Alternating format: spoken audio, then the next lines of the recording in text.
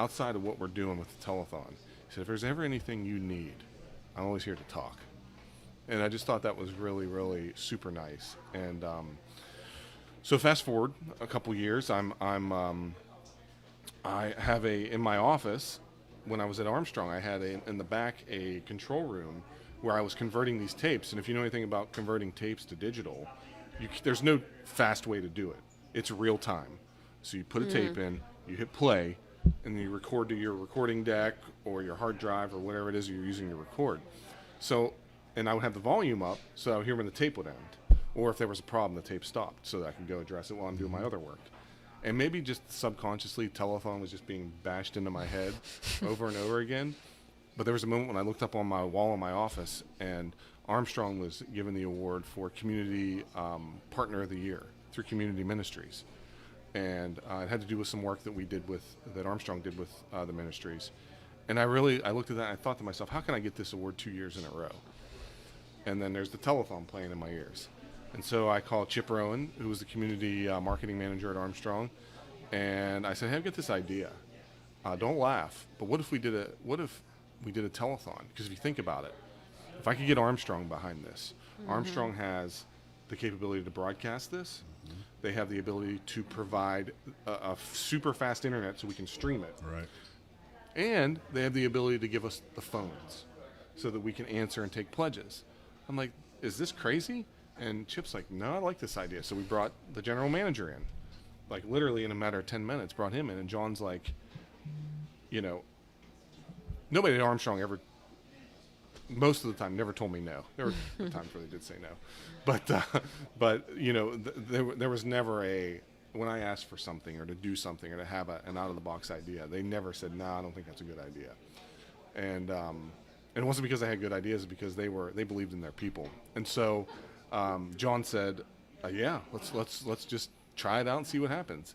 And, I kind of felt like John, the general manager, was like, yeah, this is going to just peter out and nothing's going to happen. And so here we are 4 years later, and we've raised, almost $100,000 for community ministries. For community ministries. Yeah. And it's been this amazing thing that's kind of built and built and built.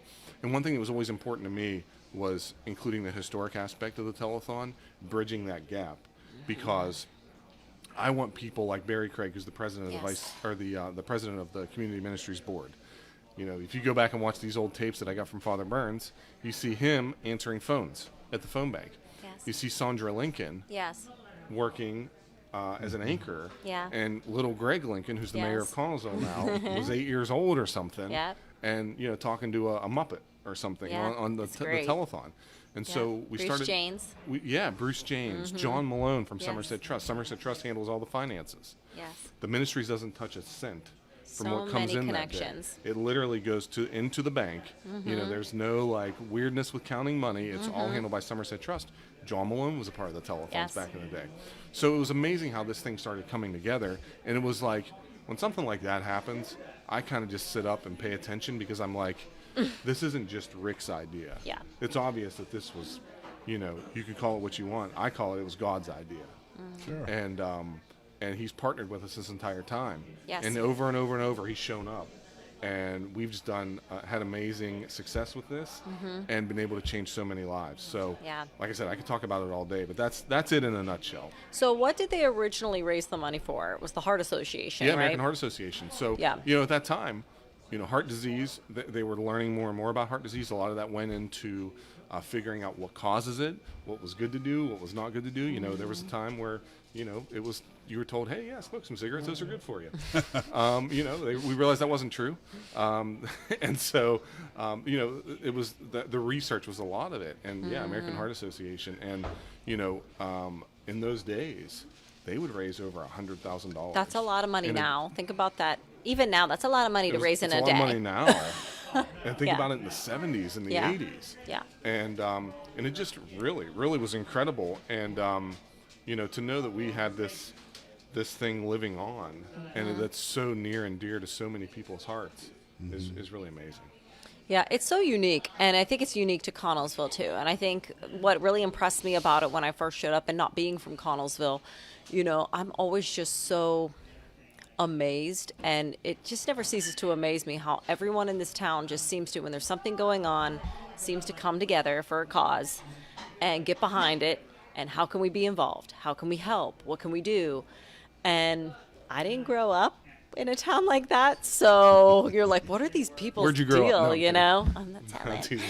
Tell You her. know, what are these people's deal? You know, what's their angle, kind of thing. You wonder, but that's just kind of how Connellsville is. So when I came on, and that first year I wasn't part of the planning process. I was just helping out for the anchor for the day, and I showed up, and all of these different groups of people were there, and everyone from town. It was this really big deal, and I'm thinking, wow, this is really impressive that they put all of this together, and that so many people are involved. And that year, I think it was $30,000 was the goal.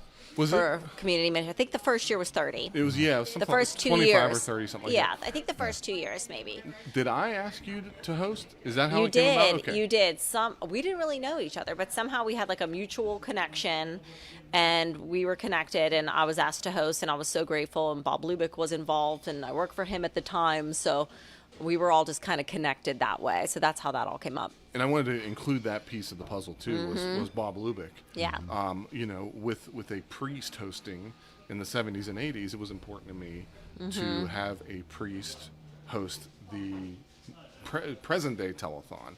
You know, and that was Father Bob at the time. That was his Yeah. vocation. That's what he did. Yeah. And and really he was the bomb, and still is. You know, Perfect just person to do it. and just in a different capacity these days. He's still the bomb. Yeah, so he's back. He's he's going to do back. it again Yes. this year. He'll be Yeah. back Okay. this year, so we're really, really happy to And- have him back. But I just was like, we need a priest to host, and it's Yeah. like, well, Father Bob, and so but now it's Bob, and we're just Bob. It's just Bob. Just What Bob. about Bob? Yeah. What about Bob? We're gonna find out. Yeah, so those were the first 2 years, and then when COVID hit, we did it at the high school.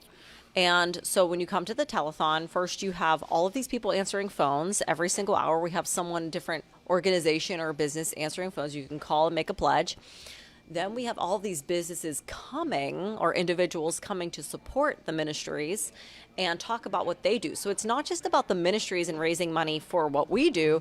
It's about celebrating the people in town, number one, and everything that Connellsville is about, and thanking the people that have helped us throughout the year. So anyone that has been involved with us over the past year, we want to have the opportunity to thank them, to celebrate them, to highlight them, because, you know, we're a small nonprofit. Everything that the community ministries does, the only way that we can do it is because of those people that support us. So we want to make sure to be able to, not that that's the reason why they do it, but to be able to thank them and to give them, you know, all the kudos that they deserve. So the day's really just a huge celebration. It's a long day. And everyone says, oh, it's so much work, and how are you guys there all day? I'm like, listen, I don't get good news very often, and at the telethon, you get good news all day for like 9 hours. It's true. It's like the biggest high of your life. It's an incredible thing to be a part of. So then when we moved to the community center, it gave us the capacity to highlight the center, which was really great. So we have the gymnasium, which we just renovated. We have the theater, which was just renovated. So we can highlight that area and let people know that it's there. And like you said, it gives us the capacity to have our own event, to host our own event, and to be kind of like self-serving. So we've been there. Last year was, I believe, what was our goal? 40? No, it was 35,000 was our goal last year. And we raised over $56,000. We were like, It was way over. yeah, I was thinking we were gonna hit 60. Yeah. So this year the goal is $40,000. So we had to raise it a little bit. Yeah. So we're hopeful that we're going to get there. Yeah, and you know, it's just one of those things where it's like, you know, we have to, like, you know, it doesn't matter how much work we put in or how good we are at what we do getting ready for it. Really, it's all about the people that come and decide Yes. to give. Yeah. And the volunteers at the ministry, which is a whole, Yes. we couldn't do it without them. Yes. And so, you know, we can come here and talk until we're blue in the face and do a million radio shows and podcasts, but, you know, it has really nothing to do with us. It has everything to do with the people that come and are just so generous to give to their community. It's all about the ministries. I've been working with them for 2 years, and you know, when I came on, I knew a little bit about it, but then when the flood happened, and I just was like, I need to invest in them because they are absolutely incredible. I was just blown away. I just thought, how am I going to get involved? thankfully they offered me a job, so I'm there part-time. I've been there for 2 years, and the staff there, Rob Reamer, our executive director, all of the board, everyone is so missional. They understand the purpose of why the community ministries exist is to give back. And so what I love about this telethon is that when you give to any kind of organization, a lot of times you don't know what your money is going to. Like, all this money stays local. And community ministries, people give to us because we speak for ourselves. The things that they have done speaks for themselves in the community. And there have been so many times I've been at a board meeting and there has been a need. I remember one year when we weren't able to do the Thanksgiving meals in the city because of COVID. And literally we were just like, why don't we just do them? And because of the telethon, we had the money to do that. These were extra things that we wouldn't have been able to step out in faith and say, let's do this. That's great. We would have had to say, oh, maybe next year, maybe another time. But directly because of this telethon, because of the generosity of people, were like, well, we have this money that we didn't even know we were ever going to have. So we better do something with it, and show people why they're giving to us. And every single time we've stepped out in faith and given beyond what we feel like we should, God has blessed us and given it back to us 20-fold. So we just keep blessing the community, and those blessings just keep coming back to us. And it's an absolutely incredible thing to be a part of. So the volunteers will be there that day. We'll get to celebrate them. The board will be there that day. A lot of businesses that have supported us, Somerset Trust, Scottdale Bank, the teachers from Connellsville School District, NHS will be there. Our CAMA will be there, all of the EMS and the city police and our officials and our state representatives, councilmen, all of those will be there. So everyone's just like one big party. And then we have our watch parties too. So we have parties going on in different places around town, and our very own Mayor Greg Lincoln will be going around to the watch parties and checking in. So those are at Bud Murphy's, O'Donnell's, Fox's Tavern, and Dairy Queen Connellsville and Dairy Queen Mount Pleasant. So if you don't come to the telethon itself, but you want to go to Fox's and have something to eat and drink, you can watch the telethon there and have fun there as well. So it's a good time. Yeah. One other thing too, we're actually expanding our footprint as far as viewing this year. So we're on Facebook and YouTube. So the Facebook and YouTube pages are Heart to Hope Telethon. They'll be streamed live. Actually, we're going to begin streaming at 10 a.m. that day. We're going to have some stuff in the can. If you're watching this right now, you might be watching this on the day of, because I'm going to take, and we're going to have this on the day of. But essentially, from 10 o'clock to about 1 o'clock, we're going to be just kind of running a stream with some stuff and working out the bugs. The telethon goes live at 1, but the coverage, like I said, begins at 10 a.m., so you can tune in at any time. It'll be on Facebook, YouTube, and then Armstrong will carry us again on the Armstrong Neighborhood channel, which is channels 20 and 100 if you're an Armstrong customer.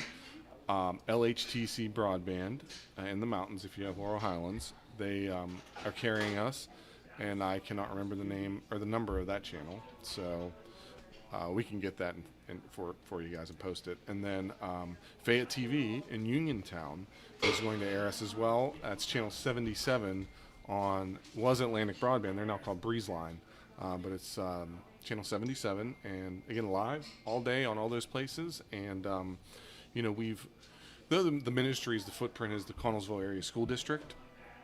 We've wanted to kind of expand this to allow more people the opportunity to give, but also for us in turn to support the exterior community.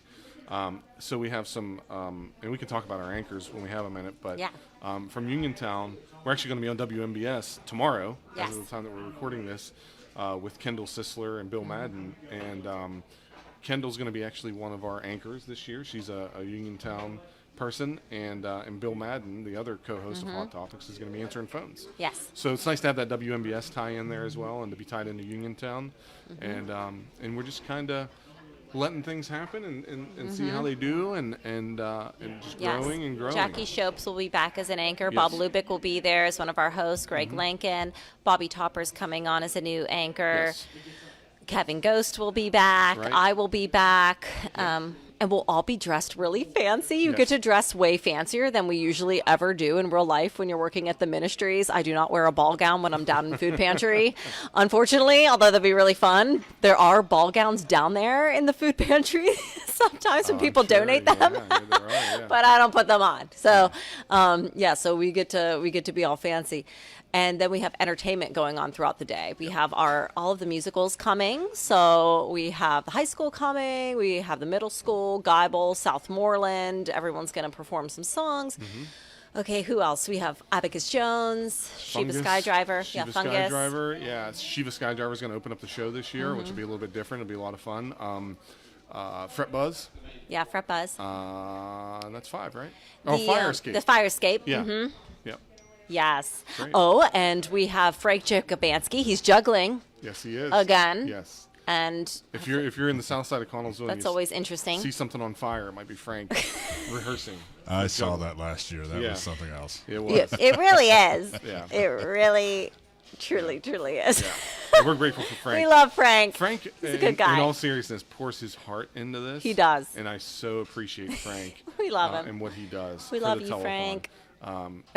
He takes this very, very seriously. I just got a text from him a week or so ago, asking me about how to deliver a video. He's going to do a performance on video too, and he takes it very seriously. And I'm just so grateful for Frank.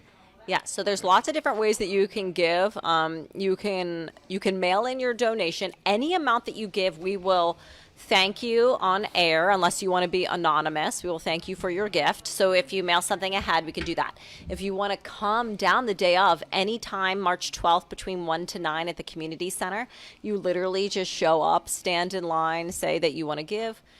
We pull you over to what we call our fish bowl. It's basically a big fish bowl, literally, where you put your donation in. That's from the original telethon. I remember back in the day of the original telethon when all the bars would compete against each other to see who could get the most. Yes. And they would go down. That's what we want. Yeah, I mean, every bar would sit, they'd have like that's when people were out at the bars. You know? It was a lot different climate then than it is now.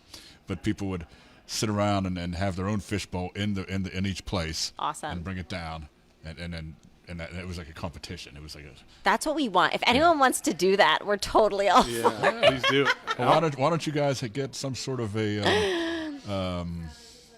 certificate for the place that raises the most? And yes. that would be a little badge of pride. For some of them get really into it. Fox's Tavern goes all out. They're one in particular, literally for months, they're planning how this watch party is going to go, and they get super excited, but we love it.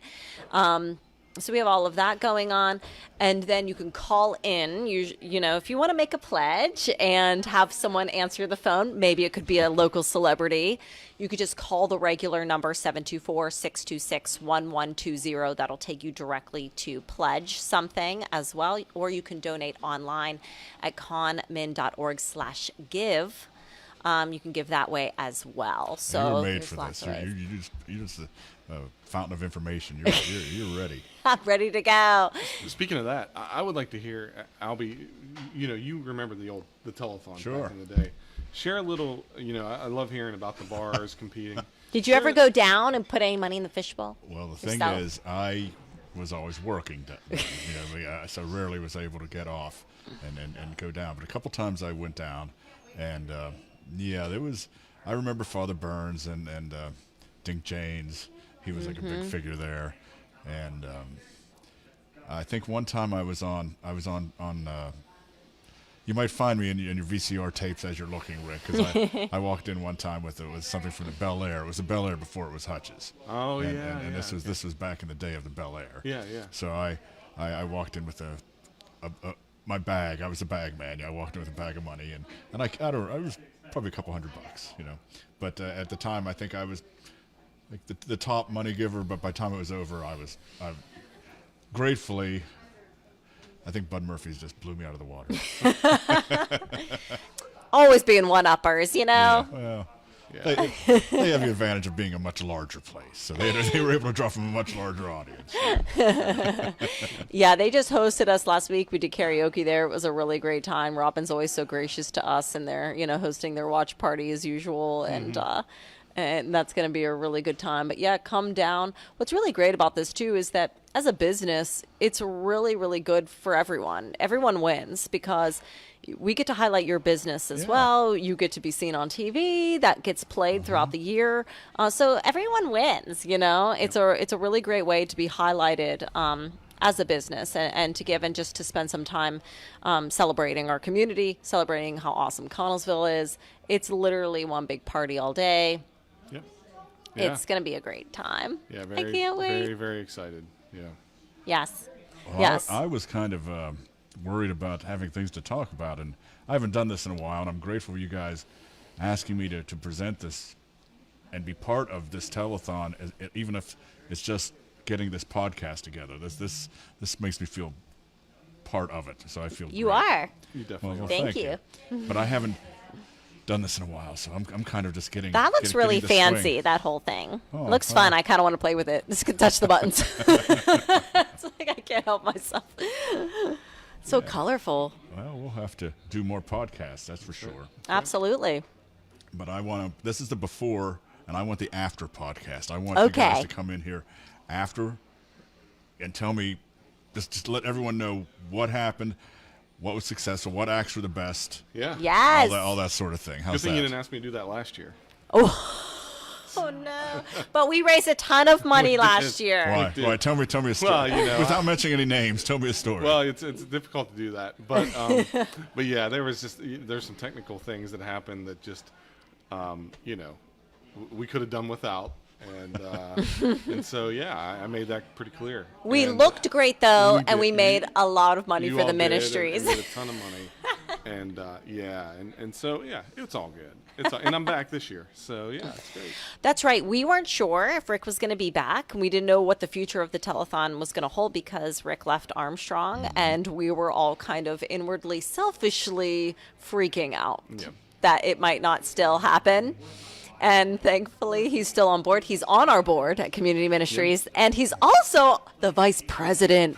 He became vice president of Community Ministries board. That's right. I don't know if everyone knew that. So you can call him Mr. Vice President if you see him. That's right. But yeah, he's really invested not only in what he does, but in what the ministries does, which Yes. makes it so much more important. Because as fun as this telethon is, and as much work as it is, if we didn't get back to the focus of why we're doing it, it would really lose a lot of its momentum. So we're Yeah. glad that everyone's on that same page. Yeah.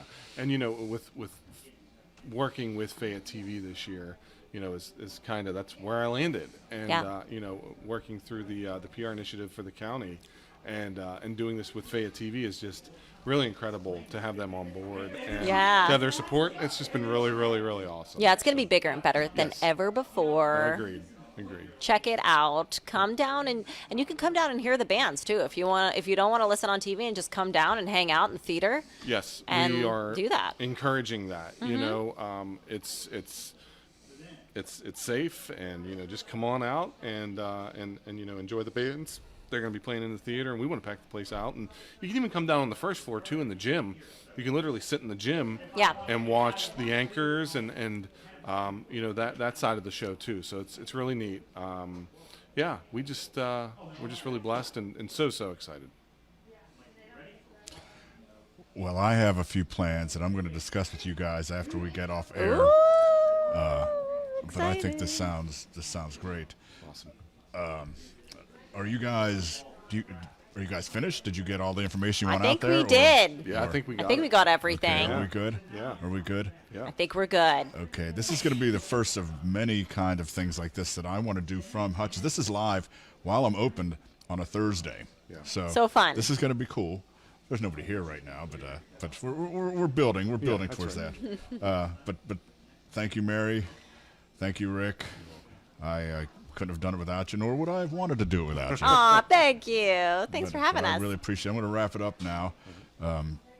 This has been a blast, and I will have a donation for the telethon, but I'd like to be anonymous. So, Okay. But maybe Can I we, thank the French onion soup on air, please? Sure. Okay. Thank you, French onion soup. Throw me a plug out there. That's fine. Yeah. Okay. Yeah. They stopped in for dinner beforehand, and Mary likes our French onion soup. Yes, it's incredible. Okay, everybody. Well, thank you for watching Hutch's HTR on air tonight, and this is going to be fun. This is going to be a blast. The telethon's going to be great. From the WVU Medicine Uniontown Hospital studios at your local station, 590 AM, 101.1 FM, WMBS. This is Hot Topics with Kendall and Bill, being brought to you by WVU Medicine, Uniontown Hospital, Caldwell Banker, Laurel Ridge Realty, Chestnut Ridge Counseling, Riz's Restaurant, Hicks and Ball's Drugstore, Davis and Davis, Attorneys at Law, Southwestern Gastrointestinal Specialists, SWGI, Jacqueline's Fine Jewelry, and My Tree Medicinals. And if you would like to join us when we open up the phones, it'll be 724-438-4593. We are also live streaming this on our WMBS Facebook page, and you know that you have an open invitation to like and share Our show. at Bill, our show. Yes, before we get started with our special guests. I know. Well, we have a special guest here too. What do you mean? I mean, I consider that a guest. Yes, we technically have 4 guests here. Oh, sorry. Okay, so it's Lent Right. now, and we Today have. is the first Friday of Lent. And Ben texted me like 2 days ago and said, "Do you want to get food on Friday?" And I said, "You read my mind." I mean, did he have to ask? That's the Yeah, next really. question. We don't need to state the obvious here. So here it is from Riz's, you guys. They have the best Lent specials, and this is just one of them. It is pierogi lasagna. Are you kidding? Bill? Well, we had that last Does year. it It smell is good? It awesome. smells amazing. I mean, just smelling it, it's like. Well, you guys can help yourself too. Do we have forks for everybody, right? I think I'm sure we have some upstairs. Well, we have them upstairs. Everyone can have a sample. And then we have, of Oh, course, there's more. their, Wait, there's more. Yeah, they're amazing. Oh, that's my favorite. of all time. Halushki. Oh, look at that. So That looks after awesome. after we have after we chat with our guests, we'll do. Bill can We'll do. have a little- lunch. Yes, we'll have lunch, and so we look forward to that. And that's Riz's on Main Street here in Uniontown. You guys, there's 3 floors.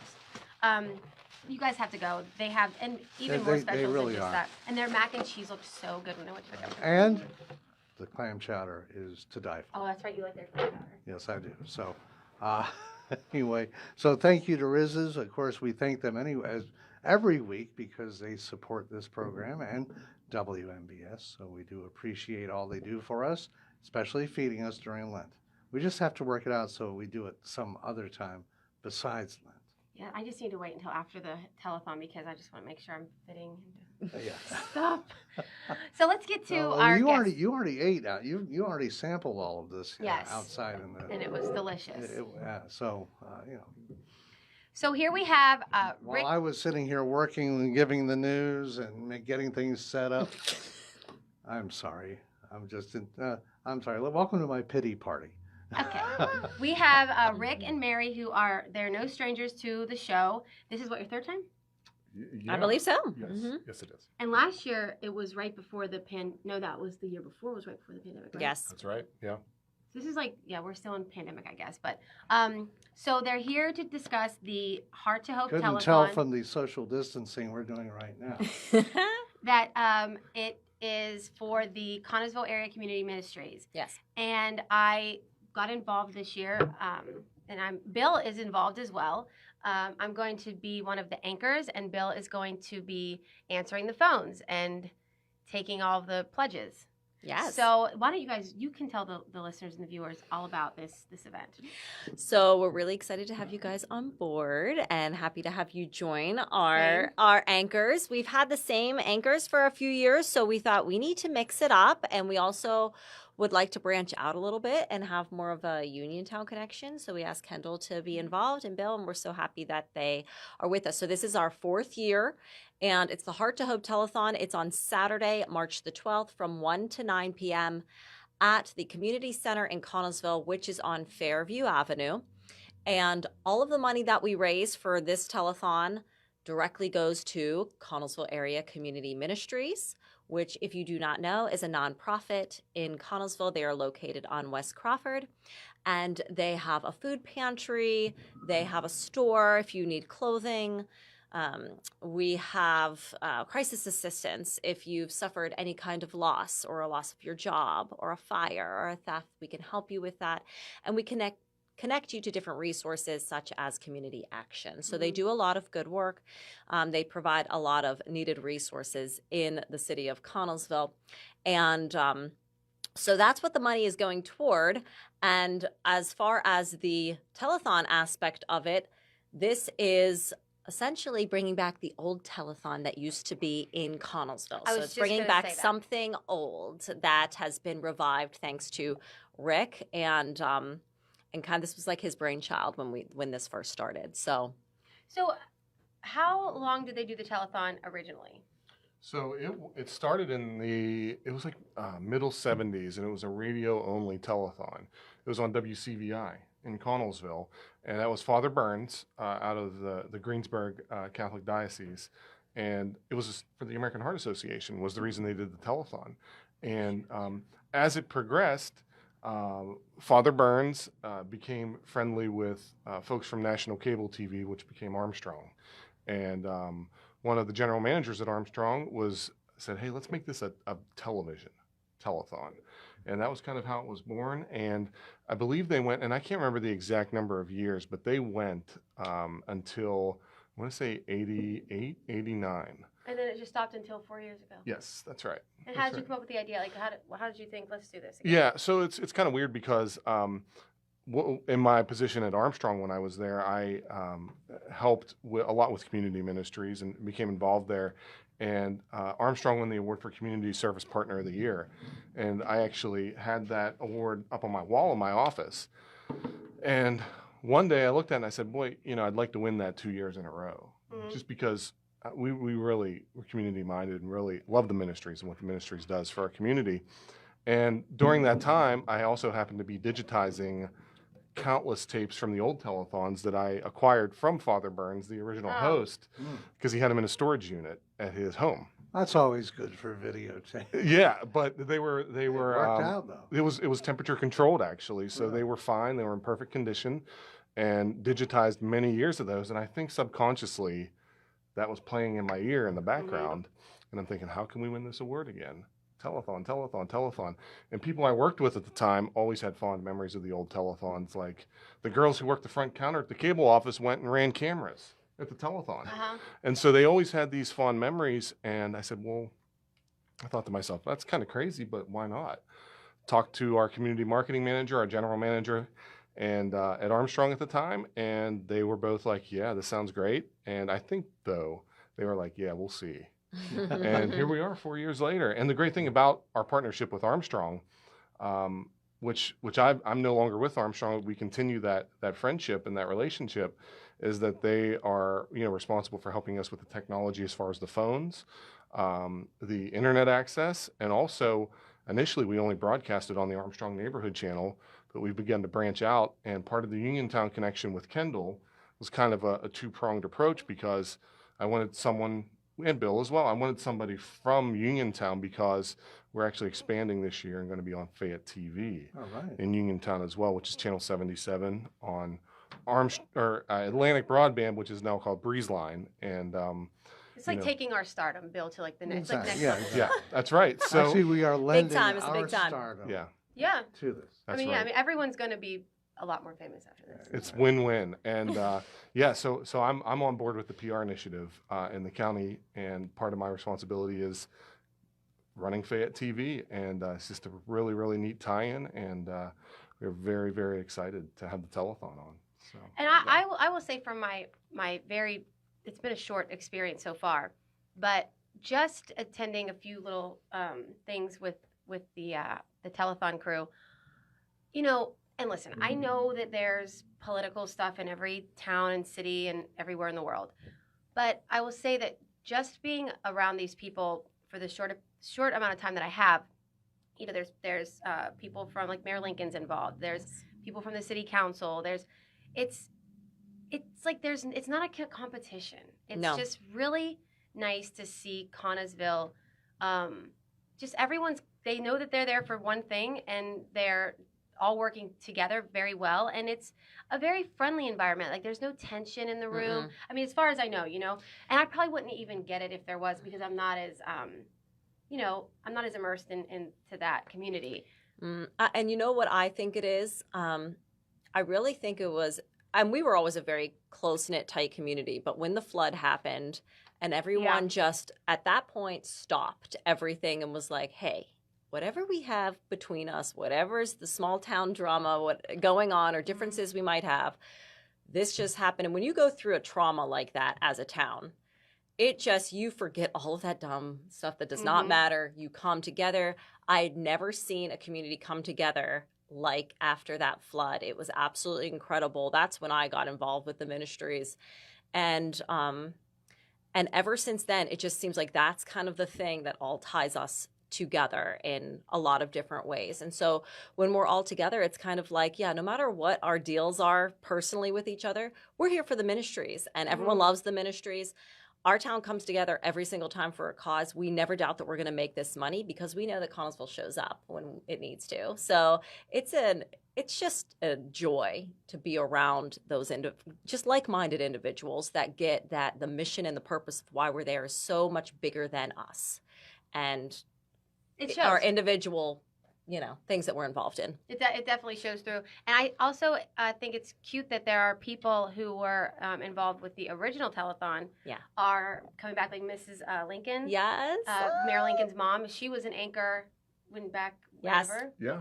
And she's She'll be involved, there. and I don't know who else is involved, but I think that's nice as well. So tell us, for people who are listening, and pass the word along as well, if you want to make a donation, which, let's be honest, people want to make the donation because they want to help the ministries, right? Yes. But we all know that when you're making a donation on live TV, you're also getting exposure for yourself. And it's like, not that that's why they do it, but some people may. And if that's what you want to do it for, go ahead. It's a win-win. Yeah, it is. And so talk about that a little bit, you guys, how people who are presenting checks, how that looks and what that requires from them.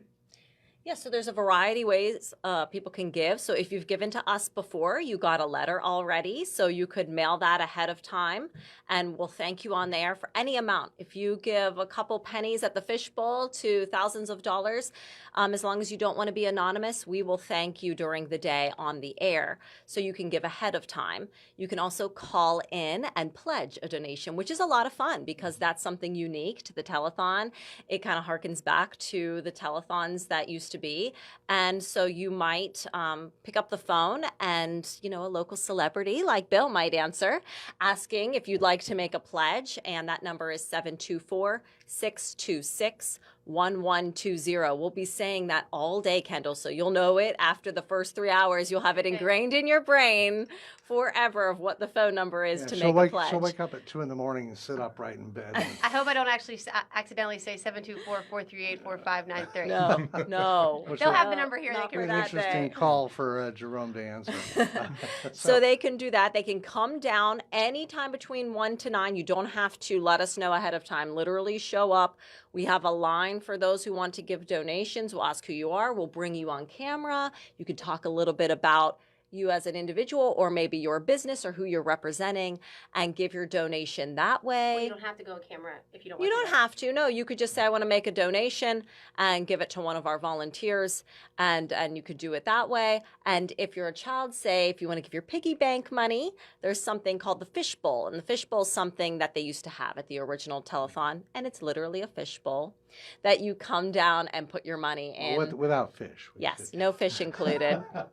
And then throughout the day, we do tallies to see how close we're getting to the $40,000 that we are looking to raise that day. And if you want to go bring in a big styrofoam check, you Yeah, the big ones are really fun. They're a lot of fun.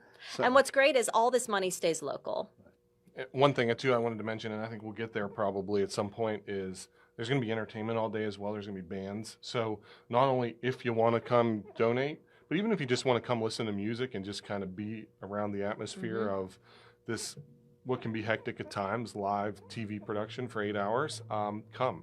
The public's invited. There's no charge to get in. It's really a great community event. And initially that's how it was designed prior to COVID, was for people to be there in person and come and enjoy the day as well. So we're getting to the point to where, safe is safe, and we can make our decisions, and we would just love to see a ton of people come out that day. This is Hot Topics with Kendall and Bill. Our guests are Rick and Mary with the Heart to Hope Telethon coming up on the 12th Our own Kendall is going to be one of the anchors of the event, and we will talk more about this as we continue with Hot Topics on your local station, WMBS. WMBS.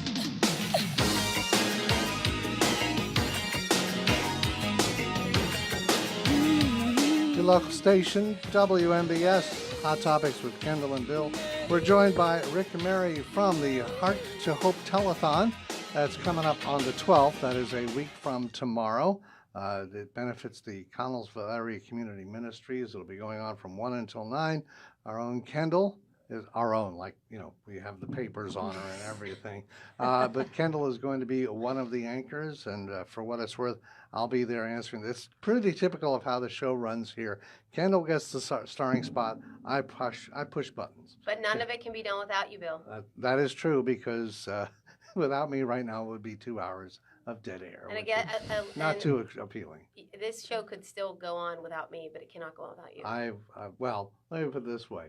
I'm sure that the views on our Facebook page, which is running right now, Please like and share our show. would be significantly diminished. So the Heart to Hope Telethon, you were saying that it is the 4th year that you have revived it. By the way, has the amount of money increased, stair-stepped over the course of the years? Yes, it keeps getting bigger and better than ever before. The first 2 years we wanted to raise, I think it was like 25, to $30,000. Last year we raised it to 35 was our goal, I believe. Mm-hmm. And we raised over $56,000 that day, which was amazing. And so this year we thought, well, we don't want to assume that we're going to get that again, but we do feel like we need to raise the goal. So the goal is 40,000. But even just the people involved, it's gotten bigger and bigger every year. And it's not so much even just about the entertainment, which is amazing, and celebrating everything about the ministries. It's also about celebrating all of the people that make the ministries what it is. So the businesses that support us all year, and thanking them, giving them all the kudos that they deserve. Anyone that has helped us out throughout the year, we like to bring them on, maybe interview them and thank them in person. So it's highlighting all the volunteers that make the ministries run every day, because we are primarily run by volunteers. We have a very small staff. So it's a one big party. With a week to go, are you still looking for people who would like to be sponsors or make donations of, like, because you're going to have to give people water and Danish and things like that. So are you still looking for help as far as that goes? Yes, absolutely. If you'd like to donate anything, if you'd like to donate a basket or a gift card from your business, or if you would like to donate some kind of food item or drink, we'd be happy to have that. Certainly. And there's a Facebook page. Yeah, it's Heart to Hope Telethon on Facebook. And that's actually one of the places that we'll be broadcasting on Facebook Live, and also on the Heart to Hope Telethon YouTube page as well, as the TV channels that we mentioned. And you can like and share that too. Like and share that one too. Yeah, yeah. But Oh, we wanted to talk about the watch parties too. Oh, yeah, Yeah. yeah. Why don't So, you talk about that? yeah, watch parties are a really neat thing, because it actually allows folks who maybe you don't have cable and you want to tune in. You can actually go to a local establishment. There's a few in Connellsville that are doing this, and Mount Pleasant, actually, in Westmoreland County. So we've got Dairy Queen in Connellsville and Mount Pleasant. We have Fox's Tavern in Connellsville. We have Bud Murphy's in Connellsville. O'Donnell's. O'Donnell's Pub in Connellsville, and then there's one. think that's it. That's it. Yeah.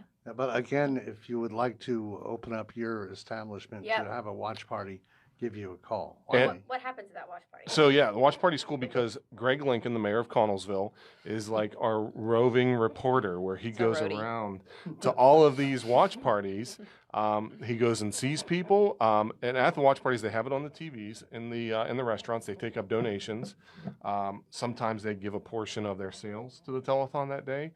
Like a bucket, you said? Yeah, they We'll pass do- a yeah. bucket Or around. a fishbowl. if they're Yeah. on. Fishbowl, That's yeah. good, yeah. Yep. Greg will do a live remote from there that we will air on TV when he's there. We feed that through Which is from. great exposure for your business. Yeah. It really doesn't Yes, it is. require much, as long as you can stream from your TV at your business. But otherwise, I mean, it's free advertising. Yeah. Absolutely. Yeah, and It's a no-brainer to me. it really is. And Greg's going to be making some surprise appearances at some places as well. And he we're may just be excited. doing TikToks. Don't even put it past That's him. right. That's right. He may- will be doing TikToks. Well, he's going There's to, but maybe no when he goes doubt. to your place of business, you may even get in one of Mayor Lincoln's TikToks. And I'm here to tell you, it's Mayor of DeVille on TikTok, and it is something to see. It's great, and I think his goal is to get more views than his son got on this viral video. So believe me, he's like desperate to do that. And but his TikToks are good. If somebody also wants to make a donation, we mentioned you can call. Yes. But The day of, are you right? going to have an online presence where you can make a donation as Yeah, well? yes. So the website is conmin.org/give. Am I doing that right, Mary? Yes. So C- CONNMIN.org/give. And that you can plug in your information right there, give virtually. Kendall mentioned the phone. You can call that number day of, but that number any other day, like today, if you call that number, want to make a donation, sure, right? Oh, okay. That's the community ministry's phone number. What we're doing that day is just rerouting that line to the telethon. We want to make those phones ring. And, but for me personally, I just love being a part of this event because it's like you're a part of history. Yeah. So I love when people come down who remember the original telethon and they bring their kid or they bring their grandchild. And it's like that legacy is Yeah. continuing. And it just means so much to them because they remember what it was like. And they, like you said, they have so many fond memories. And it is. You feel like you're a part of history. Yeah. It's really awesome. Do you know what they raised, Rick, in the years prior? Yeah, I mean, they were in six figures by the end. Really? Yeah, they Yeah. would raise, What? Real deal. 125,000 in a day. They would do. It was all day though, at the 24 end, hours, They right? would, and at the end they went on to 27 hours, 30 hours. No. We can't be Yeah, doing that, no, guys. we're I 8 think about hours. how hungry I'm going to be the whole time. Yeah, We we're- have lots of food there yeah, for you. We yeah. will keep you fed Yeah, and we're gonna- happy. we'll Don't take worry, care of because everybody. that's what I'm always concerned about. That I'm Yeah. hungry. I can't be me without some food. Yeah, fed and happy. You see, Yeah. that's Yeah. the Not- two not hangry. interrelated there. So you can donate online. You can call the telethon, and you can call right now at 74-626-1120. You can mail in your donation. Yes. Yeah. P.O. Box 777, Connellsville, PA, and make sure you put in the memo Heart to Hope. Right. And cash, checks, coin of the realm, and again, you'll be doing the online, so you can use your debit or credit cards as well. Yes. So are they going to have Bill? They're going to. You might be there for this. The juggling. Yes. Yes. Do you So guys have Frank. a fire? yeah. So Oh, well. wait. Okay, go ahead. So Dr. Frank Jacobansky, he's a dentist, and he's actually a juggler who happens to have a dentist office. Have a dental practice. Yeah. So, but he is incredible. He's one of our biggest supporters, and he just does this juggling act that is literally one of the highlights of the day for me. Everything could be It's going wrong something. around me, and then if I can watch Frank juggle, man, I'm set. He's so I'm coy good. about it too. He's like, well, like he's not that good or something. you know? Yeah. I think it would be cool. Wait, bookmark this for off the air because I don't want to be Okay. shouting out what I think Okay, we wait. should do. I will say, just as an inside the business remark, nothing makes the director more nervous than something like a Right. Especially when they start lighting up the torches. Oh you yeah. Right. Yeah. But we have Abacus Jones there too. Yeah, Shiva Skydriver. Yeah, we have a great group of musicians. Shiva Skydriver, which is they're from Westmoreland County. They're actually starting off. They're going to kick off the show. They've been with us for a few years. Abacus Jones, who a lot of you will recognize. They'll be there. Fret Buzz, who is really just kind of really made a name for themselves the last few years. They're incredible and just as nice people as they are talented. We're excited to have them again. Fungus, who is a Grateful Dead tribute band. They do all kinds of classic rock. They're there. Fire Escape. Fire Escape is a Christian rock band who joined us last year, and man, we love the flavor they brought and the uplifting message that they brought. So super nice people, and we were happy to have them back. And The musicals will be there. All of the Yes. people Yep, singing some of their songs Yep. Oh, from yeah. the different schools we have coming.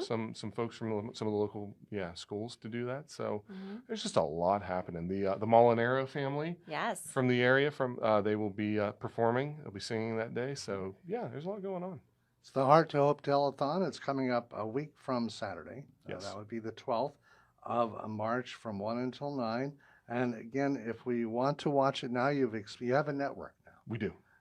Yeah, because we do. you can watch it on in Connellsville and also on what are the two Yeah, so cable services? cable TV wise, we do have three. So there's Armstrong, which is channels 20 and 100. That's on the Armstrong Neighborhood Channel. On Atlantic Broadband, now known as Breeze Line, it's channel 77, which is Fayette TV, and on LHTC Broadband, which is Laurel Highlands Total Communication. It's on that channel as well. It's on the Connellsville School Channel. It's carried on that channel. I don't know the channel number, but it is on the Connellsville School Channel if you live in that area. And live on Facebook. Live on Facebook, live on YouTube. So, We're gonna be. It's like we're. and it's at the like we're watch, gonna- Multimedia. and don't forget about the watch parties too. You can Yes. go see it at Bud Murphy's. You can go see it Everyone at will be watching. O'Donnell's. When at you go Fox's, to Dairy when we Queen. go to O'Donnell's at the end of the night, you'll get to basically like see yourself again because they'll be replaying Yeah, it. they So replay it, we'll get that's to watch ourselves as we're celebrating raising all this money for the ministries and toasting each other. That's the thing about being on Facebook and YouTube. It'll be there ever. It will live on forever. Yeah. So that's coming up, and see that Kendall is going to be one of the anchors. So you're going to have to spend all 8 hours there. Yep. So you're planning it, extra coffee, things like that. Yeah. Lots of caffeine. Lots of caffeine. I'll be out there in the afternoon answering phones, which is apparently what I do best. And it's going to be a lot of fun. And again, it's for a good cause for the Connellsville Area Community Ministries and all the work they do.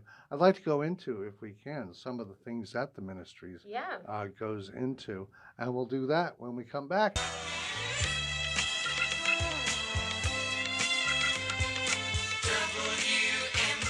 WMBS. Your local station, WMBS. Hot Topics with Kendall and Bill.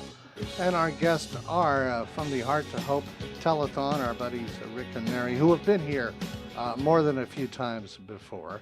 The Heart to Hope Telethon is coming up on the 12th, a week from tomorrow, from 1 until 9, on several local access cable channels, not to mention the YouTube and the Facebook page as well. And it all goes to benefit the Connellsville Area Community Ministries. And when people make a donation, maybe we can go into a little detail on some of the things that the Connellsville area, and when we say Connellsville area, we're talking about services that expand way, Yes. we're talking about southwestern Pennsylvania here, or Absolutely. in Fayette County. Yeah. Yes, Fayette County. So Community Ministries is located off of West Crawford in Connellsville. And one of the biggest things that we do is our food pantry. We are connected with Fayette County Community Action through that food pantry.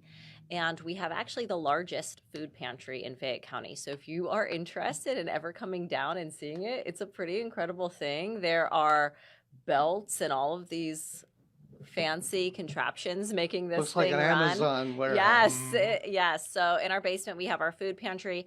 People can make donations similar to a St. Vincent de Paul store. So if you have things in your home, during COVID, we were very popular because everyone was organizing and getting rid of everything. We actually had to close the donations for a little bit because we got a little overrun. But if you have old clothes, household items, furniture that you would like to donate to us, we do have a store. And there is a minimal cost associated with our store, but I'm talking very minimal. If someone has a need, we just give them the clothes. The clothing store is upstairs, and it's just a way for us to be self-sufficient so that we're not constantly asking for a handout from the community. We have our incredible volunteers and part of our staff that run that boutique. So if you'd ever like to come in, I always find a lot of really nice things there. Sometimes we do, fill a bag for $1 or quarter clothes or things like that.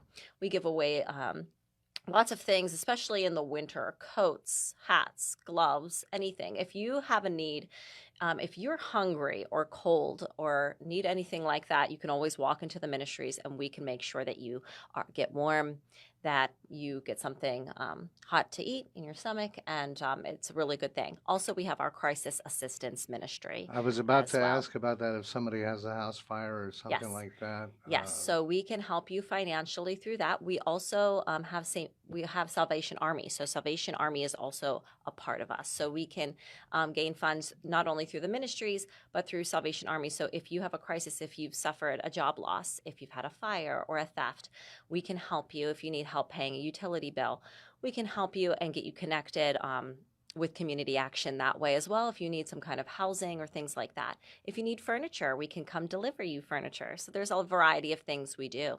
In addition to that, because of the telethon, we've been able to do a lot of other things that we were never able to do before. Like We've what? been able to step out in faith. So during COVID, all of the school districts shut down. There was no food service for the summer meals. So literally within, I think, 6 or 7 days, we were all just coming up with a food program for our Connellsville area school district, and the ministries was able to pay for that program. So any child that needed a meal during the shutdown, we got them a meal. Not only were they able to pick it up, but say their parents were working, we could also deliver that meal to you. So our volunteers delivered those meals as well. Amazing. So that was just one of the things that we did to step out. Another year during COVID, they were not able to do the big Thanksgiving meal that they always do in the city. We kind of stepped up and said, we're going to do it, and we're going to make it happen. And we were able to fund that because of the money that we got from the telethon. This year, we're doing a Christmas meal in the city, which has never been done in Connellsville, and we're bringing it to Connellsville. And again, if we didn't have that money from the telethon, there might be things on that list that we might say, maybe that's for later, a few years from now, if we're ever able. But because of that money, we're able to step out in faith. Everyone on that staff, all the volunteers are very missionally minded and believe that all of the money that we get, when you give to the ministries, you're giving through the ministries. That ministries goes directly back out to the community. Rick is on our board. He's vice president, Oh, I'm not by surprised. the way. well, you were the last to leave the room, huh? I missed that meeting, and then they told me. No. See, yeah, you don't go, they punish you. Right. No, Yeah, no. every time we spend money, we know that that money's going to come back to bless us because people know that we're using it for the right reason and for our local community. A fun fact, Mary, how did you end up working at the Connellsville Area Community Ministries? So I'm full-time at the Catholic churches in Connellsville and Dunbar. I was there already 6 years. I knew a little bit about the ministries. I had worked with them and volunteered a little bit. But actually, I was offered a job somewhere else in West Virginia. And one of my references was the executive director of Connellsville Area Community Ministries. And they called her, and she called me and said, they're going to offer you this job. I don't want you to leave. Would you consider working part-time for community ministries? But you had volunteered with the telethon, right? Yes, I had volunteered for the telethon. I was just an anchor. I had nothing to do with the planning of the event. I showed up with my dress, and You had an easy job at that that point. was it. And now I'm basically like putting this event together with Rick and Kevin and Rob and all the incredible people. So I went from not knowing one single person to literally helping to make this event happen. And you're originally from Uniontown. I am from here. Yes, And I went you to were, Lower Highlands. Mustang, which go Mustangs tonight. Most School Spirit. Go Mustangs. I could do a Which, by cheer the for way, you. will be on WMBS starting at 8:15. Give a quick shout out to the people who have helped you put this thing together. Yeah, so Greg's here, right? Greg Lincoln. I Yeah. think he's on Hi, right Greg. now. He Hi, did say Greg. hello. Hi, Greg. Our mayor. He always helps us. Rob Reamer, our executive director. Maddie Oler, who's on our staff. Cindy Ghost on our staff. Kevin Ghost. He is incredible. He does so much He's for a us. He's funny an one? anchor, too. Which one's the funny one? I don't know. Kevin's pretty funny. The real funny one? He did like the announcing all of us at the... Oh, that's Bob Lubick. yeah. Oh, he's That's Bob funny. Lubick. Yeah. Bob Lubick will be back, so he will Yep. be there. Yep. I don't want to forget anyone. Vern Oler is the floor director. He Vern does makes an the amazing day. Job. Yep. Yes, Yep. kind of runs the show throughout the day. Couldn't do it without him. All of our volunteers. Amy Price helps with the phone bank. Chip Rowan's going to be there to help us. Thank you. Shauna Little. Bobby Topper's coming on as an anchor this year. Jackie Shopes will be back as an anchor. Commissioner Dunn. All of the commissioners, Okay, our city okay. council will be Yep, there. yeah, Pat state Stefano will reps. be there. Yep. Yeah, Matt Matt Dowling Dowling, will be Ryan there. Warner. Bill Madden will be there. Oh, yeah, that would be. All the cool kids. Yeah, The that would be way Lions are down on the helping list us. there. Yes. It's the Heart to Hope Telethon coming up on the 12th. That's next Saturday from 1 until 9 p.m. What are the cable access channels again? So yeah, one more time, Fayette TV, channel 77, here on the Atlantic Broadband or Breeze Line system. Armstrong, channel 20 and 100 in the Connellsville area. Laura Highlands Total Communications, LHTC Broadband. That's on the Connellsville School channel with them. And of course, Heart to Hope Telethon on Facebook. Please go like us. And the YouTube channel, Heart to Hope Telethon. In Connellsville area community ministries, do they have a website and Facebook page and social presence? Yes, we do. We are on Facebook, and our website is conmin.org. So if you want to get more information about the ministries or want to volunteer or help out in Yes. some way, go online. Again, the telethon is coming up on the 12th, and then the day of collapsing and breathing is on the 13th. And then you start planning for next year on right. the 14th. Yeah, almost instantly it happens. So, Yes. and again, you're looking to raise $40,000, but that is just that's the floor, not the ceiling. Yeah. And please come see us the day of. Yeah. I mean, we can't stress that enough. Oh, Come out. so you can be in the audience or come Yeah, by come and see. be Yes. in the audience. Come see the bands. The bands are on the second floor in the theater. All the anchors and a lot of the other parts of the broadcast happen on the first floor of the Connellsville Community Center on Fairview Avenue, 201 East Fairview. Am I right? Yes. Yeah. And the number to call if you'd like to make a donation is 724-626-1120. Actually, you can call that number now if you would like to get ahead of the game or find out more about the Connellsville area community ministries. And we are looking forward to it.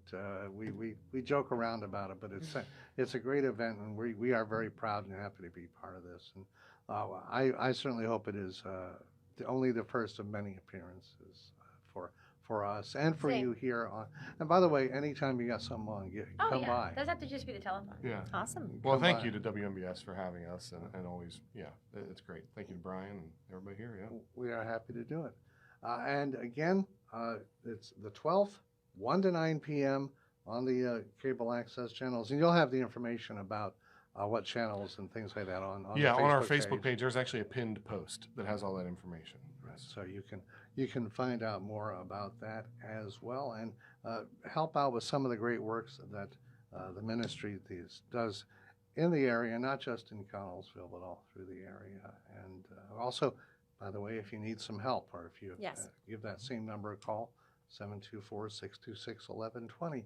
Again, we'll see you a week from tomorrow, and we'll look forward to it. The Heart to Hope Telethon next Saturday from 1 until 9. Be there or be square. This Thanks, is Bill. Hot Topics on your local station, W266B WMBS Uniontown. Hi, we are here at Connellsville Area Community Ministries, and we are downstairs in the basement. This is where all of the donations come in, and our food pantry is, and we are here today to talk to all of the people that make Connellsville Area Community Ministries what it is, our volunteers. So I know we all get really excited about the telethon. It's a one-day-a-year event where we raise money for the ministries. But what does that mean? Where does that money go? And what do they do with it afterward? But we're going to talk a little bit about that today. And our volunteers, without them, we would not be able to do what we do every single day. So let's talk a little bit to our volunteers and see why they care so much about the ministries. Yeah, I'm Jack Love, and I'm one of the managers at Community Ministries for the Food Pantry. My favorite part of working at the ministries is just helping the people. I know people need help, and it's very satisfying. And when people donate to us, we go through the clothes first, make sure they're all right, then we take them upstairs. Most of it goes to sell, but we also have it for people who need, and we can just give it to them. My name's Francis Cavalier, better known as Caddy. I'm in charge of the food bank, and I take care of all aspects of the giving the food to the people. When the food comes in, we unload the trucks, put it on a conveyor. If it's produce and senior boxes, they go upstairs, and we get ready for the following week when we have the food bank. And it's just a pleasure to serve people. My name is Brian, and I do the donation pickups, and I help with food bank and bringing up clothing, and I also sell stuff for us on the internet. It's very family oriented here, you know. We're pretty close, and everybody jokes around, but you know, you get the job done too. Sometimes I don't do furniture pickups too much anymore because we have some help for that, but we would go on furniture pickups and we got to pray with people. All right, my name's Joe Adams, and I go around and pick up furniture and that at the houses or wherever, and then we bring it here. And when you really see the people that we have, there's a need for it, really a big need for it, because there's a lot of people that needs help in and around here. So, and then I enjoy it, seeing their smile on their face and thanking us how they do with everything. They want to talk forever because they're lonely. You know, a lot of people are lonely, and they really enjoy it. A lot of them thank us over and over when we pick up stuff. My name is Tammy, and I help out the community ministries along with 3 other ladies, Cindy and 2 Marias, and we pre-sort the clothing, separated by season, sex, put them into boxes. Boxes are marked. Sometimes there's a few household items. We take them down to Terry so that's where he sorts the household items. And boxes are labeled and stacked so they can easily find them then. I've been volunteering here for 5 years. Many years ago, let me think, probably over 24 years ago, we started collecting clothing at my church in Owensdale. And we collected a tremendous amount of clothing to a church up in the mountains, and then I heard about community ministries, and so we started sending clothing here. And then after a while, I thought, well, maybe I would like to be on the other end of it, sorting the clothing and not just donating. And that's been enjoyable. My name is Courtney, and I run the cash register, and I'm sometimes in the processing room where I hang clothes, and I get on everybody's nerves. Usually everybody greets me with a big smile and hello. Everybody that works here and volunteers here. And then I usually just walk through the store. If I see some hangers, I'll grab them. If I see something hanging off a hanger, I'll fix it. I've been helping here at the ministries for about 3 years now. I came here shopping one time with my sister, and I seen that they took volunteers here. So I asked some questions, and I got an application, and I turned it in. And it took a while for them to answer me back. I think it was just because they had so many volunteers in. And then I got a call one day, and they asked if I could come in and help out, and I came in on the day that I was available. And Sharon helped me my first day, and Clara. And ever since then, I just fell in love and been here ever since, every chance I get. I'm Ron Rayburn. I am the Executive Director here at Connellsville Community Ministries. This is the start of my 3rd year here at the ministries. I know a lot of times when people think of community ministries, they think of our store, which is a great thing that we have here in town, and it's a great tool to help people, but it's not everything that we do. It's a tool to help us do a lot of the things that we do. It acts as a big fundraiser for us. It gives us a large stockpile of items to help people with that need things, that don't have anything, whether they lost it due to a fire or they just don't have it and need something. But some of the other things that we do is our crisis ministry. That's one of the biggest things that we do that people don't know about. We try to do what we can to help anybody that's in need, whether it's someone that's having trouble paying their rent, someone that has an eviction notice, someone who is getting a shut-off notice from a utility. We do what we can to help ourselves, and we also sometimes will reach out to other organizations and try to help people get through a rough time and get back on their feet. I think what makes community ministries vital in the community, it honestly isn't even us itself. It's what we do. It's the way a community comes together to help each other out. It's a process that I'm so proud to be involved in, and that I'm glad that Connellsville Community Ministries is here to do what we do. But it's really about the same thing that everything that we do is about. It's the community coming together to help the people that need it. I thank God every day for all of the volunteers that we have here at Connellsville Community Ministries. Nothing that we do, whether it's on a day-to-day basis or a special event that we're trying to help out with, nothing that we do would happen without the volunteers that we have. They're the heart and soul of this organization, and whether you're talking about somebody working the cash register at the store, somebody driving a truck to pick up the food, or somebody handing out a meal to someone that needs it, it's almost always being done by a volunteer. And it's things that we can't have without the volunteer force that we have. To me, the telethon, it's such a great event that we have, and it's something that I'm so happy has been brought back. It is a way for us to raise funds to help out in the community, but it's also a really good way for us to showcase everyone that helps us do what we do. It's a way that we can take in, but it also gives us a way to share all the people in the community that come out every time that we need help helping someone.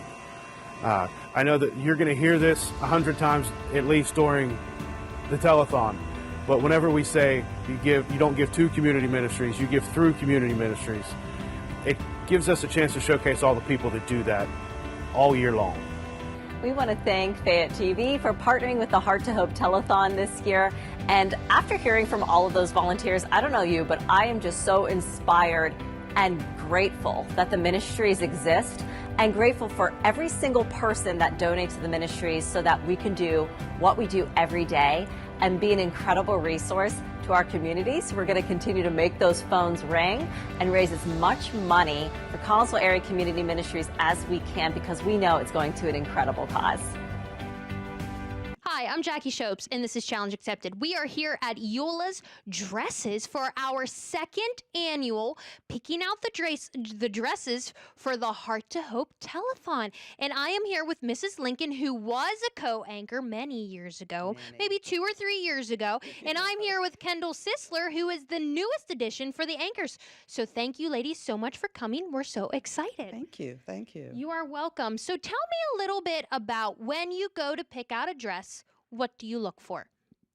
Well, you know, if I want to take Kendall's word, simplicity, because that is true. Yeah. But you're feeling bling today, aren't you? Feeling bling. But, you know, like my son Greg said, we're here with Rick Fike and the pretty women, and I'm the matriarch. So you're the main attraction. That's yeah, right. I'm That's the main right. attraction. But it's quite an experience. Absolutely. I mean, yes. There's so many dresses here, gowns, and anything you need, here's the place to come to. Exactly. So, of course, Mrs. Lincoln said that you look for simplicity, but what else? What is your favorite color in a dress? My favorite color in the dress is just in the moment, whatever I'm liking. I like solid colors and just the more simplistic looks. Awesome. I love it. So I'm totally like bling. Like, give me all that bling and we will be good to go. So as I said, we are all anchors for the Heart to Hope Telethon, but Mrs. Lincoln has been involved for many years. So can you give us a little background on why we do the Heart to Hope Telethon? Well, I started with the Heart Telethon in the 80s with Father Burns, and it was the most exciting time. It really, truly, Connellsville became alive. With those 24 hours or however many hours we were on, we did not go home. We did not sleep, but we loved it. Yeah. And there were, I mean, the community, they just come out in full force with donations for the Heart Telethon.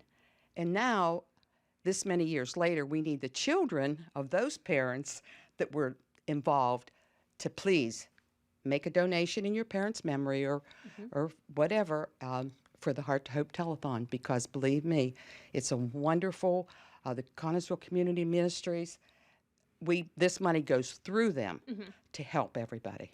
And it's wonderful. Absolutely. It really absolutely. is. Kendall, what is one of the things you're looking most forward to with being the newest addition as an anchor? Really just seeing what it's like. I mean, I'm kind of going in completely blind to what's going to happen, and I kind of like that part of it. I'm excited to interview people and get to know people, and I've had a really great experience so far, just meeting everyone and being part of this especially too. Awesome. Ladies, are you ready to go try on some dresses? Yes. All right, let's go ahead and let's pick some out, and then let's try them on. Okay. We are here with Tammy, the owner, the founder, the wonderful, glorious lady of Eula's Dress Shop. So can you tell me about Eula's? I know we were here last year, but we want to make sure that we have all kinds of your information because this place is awesome. Well, thank you so much.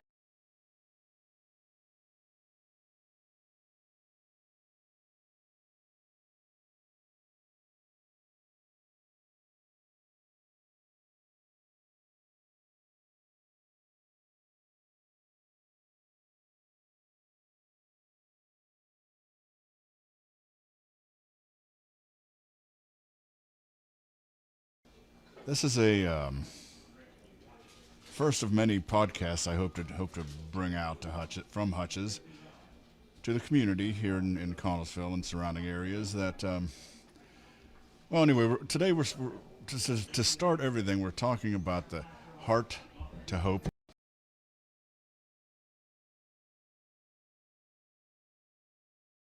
my grandmother. My grandmother's name was Eula Hunter, actually. So she loved to get dressed up, and we wanted an original name for the spot, so we picked that. But yeah, we have a lot of fun here. Dresses, all kind of formal wear, weddings, proms, spring flings, nothing over $300. Okay. And you can really get a nice, beautiful dress. It doesn't have to cost much to look beautiful. That is right. And so you not only have dresses, but I see you have jewelry and you sell bows. And what else do you have? Well, I do. I do make bows for babies, kids, scrunchies, just something to pass the time around through the summer, because I am close to through the summer. Okay. But open by appointment. We carry shoes of all sizes and jewelry, dresses of all sizes. And I've been told, which really makes me feel good, that I have the biggest selection of most sizes that they've seen. Very So wonderful. yeah, and I try really hard to get them in here. Absolutely. So, yeah. So you said that you're closed over the summer by appointment only, but what are your hours of operation during the other time? Okay, I'm closed on Mondays and Tuesdays. Wednesday, Thursday, Friday, I'm here 3 to 7. And Saturday and Sunday, I'm here 11 to 3. Awesome. Awesome. So if I have some place I need to go that I need to get super dressed up, this is totally my jam right here. Thank you so much, Tammy. Yeah, if you need something in an hour, you can call me. And I'll meet you here, get you fixed up. I've done that lots of times. That's awesome that you're willing to just like in a pinch, someone says, oh, I need a dress. And you're like, I am your woman. I'm here, yes. Awesome. Yes. Well, thank you so much for all that information. Thank y'all for coming. I appreciate it. Absolutely. Yeah. All right, Kendall, this is glorious. Thank you. I like it too. It's a little busier than what I'm usually into, but I really like it, and it's still very simple. Yeah, so it's kind of like a party in the front and a party in the back. Like a party on the bottom and like more formal on the top. So can you move? Like if you were, if you needed to dance, like could you dance in it? Yeah, I can dance. Totally. So how do you feel about this? Like on a scale of 1 to 10, where are we? Yeah, look at the mirror. Like a 7, maybe. Okay. And this is your first choice in a 7. That's a good rank. That's good, yeah. I could go with a 7. Mrs. Lincoln, this is so beautiful. How do you feel in this dress? Pretty. Yay. Can I cry a little bit and give you a hug? You look absolutely gorgeous. Gorgeous. This color looks so nice on you. Great. Do you, let's rate this dress on a scale of 1 to 10. How pretty do you feel in this dress? About an 8. About an 8? Oh, that's great. Dress 2. Yeah. How do we feel? I love the top. I love the dress. Yeah. But the length is just not me. Okay. But I really wanted to try it on just to see like what it would look like up here. Yeah, and you look super fancy. Well, thank you. You're welcome. Maybe I was going to like a party, like on vacation or something, maybe like a Vegas thing. Oh yeah. Have you gone to Vegas? Yeah. So if you go to Vegas again, this is your dress? I probably won't, and probably not. But in my mind, like if I was like going to like planning like an event, then yeah. I love. I think this is beautiful. So if you were going to Vegas in your mind, this would be the dress that you would wear. If the occasion would be appropriate, yes. I like it. I really like the color. I didn't think I would like a baby blue, but I said I'm gonna try this on anyways, and it's pretty. I think it's your skin tone that complements it so well, and the silver, and your hair color too. It's perfect. The back. See the back? Oh yeah, it's beautiful. Yeah, I like that. Okay, 1 to 10. I'm gonna go with a 7 on this. Okay, 7's good. I have one hiding in there waiting. So she's gonna save the best for last. All right, so let's go see the best for last. Okay, of all the talk that we just did, we should have had it on camera, right? All right, so this one is actually my favorite of all of them that you've tried on. I liked it when I saw it on the hanger. I think it is so simple. I think it's gorgeous. The color is beautiful, but I did give her a whole thing about what I think she should be doing with her hair. She told me I should hold it up. Yeah, needs to be back, like slick back, but no, like a lower pony, and then like a little bit of an earring, some lipstick, and I love it. I think it's perfect. Okay, here we are out of both of our elements. We have Mrs. Lincoln in a beautiful disc. What we call this, a disc sequin. And earlier we were just joking and we said, try this one on, and you were laughing. And so then we needed her to try on an extra dress. And so I said, go get that disc one because it's gonna be so cute on her. And it is so, no, would you ever wear this one? Never. Okay, so how do you feel about wearing it? Not at all. I would never wear this. I feel like I have to do the disco dance with this on. Perfect. I think it's darling. You said, what would you say your kids would think? That I lost my mind. Well, hey, sometimes it's all right to do that. I think if anyone saw me in this, they would think the same. But I think it's fun. We can wear this when we go to Vegas. It's a fun dress. That's what it is. Yes, and we'll wear it when we go to Vegas together. Vegas. Okay. I'll wear it to Vegas. Perfect. We'll plan that. All right. I'm so excited. How do you feel? I love this. I like the colors. I like how it goes from like gold to purple to glorious. I do too. What do we call that? Like an ombre? Okay, it's like an ombre dress, and I like the gold. I think the colors are so good with your skin tone and your hair.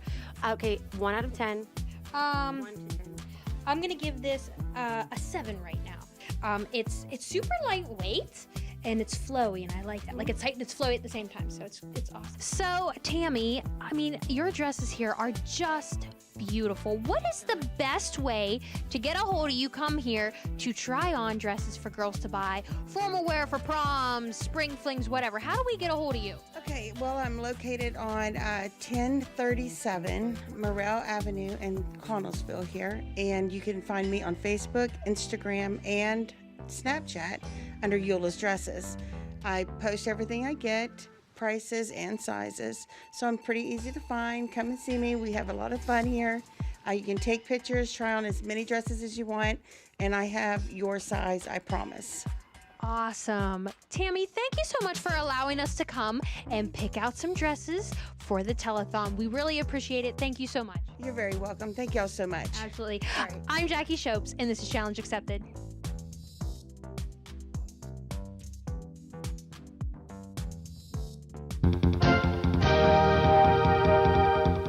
The Heart Fund Telethon ran from 1973 to 1988. This iconic 28-hour event that it became was televised by Armstrong and held annually to benefit the Southwestern Pennsylvania chapter of the American Heart Association. There were special guests, local bands and entertainers, celebrity interviews, phone banks, fish bowls, and events going on all around our area to benefit one cause, the Heart Association. I'm your host today, Mary Drelizak, and today we're going back in time with the hosts and anchors and people involved in the Heart Telethon.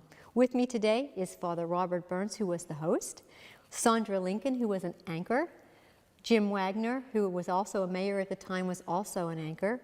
We have Ron Schroyer, singer, Master Chief. Ron Schroyer was the Impossible Dream singer, and we also have John Malone, who is with Somerset Trust Bank now, but at the time was a community volunteer as well. We have so many people that were involved with the telethon that are probably countless.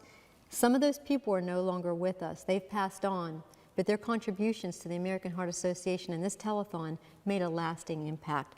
Father Burns, how did this get started? How did the Heart Fund begin?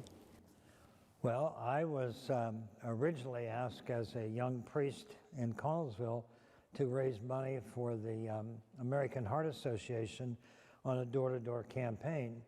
I had known a couple of the fellows that were involved with WCVI radio, and they suggested a radiothon, and I thought that sounds like a good idea.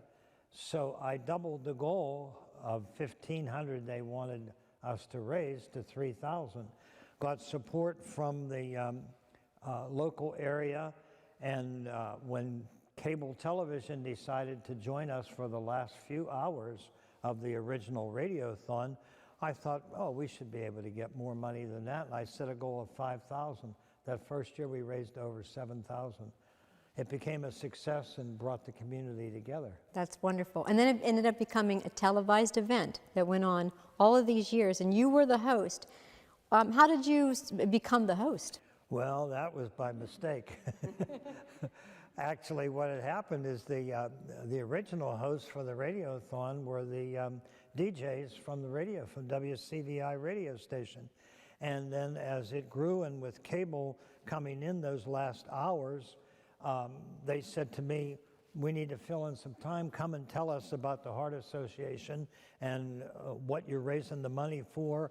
And they got me talking, and it ended up then that I became the front, so to speak, and even the manager of the cable station, as I told you once before. They came on, I believe it was 8 o'clock in the evening that Saturday night, and he said, hey, we have to go off the air at midnight. How about ending with a prayer, and we'll play the Star Spangled Banner? And that, people loved it. and they responded. The phones kept ringing even after we went off the air. Wow. So, you know, even when it became a 28-hour event, that was a lot of time to fill to make things happen. Was there any kind of a challenge? What was the challenge of filling 28 hours of airtime? Well, staying awake? That might have been part of it, but I think it was mainly people that had the ability to bring others together, to talk, to entertain, to make the community feel that they were a part of it. And so when we established, as the years went on, we established a phone bank. We had people on there. We kept them on camera to be seen.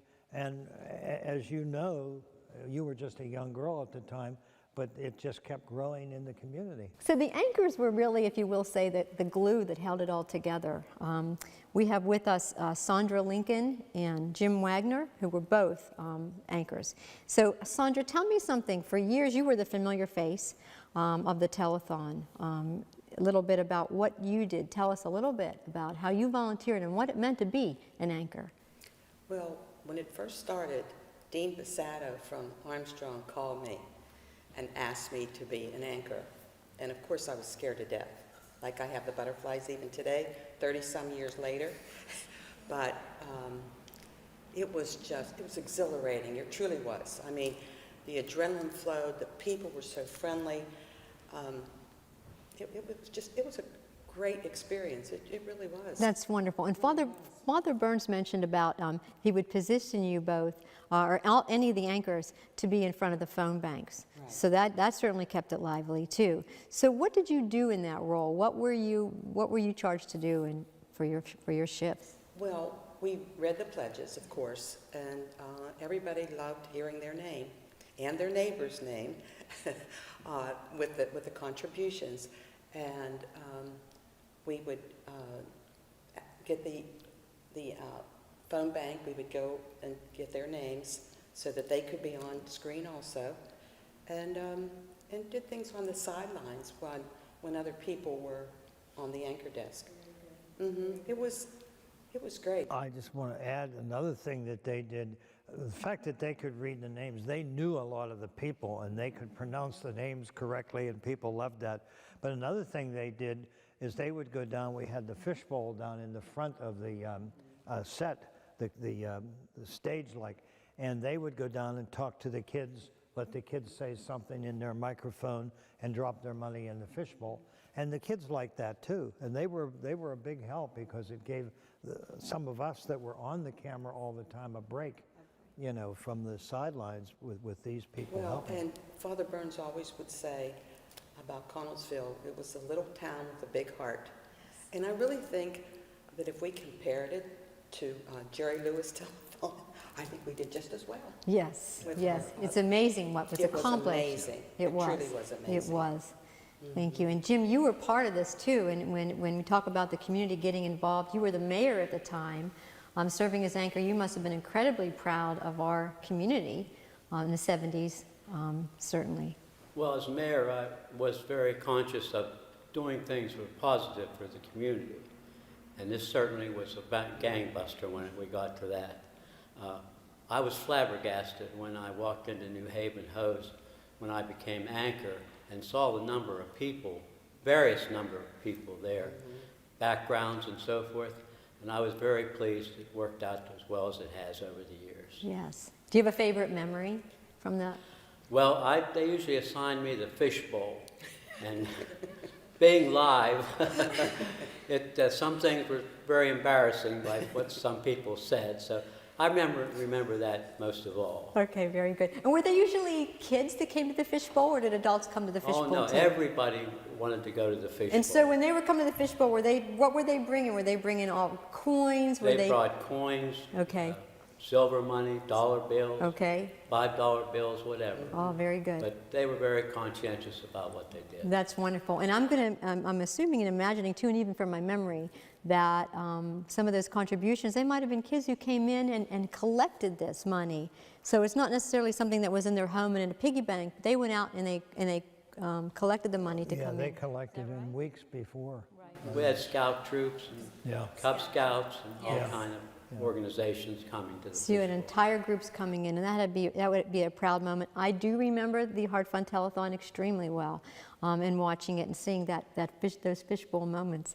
And it was a fishbowl because our community was all part of this. In so many ways, you could watch television and see so many people you knew in the community on year after year. To add something to what Jim said, that even adults came to go to the fishbowl because they wanted to be on camera just long enough for their neighbors to see them, you know. And also, I think some of them felt, well, I can call in and make a pledge, but I'd rather go down. I want to see what's going on. And they really wanted to see the people operating the cameras. They wanted to see the people on the sidelines. And then they felt they were more a part of it. And he said very well, I thought was excellent, of how it brought the community together. People from all different walks of life wanted to be a part of it. Indeed. I mean, it didn't matter. I mean, we kidded about it, that you know, I was a Catholic priest, and that's how I was identified. But clergy of other denominations and some of my fellow priests in the area, people of all walks of life just felt that this was, and I think I mentioned it to you not long ago when we talked about televising this, and I've mentioned it to the others today, about how one of the school teachers told me after a couple years that he said when school would start, the kids would say they look forward to two things every year, Christmas and the Heart Telethon. And so you knew that was something that was in their minds too, that was important. It's awesome. And you know, when I think back to in those years, I'm pretty sure we had about 7 channels on the television then. So when when the telethon was on, you were watching. You didn't want to miss it, and you looked forward to it, indeed, as you say, and they did. And many people would be echoing those sentiments for sure on that. And go ahead. I was just going to say, we were talking earlier before we started to make this the tape, so to speak, about them. Once they got involved, like they used to say, they were assigned certain times, so there'd always be a couple of the anchor people there. But they would have to go home, change clothes, and they'd turn their television on. They'd go home and to change clothes and wash up a little bit and say, I want to go back. And they didn't sleep for 2 days, the same as I didn't. They were. Is it because you couldn't, Sandra and Jim? You were just too excited. Too much adrenaline. Yes, yes. You didn't want to miss it. Didn't want to miss it. You didn't want to miss it. Yes, yes. Yeah. There were other anchors that also joined you. There were the main anchors. You had visiting anchors that would come in over those years, but there was Sandra Lincoln, there was Jim Wagner, there was Rose Durbin, there was Bob Lynn, and there was Ken James. Those were the mainstays in all those years that people will remember, especially if they saw their faces. Rose Durbin, one of those anchors, couldn't be with us today. She's living in Virginia now, but I was able to talk with her by phone.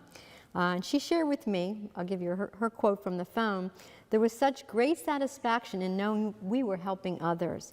She was talking about her husband who had undergone 5 different heart bypass surgeries, beginning in his 50s. His wish and his prayer to his doctor and to God was to allow him to live 30 more years, and he did live into his 80s. So for Rose and so many people involved, being part of the Heart Fund Telethon was personal. So Bob Lynn also is no longer with us. He was the editor of the Daily Courier at the time. So again, another very active community person who was engaged with this. So many volunteers made the Heart Telethon possible. There were phone bank workers, kitchen helpers, technical crew. Who else? What other types of jobs were there if you were involved in the Heart Telethon? Well, there were a lot of eating places in the area that donated food for all the people on the sidelines and the cameramen. And the ladies had a place set up in the back where we could go and get something to eat or get a water or pop or something to drink, that kind of thing, because so many people came once we moved to the New Haven Host Company Hall that just didn't want to leave. They just wanted to be there. They wanted to feel a part of it. They could be part of it. So all the pieces, if somebody was coming in with donations, John, you mentioned that you were involved in some of that even as well. Yeah, when I first got out of college, I got a job at the bank, and new things came out called money counters. And so I got volunteered to bring in coin counters and money counters. The coin counter alone weighed about 50 pounds. I was the only one in the bank that could lift it at the time. And we would count the money from the fishbowl. We would count donations that people would bring in. And then if we were slow, they'd put you on the phone bank and you just filled in and do whatever needed to be done. But when I was a kid, I used to come home from college just to watch the Heart Fund, and I wanted to be part of it. And that was my small way of giving back to it back in the early 80s. Do you feel, I know you're active in our community now, do you feel that the Heart Telethon planted that seed to give back in you in such a young age? Yeah, I think that was probably, as Father had said, next to Christmas, the biggest event in the community. People liked it, I think, because they got to see their neighbors, their friends, their children on TV. And at the same time, they were giving back to a cause, because everybody has someone in their family that would have a heart issue. And it hit home with everyone. And whatever it was, that was the glue of this community for almost two decades. So I think it was really something great that the community had going. And it kept getting bigger and gaining momentum, and everybody waited for that telethon. That's right, that's right. It certainly was, we talk about the glue that held things together in our community as well. So all these volunteers in all these different capacities, from technical crew to the phone banks to the people that you can see and the people that you can't see and the people in the kitchen. Who organized all that? Somebody had to be in charge of all that. And I hear the name Ange Lujak so often. Absolutely. So tell me about Ange. Ange was a great volunteer. She was a very active lady at the Immaculate Conception Church, where I was stationed when we first started the telethon. And she had a whole corps of ladies that worked with her on different things they did for the church and for the community. And she would get all them together in weeks and months before, doing stuff, organizing people. And she was a great, and she loved being a part of the telethon. Very rare could we ever get her to come out in front of the camera. We could mention her name, but she would very rarely ever appear. Maybe at the end when we had everybody, but she was and she's in heaven now. That's absolutely right, she is. And when she was, the telethon was going on, she was positioning and scheduling volunteers and keeping it all straight. So we're grateful to. She's another one that never left. Yes. Never left the scene. And you talked about local businesses coming on board to support in so many ways. How do they support the telethon? Well, the things that they would give, like I don't think we paid for anything except the phones. I think we had to pay for the phones. But as far as the furnishings stuff, like I said, the food that was available, a lot of businesses would take up collections, at their business and bring it in, and then we would plug them. I mean, as far as like they would at the fishbowl or at the anchor desk, that's such and such a business brought in this amount of money. They had some kind of a little fundraising thing in their, I guess I can say, in their bar or whatever the place was, and they wanted to be a part of it. Bud Murphy's stood out without hesitation, and some of the other businesses in town. It was, as Jim said and Sandra said, it was a community effort. It was really a community, and everybody. And the thing that we need to remember is it was being televised from Connellsville, but it also included South Connellsville and Dunbar and Leisenring. I think one time I heard you coming from Mount Pleasant. I talked to you. You were Mount Pleasant. Yeah, it was Mount Pleasant and Scottdale, these Everson, these other communities all became a part of it, because as the years went on, as we all know, it just grew. It also went to Uniontown too, didn't it? Well, that was thanks to actually National Cable. Armstrong got in touch with the cable company in Fayette County, further down in Uniontown, and expanded. And you can see on the advertisements that you have there, like that we used posters that when we were promoting the telethons, that they saw it as a good thing and wanted to be part of it. But all of you, Jim hit it nail on the head, and you hit it too when you made the comment about so many families, and John said it too, were affected by some form of heart disease. You know, it was an organization that was fighting a cause that affected so many people. And even on the poster in the back, you see a young boy. There were kids that were born with heart defects that we knew that had to have open heart surgery very young at Children's Hospital. And families where somebody had a heart attack or a stroke. And you know, I could go on, but I think in terms of when we had the former Miss America as a guest, she had had a stroke when she was in her late 20s. She had been Miss Ohio and then became Miss America and was living in Washington, PA.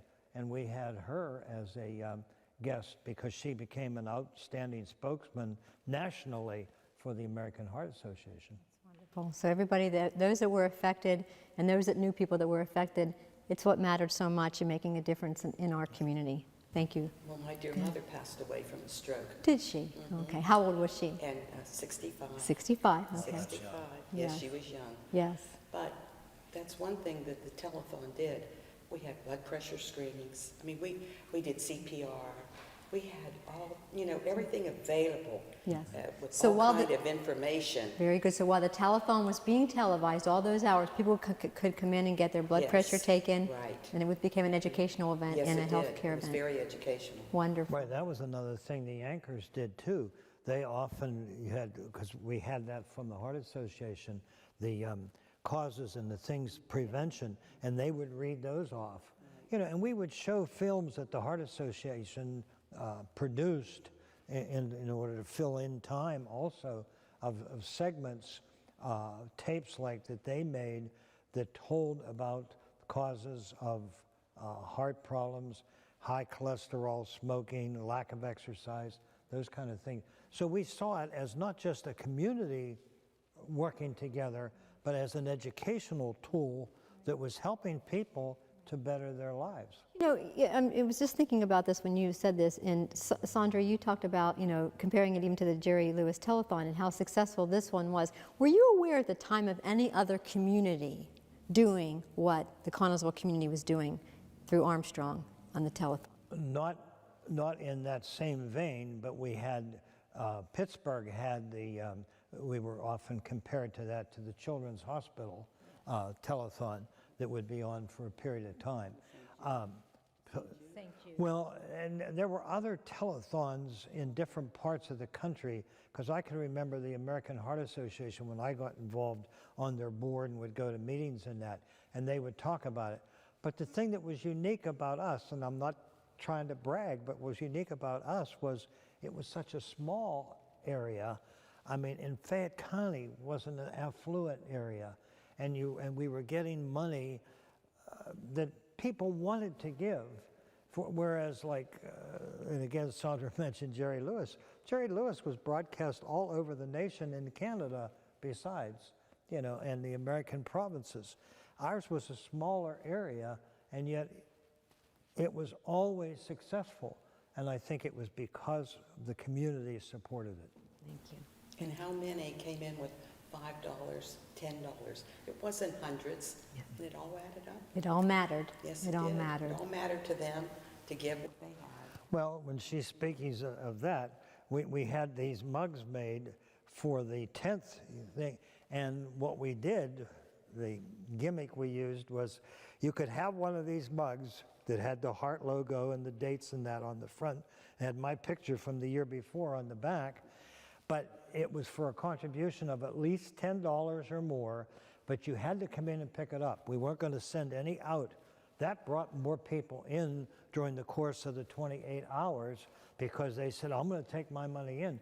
They may have called in earlier and made their pledge, and then people like John and the ones that were back coordinating the money were taking these pledges that people brought in. And I think that's helped us in many ways, people coming in, the fact that we allowed them to come in, that we weren't just confined to a little studio, we were in a big hall, brought the money in that we always surpassed our goal. Because the people that couldn't come they would mail them in. Yes, every year for 16 years you surpassed your goal. That was amazing. That was amazing. And that cup right there, as I recall, and if I'm correct, was made by Anchor Hawking locally. Yes, See? the cups were, and the decoration was done by, I was pastor at the time in Point Marion.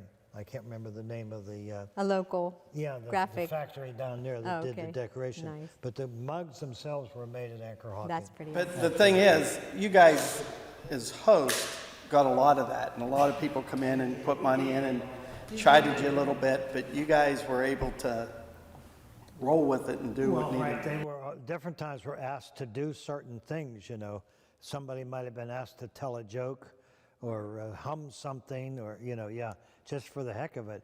And I know I don't remember what all, but as mayor, he was harassed with something like that, and he would do it. He would do it. I did it one with a rock band about 2 o'clock in the morning. And I thank God that it was that late at night. Nobody would be watching. I'm sure there were a lot of people that saw.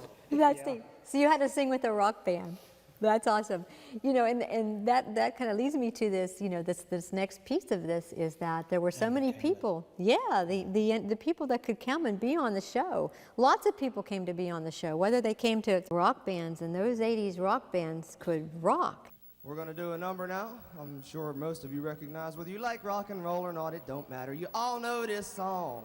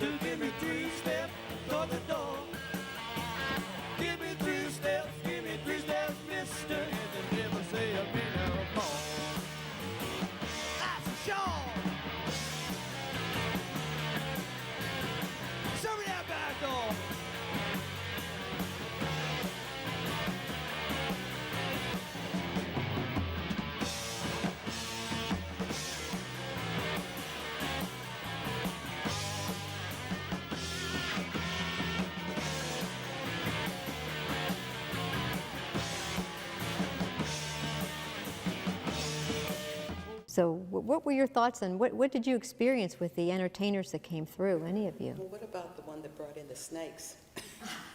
Do you remember that? Do you remember Oh, they brought in yes. the snakes? Yes. Oh.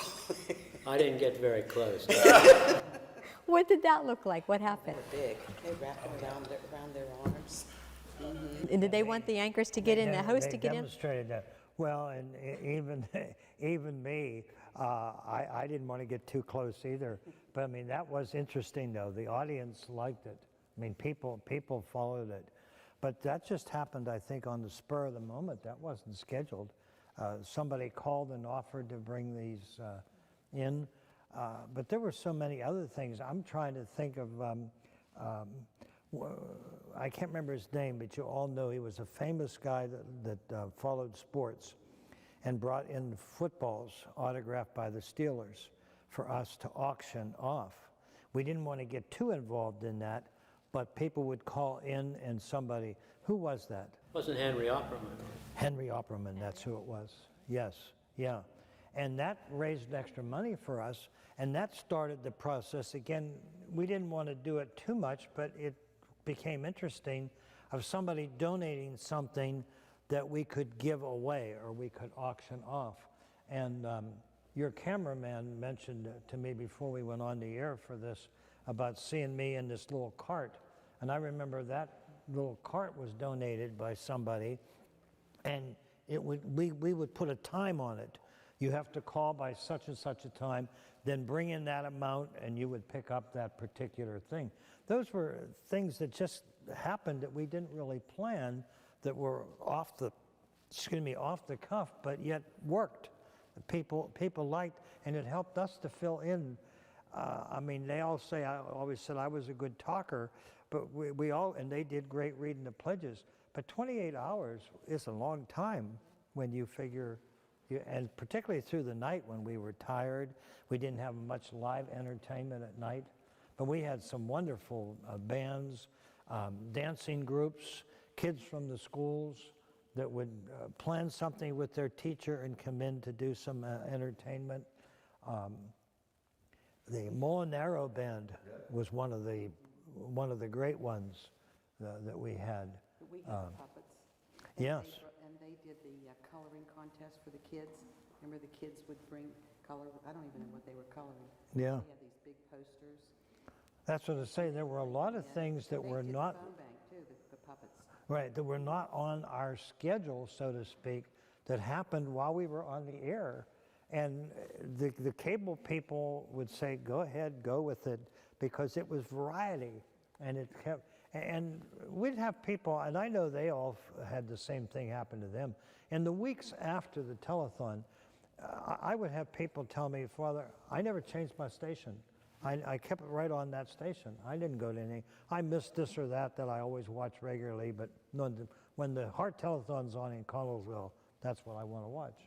And also we want to encourage, I don't know, what's the time? What's the correct time right now?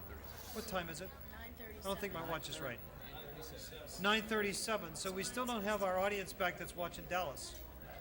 No, we don't have them back yet. Well, we'll talk to them whenever they get back. Was there ever a time when something really went wrong? Probably behind the scenes, but you never let them know.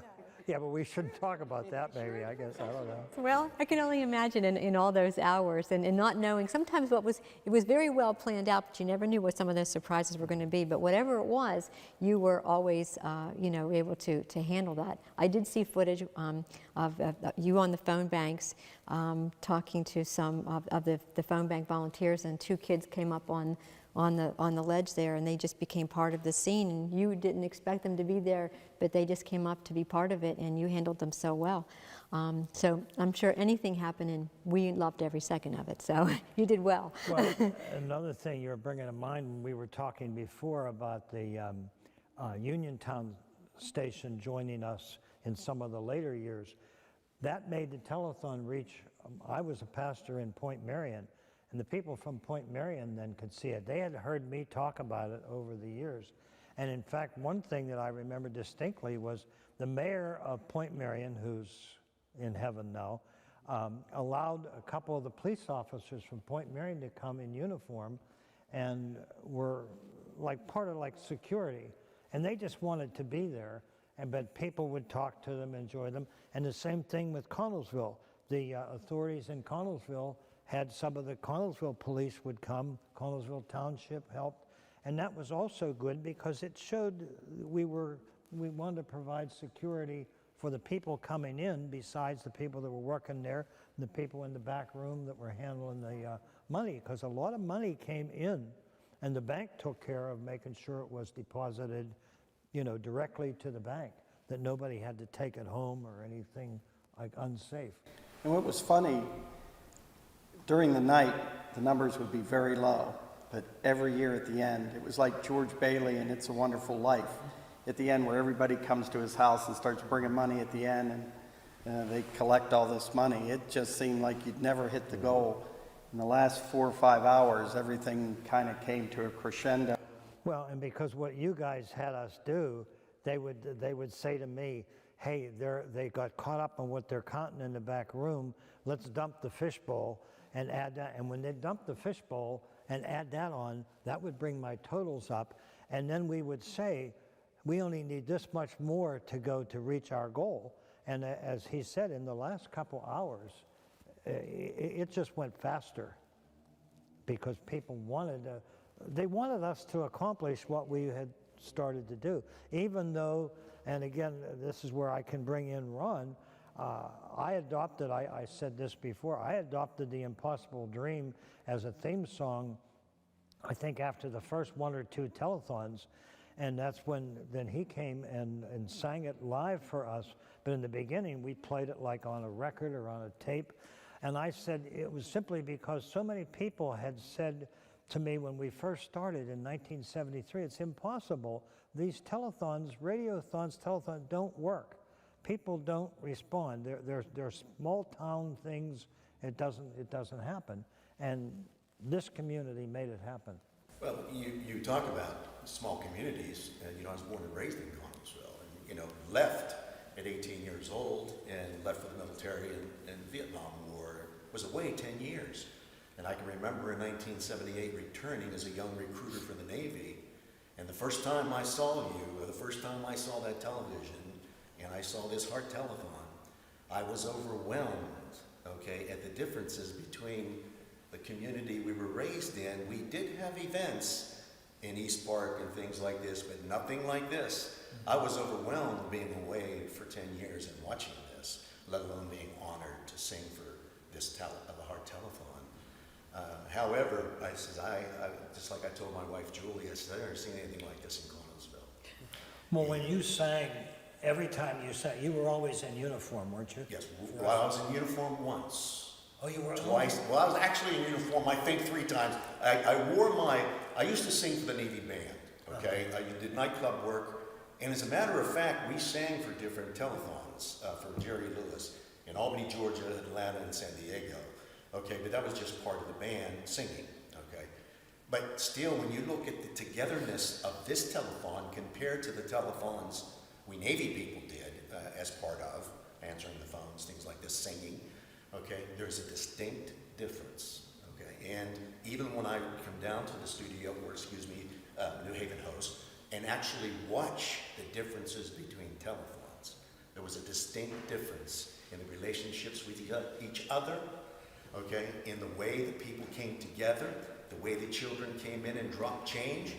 We didn't see I didn't see these kinds of things in these other telethons that I was involved in with the Navy, and of course myself as a singer.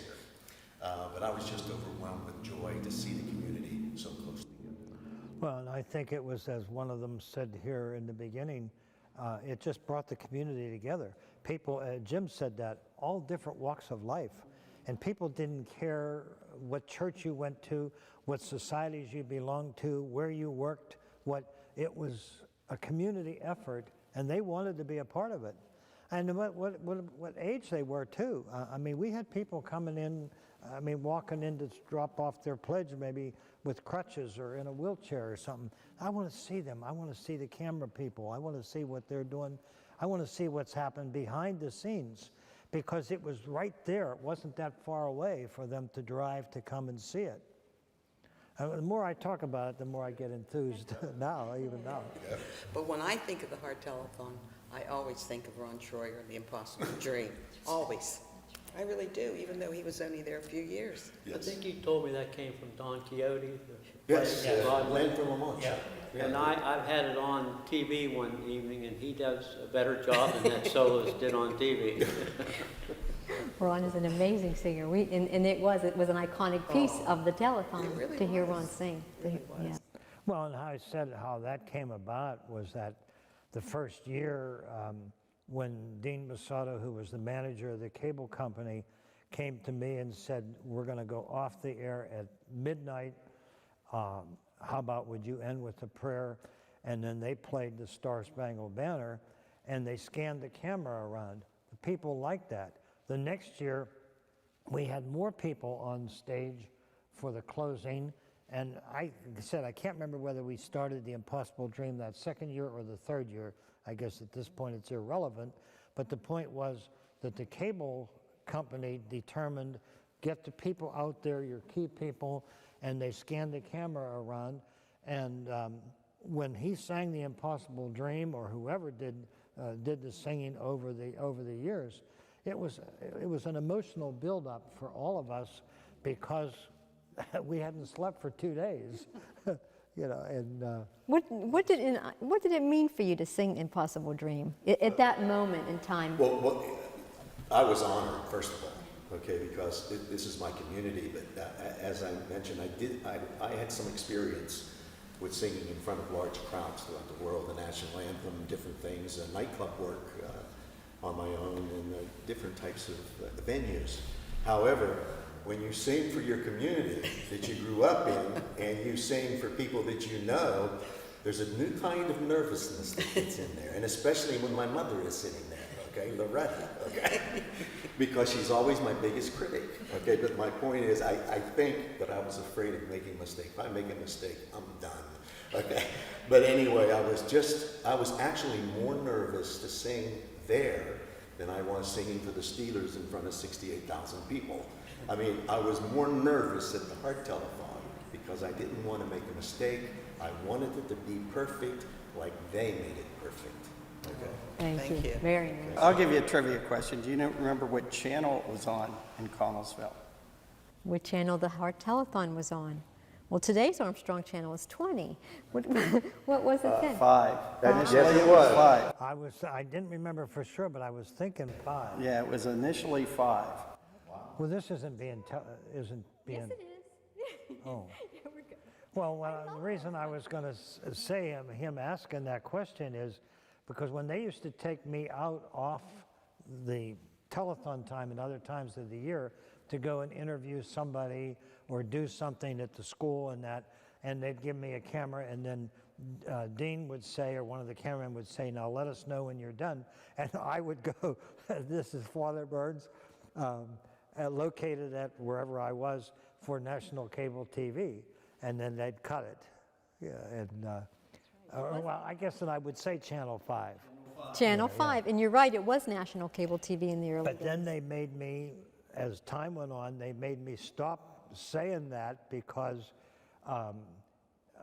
it was on other channels, as we mentioned, like whenever Uniontown joined us and so on, and they said, don't mention national cable TV.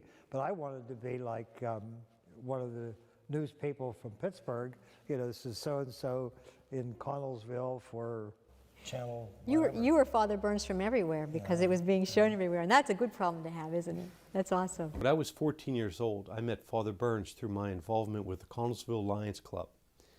And I was doing a lot of still photography at the time, shooting for the local newspapers, the high school yearbook, and things like that. And I wanted to do studio camera work at the telethon. And I knew Father Burns, of course, was running the telethon, and I asked him if he would get me on a camera so that I could have that experience. And he said, well, I'll tell you what, you're pretty young yet. I'll tell you what, you do me a favor, you shoot still photos for me this year. Next year, I'll get you on studio camera. I said, okay. I was a little disappointed, but I said, that's a deal.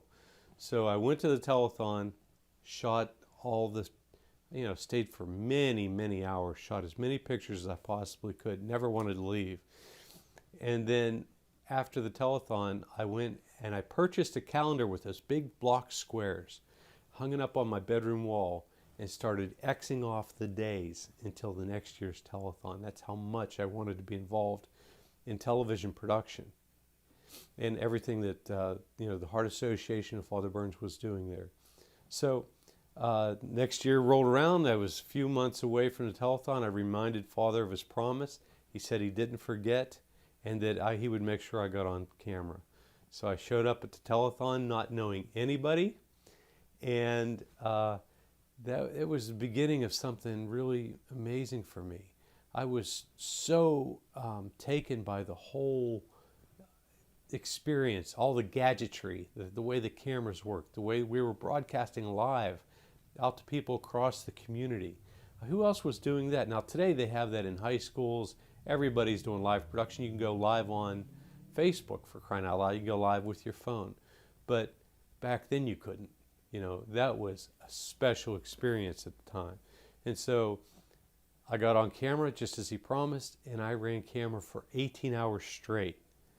18 hours I was on studio camera, and I knew I had to be in the television field as a career.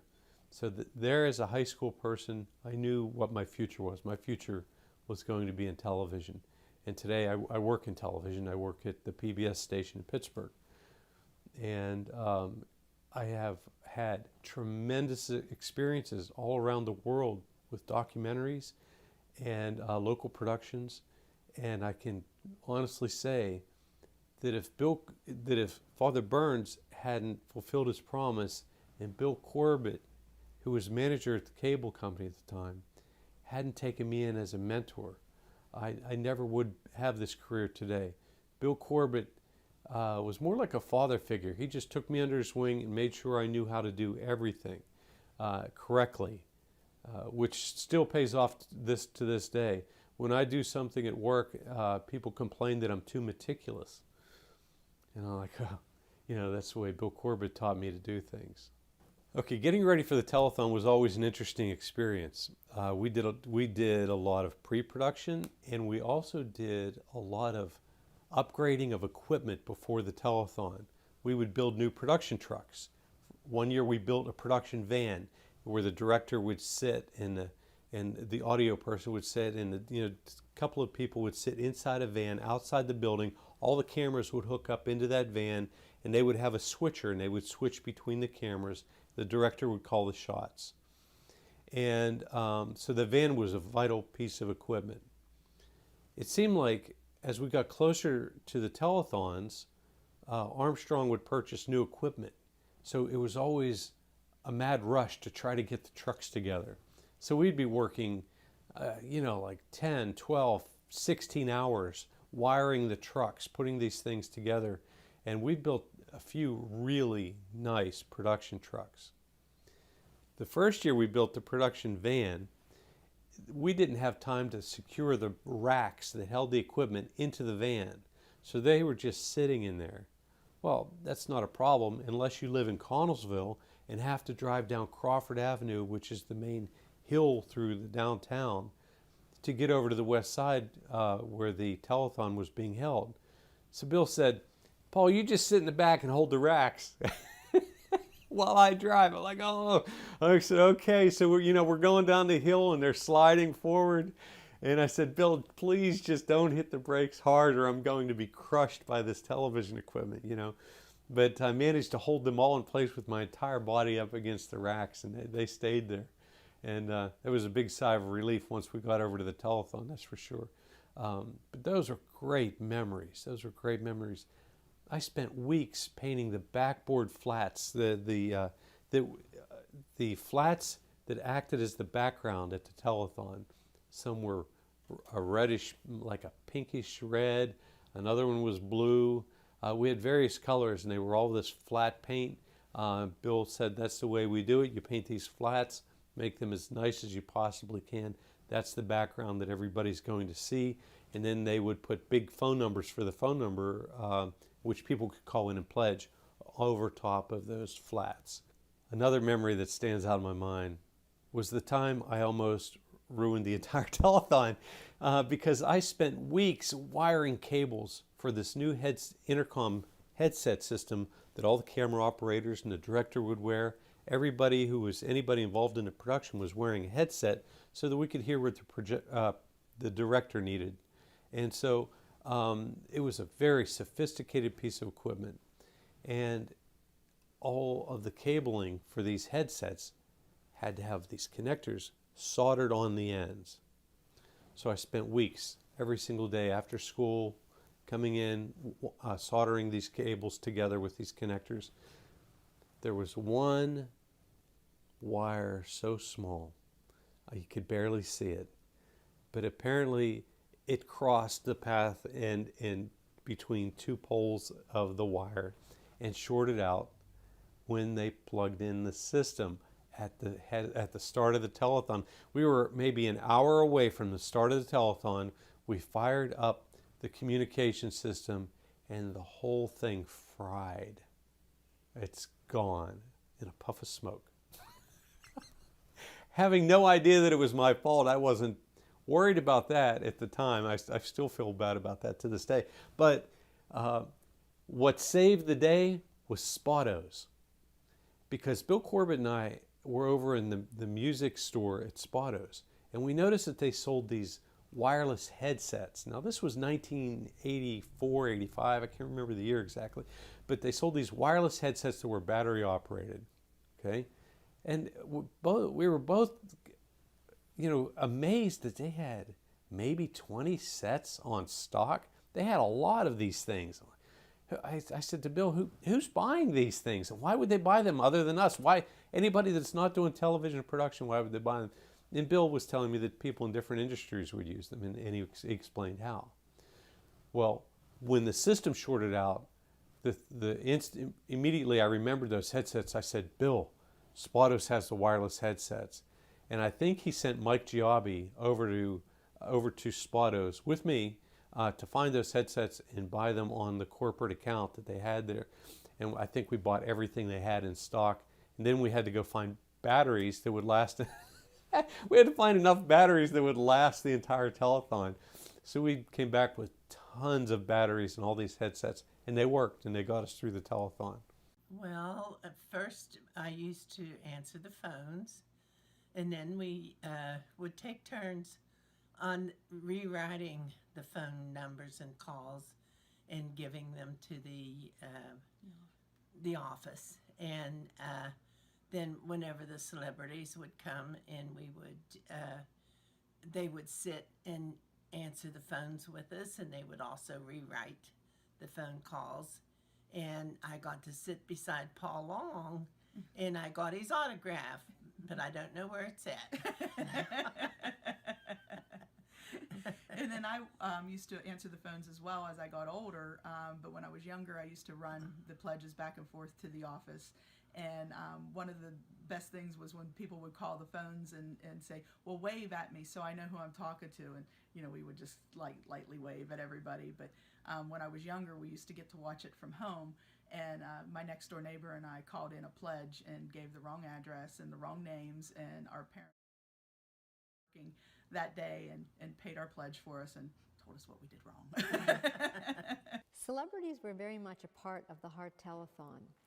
The host wasn't just a 26 or 28-hour job. It really lasted all year. And you got to interview some celebrities, as you did every single year for those years. Tell me about some of the people you got to meet and talk to. Well, I can't remember the exact order of what year was so-and-so or so-and-so, but there were sports figures, there were entertainment people, movie people, television people, and so on. I had the opportunity to interview Telly Savalas from the famous Kojak TV series, Mitzi Gaynor that had been in, what was her famous movie? South Pacific, yes. And I met Frankie Avalon, I met the Spinners, did interviews with them. Some of the sports figures, Robin Cole was a great guy, was always good to us. That's on the poster there in the back, co-hosted with me one year. But Jack Ham, a number of the other Steelers from during that age of the Steelers that were famous there in the 70s and 80s. I can't remember who else, but I think there were I some remember other ones. some names: Debbie Reynolds, Frankie Avalon.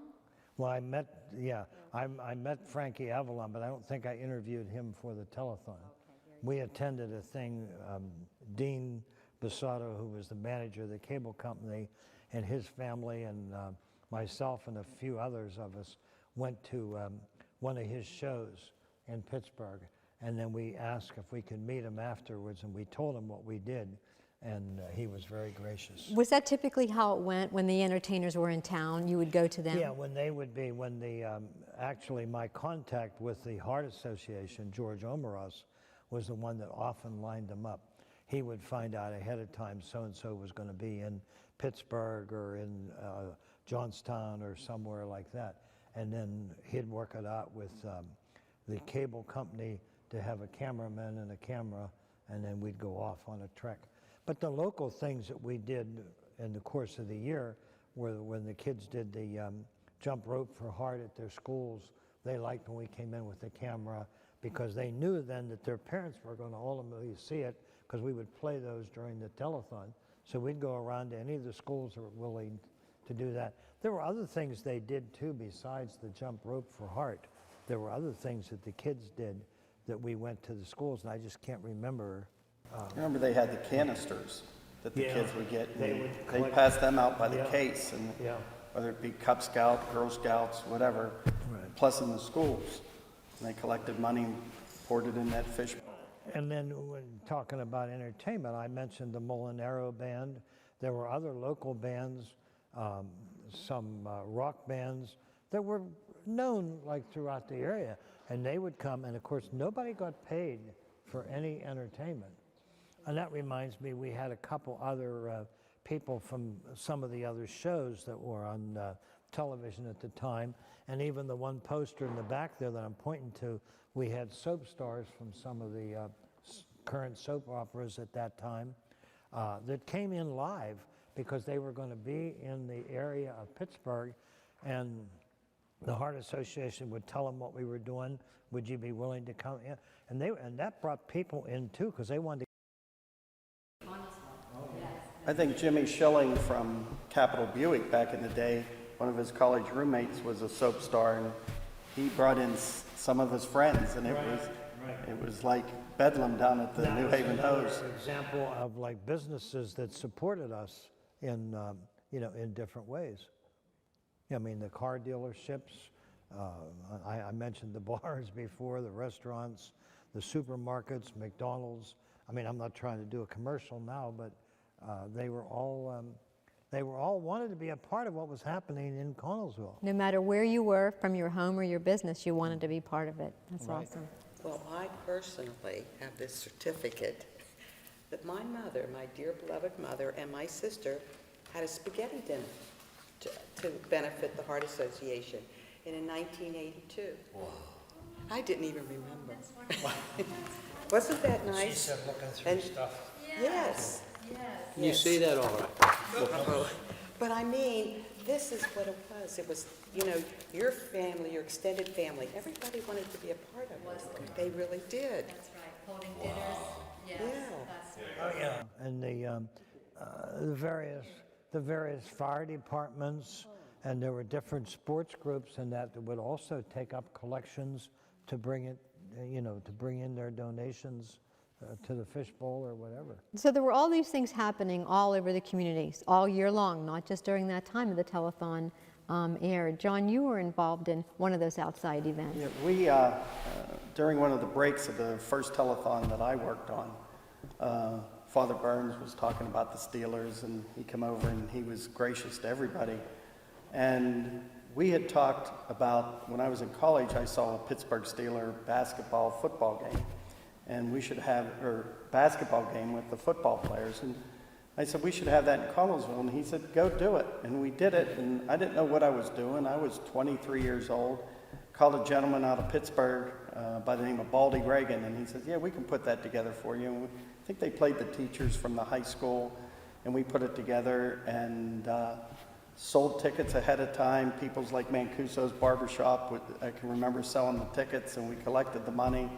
And we ended up making about $700 or $800 after we paid the Steelers, and they only took a small stipend for their expenses to come down there. And I can remember coming down to New Haven, and again, they didn't have Steeler uniforms on or anything like that, so no one knew who they were to introduce them. And one of the Steelers stayed next to me, and Father said, "Come on out here and introduce them." And the Steelers kept telling me, whispering who the next one would be as we introduced them, but they enjoyed it. They thought it was great that they got to be on local TV and raise money for a worthy cause. Do you remember Rick Woods? He said that you went up to Nemacolin. He was playing golf, and he asked you to bless the 13th hole for him. I don't remember. I don't remember that. The 13th hole. 13th, that's what he said. So bring those athletes there brought them closer to you and to God. That's a good thing. We had, Yeah. 1986, we had Miss Connellsville. Remember Susie Pillett when she came in? No. Oh, she was so shy. And now she's a business owner. You know, a full salon. Yes. And 3 children. Yes. That's wonderful. So really everybody got Too. We did have Miss Pennsylvania. Ron Woodson came from the Steelers by himself one day and was kept trying to get a date with her while he was at the telethon. I don't know whether he succeeded or not, but he worked hard at it. Those are those behind the scene things that you got to see. Very good. Well, we had TV, anchor TV people from the Pittsburgh stations. I was saying that when we were talking before. Yeah, from Channel 2 and 4 and 11 would come out. They had heard what was happening in Connellsville, and they came and graciously appeared on the set. And I think a few of them sat down at the phones and would answer the phones. Do you remember who a couple of those were? Well, Paul Long, Don Cannon. I don't think Patty Burns ever came. I think we said Ray Tannehill came. Ray Tannehill, definitely. Joe he did. Negri? Well, Joe Negri was an entertainer. Yes, right. Yeah, there were other Pittsburgh like entertainers. Who was the Harold Betters? The wasn't he a trumpet player? Yes, and wasn't he a local? Yeah. He entertained. Came a number of the years, and there was somebody else, and I think this was something that maybe Jim was trying to think of before. That was a magician. Cecil Cole. Who was it? Cecil Cole. That's right, and he did, and the audience loved that. There was good reaction from that. But he went to schools as we were kids, and he was like a local legend. Well, when I think in terms of, like you saying, entertainment, we think of music and dancing and trumpet playing and bands and that. But then, as she mentioned, the Snakes, that was a form of entertainment. Now, the Magic Act, a lot of these things just came about as the years went on, that somebody said, hey, I think that would hold your audience, that would attract your audience. And they'd contact me or Dean or Bill Corbett, somebody at one of the at the cable station, or Ange, and they'd say, hey, do you want to do this or that? And we felt it was variety. Remember when Parties Plus sent in the clowns and all different ones in costume? Yes. But I don't even know who paid for that. They said, but yeah, they all come down. Yeah, I was going to say they wanted to be, you find out what it means to be on camera. People love to be on camera because they never had the opportunity. Anything they watched on television came from somewhere else, from some big city. This was coming from their town where they lived and where they grew up, and where they were a part of, as Ron said there before. And it was phenomenal. It was very phenomenal. You can remember when it first started out, it was pretty folksy. It was kind of, you were winging it. Guys would just wear a tie, and I think at the end everybody had tuxes. When it finished up, it was a tremendous community. People did, and the ladies wore beautiful dresses, gowns. Wrist corsages. I don't know who provided them. Yeah. Every year we had. Well, and I see on any of the pictures that I see, and when he was shown some of it before, they always got some kind of a corsage. Yeah, from me too, and. But there was company in Uniontown that provided us with the tuxedos. We would go weeks ahead of time and get measured up, you know, and have a couple change of outfits, because they were all there at the very beginning, the anchor people. They were all introduced at the very beginning, and they had to be dressed up. Then how long they wanted to stay, what their segment was up to them. But come the wee hours of the morning, they spelled each other off and went to freshen up and Did you change for the women? You changed. You know the women change clothes. The men probably, Jim, you probably kept your same tux for the entire telethon. Yes. I knew that. But the women, how many costume changes did you have? No, just two. Just two. That was enough. That's awesome. And me, I had a couple. I had a black one, and on that picture I'm in a white one. But then there was one year they gave me a red top. I had the black tuxedo pants and a red cummerbund and a red coat. So I changed off in those three, because they'd say, "Oh, you're on camera so much, go change," you know. That some of the camera people would tell me, or the thing. And one of the enjoyable things was the cable TV company made you feel relaxed. I mean, after a couple hours, and they'd be making signs behind the camera to get you to smile or get you to laugh or point, we're going to switch over to this or that. And as he said, as John said, in the beginning, we did a lot of dumb things. I mean, we walked in front of cameras. I mean, we were just hometown people, small town people. But as the time went on, we had more and more fun. That made it great. That's the way the public saw it. It made it real. You can remember that year one, you only had one camera. And then probably by the end of it, there was probably 4 or 5 of them. Oh yeah, we had 4 or 5 whenever it grew into the bigger years. And I said too, when we had a meeting earlier, we were talking, I said about how we had these microphones with the big long cords, and you had to be careful somebody didn't trip on the cord walking through the set. And in the last years, I don't know how many, but the last years we had cordless mics, and those were great. I mean, they had them tape on them to show who's belonged to who, so they would know which ones, because they had a big production truck outside as the later years went on, because it became a big production, and they wanted it to look good. You got to give credit to Armstrong, because, you know, National Cable and then evolving into Armstrong, because they took something with, really your brother was part of it, and they took it, and really it was the foundations of doing local programming. That was it.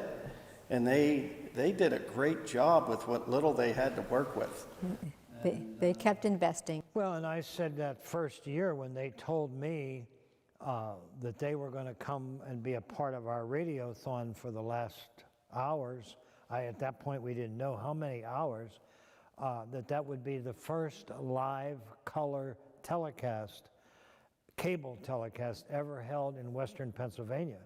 So I said, tell that to an optimist, we're going to raise our money, and we did. We went over the 5,000 that first year. To the last year's over 100,000. Do you ever feel the urge to want to do it one last time? I don't know. I don't know whether I'd say urge, but in the years that followed after we weren't doing it, there were times when I had telephone calls from somebody that would say, and I can't even remember who, but they would identify themselves from this community and would call me and say, you know, that was a great thing. It's been 3 or 4 years since you had a telethon. If we got some people together, and I think one of the fire departments would donate their hall, would you help us? Would you be a part of it again? And my answer was, yeah, if the cause for what you're doing it is worthwhile.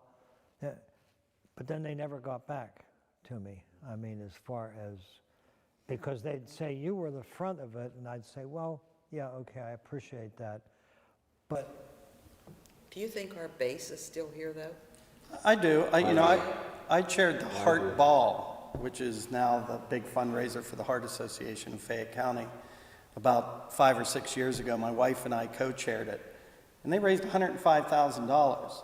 There's a lot of expense that goes outside of the Heart Association. Everybody rents tuxes, you pay Nemacolin, the cost of the food. This, I think everybody liked it because every nickel went back to the Heart Association. No one got paid. It was truly grassroots from day one. Well, and I think I told you that it's the same thing. In the years after we didn't do it, and even in my final years of before I retired from my assignment, I was a hospital chaplain, excuse me, at Westmoreland in Greensburg. And I would run into people on the elevator at the hospital, and they'd say, "Hey, you're the priest that used to do the telethons in Connellsville."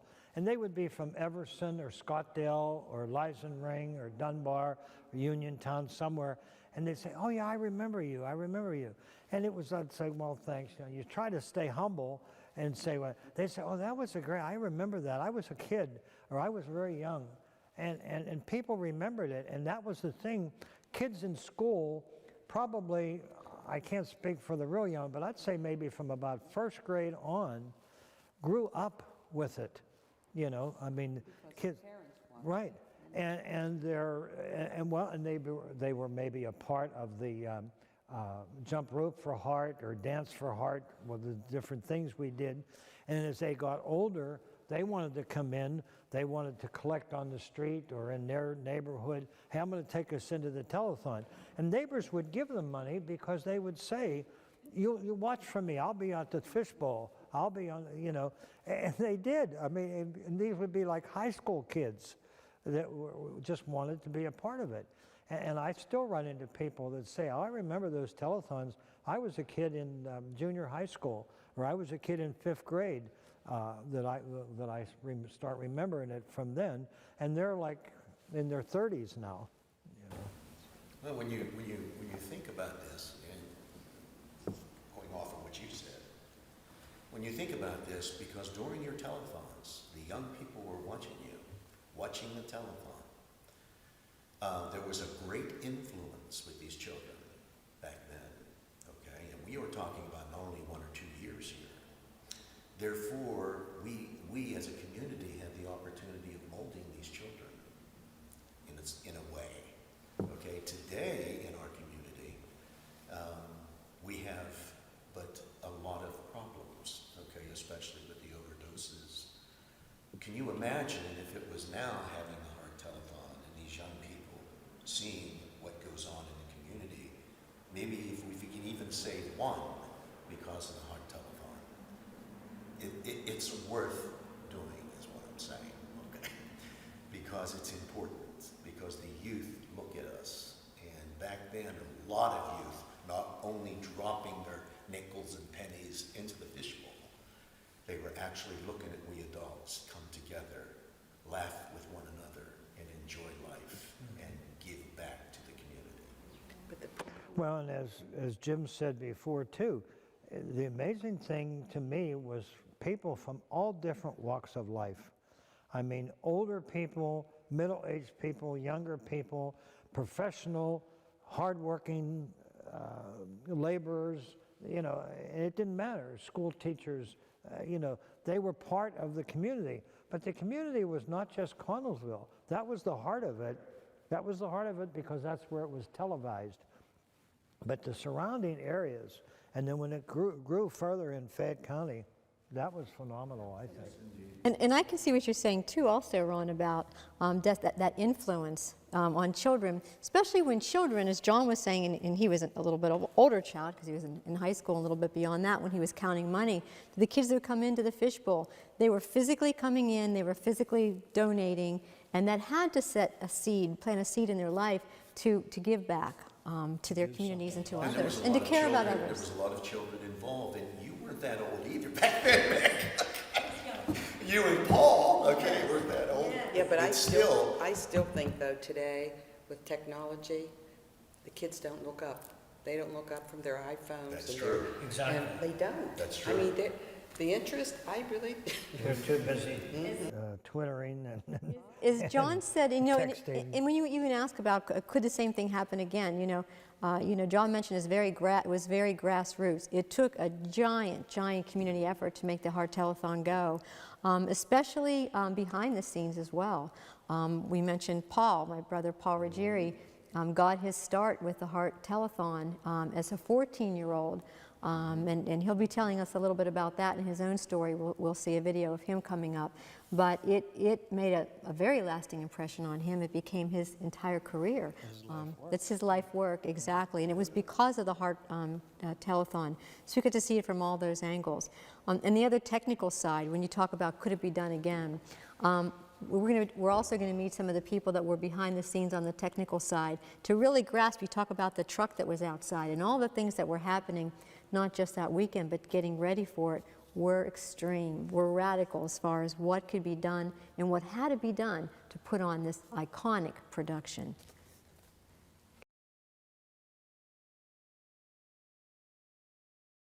Over the, 15, 17, how many years was it? 17? 16 years. 16 years. Yeah.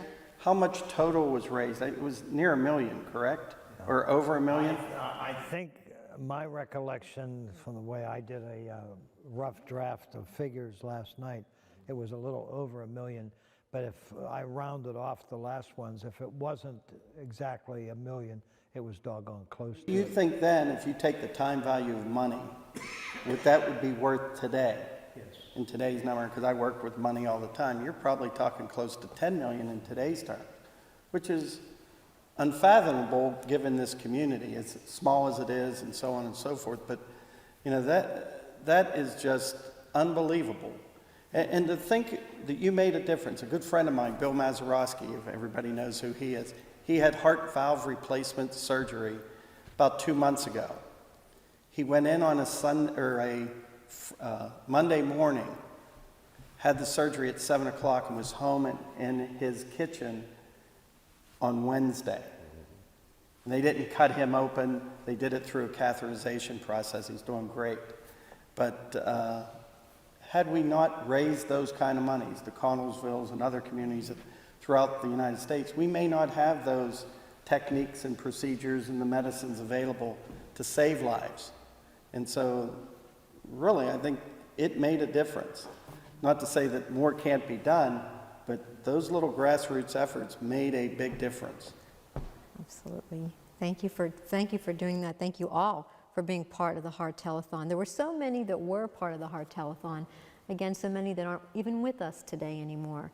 But each one of them did make a lasting contribution. And to you, this show is dedicated. To everyone who had a part to play in any way, shape, or form to make the Heart Telethon such a success all those years and to make such a difference in the lives of others. Thanks so much for being with us.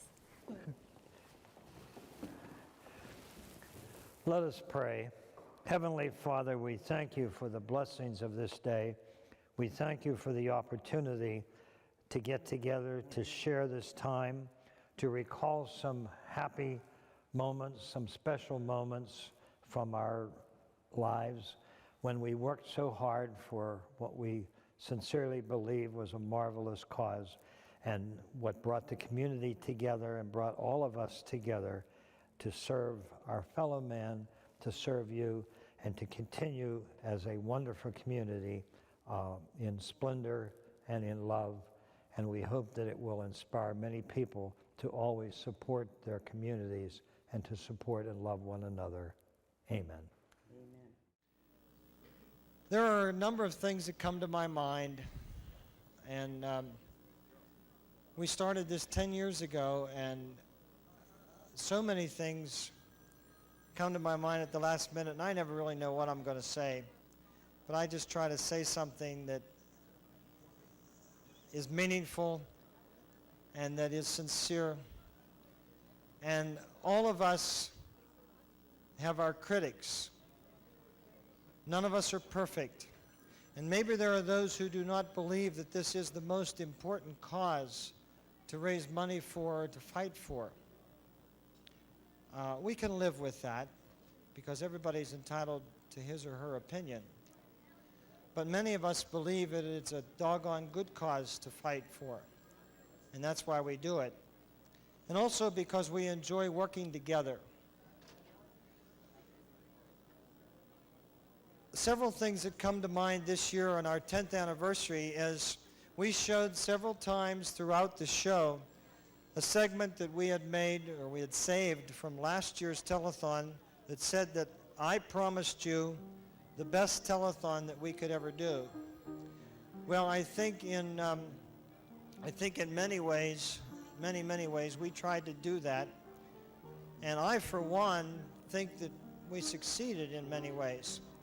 We had all kind of brand new equipment here because of the goodness and the generosity of Armstrong Utilities.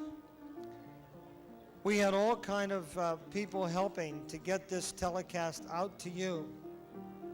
We started 2 hours earlier, and we went 28 hours instead of 26 hours.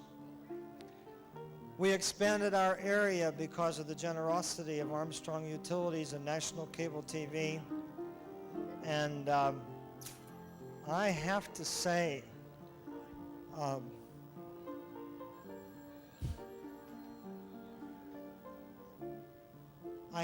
because of one man who especially appreciated this community and all that they did.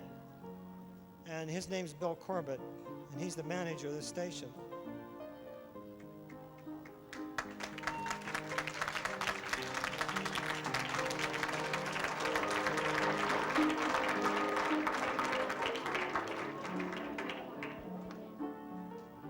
I'm trying to keep control. He's a tough man to work with. Not because he doesn't mean it, but because he just wants the best from everybody, and he doesn't demand it. He just does it himself, and he just knows it's going to follow from everybody else. And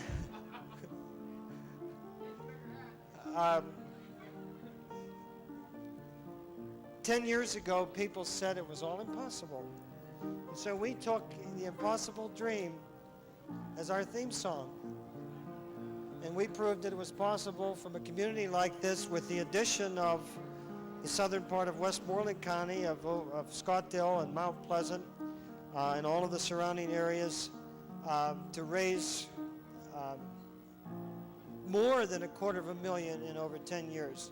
So we set a lofty goal, and we passed that goal, and it will depend on what you people out there do, whether we will make it or not. But you've come through every year, and we know that you will this year, that you'll mill it in, and you'll fulfill your commitment. So to everybody to whom I owe thanks, thank you. To all of those whom I forgot, thank you. To all of those whose lives have been touched by heart disease or heart attack, we're trying to fight the nation's #1 killer, and we're doing our best, and we know many of you are doing your best. We appreciate your money, we appreciate your time, we appreciate your sincerity, we appreciate your efforts. And somebody gave me a signal before that I had about 3 minutes, and I think I've used up about one of those. And this, ladies and gentlemen, is Bill Corbett. A heck of a nice guy.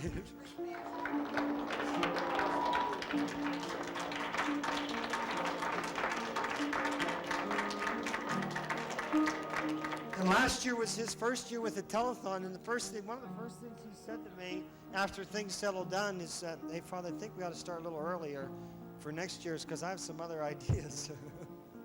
6 o'clock next year.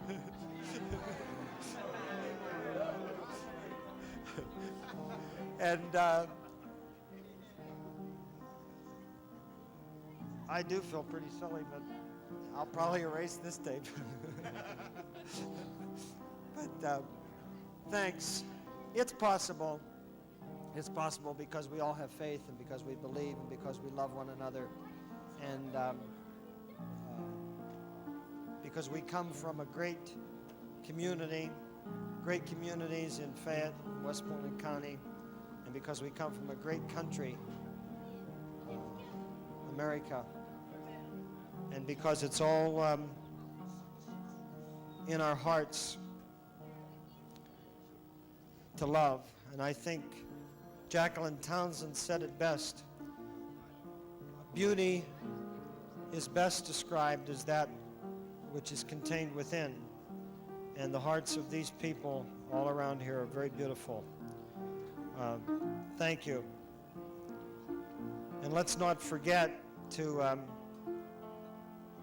thank God for all that He has done for us. And so we bow our heads in prayer. Let us pray. Heavenly Father, you love us so much, and you try so hard to help us, and we so often do not understand. And sometimes we even turn away. But then very often there are those who come along in our lives, other people who help us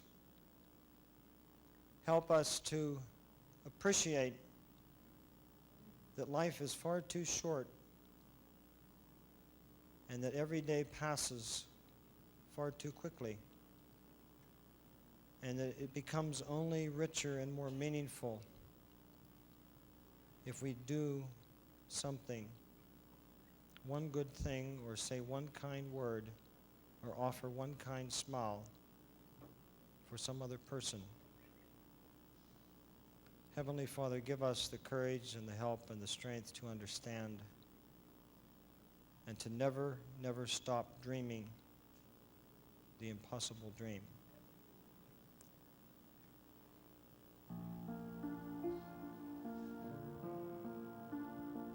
To dream the impossible dream, to fight the unbeatable foe, to bear with unbearable sorrow, to run where the brave do not go, to ride the unrideable wrong, to love pure and chaste from afar, to try when your arms are too weary, to reach the unreachable star. This is my quest, to follow the star, no matter how hopeless, no matter how far, to fight for the right without question or cause, to be willing to march into hell for a heavenly cause.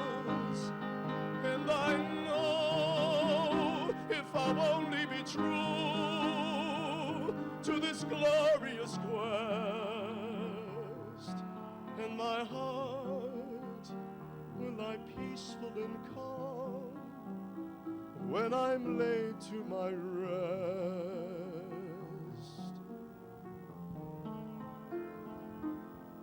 And the world will be better for this, that one man, scorned and covered with scars, still strong with his last ounce of courage to reach the unreachable star.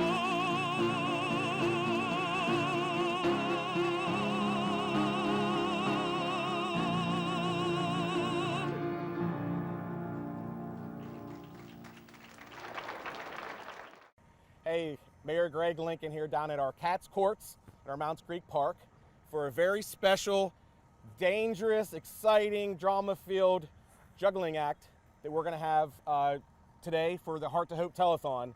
I'm very excited that Dr. Jacob Bansky has joined and decided that he wanted to help raise money for the telethon, and he wanted to do this by risking his life. So hopefully, when you all watch this awesome juggling act, that you get on your phones and you call into the number and help us raise a lot of money for the Heart to Hope Telethon, which benefits the Connellsville Community Ministries. And as you see, I have my New Haven Hose volunteer fireman fire coat on to protect me, because Dr. Jacob Bansky is going to be juggling fire today.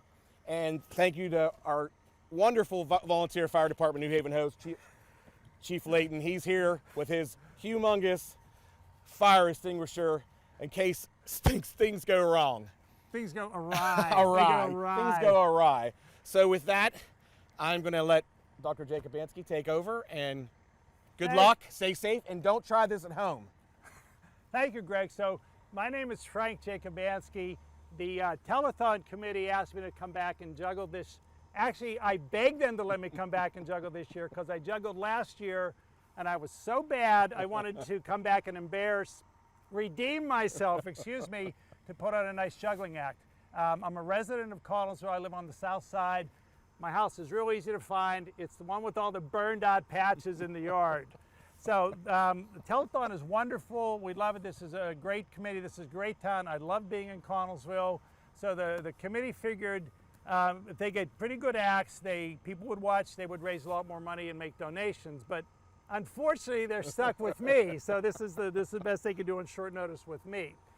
So what is juggling fire? It's really not that hard. It's basically juggling clubs, which anybody can do, and you light them on fire. You just have to put countless hours into practice, which in retrospect, I probably could have used my time better curing cancer or something like that, but we are where we are. But it's sort of like flying a plane. It's easy to juggle, but when you add that element of fire, you know you shouldn't be doing this. Like in a plane, you know you shouldn't be up in the air 5 miles. I know I shouldn't be juggling fire. So what do we use when we juggle fire? Well, I'm going to get back up here, and we use specialized clubs. We call them torches. And it has what's called a wick, which is made out of Kevlar. And I don't know the chemistry, but these have lasted me 5 years, and they haven't disintegrated yet. Hopefully they will not do that tonight. But we also use a fuel, and I'm sorry I'm walking back and forth, but the fuel is not gasoline. It's called white gas or camping fuel. And a little plug for one of the local businesses. I got this at Spotto's. I completely cleaned them out this past weekend, so if you want to go camping and use it, I'm sorry. But I also have another plug out to Stone & Company, because Stone & Company, I went down there and I talked to John Tressler, who is about the smartest man I know. So he and I jury-rigged this bottle that I could put gasoline in it and it could come out safely.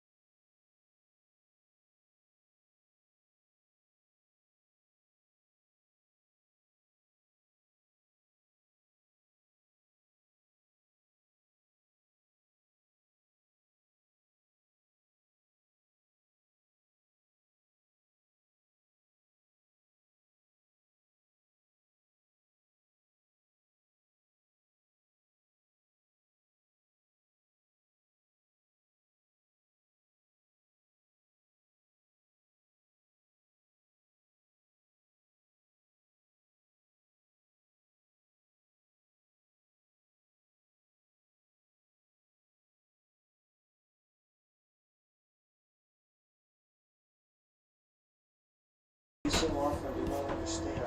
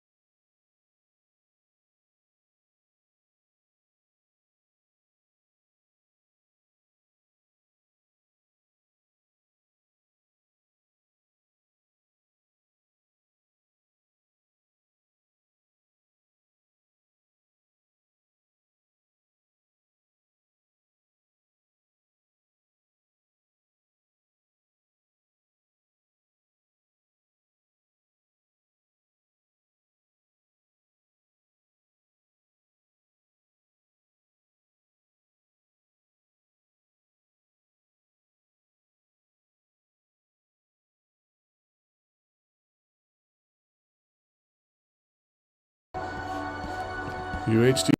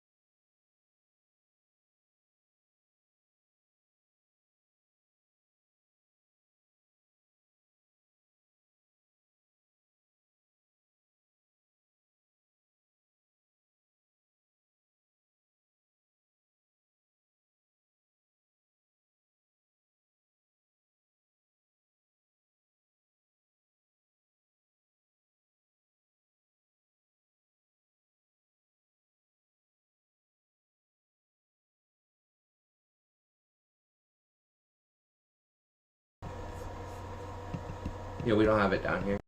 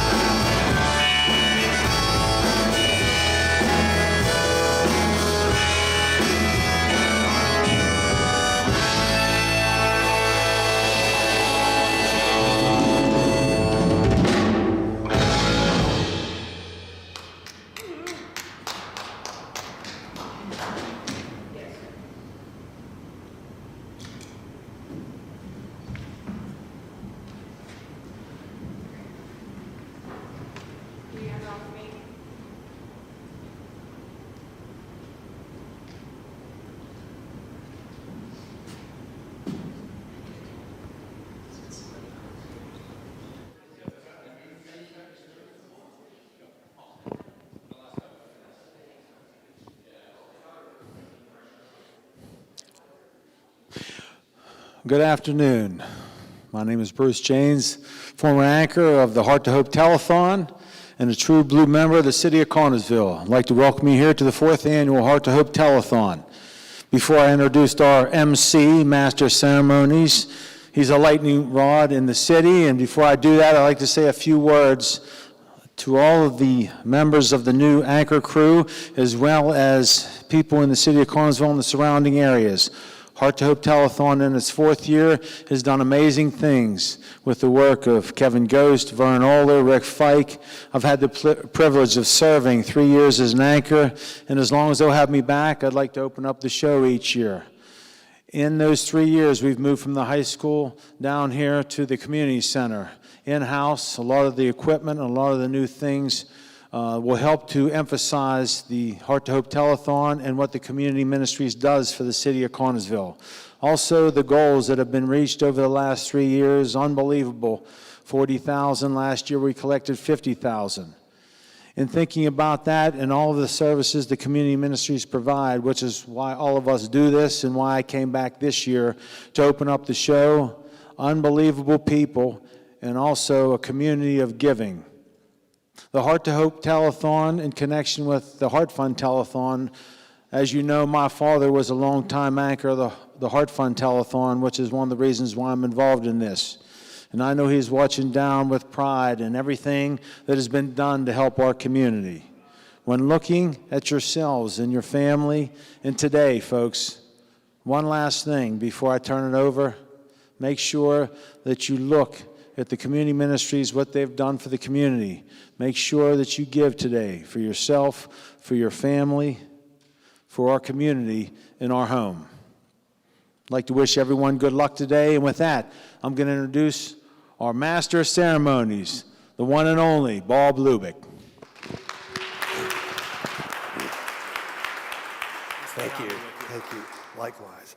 Good afternoon, Connersville, and welcome to the 4th annual telethon. And it's such an honor to be introduced by Mr. Bruce Janes, whose father, Ken Janes, was very involved in the original telethon, the Heart Fund Telethon, from which this telethon has taken its inspiration. So it's a real privilege to be here today, and I hope that the good Lord opens your hearts, your wallets, and your checkbooks so that we continue the good work that is needed here in our local community. The Community Ministries does such good work, but we can't do it without you.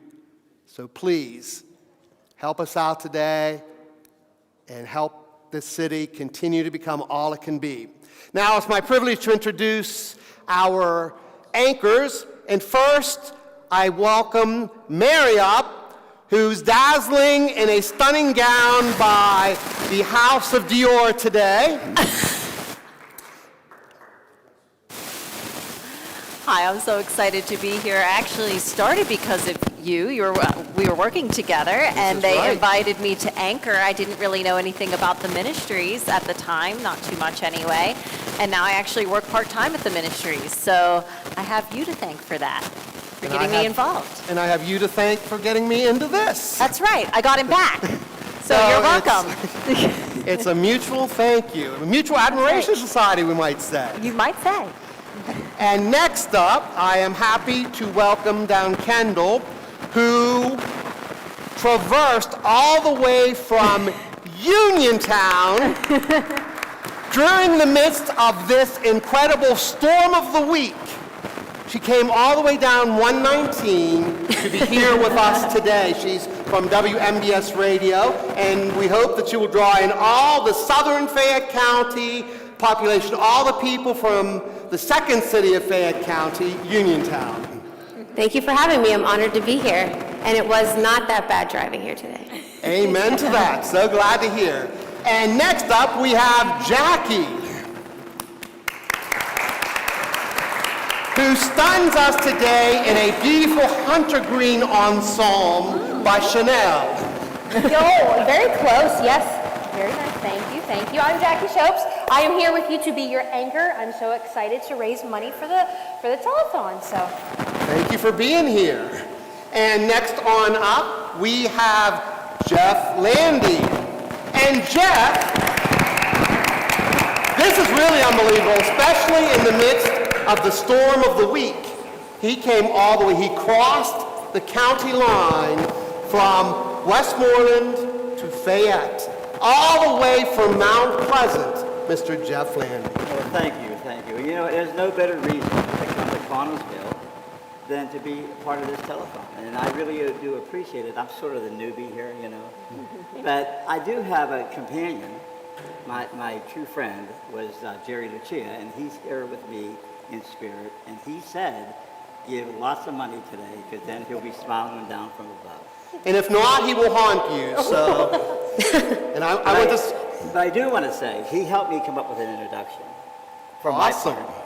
So I'm going to say, live from Connellsville is the Heart to Hope Telethon. Just like Amen, brother. Preach it, brother.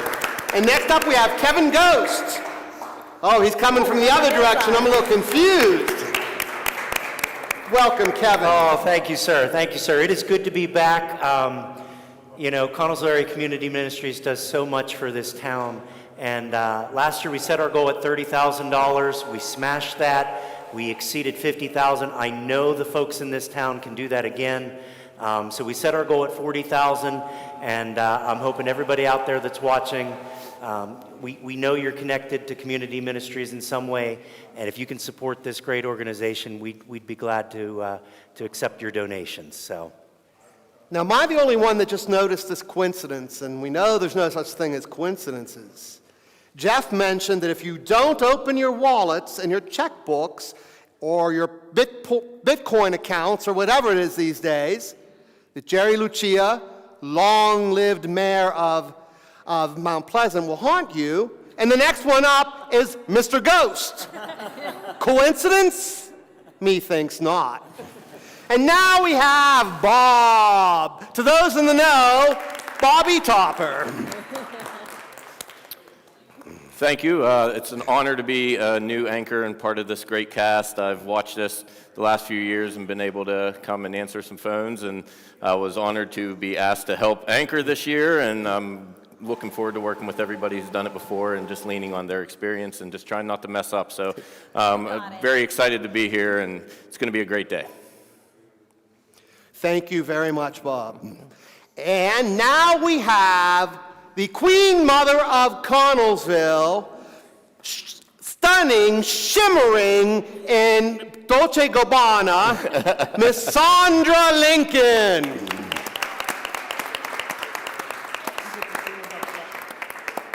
You stand in front of me, you sparkle, dear. It is a pleasure to have you with us. Thank you very much. I'm happy to be here. Can I call you your honorette? You can. But I was with the Heart Telethon in the 80s.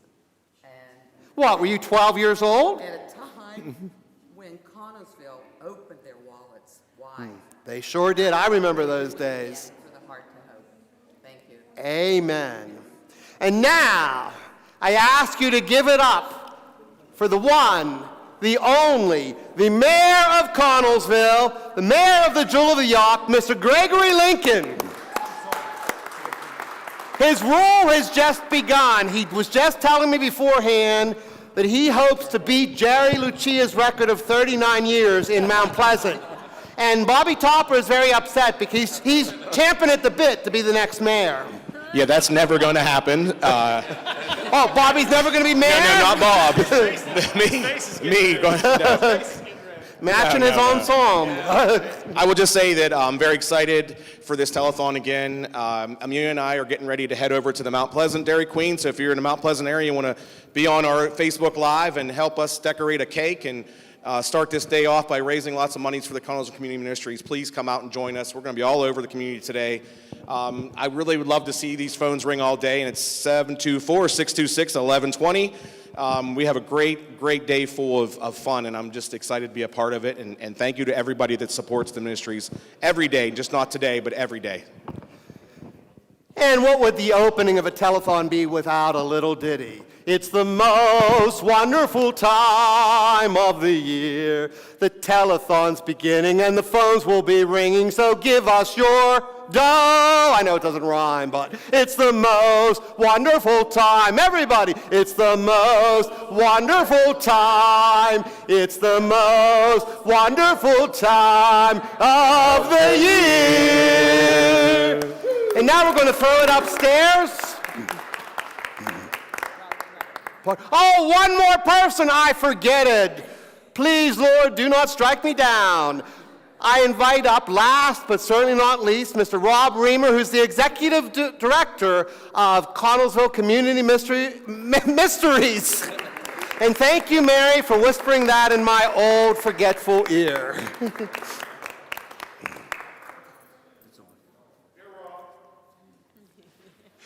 Thank you. As you said, I'm the Executive Director here at Connellsville Community Ministries. And I want to thank everyone that's come out and is on this stage today, behind the scenes, everyone sitting and watching at home, everyone that has donated their time or their money to this cause.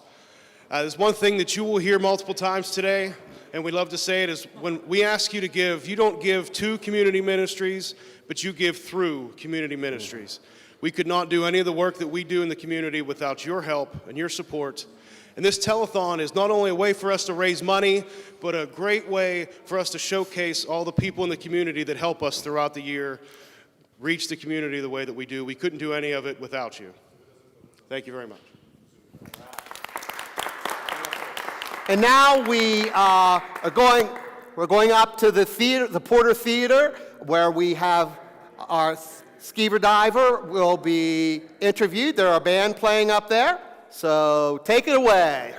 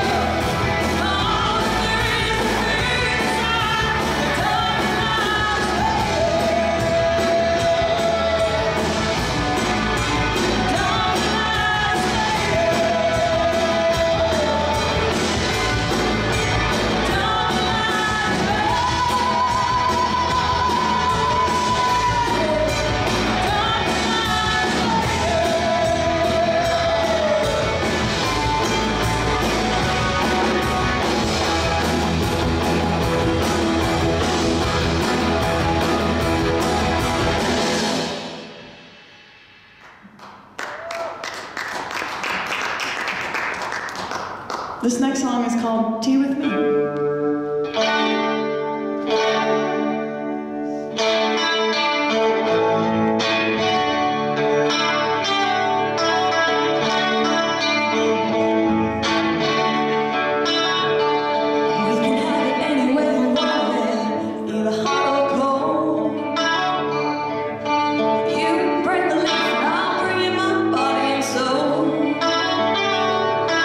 Sitting on the back porch, restlessly.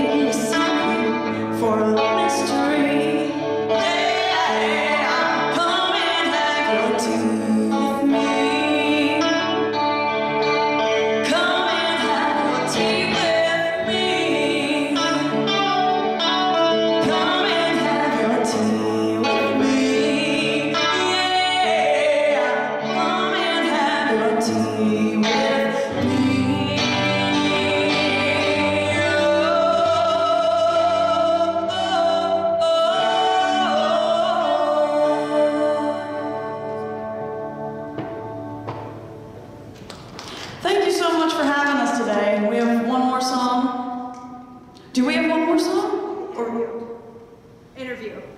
I don't think we have one more song. Okay. I think we're going to chat up here.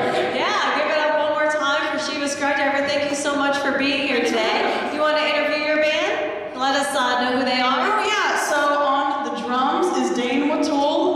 He does a fantastic job with us all the time. Awesome. And over here is my bandmate and my songwriting partner, Ed Skeewer. And I'm Kelsey. Very nice to meet you. And you guys have been here with us, is it every year? This is our second year. Only our second year. Fantastic. Thank you so much for coming back. So how did you guys get started? How long have you been together? Ed and I have been playing music together for 13 years, I think. 13 years. That's incredible. And we did pick Dane up along the way a few years ago, too. That's great. And where do you play? What kind of events do you play at? We played at the Rib Fest in Connellsville this past summer, so that hopefully we can do that again. But we play a lot of the breweries and pubs around here. Yeah, fantastic. That's awesome. And tell us a little bit about what inspires you or how you kind of come up with the sets that you guys are going to do. So everything we played today was music that we've written, and I think for Ed and I write all the music together, and it sort of depends on, we're inspired by whatever we're reading at the time and what's going on around us. And you know, the set for today, we knew we had a short one, so they're all our favorite, but we picked some of our favorites, a couple of newer ones that we wanted to present. Fantastic. Well, they just told me that we are going to have you play one more song for us, so I'm really glad that you get to play again because I really enjoy hearing you. So give it up one more time for Shiva Skydriver. Thank you. This song is called Radiate, and you can listen to our music on Spotify or wherever you stream your music. Just look up Shiva Skydriver and you can find us.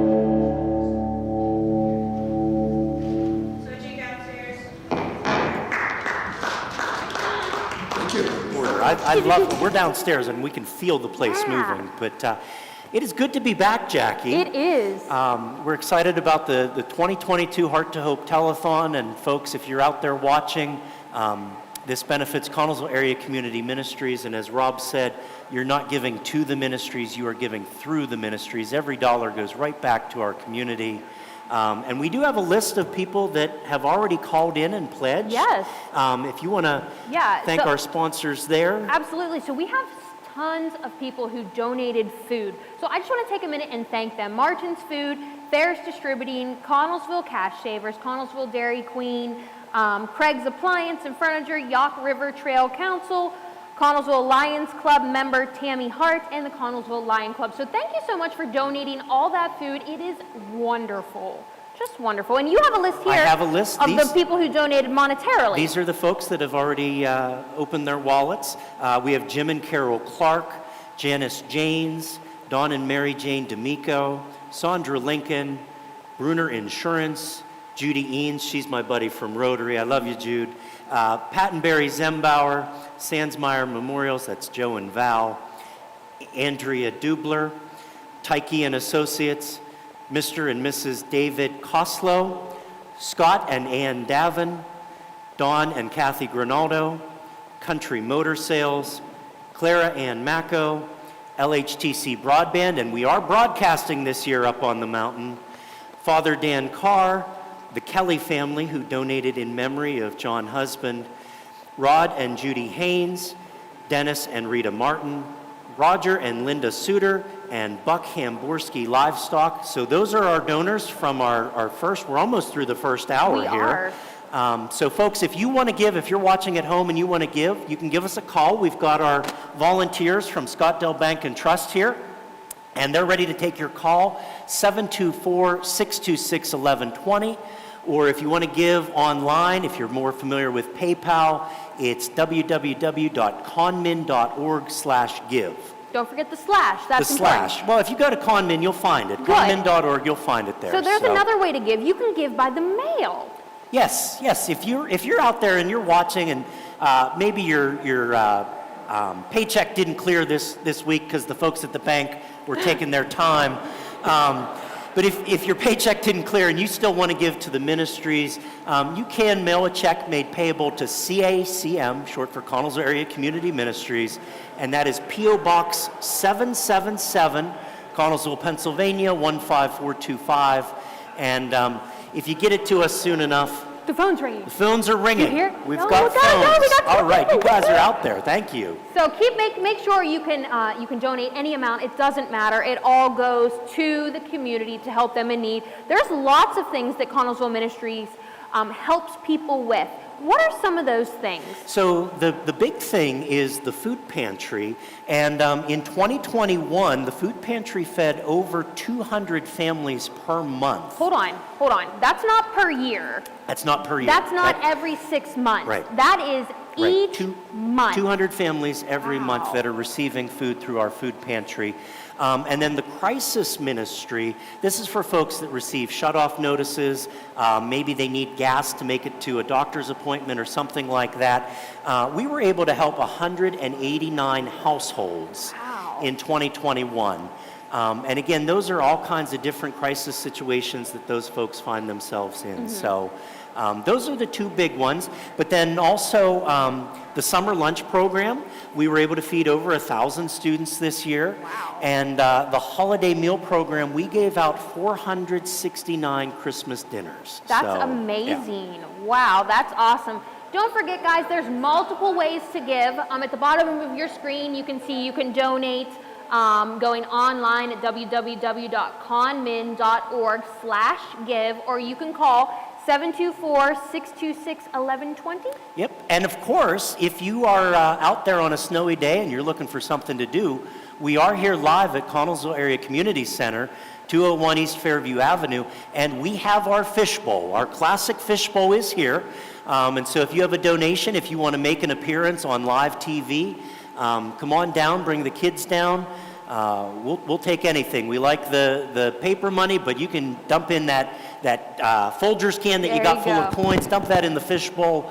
And we have a ton of prize baskets. So every dollar donation, every time you give, whether it's $1, $5, your name gets entered in for a drawing to win those basket prizes. And we're going to take a look at those here in a little bit.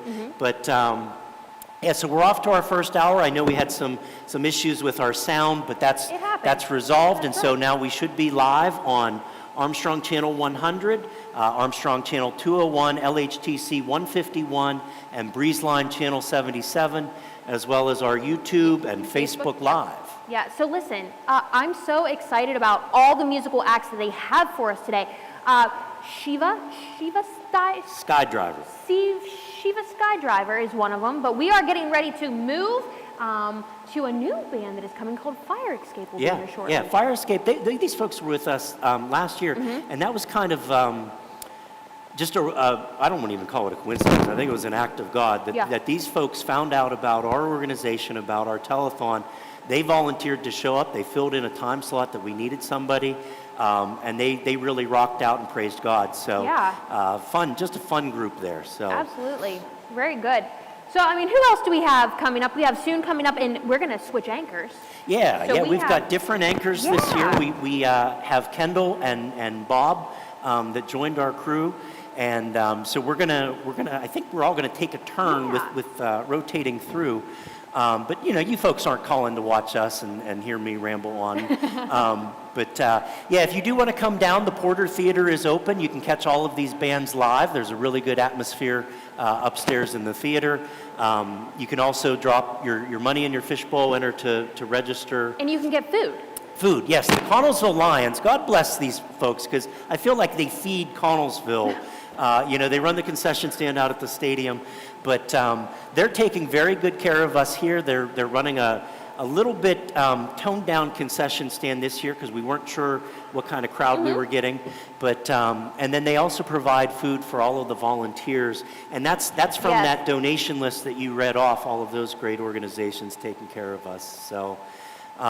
So you know what? We do have a donation. I think that they're gonna show us here in a little bit. So remember, when someone donates, if you want to be on live TV, you most certainly can, and you can show what you're donated if you want. Yep. You guys can come on down, and Just Bob is over there, and he's gonna accept your donations, get you on camera, talk to you for a little bit, and we're gonna check in with him shortly on our tally board. But I know we started off the day with $1.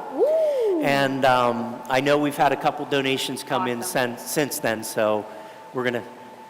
Good. So we are here from 1 to 9. 1 to 9 p.m. The whole way through. You can come at any time. Come at any time to donate, to get some food, to watch the musical acts. I mean, there's all kinds of stuff for you to do here today. So I think we're going to check in with Bob now. He's got an update for us.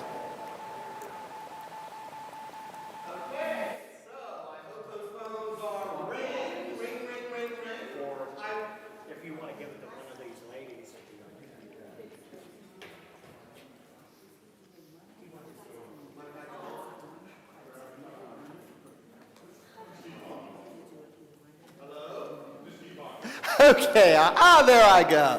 Technical difficulties, folks. Can't help it here in the small town world. But I want to remind everybody out there that if you call in and make a donation, if you email a donation, if you Facebook a donation, if you Instagram a donation, if you Twitter a donation, I don't know if you can do all those, but try. Or if you come in live and present us with something, you are entered into a drawing for our lovely baskets here. So we want to say thank you to all you for helping us. So remember, you're not only giving, you're getting a chance to win. So are we ready to give an update? Or are we ready to welcome okay, come on over. We have a very big check. Look at that, ladies and gentlemen. That is a check. And I take it from Scottsdale Bank and Trust, and look at that amount, $1,500. And this lovely lady and gentleman are two of the people over there answering the phone. So they're not only giving us money, they're taking your donations as well. So thank you so very much. Unfortunately, it won't quite fit in the fishbowl. I'll make it fit. Thank you very much. Well, we'll put it back here. And I understand that actually legally this is legal, I understand. I actually do believe that I read that you can, any kind of check, doesn't matter how big it is, I could actually use that. Am I going to give that back? Oh. There you go. So, thank you. Now, you guys say something. How did you come across this $1,500? Did it come out of your vault? So, yes. Somebody we safety put this all deposit together, box. and it's in the trunk, and we have to unload it somehow, so we just brought that in for right now. We do not do money laundering here at Community Ministries. No. But we're so happy to be here to join in with everybody, and everyone is so passionate and works so hard for this day, for the Heart to Hope Telethon that benefits Connellsville Community Ministries. And we're happy to join in with all the organizations and be part of it and donate and continue to do things throughout our communities throughout the year. So, Bob, thank you for being with us, and I hope that you exceed your goal again this year. Amen. Thank you, Scottdale Bank and Trust. We appreciate your generosity. Oh, Indian givers. Or do we say Native American givers now? Oh, and the Queen of Connellsville, what do you have for us? I have a donation from my niece, Jillian Bellina, who is a junior at Geibel High School, and she is practicing for the musical. But she wanted me to donate this to the Heart to Hope Telethon. And also today is her grandmother, my sister Mary's birthday. So happy birthday, Mary Bellina. Happy birthday, Mary, and thank you so much, Jillian. As a Geibel grad myself, I'm proud to see one of our students stepping on up. We have another gentleman ready to fill the fishbowl, sir. And tell our people something about you. Your name and... My name is Ed Yunkin. I live on East Peach Street. I'm with the Police Auxiliary, and I want to make a donation for $50. Well, thank you very much, Ed. We appreciate greatly. And thank you for all you guys do for the city. I know your service as well, and you guys do wonderful work. And next up, I think we have, I was going to say Master Pat, but it's Pastor Matt.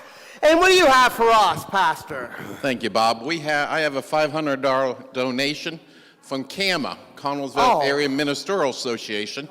Thank you very much. And we are so glad to be a part of this. And as Bob would well know, he knows many of us. Yes, indeed. President Don Smith, myself as Vice President, Mike Martin at Central Fellowship as Secretary, Brian Higby, and others are involved. We just appreciate community ministries, so we want to be a part of it, give through them to help others. Amen, brother. Preach it, brother. So thank you, Bob. Thank you, Matt. God bless you. Well, see, slowly but surely that fishbowl is filling up.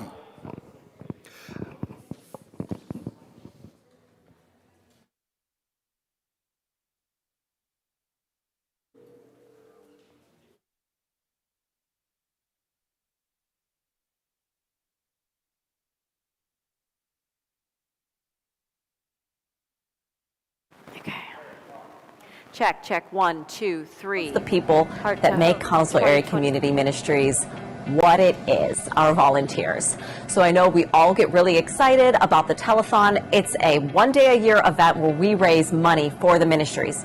But what does that mean? Where does that money go? And what do they do with it afterward? But we're going to talk a little bit about that today. And our volunteers, without them, we would not be able to do what we do every single day. So let's talk a little bit to our volunteers and see why they care so much about the ministries. Yeah, I'm Jack Love, and I'm one of the managers at Community Ministries for the Food Pantry. My favorite part of working at the ministries is just helping the people. I know people need help, and it's very satisfying. And when people donate to us, we go through the clothes first, make sure they're all right. Then we take them upstairs. Most of it goes to sell, but We also have it for people who need, and we can just give it to them. My name's Francis Cavalier, better known as Caddy. I'm in charge of the food bank, and I take care of all aspects of the giving the food to the people. When the food comes in, we unload the trucks, put it on a conveyor. If it's produce and senior boxes, they go upstairs, and we get ready for the following week when we have the food bank. And it's just a pleasure to serve people.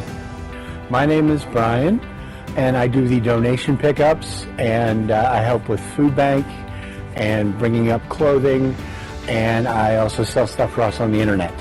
It's very family oriented here, you know. We're pretty close, and everybody jokes around, but you know, you get the job done too. Sometimes I don't do furniture pickups too much anymore because we have some help for that, but we would go on furniture pickups and we got to pray with people. Hi, my name's Joe Adams, and I go around and pick up furniture and that at the houses or wherever, and then we bring it here. And when you really see the people that we have, there's a need for it, really a big need for it, because there's a lot of people that needs help around here. So, and then I enjoy it, seeing their smile on their face and thanking us how they do with everything. And they want to talk forever because they're lonely. You know, a lot of people are lonely, and they really enjoy it. A lot of them thank us over and over when we pick up stuff.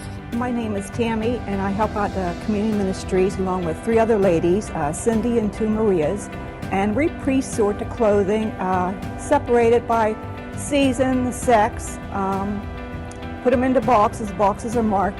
Sometimes there's a few household items. We take them down to Terry so that's where he sorts the household items.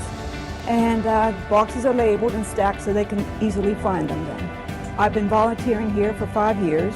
Many years ago, let me think, probably over 24 years ago, we started collecting clothing at my church in Owensdale.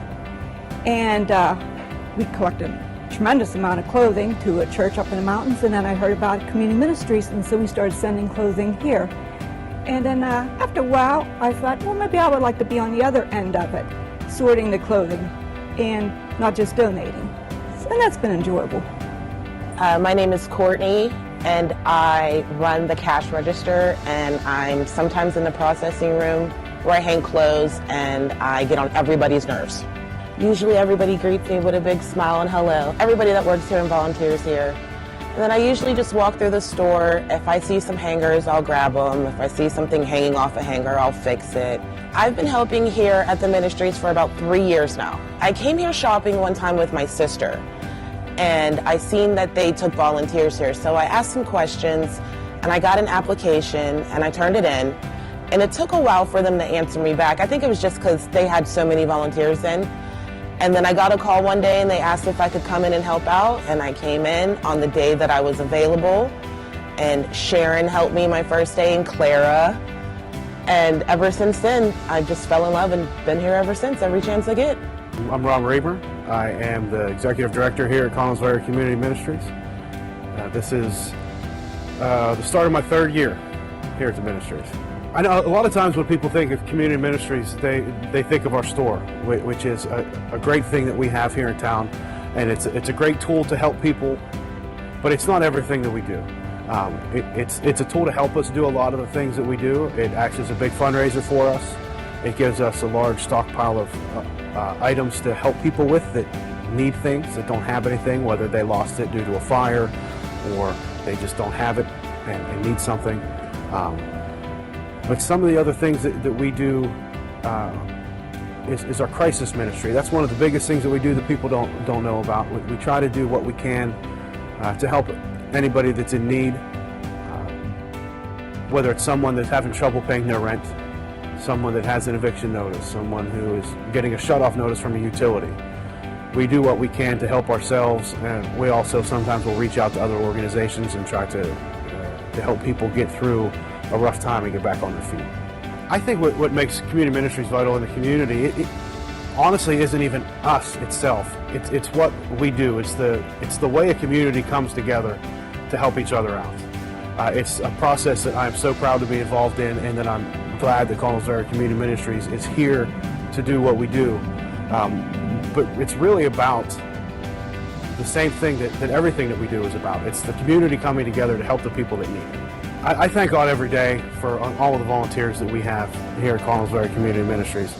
Nothing that we do, whether it's on a day-to-day basis or a special event that we're trying to help out with, nothing that we do would happen without the volunteers that we have. They're the heart and soul of this organization, and whether you're talking about somebody working the cash register at the store, somebody driving a truck to pick up the food, or somebody handing out a meal to someone that needs it, it's almost always being done by a volunteer.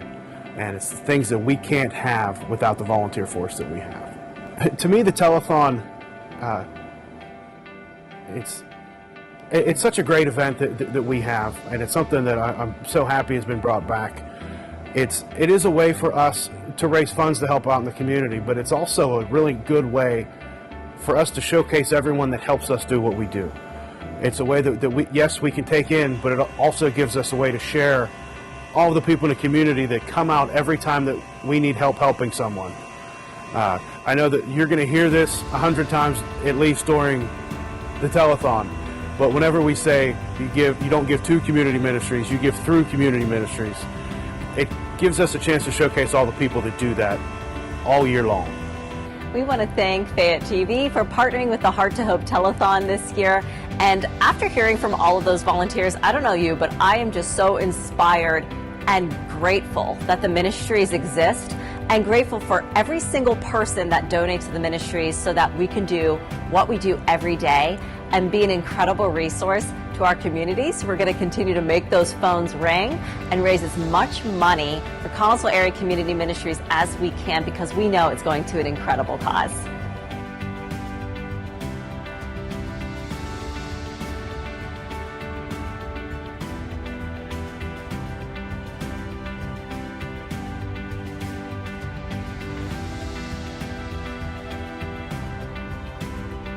Check in. I know we've had some donations come in, so we're going to update our tally board here. Remember, our goal for today is $40,000.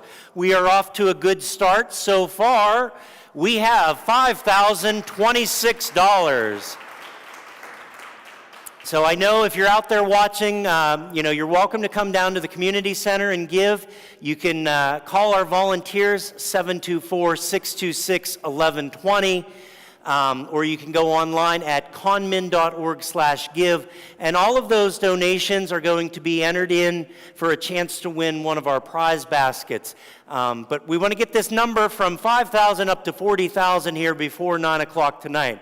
So I'm on my way to our total here, because I've got my friend Mr. Fiesta, and he's going to come on out.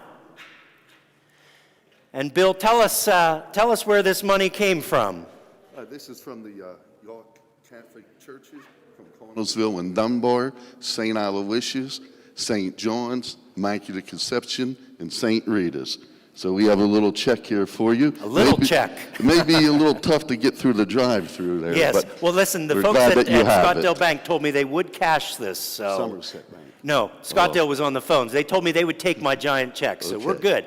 So, all right, folks. Well, thank you for everything you do. Thank you for the York community, Catholic community. Thanks, guys. Thank you.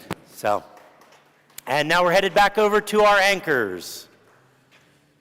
So we are not Kevin and Jackie. I know that we look a little bit different from last hour. I'm Mary, and this is Kendall. Welcome, Kendall. Thank you, Mary. Yeah, so we're so excited we're together, especially because I've never been with another girl for the hour. It's always me and a gentleman, which I love our gentlemen. Yes. But it's nice to I've never been here at all. I know. So don't be nervous. We're going to be all good. But I do know that, first of all, the check that we just got, that was from the place that I work in, the York Catholic community. So thank you so much to all of our churches in the York Catholic community that donated to the ministries. I love you all. And I understand that we are going to our watch party. This is our first check-in of the day? Yes. So our watch parties, they are going on all over town. and Mount Pleasant as well. Right. So we have our Dairy Queen Mount Pleasant and Connellsville Mount Pleasant always have a watch party.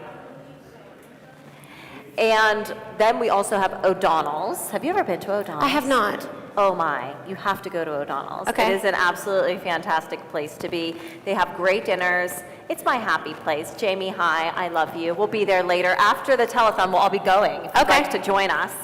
And we have Fox's Tavern. Fox's Tavern is located on the south side of Connellsville. They are incredible. They always go above and beyond for the watch party. If you've ever seen the Connellsville parade, the Halloween parade, they go all out. Okay. Yeah, so they're really awesome. Thank you, Fox's Tavern, for everything you do for us.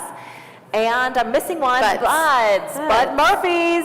I do know about Buds. We all know about Buds is how, I'm also a Uniontown girl. That's right. Two Uniontown girls here right now. And we're both left-handed. Yes, we are. Now, we were Raider. You were a Raider, right? Yes. Okay, she was a Red Raider. I was a Mustang, but today we're coming together. The rivalry is no more.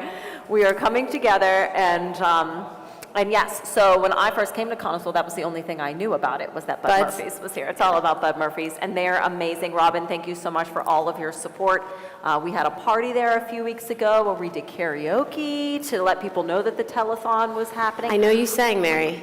I did. Mary's been practicing singing all day. I love to sing. I sing in the musical in my mind all the time. It's just a constant musical forever. I'd love to have a microphone if I could. If I could have a handheld microphone, I don't know where it is right now, but I'd love to talk to some of our fun people answering the phones, and we'd like our phones to ring. Kendall, why don't you tell them how to call in if they're not calling in? Thank you, Bob. You will call 724-626-1120, and you can donate by credit card or check. If you want to make your check out to the Connellsville Area Community Ministries, and the address is P.O. Box 777, Connellsville, PA 15425, and please put Heart to Hope Telethon in the memo. Fantastic. So let's make those phones ring. But before I talk to some of our friends here, we are going to throw to Greg Lincoln. Greg is right now at the Mount Pleasant Dairy Queen for our first watch party. Of course, your family is a huge part of this day. And we're very, very appreciative to not only you all, but all the employees of Lynn's Dairy Queens for being so supportive of the Connellsville Community Area Ministries. So, do we want to go into making the cupcakes? Sure. Okay. Let's put our gloves on. We'll check here. Oh, you already have yours on. Millie's ready to go. I'm just wondering if she's going to be able to have that thing gone by the time we get to the next stop, which we will be headed to Connellsville's Dairy Queen here after here. So if you want to come up and be on our Facebook Live and be on the Heart To Hope Telethon, come up and get some ice cream or make a donation. We'll be happy to take it from you. So what flavors do we got? So our cupcakes have a chocolate base with a fudge and crunch center and a vanilla top, and then we top them with whipped cream, sprinkles, and picks or different kinds of rings or however you want to decorate. Yeah. How do you want to do it? Hi, we are here at I'm going to be terrible at this, so my design is not going to be well. I don't know if I've ever actually did this before, so. So we have a tip on them, and all you want to do is just Start at the center? No, you want to start right on the outside at one part and just keep going around? do a circle My goodness. until you get the whole way to the top. And just keep going around? Yep. My goodness. I'm doing it. You guys are. And I like the blue. They look great. I think Amelia's the future. Look at that. I'm thinking she's a future employee of the Lynn's Dairy Queen family. Once she's old enough to work there, she'll be. Funny thing is, you have to keep her in line and not have her eat too much icing. She might get a little bit of sugar poisoning if she eats too much icing. So then I have sprinkles. Sprinkles. And chocolate cakes. So Amelia's huge at the Dairy Queen we go is she gets a small chocolate cone with rainbow sprinkles. So. Is this a learning experience? It's a learning experience.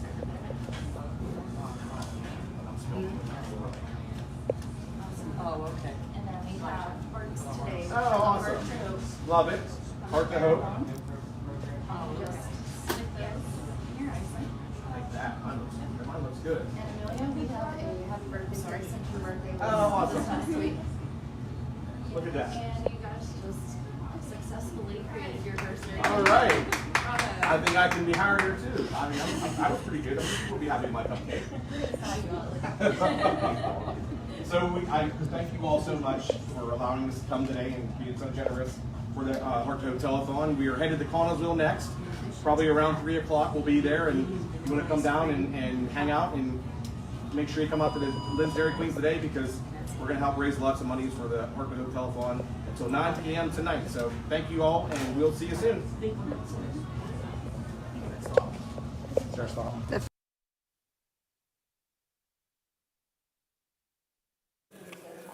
have our band coming at you, Fire Escape, and our Christian rock band. Okay. Hi there, we have our second band. This is one of my favorites. Yes, they are Fire Escape. They are a Christian band, and they are really good. Yeah, they are a rock Christian band. I only heard them last year was the first time, and I was really mad because I think that hour I was sitting here and I wasn't able to hear him, which is happening again. So Well, you can replay it. Yeah, that's true. I can hear it over and over again, but be really loud, guys, so I can hear you upstairs. So we're going to listen to Fire Escape. Enjoy.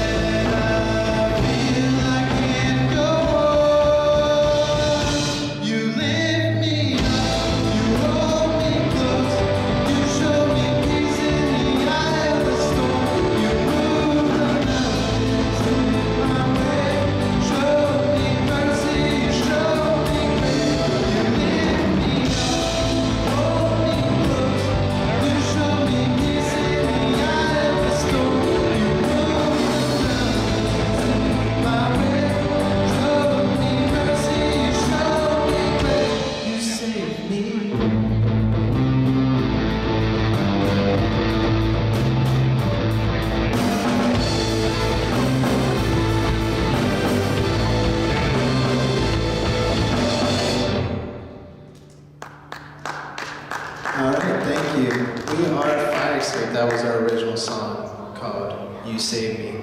And we have a couple more for you.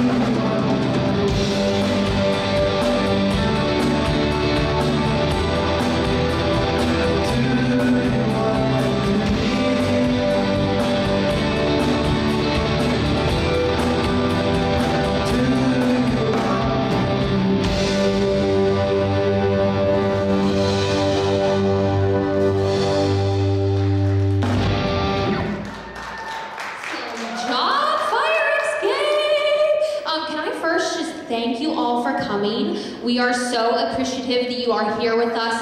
And am I allowed to bring attention to your shirt? Like, this is a fantastic shirt. I just love it. It has a cat on it. What better shirt to wear than a shirt with a cat on it?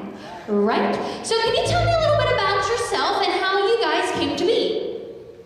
So we are Fire Escape. We formed in 2019. We all kind of went to the same church and gathered together and formed a band. Actually, in November, we did lose our lead singer, so I'm filling in. We're looking for someone. Hey, you sound great. Can I sing with you? All right, good. All right. We're currently working on our first album. We have about 8 or 9 originals now. So fantastic. That's awesome. You know, I also know how to play the air guitar really well, so I think I'd fit in. Like, I can... Right? So I also love how you guys rock out for Jesus. That makes me, like, so exciting. Because, like, of course we can sing hymns and we can do contemporary, but let's rock out. Like, I love it. I love it. So can you guys introduce yourselves and obviously what instrument you play? Not that I can't tell by what you're playing, but tell me. So I'm Steven. I'm doing lead vocal right now. I also play guitar. I'm Jackie Shopes and I play the air guitar. I am Rachel and I play piano and I also do vocals. Love it. This is our amazing bass player, Maxwell Antonucci. My name is Maxwell. I play the bass guitar and I like it. Awesome, Maxwell. I love that you love the bass guitar. And our friend back here. My name's Jason and I play the drums. Are you sure? I'm pretty sure. How sure are you? Because I don't think you have enough drums here. I try to play the drums. I love it. You do a fantastic job. I cannot play the drums. Only instrument I play is, in fact, the air guitar. And I mean, I'm one heck of an air guitar player. So my friends, what is one of your most favorite songs that you play? Is it one that you've come up with? Or is it one that you play that someone else has come up with? Do you have a favorite song? Yeah, I mean... You are tested. Yeah, like, you never know what questions I'm going to ask you. Like, it's just you are here. One of my favorite songs to play is original we did. It's called Escape. Oh, nice. We won't be playing it today because I can't sing and play it.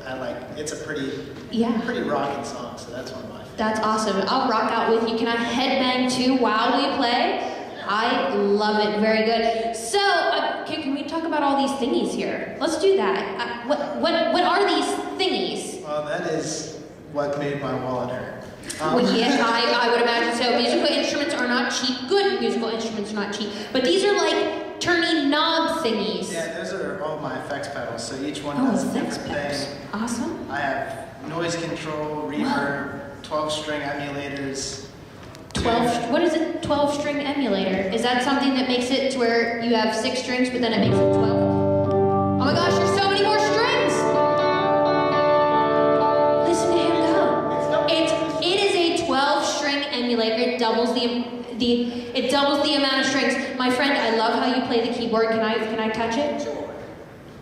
And it's turned off. It's okay. Oh yeah, I'm gonna rock out with you. So listen, Fire Escape, you were doing a wonderful job. I'm actually gonna let you play some more and stop quizzing you on everything. And we're gonna shoot down to the anchors who are gonna give us some more information about the telethon. My friends, thank you so much and keep rocking on that cat shirt.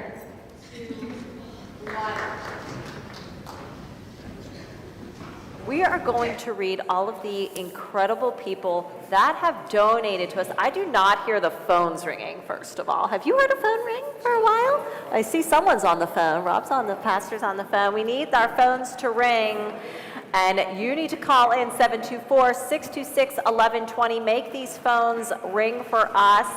But there have been some incredible people that have donated to us last hour. And who are they, Kendall? Tell So us who they are. generous. We have Christian Most, Brenda Pennington, Kenny Gardner. We had an anonymous donation for $500. Mary Kay Dunaway, Betty Husband, Larry and Tammy Garlick, Atkins Music Center, Elmer and Peg Reamer, Wesley Circle of Central Fellowship Church, and Hank Opperman. And we also have Clubhouse Pizzeria. Thank you. I love your pizza. I don't eat it too much, but you do have cauliflower crust. Thank you for that. Oh, that's good to know. We have a $1,000 anonymous donation. Cindy Ghost, our incredible manager here at the Community Center. Thank you, Cindy. Patrick Colino, my best friend. Hi, Patrick. World of Good, Mr. and Mrs. Richard Ogilvy, Kathy Morris, Clara and Donald Broger, Sue Husband, Highlands Hospital. Thank you, Highlands. Thank you so much for all of your work on the baskets that you do every year. They're always incredible. Thank you for your continued support. Nick Oler, Tim Bednar, Vern and Kristen Oler. Vern's over there being our floor manager, and he is the man. And Kristen, of course, is helping us as always. So thank you guys for your continued support. And Maddie works in our crisis ministry. That is their daughter, and she does a fantastic job. She is back there piddling away, doing the hard work of getting all those donations in, making sure every single penny is counted. So thank you for all you do for us, Maddie. And the Arch Cafe, they also donated. Thank you so much. So we want to talk to some of our friends back here that are, since our phones aren't ringing, I might as well get to talk to you guys. So we want our phones to ring. So I saw you on our video about the ministries. Yes, oh my goodness, I didn't know there was a step there. There is, it's like right there. I'm gonna have to have Kevin make that smaller next year.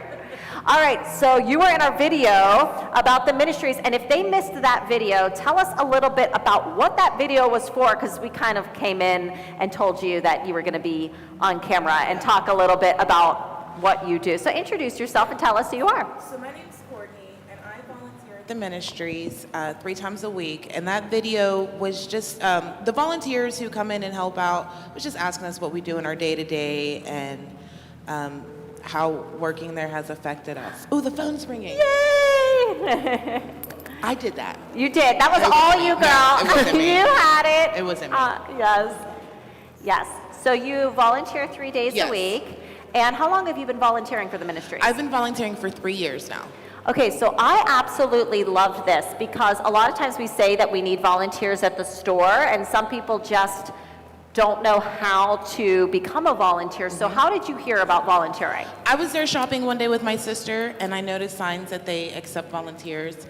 And I had asked Donna works in the office, if you need help, Donna's the one that helps you. And she gave me some paperwork, and I filled it out, and a couple weeks later, I was volunteering. Fantastic. And tell us a little bit about what you do on a day-to-day basis at the store. At the store, I annoy just about every single person who works there as much as I can, especially Rob and Stanley Smith. Stanley, we love you. I work on the cash register. If anybody needs assistance with anything, I try to help them, but I usually direct them to Rob because I don't really know anything. And I just try and help as much as I can all day long. Fantastic. And has it been rewarding for you to volunteer down there? Yes, I love it. I look forward to going down there. I actually have an 11-year-old daughter, and I make her come with me on Saturdays, and she loves it also. Fantastic. That's awesome. So if you have someone who's younger, maybe in middle school or high school, needs service hours, that's also a really great way to get service hours for your community and get to know about all of these amazing things going on at the ministries. Did you know everything that the ministries did before you started helping? I just thought they had the Care and Share store and they did the food pantry, but there's so much more. When I realized how much that they actually help the community, I was blown away. That's awesome. That's amazing. Thank you so It's much great for volunteering Thank and you. having your happy face down at the store. So when you come down to the store, you can come shop yourself, and that is just our way of also being self-sufficient so that we're not constantly asking for these donations. Obviously, we're asking today for your donations, but throughout the year, our volunteers run our store, and you can get clothing, furniture, household items, all sorts of goodies. And if you have any items you'd like to donate to us, we always like to have those. And I love that there's so many people on the phone right now. It's because of you, because of what your volunteer. Yes, absolutely. So thank you so much for all that you do. So the people on our phones right now, they are actually on our board. So our board meets throughout the year, and we talk about our mission and some of the things that we are doing in the community that Connellsville Area Community Ministries provides. And if it wasn't for Connellsville Area Community Ministries, there are a variety of things that just would not happen in our local community. So today, we are being fed all day. We are not going hungry by any means. No. In fact, I'm thinking about a snack right now.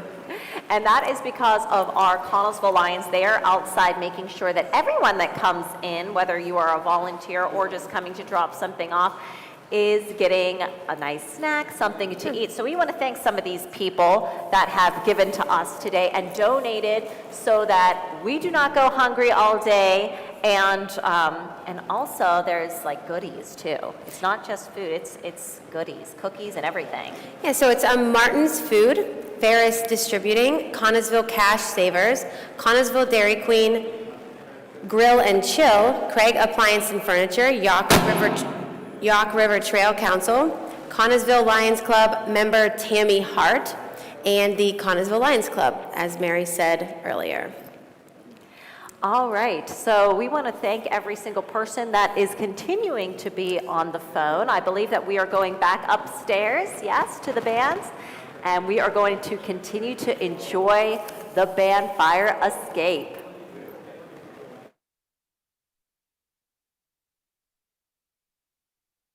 Hello. Once again, we are Fire Escape. Thank you very much for having us, and here's another one of our originals.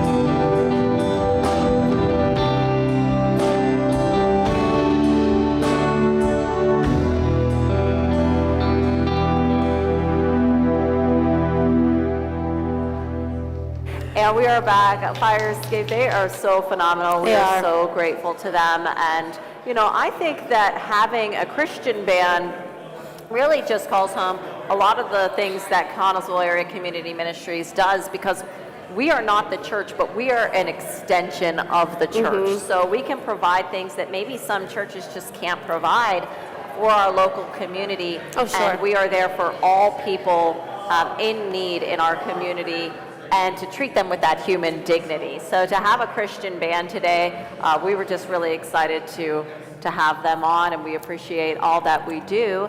And we think that we are going to somewhere, I don't know where. Kevin is Where are we coming. going? Kevin is going to do a tally, and there he goes.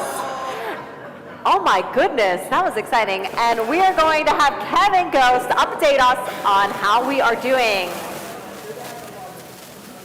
Sorry, Mary, that's the problem with only one handheld wireless mic. I got to run over here. But yeah, so we are off to a good start. We are wrapping up our second hour, and the last time we checked in, we were just a little bit past that $5,000 mark.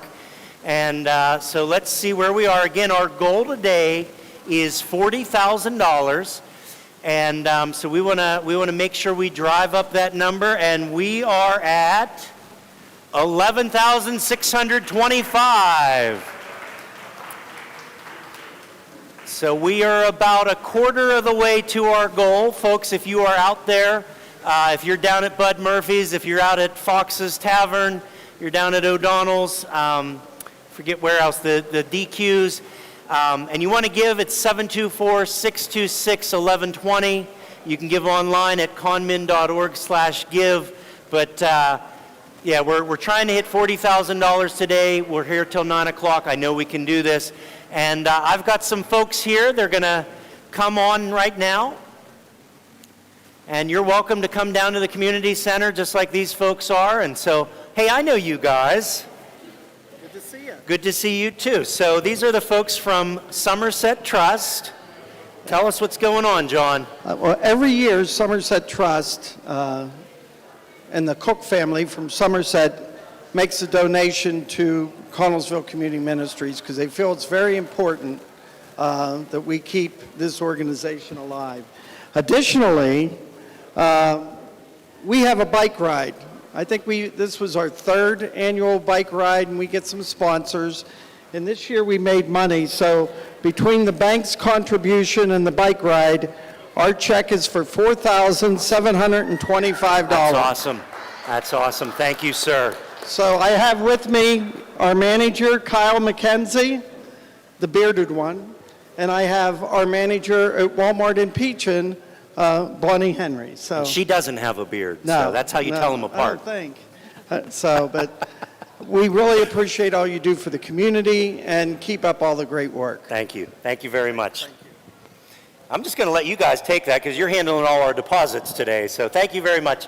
Yeah, if you're out there and you're watching us and you're looking for something to do, come on down to the Connellsville Area Community Center. We've got the bands going upstairs in the Porter Theater. But you can come and drop your money into the fishbowl. And we'll take any amount, if you drop some coins in, you drop some dollars in, and you will be entered in for a chance to win all of these baskets back here. We do have a signed Pens jersey from Jake Gensel. There's a swing here, a lot of neat baskets and gift cards and stuff like that. So any donation that we receive, your name will be entered into the raffle. And I think I've got some more folks coming. 1 second. They're filling out the paperwork. And I know these folks too. Are you here as individuals or? So.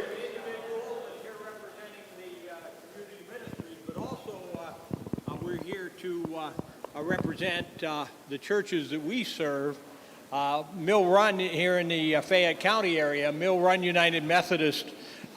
Kevin, we wanted to give a donation of $200 from Mill Run United Methodist Awesome. Church. Thank you. And put out a challenge to the other churches. It doesn't have to be a lot of money, but whatever they can do for the ministry will be well spent. So we make this contribution with a challenge to folks from other churches to get their boards to approve a contribution and bring it down here and put it in the fishbowl. And can you tell us who you are? Because I know who you are, but I don't know if these folks know who you are. Yeah, well, I don't believe I'm that infamous, but I am Pastor Rob Kiefer from Mill Run and Ohiopyle United Methodist Church, and this is my lovely better half. Hello. Lynn Kiefer, and she has worked so well with a lot of the community ministries things. We've had the mountain sign-ups for Treasures for Children and very successful Treasures for Children campaigns. And also we've helped out Mary the last couple years on the school lunch program. So, And so this is from Mill Run United Methodist Church. Sir. And a lot of folks, I don't think, realize that Connellsville Area Community Ministries does serve the mountain area. Absolutely. We encompass the entire Connellsville Area School District. So if your address is within the Connellsville Area School District, you are eligible for our services. And we do a lot of stuff through Mill Run United Methodist Church. Sure. You guys have been a great partner of ours. So thank you very much. All right. It's been very rewarding as far as we just feel the love that people give back to us because of us trying to help them. Yes. Yes. So, all right, guys, Kevin, thank you very God much. bless. Thank you. All right. Okay, and I think that's it for our fishbowl today, or for this time. So again, folks, if you're out there and you want to stop at Connellsville Area Community Center, we're here from 1 to 9. We have the fishbowl open. Those donations do go into the basket raffle. You can also call in. Our phones are kind of ringing. I think we've got one on right now. It's 724-626-1120. Or you can go to conmin.org/give and donate online there. So I think we have a video.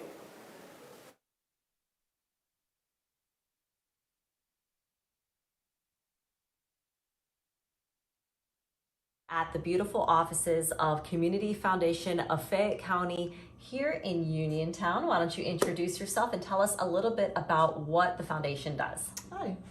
Well, thank you for joining us today.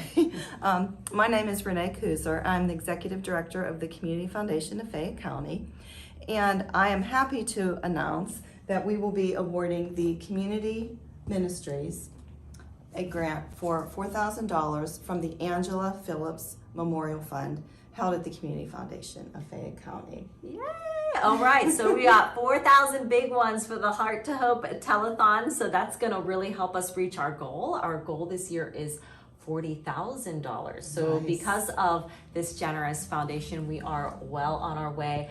And you do so much for our community here in Fayette County. Tell us a little bit about who you are and what you do and what you're about. Sure. I'll take the big check. I always enjoy getting those. That's one of the best parts of my job. So the Angela Phillips Memorial Fund is one of approximately 160 funds that we have here at the Community Foundation.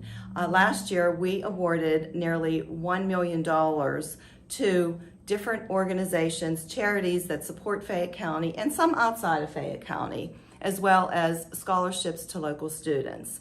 And we're very excited about our inaugural Gala of Giving, which is going to be held on March 26th at Seven Springs Mountain Resort.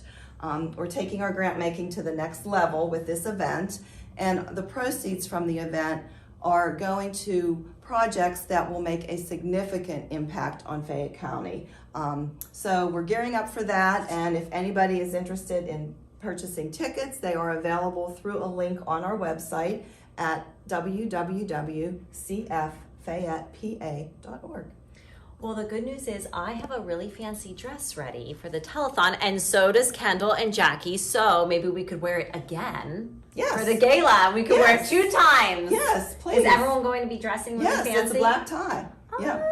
That's exciting. Yes, the gala is a black tie event. Women are welcome to wear gowns, cocktail dresses. Men, they are welcome to wear tuxedos and black suits. So it's going to be super fancy. It's going to be very fancy. That sounds awesome. Yes. Well, thank you so much for your donation and for supporting the Heart to Hope Telethon. I believe this might be the 3rd year in a row Yes. you've donated to us. Yes, so it is. thank you for your continued support. And I wish you all the luck in raising that $40,000. Thank you, Renee. Thank you for all you do. All right, welcome back. We are at the top of an hour. We are. We are already at 3 o'clock. I said 3 o'clock, but I meant 3 o'clock. 3 o'clock. We know what you mean. 3 o'clock, yes, absolutely. So, my friends, do not forget there are multiple ways to give. You can call 724-626-1120. You can visit www.conmin.com/share. You can mail in a check at P.O. Box 777, Connellsville, Pennsylvania, 15425. And you can even come here Just come. to donate. Just come drop off a check. We'll be here till 8:30, and you're more than welcome to venture out. We'll be glad to see some smiling faces and make a donation to a good cause. Absolutely. So, there's one person I want to have a conversation about, and his name is Jerry. He was a fantastic member of this community, of Mount Pleasant community, and we just want to pay a little bit of a tribute to him. He passed away in December, Yes. And he is very much so missed. So we're going to actually watch a video as a tribute to him because we just loved him and adored him. We did. He is a true public servant and greatly missed by many. So we have a video, and then we're going to talk to good friends of his. So I guess we're ready for the video. Game show today. I can't wait. It's going to be fun. Similar to the Newlywed show that was on TV years ago. But since we have our other couple over here who are not married yet, we're going to call this show Couples Connection. And we're going to see what couple can answer each other and know each other the best. What is her one behavior that annoys you? Okay, Jerry? Shopping. Oh, jeez. Well, how does that annoy you? Seriously, how would that annoy you? You always want to go shopping. Oh, okay. I said switching the channel back and forth because he tells me I'm all the time. That is. I should have put that one. Jerry, what is your nickname for Diana? Daisy. Daisy? And Hi, honey. well, they're both nice. That's all right. Okay, that's nice. Not a match, but it's... So he must not call you that very often. What? Daisy. Well, sometime. Yeah, not a whole lot. Practically every day. Well, you call me honey. When you want something. When I want There you go. That's the answer. Okay, Jerry, we'll start with you. What's Diane's favorite color? Brown. Green. Oh my God. But he's colorblind anyway. Well, we can't verify that. Okay, I guess it all matters how the light hits it, according to Katrina. Okay, Rick? All right, I think I got it right this time. Glitter. Glitter. Oh. Ding, ding, ding, ding. Glitter. Tell you what, I want a rematch 10 years from now. We'll see where the glitter is. Well, you know, we should. And we should do another one after they're married. Yeah. We'll have to do that. We'll even give them 6 months. Yeah. That will do. Hi, everybody. I hope you enjoyed the clip of one of our shows in 2021. It was with the Jeff and Jerry show, and it was probably one of the more fun and memorable shows that we did in the past. And as you can see, we pretty much laughed the whole show. Those are some of the memories, and we're going to talk a little bit today with our guest today about the Jerry and about how much he meant not only to the telethon, but really to the area. As you can see, I have a seat empty beside me, and I will always do that because, Jerry will always be a partner of some of the things that we do, and especially the telethon. We came here last year, and we were part of the telethon, and we did it together. So today we're going to do it together, too. So, friends of Jerry and guests and my friends now, Want to introduce yourselves? Yeah, sure. I'm Rick Fike, and happy to be here. Jeff and Jerry and I saw each other every week without fail pretty much for over 5 years. So we've got a lot of fun stories to tell. Hi, I'm Katrina Fike, and I got to meet Jeff and Jerry through Rick, and I'm very happy that I was able to do so. Hi, I'm Sandra Lincoln, and I think we sat on the couch last year with Jerry. So, you know, you're here today and gone tomorrow, so please lead a good life and help the Connellsville Area Community Ministries help those in need. Well, you know, I'm glad you mentioned that because Jerry was a big fan of the telethon. And I mean, when he talked about this year, and we had talked about some of the things we're going to do this year. One of them was, you know, Rick had mentioned about us doing a telethon together. And I know he was looking forward to it. He enjoyed it. I think he enjoyed getting to see some of the people that he did the show with in the past. There was a lot of people that came back that one year that Jerry sat and talked to. And they reminisced about some of the fun they had, and especially when Jerry would announce himself, "Hi, I'm Jerry Lucia, Mayor of Mount Pleasant." I mean, I must have heard him say that 100 times over, you know, and he did it at a telethon. Well, a funny story that kind of relates to the telethon is when we kind of started these projects of doing the Heart to Hope Telethon and digging up the old footage, there was actually a tape that actually didn't come from Father Burns. It came from Sandra Lincoln. It was, I think, 1988 or 1989. You remember bringing that to me? And Jerry was in that one. And it was the funniest thing because I didn't recognize him because Jerry had dark curly hair. He had that dark mustache. And Father Burns said, "Oh, we got some people up here. We're going to go." You know, he's putting the microphone in front of people. He's like, "Who are you?" He's like, "Jerry Lucia, Mayor of Mount Pleasant."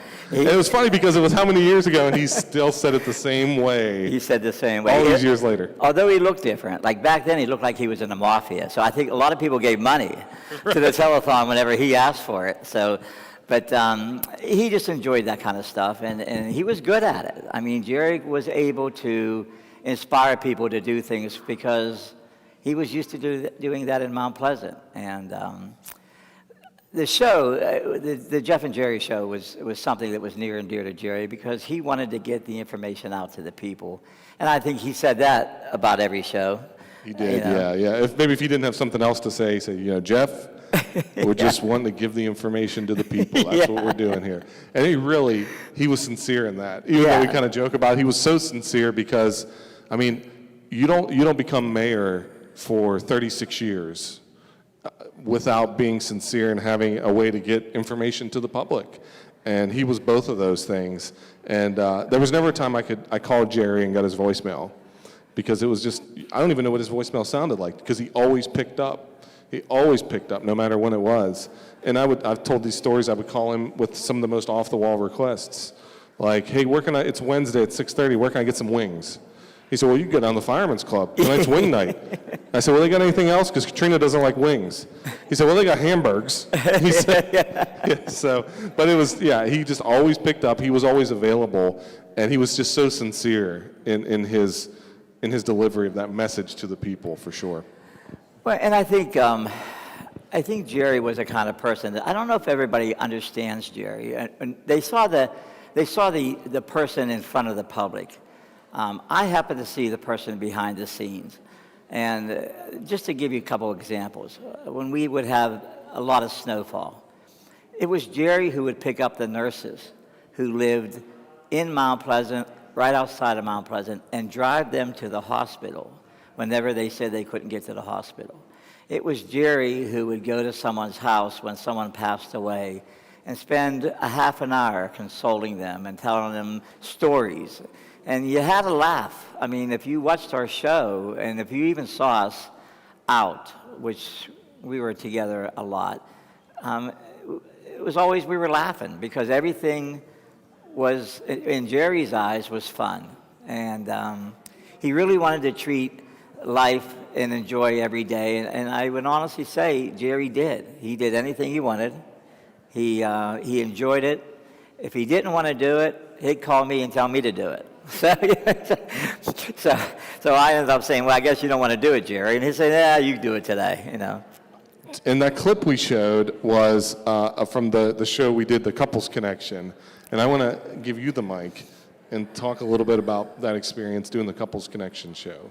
Like, was that your first time meeting these guys and Diane? Yeah. Okay.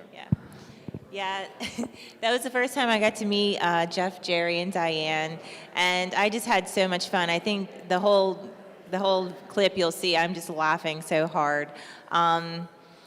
We did win. We did. Yes, and we were supposed to do a rematch in February, and we kept talking about that all February, like we should be doing that rematch. I just had a total blast, and I love Jeff and Jerry. They were so welcoming. They made me laugh so hard the whole time, and Diane is just so nice, and everyone was just so friendly to me and treated me like they knew me forever, and it was just such a great experience. So you hear that, day. Jerry? They said they won. So I just want you to know, in case you didn't hear it. But and I know how you feel. You won, Jerry. That's okay. But I think that was the fun of it. And even though we knew it was just a game show, and we really put it together the day before. I said we're going to do a game show, and that's sort of how we really did things. But they were nice enough to say they would do it, and it was a lot of memorable shows. But that one, and I think the one with Diane, and their history and how they met, and I think we did 2 shows on them. But it was just fun to talk about Jerry because his life was kind of fun. Mm-hmm. Mrs. Lincoln, do you remember Jerry being at the telethons back in the day? I remember him real well. And right now, I'm thinking he's probably saying, come on, guys. Anybody would have done what I did. And we're giving him all this praise. But he was a wonderful man. And I had a friend who helped somebody that when he had to go to doctor's appointments or to the hospital, and when he couldn't make it, Jerry took over. It didn't matter who it was. Didn't matter, anything. He was just a kind, gentle giant. He truly was. I said this to your son one day. I think it was actually one of the meetings we had here. And I said, if there's anybody that I can look at and see traits of how Jerry was, I look at your son. I think your son has some of those attributes that Jerry has. And I think if there's anybody that Jerry would be smiling down on and saying, hey, he's doing a good job, it would be your boy.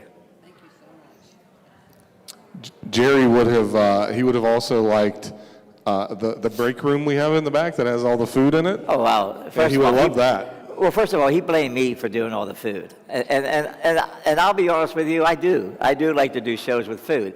But listen, he ate more than me. It's just, and I was doing all the talking. If you see the shows, right, Rick? He'd make me do the talking while he's doing the eating. And again, he'd just laugh and say, it was good and everything like that. But that was Jerry. Yeah. What was Jeff, one of your favorite memories? Maybe what's one of the times you laughed the hardest with Jerry? Well, I think the time that I was teasing him about, the show, the Couples Connection, I laughed a lot. But I think when I was talking to Diane and Jerry about their life, because I could tease Jerry. There was nothing that he wouldn't let me say. And so I was teasing them about their honeymoon. I was teasing them about how they met. I teased them about their first kiss. Okay, and I would embellish it. I mean, I'd throw a few zingers in for Jerry, but he never got mad. He just would enjoy me teasing him, and I think that was probably the 2 shows I laughed the hardest at. I remember the one time I actually wasn't there. Or him picking up the phone during the show. Oh my gosh. I have a funny story to tell, and I know we're kind of we're on standby right now. Greg Lincoln's at the Connellsville Dairy Queen, so we're kind of waiting for his go here. So if we abruptly jump, you'll know why. But it's funny because when I was putting together the clip from the Couples Connection, I played this for Katrina this morning, the clip that we just watched. There's a sound of like a cell phone dinging, but it's not his phone. It's nobody's phone. You can actually tell it's in the mix of the audio, and I have no idea where it's coming from. and I had to rewind it a few times, and it's there. And then I said, hey, Katrina, watch this. Listen, you hear that sound? It dings, and when it dinged, her phone went off. And I just said, it's the phone. It's Jerry. Yeah. Just saying hi, and and I just really felt that this morning. So it was neat. Yeah. Well, I know that one of the favorite shows, I think you talked about it too, is the trip to Hershey. Yeah, when he slept the whole time, and then at the very last minute got up and answered the phone. Well, you know, and it was a small Ford Focus. I think you sat in the back seat. It looked like a clown car with the three of us getting out. It really was. But you were in the back, and Jerry's just in the front with the chair reclined and just snoring away. And I'm thinking, he must have a lot of confidence in me. And then he'd wake up and jump right in the conversation that we were having, you know? It was so much fun. We did a show. We did a show one time, and it was about the police department. And Jerry, as a mayor, he's in charge of the police. So he said, we're going to do a show about the police, and we're going to talk about how the public needs to know what the police can do and about calling 911. And I said, okay, that sounds like a good show. We start the show, as I always do. Welcome to the Jeff and Jerry show. And I'd introduce Jerry, and he went like this. And he slept the whole show. And at the very end, when I was ready to wrap it up, he woke up. I said, Jerry, how do you think the show went? He said it really went good. We got the information out to the people, and we wrapped the show up. We got the information out to the people. Hey, we're going to flip over to Greg. He's at Connellsville Dairy Queen right now, so we're going there. At the Dairy Queen again, and thankful for their support of this telethon and the Connellsville Community Ministries. Just a reminder today, if you come up to Connellsville's Dairy Queen or any of the Mount Pleasant Connellsville Dairy Queen, if you buy ice cream or food and they ask you, hey, do you want to round up for the Heart To Hope Telethon, please do. All those monies will go back to the Connellsville Community Area Ministries. Here's your last chance to make a snowball for the Lynn's Dairy Queen's Snowball Day. It's really cool, fun promotion they started last year. You make a snowball right now, put it in the bag, freeze it, forget about it, and June 21st of this year, you bring it back out, come back out to any one of the Lynn Dairy Queens, and you'll be able to get a free blizzard. Plus, I think they're going to have a little bit of surprises in hand. They're not going to tell anybody about until you come with your ice cream. Your snowball. I got ice cream on the brain. But I do know that I'm awesome that you're going to present us with another check. I didn't expect another one after the one you gave us in Mount Pleasant. So we started out with $1,000 from the Mount Pleasant stores. Now we're going to have. We're going to double that $1,000, so another $1,000. Wow, another $1,000 from the Connellsville Dairy Queen. We're going to be adding the roundup contributions after. Wow, so in addition to the $2,000 that they have donated to the Connellsville Community Ministries Heart To Hope Telethon, they're going to actually, all the roundup monies will be collected and sent to the ministries after today. So thank you guys so much. Thank you to everyone at Lynn's Dairy Queen for so much support of this telethon. It's so important that we support the Connellsville Dairy Community Ministries. Jordan? We appreciate you visiting us. Yes, we love coming here. We love coming. Like I said, before Amelia, she's very excited because I know we're going to get to make an ice cream cone. And there's this, you all have come out with a special flavor, and it's called? We have a new Fruity Blast Cone Dip. Fruity Blast Cone Dip. So we'd like to see if you'd like to make yes, let's do that. So we're going to head to the kitchen, follow us to the kitchen, and we're going to make our ice cream cones. Here we go. Ooh, my back is warm. This ice cream is going to be good. Okay.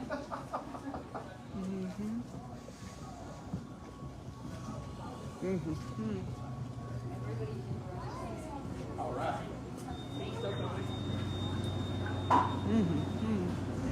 Put on some gloves.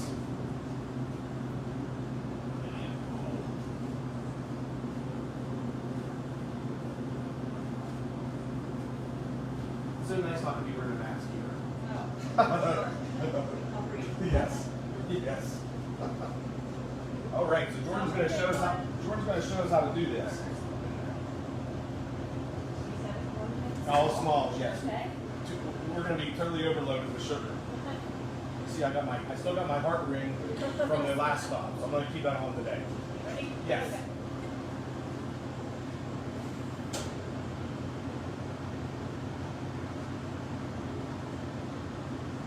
See how slow she does it? This isn't a pull down as hard as you can thing. Now, do you think that Jordan has made ice cream cones before? Look how perfect that is. See, it's about the, you go ahead first. I'll let you go first. It's about the curl in the end. And our competition, Amelia and I, are having who can make the best curl. I'm going to say it's me. You'll see, come on. There you go.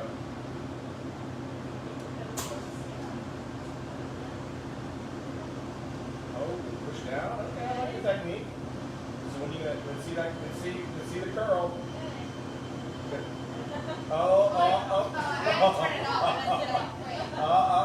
All right, this is going to be an easy competition with me. Now, I'm looking forward to that. That's a Dr. Seuss ice cream cone dip. So, you know what? There's no pressure on me now. I mean, there's no pressure on me now. That card was going to get me, but that's okay. All right, let's see how we do it. Oh, snow. Okay. I'm just going to start twisting out. And then I want to turn this off. And, all right, I'm getting there. I mean, it's a little bit of a curl. Let's see, Amelia, show yours. I didn't stop mine. Amelia's is Dr. Seuss, and mine's a little bit fudgy. I didn't stop mine. So the next step is the Fruity Blast. It's purple, okay. Oh yes, of course, you're going to see what you do, because I'm sure I'm going to screw this up. Dip it and let it Stop. This would be a... Straight up. There you go. Oh my God. Can't believe it didn't fall out. Turn over. Boy, that if fell in there. Boy. Mine's going to fall in. How long are you waiting? Yep. Up. Hold it up, straight up and down. Let it up. Perfect. And then slowly turn it right side up. All right. Great job. All right, so you try. Let's try it real quick so we can see what it tastes like. Fruity Blast. That's good. I like that. That is Fruity Pebbles. If you like Fruity Pebbles like cereal, or Fruit Loops, yeah. Actually, I think... Or a little bit... Yeah, that's Fruit Loops. But if you like that type of flavor, come up and try this Fruity Blast dip cone. It's delicious. And I want to thank you guys so much for supporting the Collinsville Community Ministries, the Heart To Hope Telethon. Please keep the phones ringing, 724-626-1120. Let's raise the $40,000 today and more for the Collinsville Community Ministries. Thank you. We're going to Bud Murphy's next. We'll be down there around 4 o'clock. Come down to Bud's and let's have some fun. Thank you. Just hit finish. All right, folks, and we are back live from Connellsville Area Community Center. And again, our goal today is to raise $40,000, and we are on track to hit that. So we're going to do a tally update here and see what we got. We are at $21,725. And folks, I'm going to tell you that is from your calls. We got our phone bank over here. They are ready to take your calls, 724-626-1120.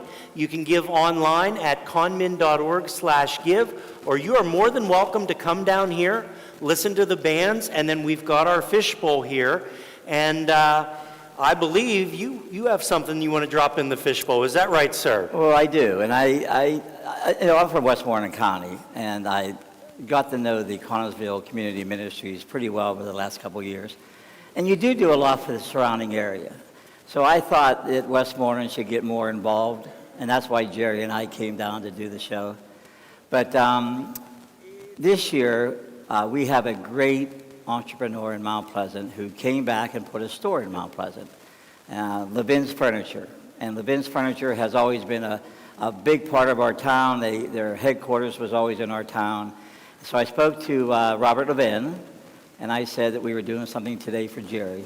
And he said, well, what can I do? And so I said I wanted a whole house of furniture, but he didn't want to do that. But I said, well, a donation on behalf of Jerry I think is appropriate, because we did a little segment with Jerry, if you saw the last segment. So he stepped up to the plate, and he is donating on behalf of Jerry $350. Now, to what the does that telephone. number represent there? Well, this number represents, and I'm going to talk about it at the next check, but this is the 35th anniversary of our Glass and Ethnic Festival. And so I actually wanted to add 2 more zeros on it, but he just said, let's go with 1. And so We just bought back the company. Oh, right? I You know, can't I be know, doing but that. I pushed a little bit. But so $350 represents the 35 years of the festival on behalf of Jerry Lucia. Awesome, awesome. So thank you, Mr. Levin. So, in addition to that check, the Glass and Ethnic Festival had donated in the past. And so, again, in honor of Jerry and celebrating the 35 years of the Glass Festival, we're going to donate from the Glass and Ethnic Festival another $350. Awesome, awesome. Thank you On behalf very of much. Jerry, on behalf of Jerry. Thank you very much. So, but I'm going to challenge everybody. And I know these telethons, everybody talks about raising money, but no one talks about a challenge. And Jerry was a kind of person who liked challenges, and so do I. So I hope from now till the end of the telethon, if you can call up and say, hey, I'm from, I used to like Jerry, I knew him, and I'm going to donate on behalf of Jerry. I'm going to challenge that we raise maybe $3,500 on behalf of Jerry. So we can see if the phones ring and let people call in and say, hey, this is because of Jerry. So folks, if you're out there in the Mount Pleasant area, or you have some connection back to Mr. Lucia, and you want to donate in his memory, give us a call, 724-626-1120. If you're giving online, put it in the memo field, and let's see if we can do that. So, Okay. all right, thank you, sir. Thank you.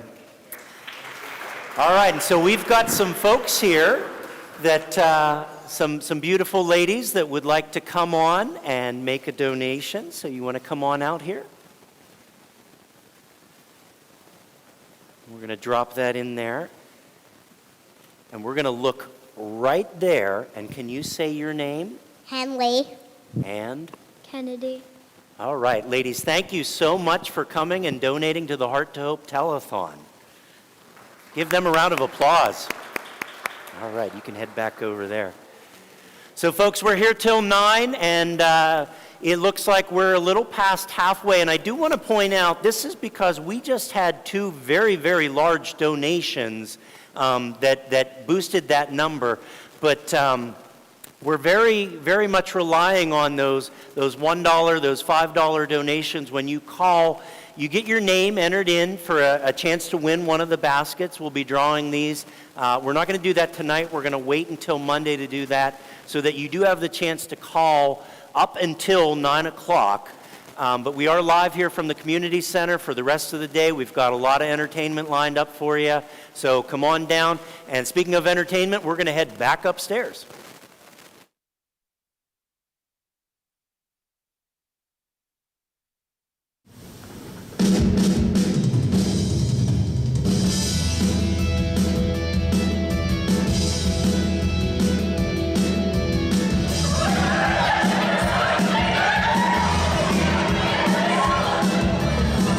Dear Al, he's a lucky guy. I'm like gonna cry. I got tears coming out of my nose. That hurts. He's a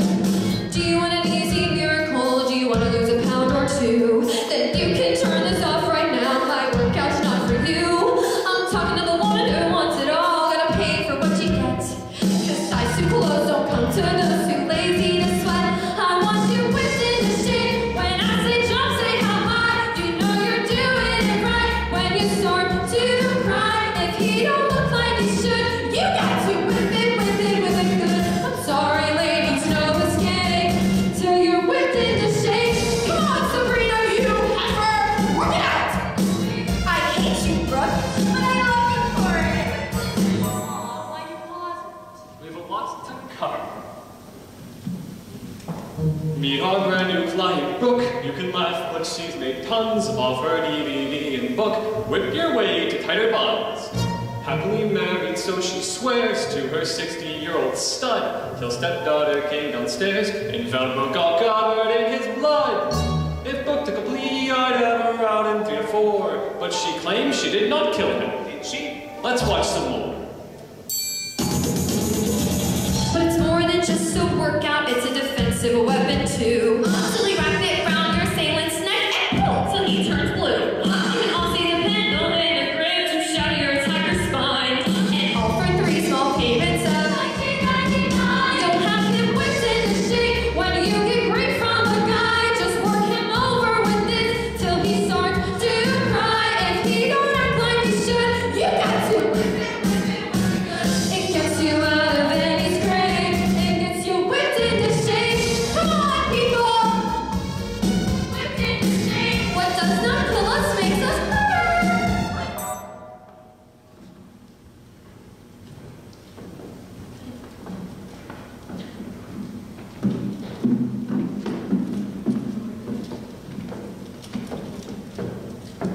Well, thank you very much. And as a Bible grad myself, it's so awesome to see this wonderful sneak peek. And I know it's Legally Blonde. I know the lead character is named Elle. So I've been trying to figure out as I was watching which one might be playing Elle. Is it you? Are you Elle? No. Well, who do you play? I play Margot. Oh, Margot. She's one of Elle's best friends, but I couldn't really perform tonight because I'm sick. So she was singing mine. You were singing her parts. In the first song, yes. Oh, you're Elle. No, I'm not. Who are you when you're not pretending to be somebody else? I'm Brooke Wyndham. Okay, Brooke. So, I'm assuming neither of you guys are Elle, are you? Well, sadly not.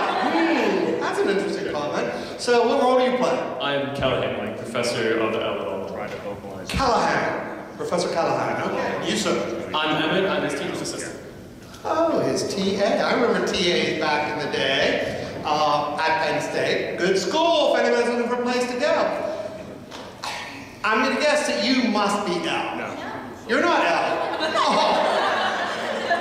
Well, tell us a little bit about this show that looks to be fantastical. When, where, and how? Well, you can see it at the State Theater in Uniontown on March 25th, 26th, and 27th. Wait, that's the State Theater in Uniontown? Yes, the State. The State Theater in Uniontown. Awesome venue! Don't miss it, okay. The dates again were, because I kind of interrupted. March 25th, 26th, and 27th. 3 days! So you have no excuse, ladies and gentlemen. You have 3 opportunities to see it. And anything else you'd like to add? This show is so upbeat and so much fun. There's not very many sad moments except for a few, but it really have you engaged the whole entire time, and it's just a fun show and everyone should come out to see it. Perfect for the family. And considering what the world has been through these past 2 years and what we're going through right now, I think we all need a lot of happiness. Can I hear an amen? Yeah. Okay, we're going to allow them to do one more slide before we go. As a Geibel grad, I'm always proud that as a not huge school, Geibel always does incredible musicals, and it's always thanks to Mr. Nicholas Bell. And he promised me the next year he's going to do Evita just for me. Thank you, and let's hear one more song. Who gets the mic? Elle!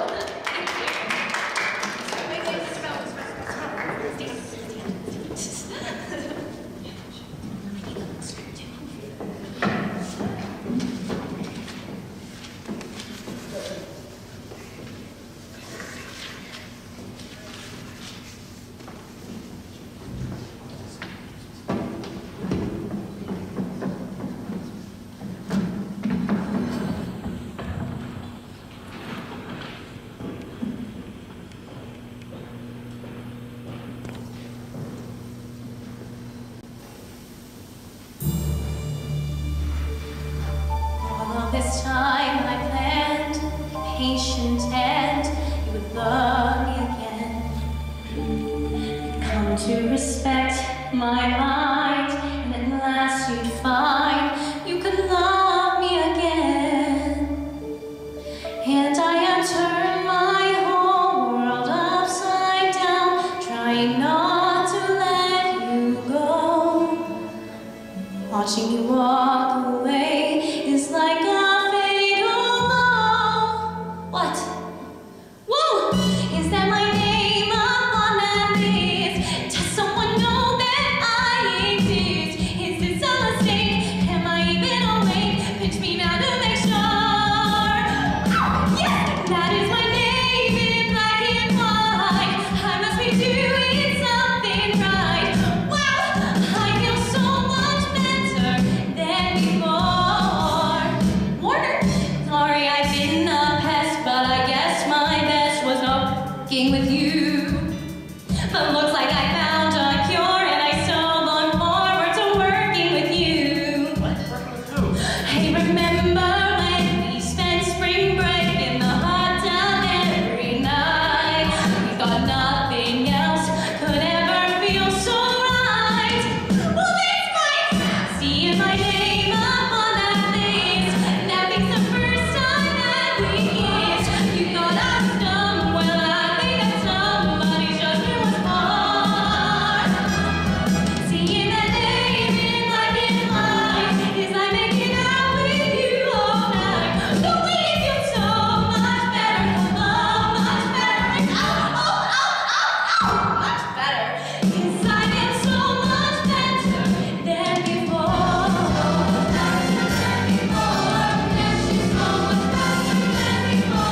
Maybe she's what you prefer, but hey, last year I was her. Maybe you will change your mind. What you like, you got to find. I've gone on to better things, bigger jobs or better rings. I don't have the time to cry. I'm too busy loving my name up on that list. Kind of a cool, ironic twist. Who else can I tell? Who wavers myself? All on the floor. Hey, Mom, get my name in black and white. Your daughter's doing something right. And I feel so much better. I'll be there on Monday, 9 o'clock. Then we will see who walks the walk. No, I can't wait. I will be there at 8 when we unlock the door. I'll even dress in black and white. See, I am not begun to fight. And you'll feel much better, and soon all y'all gonna know much better. I am so much better, so much. I am so much better, so much. I am so much better than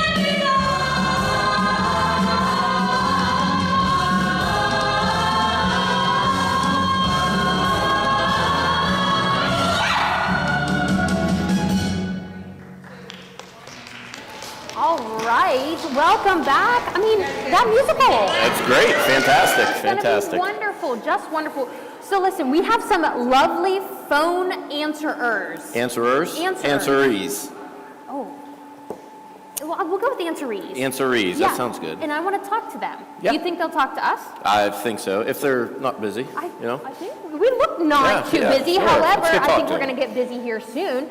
So what I want you to do is, well, you can talk into the mic. I don't even need a mic because I have one like on my lapel. So I'm going to give you that. Introduce yourself and tell us a little bit about why you're here today. Well, my name is John Malone, and I am with Somerset Trust, and we brought our whole crew down here from the Connellsville area to help out with one of our favorite charities, which is Connellsville Community Ministries. So we're here every year, we count the money, we do a bike ride, we just do whatever we can for community ministries. Yes, I love it. Thank you so much for being here. And I'll pass it on to Kyle. Absolutely. Hello, Kyle. You know how I know your name's Kyle? Because of my name tag. Because of your name tag. You told me. Awesome. I love that you have your name tag on. Thank you. So, hi there. My name's Kyle McKenzie. I'm the branch administrator at the Connellsville train station branch. If we could help you out with anything, feel free to stop on down. I'm going to pass the mic along to Bonnie. Oh, Bonnie. Hi, I'm Bonnie Henry. I am the branch administrator for Connellsville Walmart and the Peach branch, and we also do the branch inside the Connellsville High School. Awesome. And this is an annual event for us to come and help out with the volunteer here at the Heart To Hope Telethon. It's a great privilege for us. Love it. Thank you so much for donating your time and answering the phones. So we're actually going to move up to the second row, and we're going to interview these lovely ladies. Yes, we are. Okay. Well, the first one's on the phone, so we don't even get an opportunity to talk to her. So we are going to pass the mic behind her, and you're up. Just tell us a little bit about yourself and how much enjoying you're having here at the telethon. I'm Vicki Gwynn. I work at Somerset Trust. I've been with them for 7 years now. Glad to be here to help out. Yes. Hi, I'm Karen Corsetti. I work at the train station as well. I worked there for 3 years, and we're just excited to be here and help out. That's okay. No, it's good. They're busy on the phones. They're taking donations. It's a great time to call in. We want to thank everybody from Somerset Trust for being here. Kyle, actually, I think you said you're going to, if the next $1,000, you're going to shave the beard right here in front of, right there in front of everybody. So great to have you guys. We appreciate it. We're going to send it back over to Kevin and the couches. All right, thanks, guys. So I am here with Andrea Swan and David Brooks, and I don't know if everybody knows this, but I serve as the treasurer for Community Ministries, and so I see the names on all the checks. And there are certain names that show up on a regular basis, and one of those was Sam Brooks.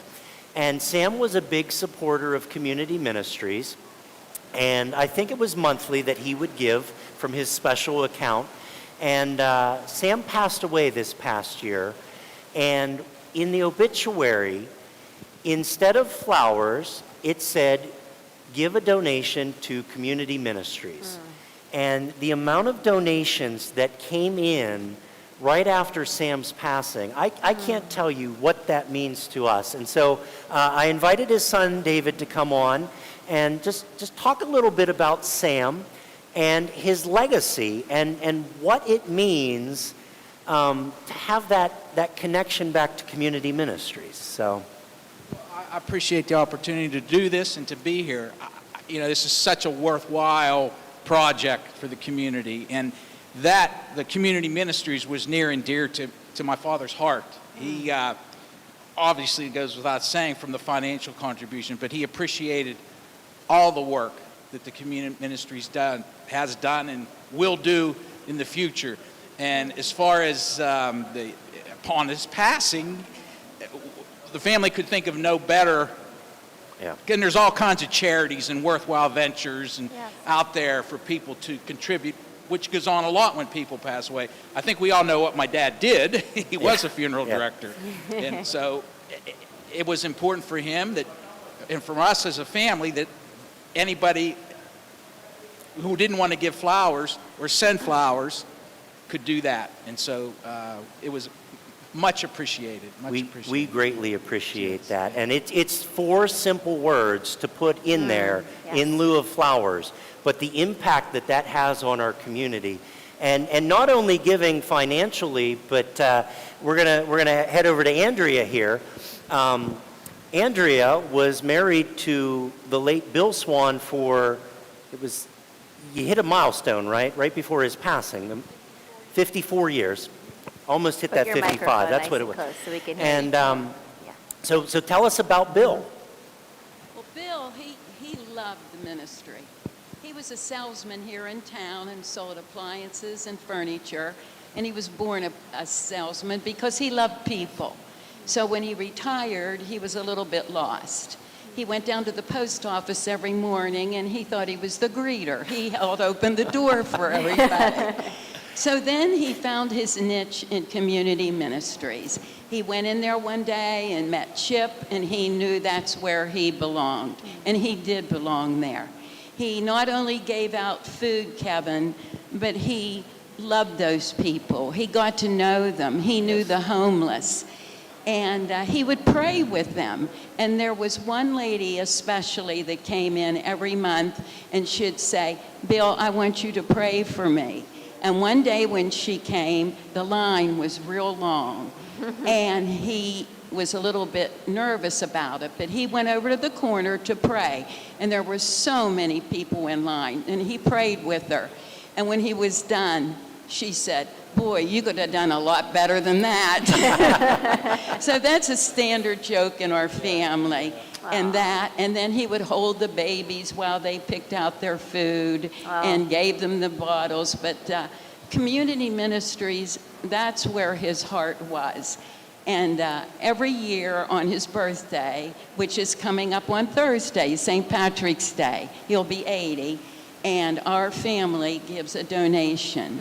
And then our church, Otterbein, every year we have a Sunday sale, and all the proceeds go to community ministries. Linda Suter heads that up at Otterbein Church. But Bill, his heart was at community ministries. He was always selling community ministries.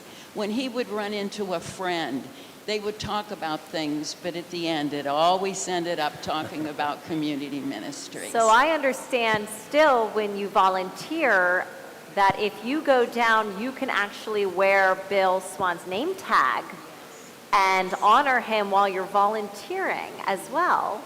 So if anyone wants to go spend a few hours and honor Bill, they can go down and wear his name tag. I know that the mayor does that quite often. Well, I promise you, if you ever go down and volunteer, I promise you, you will walk out of there with more love and joy in your heart than you had when you walked in. Yes. Yes. So I'm sure the community will remember Sam from his work at the funeral home, and they'll remember Bill from his work at the appliance store.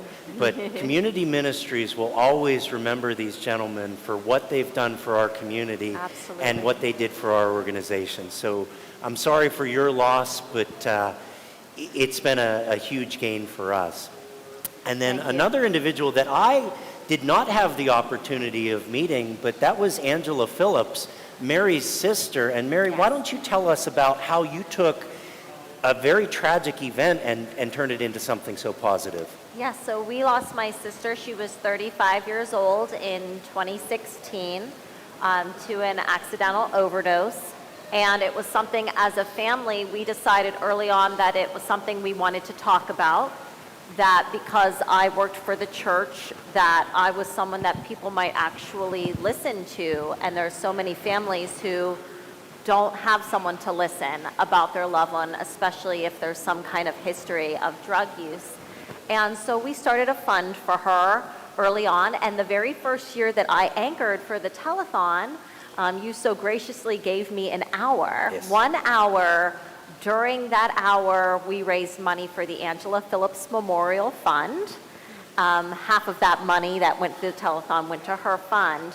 And I was just an anchor. I didn't really work for the ministries at the time, but I got to know a lot about what they did, and I was just so impressed with all of the work that the ministries did and how much they love people. And I thought about my sister and how people judged her because of certain decisions that she made in her life, but that we still wanted to reclaim who she really was.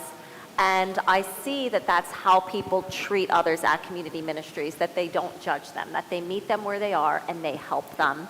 And I know that they would have done that for my sister. So we decided to, as a family, give back to the ministries. And so for the last 5 years, we have done that. We've been able to give back to the ministries in a couple of different ways, through the theater, doing some renovations up there, and in this space as well, in the gym. And right now we have a banner. You can't see it, but on the other side it says, thanks to our sponsors, and one of them says Angela Phillips Memorial Fund. So it's been such a joy to be able to experience this day now as someone who works at the ministries and knows everyone and loves everyone here so much and believes in what the ministries does. To see her name in here, it just means so much to us as a family. So we really appreciate that. That was not something we were expecting, but it just really, I know that she's with us and that she's really proud of everything that we're doing and that the ministries is doing to support our local community. Absolutely. And I heard you use the word joy, and I believe Andrea has a saying about joy. Is that right? I sure do. It's to the tune of Jingle bell. J-O-Y, J-O-Y, that must surely mean Jesus first and yourself last and others in between. J-O-Y, J-O-Y, that must surely mean Jesus first and yourself last and others in between. Amen. So, Amen. beautiful. So folks, I just want to ask you, what will your legacy be, and how will your family and how will this community remember you? And if there's any way that you can connect yourself with Connellsville Area Community Ministries, we'd be glad to have you. So thanks a lot, folks. Listen, if I could, just one thing, I just want to, on behalf and in memory of my father and the Brooks Funeral Home, I want to contribute a contribution of $1,000 to the Connellsville Community Ministries. God bless you. Thank you, Dave. Thank you. Thank you so much. Thank you. Thank you. So we're headed back upstairs to our entertainment.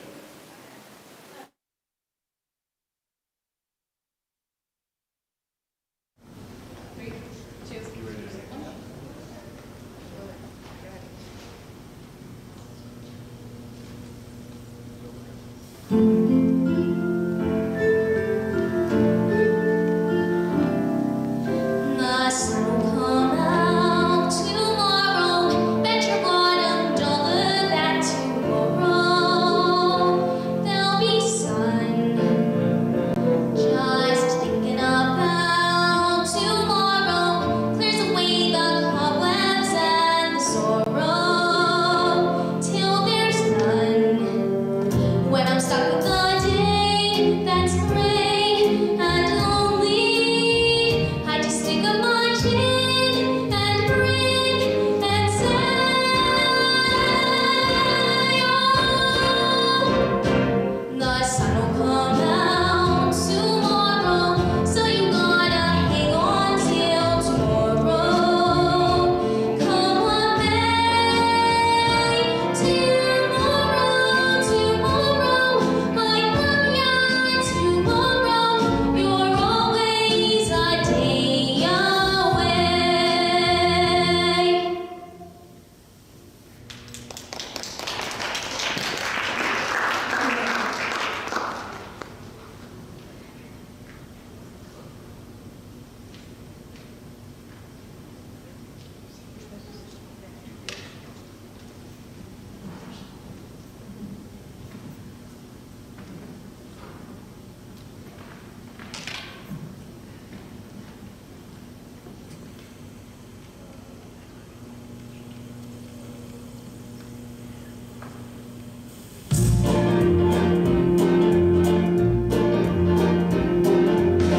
Together at last, together forever.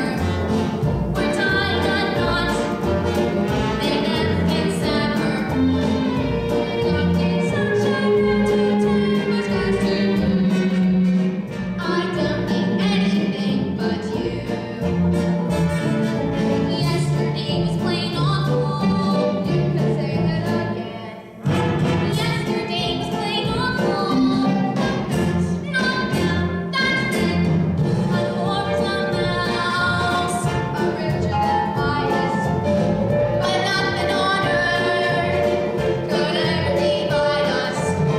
And if tomorrow I'm an apple seven I don't need anything, anything, anything. I don't need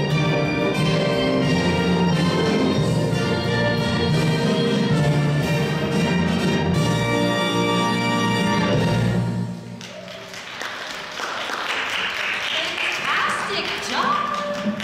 Oh, hello, my friends. So these are actually former students of mine, Sophia and Mr. Lambie. Mr. Lambie, I'll call you Mr. Lambie because I can't remember if you're Parker or Luke. Who are you, Parker? Parker. You guys did a fantastic job. I am super impressed by your singing skills as well as your dancing skills. Those are awesome. And of course, we have over here Mr. Haynes. Mr. Haynes, and you are the director? Awesome. Well, guys, thank you so much for coming. We really appreciate you volunteering and showing us. I can tell you that my daughter, she said that she so wants to see this because you went to her school and you performed a little bit for her. So thank you so much for also doing that. So my friends, I want you to stay tuned for this fantastic video of some of us girl anchors went to Eula's dress shop to pick out a dress for the telethon. Now, you currently see the dress that I actually picked, but watch this segment to figure out which one we decide on. So here we go.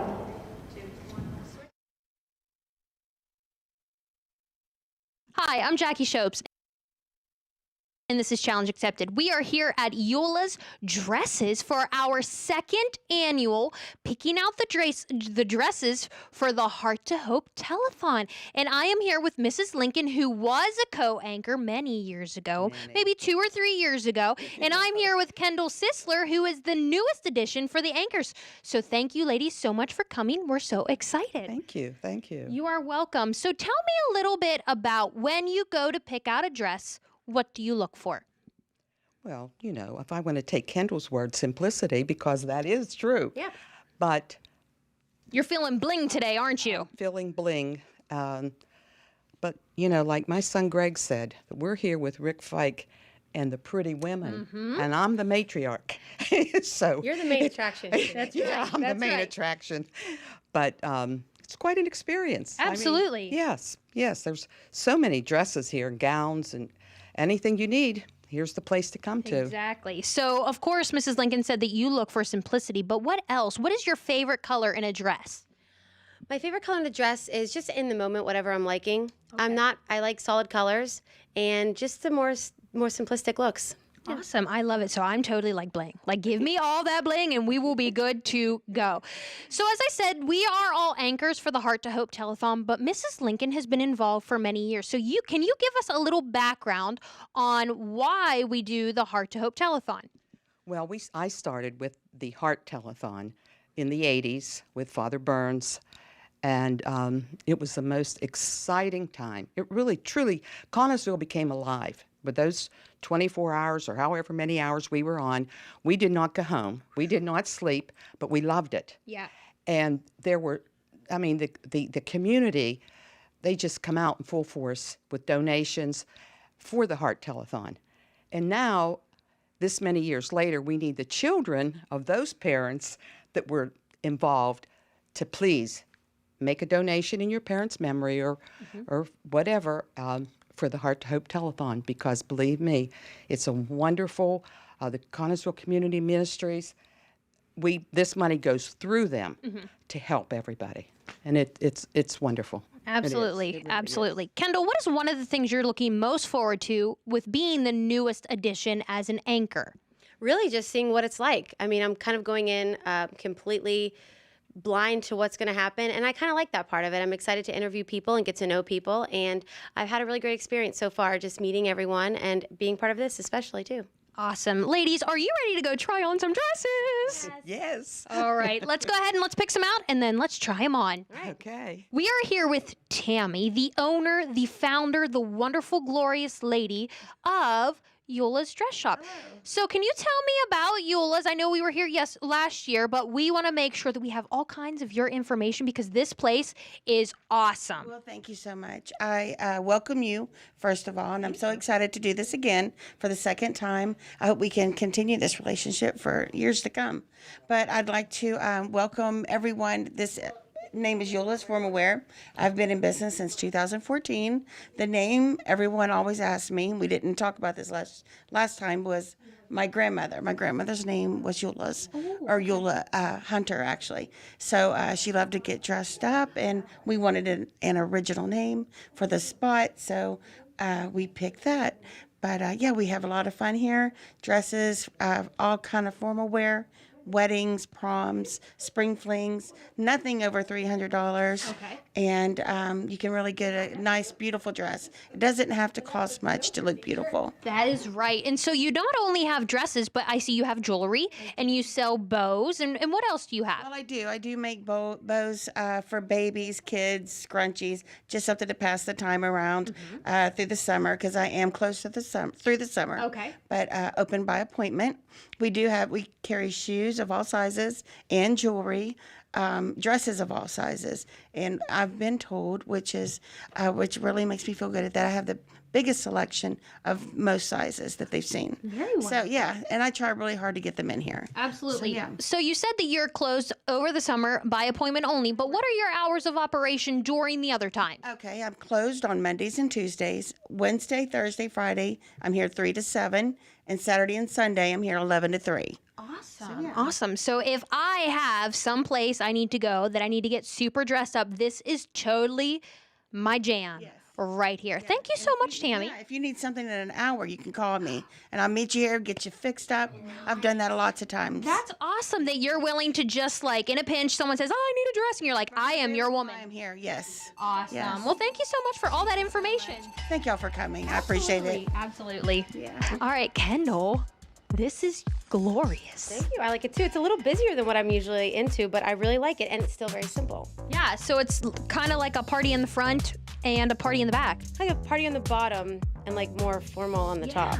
So can you move? Like if you were, if you needed to dance, like could you dance in it? I can dance. Mm-hmm, totally. So how do you feel about this? Like on a scale of 1 to 10, where are we?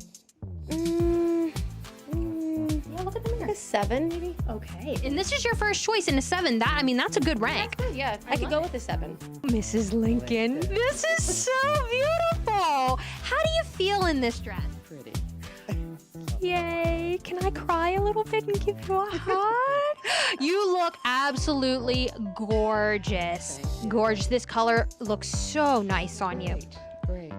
Do you, let's rate this dress. On a scale of 1 to 10, how pretty do you feel in this dress? About an 8. About an 8? Oh, that's great. Dress 2.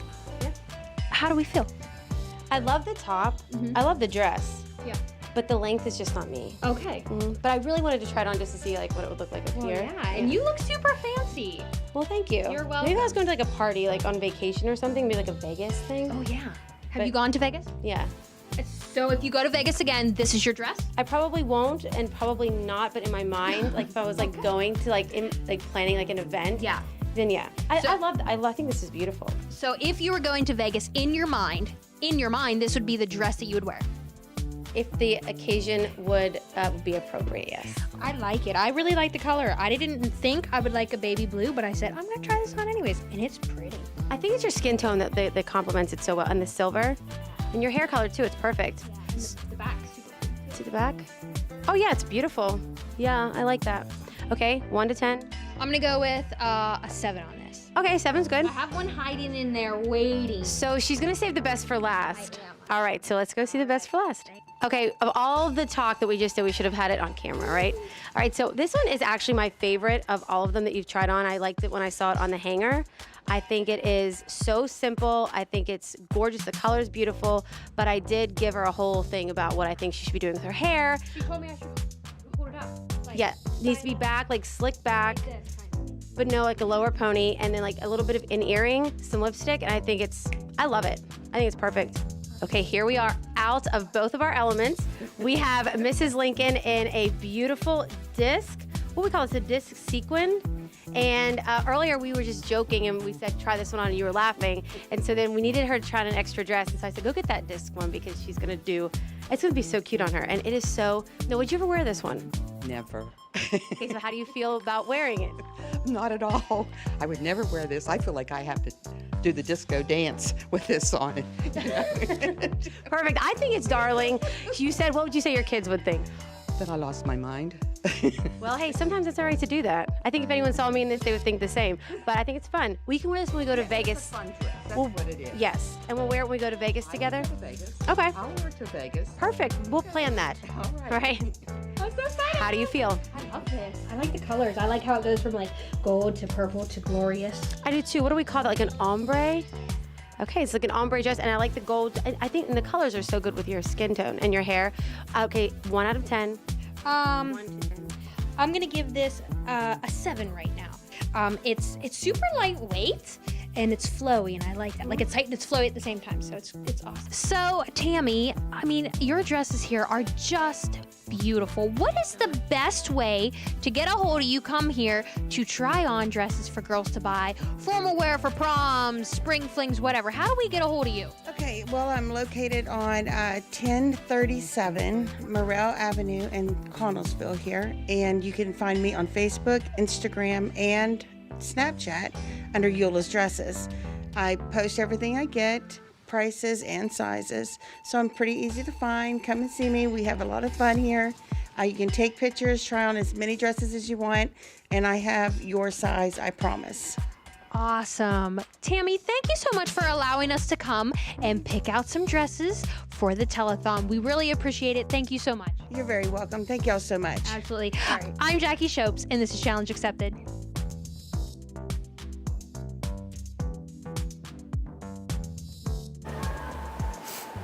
Okay, ladies. I just love that. Like, Eula's always, like, this is the second time we borrowed dresses from her. She allowed us to use them to support the Heart To Hope Telethon. And, I mean, we all look gorgeous.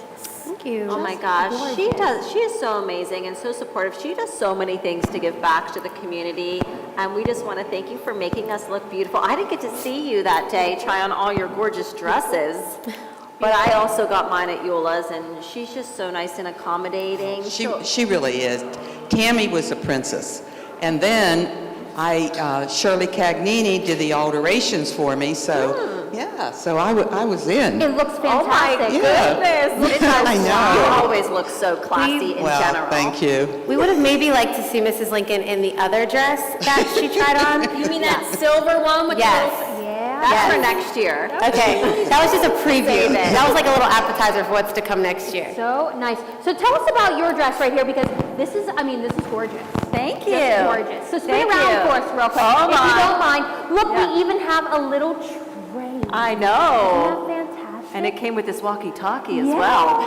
Right, we sport everything here. And we got a lovely, is it a jumper or a romper? What is the difference? This is a jumper. Because it has Okay. pants. Correct. And then a romper is the shorts. Shorts. All right. Yes. So we I have see. a lovely jumper. Jumper. Jumper. Let's talk about I your need to dress. I learn. mean, by all means, we can talk about me. Yes. During the segment, you didn't want anyone to know it was a surprise. Had you decided by the end, did you know when you left there which one you were going to wear? So I knew which one I was going to pick when I picked it out to begin with. This Aw. is the first dress I had picked out, but I didn't try it on till like last. Okay. Just because I knew, like, hey, this is That was mine. gonna be the this- one. This is going to be it. When you walked out, It's so soft. I knew it was the one for you too. You're welcome. And then there was another one that you tried on. I don't know if it was in this segment or not, but I liked it. And you looked at Mrs. Lincoln and she said, I don't like it. So just being honest. And that's okay. Honesty. That's okay. I was But being truthful. this is you. That's it's right. perfect. Thank you. We need to go over here and we need to talk about Mrs. Lincoln's dress. Yes. I mean, this is so gorgeous on you. Well, thank you very much. So lovely. I like how it's like glittery, shimmery. Look at the bottom too. Yeah. It's so fun. Yes. Like, And your can you do a shoes. little spin for us? Sure. Little spin. Look at that. So lovely. Well, you know, when my son Greg told me about this, he said, you know, Ma, it's kind of like Rick Fike and the Pretty Women. Oh my goodness. Well, you dressed up for the original telethon. Did Yes. everyone dress up?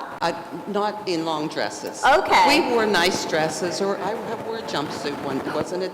What do you call A jumper. yours? A jumper. Romper, It wasn't a jumper. We called it Jumper. you know. And, but everybody, you know, looked really nice. They did. Yeah. And you were wanting to go with the red or more of a maroon color because of your affiliation with the... Exactly. Yes. I've worn red every year. Yeah. That's awesome. Yes. It's your So you're signature. Keeping the tradition. Right. Love it. So nice. So nice. So listen, everyone sees our beautiful dresses. Surprise, surprise. These are the ones we picked because we're cool like that and we like to give our viewers surprises.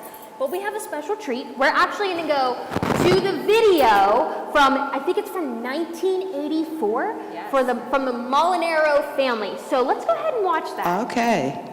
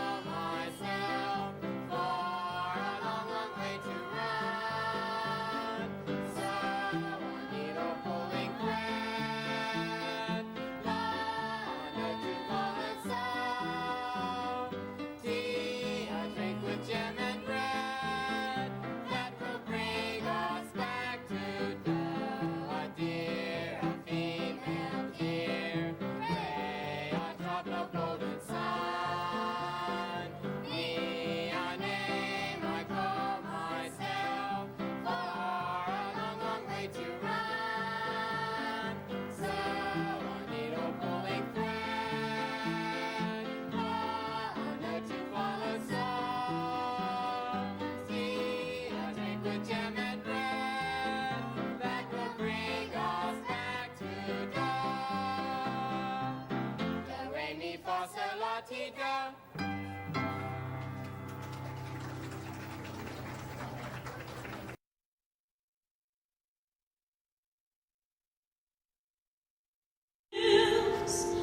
Has come to an end, I know.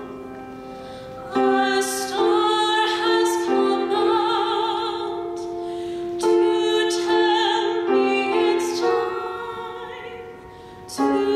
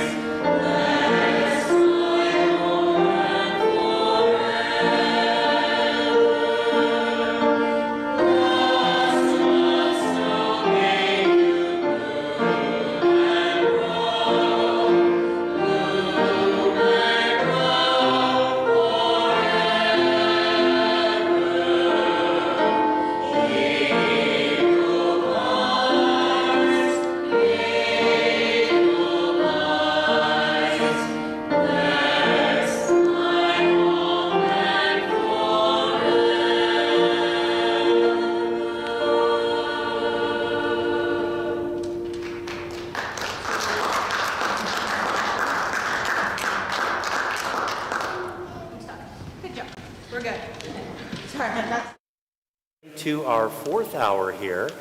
And we have a list of names that we'd like to thank from the last hour.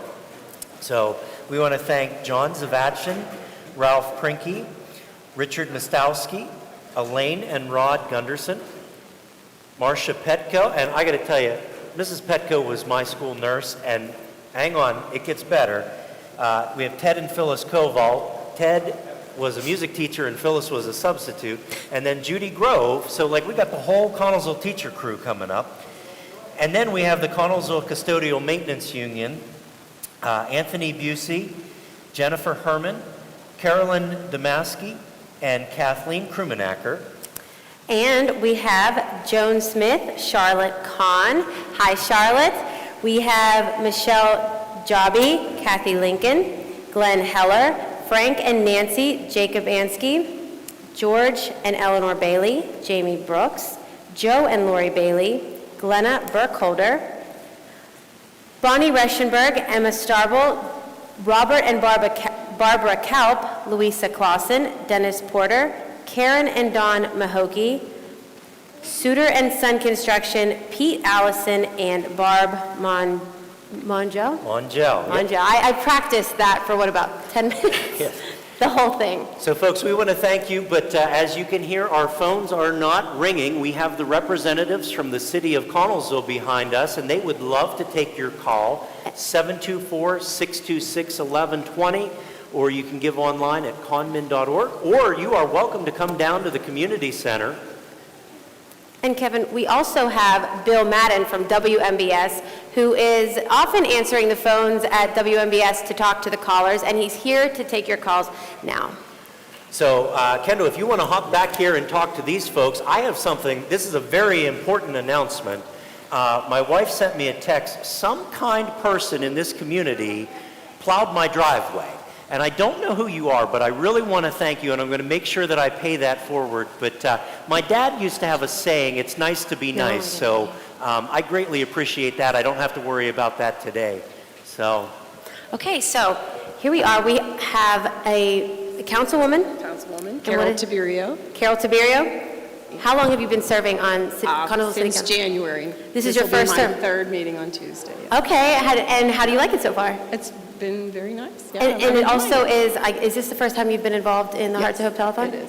Well, I will say that Connellsville has some very, very quality leadership, so good job to you guys.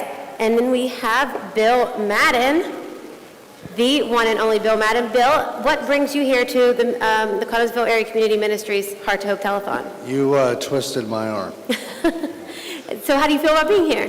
I feel great. No, I'm looking forward to seeing this phone ring, or actually hearing it, or something. Movement of some kind. Yes, give us a call.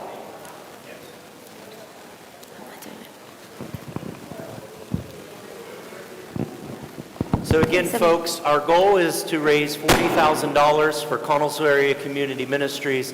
And just a reminder, the coverage area for the ministries is the entire Connellsville area school district. And here to tell us a little bit more about that, we've got some folks in our living room. I'm back. Thank you, Kevin. And we are here with Pastor Rob and Lynn. Thank you so much for joining us today. You've been with us throughout the day, and you've been with us every year so far. And you do so much for our community, and we wanted to highlight some of the great work and the ministries that you are a part of. So first of all, tell us a little bit about yourselves and where you serve. Well, I am the Methodist pastor of Mill Run and Ohio Pile United Methodist, and we are a part of a 11-church co-op in the Connellsville district. But by default, we, as we come into town, do participate because Connellsville Area Community Ministries is so entrenched in all of the various denominations. But our Methodist denomination is well covered, and it indeed is a joy. In fact, our district superintendent, as busy as he is, makes it to most of our meetings. Yes. And we're very grateful for his participation. So it has been a great partnership. But I think another thing, Mary, that has parlayed in One of the strengths of Connellsville Area Community Ministries is the partnership with so many other different groups. And I think that there has been for a long time a need on the mountain. Yes. And our mountain youth go to the Connellsville School District. So even though some of the needs are a little bit different, yes, it's important, I think, that we address that. And we are so fortunate to have you up on the mountain because you know what the needs are. You live up there, you see it every day, and certainly we saw it during COVID. The need up in the mountain was so great. Tell us a little bit about how you stepped up during that time, during the shutdown, when we were starting our summer meal program. Yes. And Lynn and Audrey, a couple ladies from our church. Of course, Lynn I'm talking to my beloved. You want to make a comment about the lunch program? When we were asked to do it, we jumped right up to it. And it was so rewarding to see the kids and the people that came through. But at the end of this last year, we had them pull up, and one little guy got out of the car. He came in and handed me a note and hugged me. Oh. And the note was a thank you note. Oh, that's so wonderful. So we served about 50 a day. So every single day, they would come down the mountain that we had summer lunch and pick up the meals that we had prepared and took them back up to the mountain. So you made that drive. And then you and your volunteers passed out, you said, 50 meals every day. So that was the need that they had at the time. And also, you passed out a couple of other things. You were also ministering to these people as well. Well, we have a Care Bear ministry, and they're actually little prayer bears. And if anybody came through that hasn't had one, we give them one, and the little bear talks to them and tells them they need somebody to hold them, love them, and pray with them. Yes, and it's just such a joy to see the love that you put in that. And so you're ministering to these people who might not be churched or might not be affiliated with a church, and just letting them know that somebody cares about them and somebody is there for them. So you have stepped up in a huge way with that summer lunch program, and without you, we would not have been able to serve those children in the Connellsville area school district because of that. So we appreciate all of that. And you also help us with our Treasures for Children ministry in a huge way. You guys are huge supporters of that Christmas program, are you not? Amen. Double forte. We do the sign-ups, and then after the angels are on the tree, and people take the angels, they bring the stuff in, and other churches drop off the stuff. You have the stuff here. And last year, our church did a personal hygiene bag for every family that we did. Fantastic. And I also have set up kind of like a baby giveaway. We had lots of baby clothes and stuff last year that were donated to us, and we just put them out. Fantastic. And so when you are giving to Connellsville Area Community Ministries, we always think of the city of Connellsville, but the money that we're giving is also going to be giving up to those Mill Run, Normalville, all up into those mountain areas. So thank you so much for everything you guys do and your willingness to help the ministries. So right now I understand that Greg is back at another watch party, and we're going to check in with him to see how much fun he is having and what kind of money our restaurants and businesses are raising for the ministries. The city of Connellsville, Bouvard family has always been huge supporters of the Connellsville Area Community Ministries. We're so grateful for their support. Back in February, they allowed us to come down on karaoke night and take over the bar. And during that time, they donated $1 from every pizza sale. So that night, $639 was donated to the Connellsville Area Community Ministries. And we're very, very happy and thankful for that donation. That'll go towards their bottom line. I will say, now that COVID's finally getting to be over, but world famous St. Patty's Day party is going to be full force this year. It's going to be this coming Thursday. It starts at 9, and it basically goes until Bud Murphy's wants you to go home. And, you know, hopefully if you're on your best behavior, you'll get to stay for a while. But we're going to have some details of the St. Patty's Day party, if you want to tell us. Yeah, so we have a big outside tent for overflow music inside. The dining room and bar area. We got bagpipes, corned beef, cabbage is our special, and we got some green beer for you guys. So. But I know that you're putting the tent up back outside.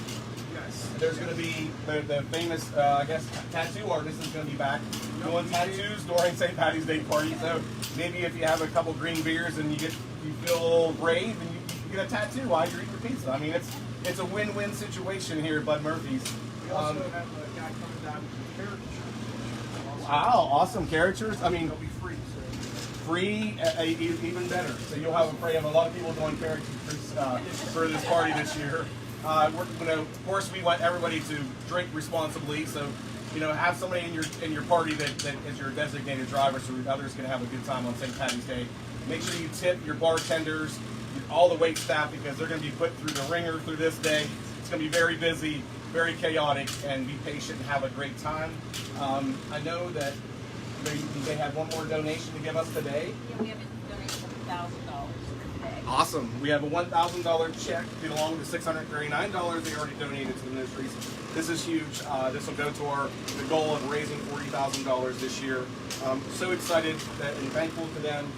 And I've always had the question, we always ask Nancy, is if we want to order a pizza right now, Nancy, how long would it be? 30 minutes. You heard it here from Nancy. It's 30 minutes if you want awesome pizza. I highly suggest the Buzzy Wings. We can eat meat today because Fridays during Lent we can't eat meat, but you can get Buzzy Wings today down at Bud's.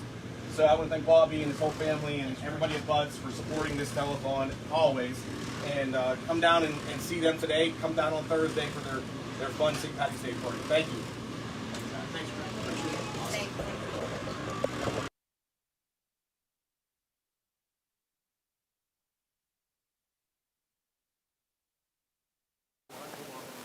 Check.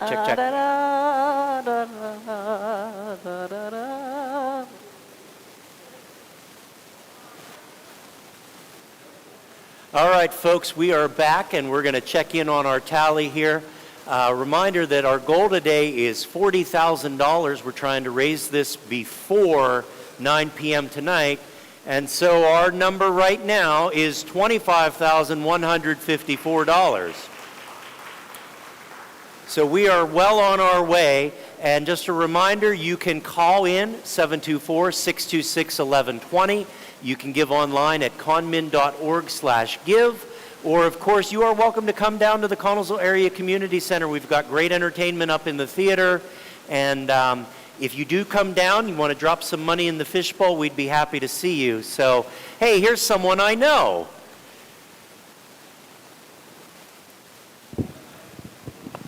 All right. Senator Safano, good to see you. Look what I have for you. Tell me what you got here.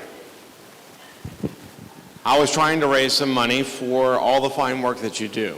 But I had a thought. I said, what if we could raise $1 for every day of sunshine we have? So I'm planning for 750 days of sunshine. How does that sound? 750 days of sunshine. I will take that. Thank you, sir. Because every day that you work that you do with the Connellsville Community Ministries and work that they do does bring some sunshine into someone's life somewhere here in the community. Right. So all of us working together, we don't care about the snow.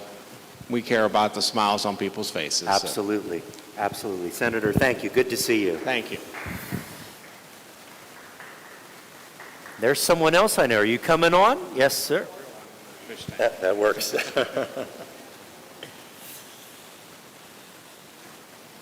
Here's another guy I know. How are you, Scott? Well, good, Kevin. Good to see you. You too. This is mine, apparently. That's your mic. All right. Well, I am very happy to be here. I go on at 5 o'clock answering phones. I'm expecting everybody that I know personally to call 724-626-1120, and I need those donations, and we'll be on at 5 o'clock. I also have a personal donation from my family to your family, and Kendall's here. We grew up in Uniontown. We didn't have a fishbowl in Uniontown, but we do in Connellsville. So there you go. So I'm always happy. This is my 3rd year answering phones. I couldn't be more happy to be here and to support such a great cause. And so thank you very much. That's awesome. Thank you, Commissioner. Right. And speaking of commissioners, here's another one I know. Mr. Vasides, how are you, sir? Good to see you. Good. How about you? Oh, I can't complain. I'm glad to be here. This is a great event. So good for Connellsville and an organization that I have a lot of respect for, the Community Ministries. They do such good work for the community, helping the disadvantaged and helping their community be stronger. So I'm glad that we could help today. Got several people going to call in and make donations. I prearranged that. They're calling to talk to you, right? I hope so. Yeah. But if they get somebody else, it doesn't matter because it's still to the same cause. And I will make a personal $100 contribution. Thank you, sir. Thank you. Thank you. All right, and I think we have a special guest in our living room, so we're going to head over this way.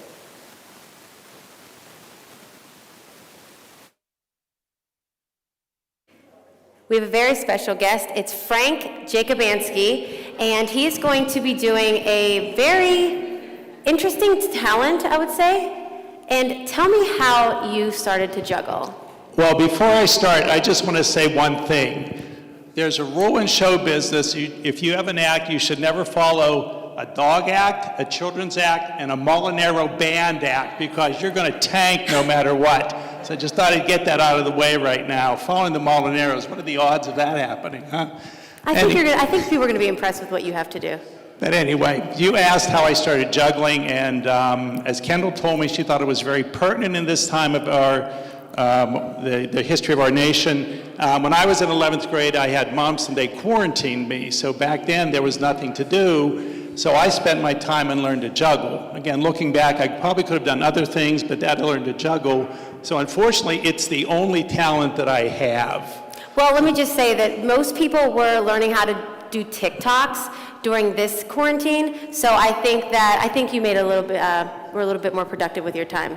Look, you're still doing it. Still doing it. So anyway, I'm a native of Connellsville. I married into Connellsville. I married the former Nancy Bailey, moved here in '83. I love the town, love the bike trail, love the people, like the businesses and the community ministry.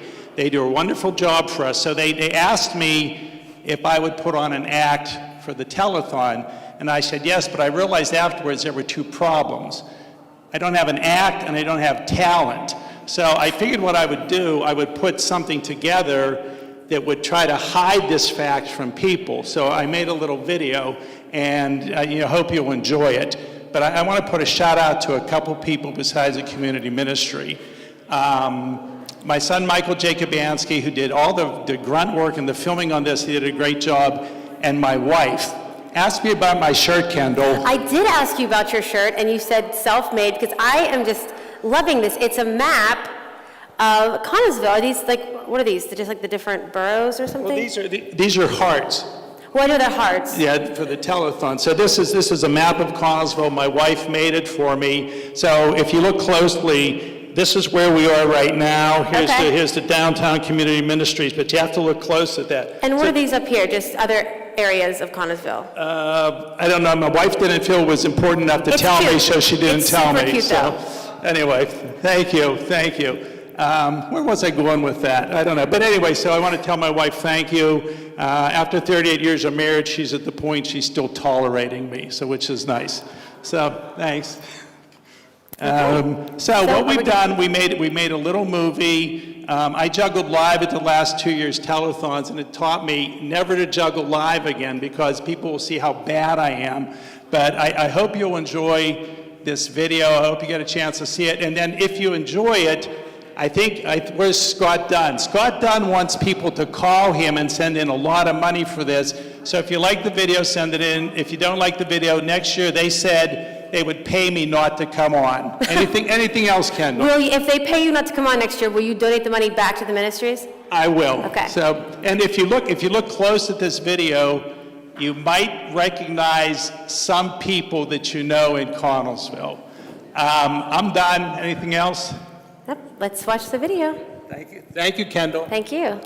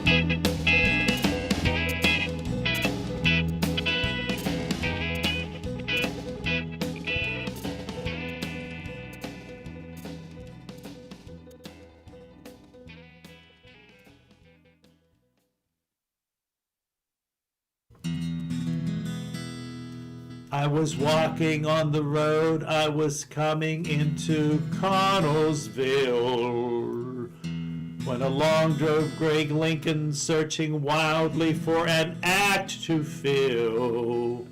I'm looking for someone to help the telethon raise money. We are hoping that you'll wow us and maybe even be funny. Have you ever done an act like this in places near around? And I said, listen, Greg, I juggled everywhere in this here town. Juggled everywhere, man. Juggled everywhere, man. Joy I'd like to share, man. Even though people stare, man. Tricks I do with flair, man. Juggled everywhere. Juggled at Colebrook, where they are able to make chocolate. Uncle John Coleman's pretzels are first rate. West Side Hill, home of Italian lemon cocoa. Winning races at age 57, loco. 12th Street Park, where hockey is played in a cage. Juggling these pucks is now the current rage. Juggled everywhere, man. Juggled everywhere, man. Here they park with care, man. And they hold the fair, man. Tricks I do with flair, man. Juggled everywhere.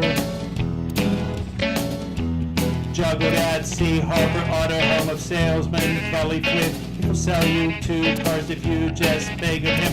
Walmart, where anything you want can still be bought. Throw some money, they'll salvage an army's part. Bailey machine, where they fix almost everything.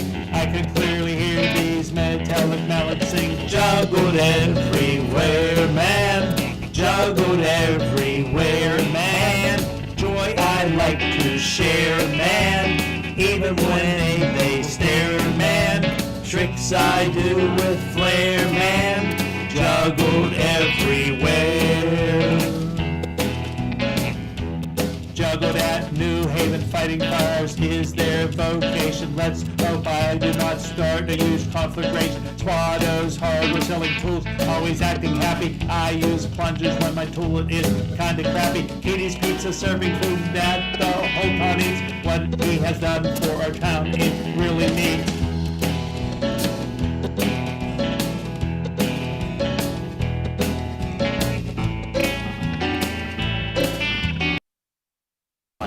Juggled everywhere, man. Juggled everywhere, man. Bikes unlimited cares, man. And all the bikes they repair, man. Tricks I do with flair, man. Juggled everywhere. Juggled at Monto's Tires, will help our cars go like rockets. Let's see how I juggle these pneumatic sockets. Crawford Bridge, named after our famous colonel. Scheduled repairs, we hope they will be nocturnal. Railroad tracks help keep our local business stock. Jugglers Paradise, rocks, and more rock. Juggled everywhere, man. Juggled everywhere, man. On these painted stairs, man. In the crisp, cool air, man.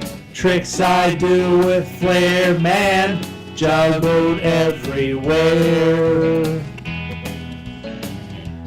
Juggled at O'Donnell's with a great view from the balcony. Run by our local restaurateur, Jamie's Scary Double Dragon, where I keep my family fed. Never knowing what to expect when my fortune's read. City Hall, where Vern Oler makes the city run. He means business, but he surely is a lot of fun. Juggled everywhere, man. Juggled everywhere, man. At Tigers I sat in a chair, man. Drinking ice cold beer, man. Frank, they're ready for you.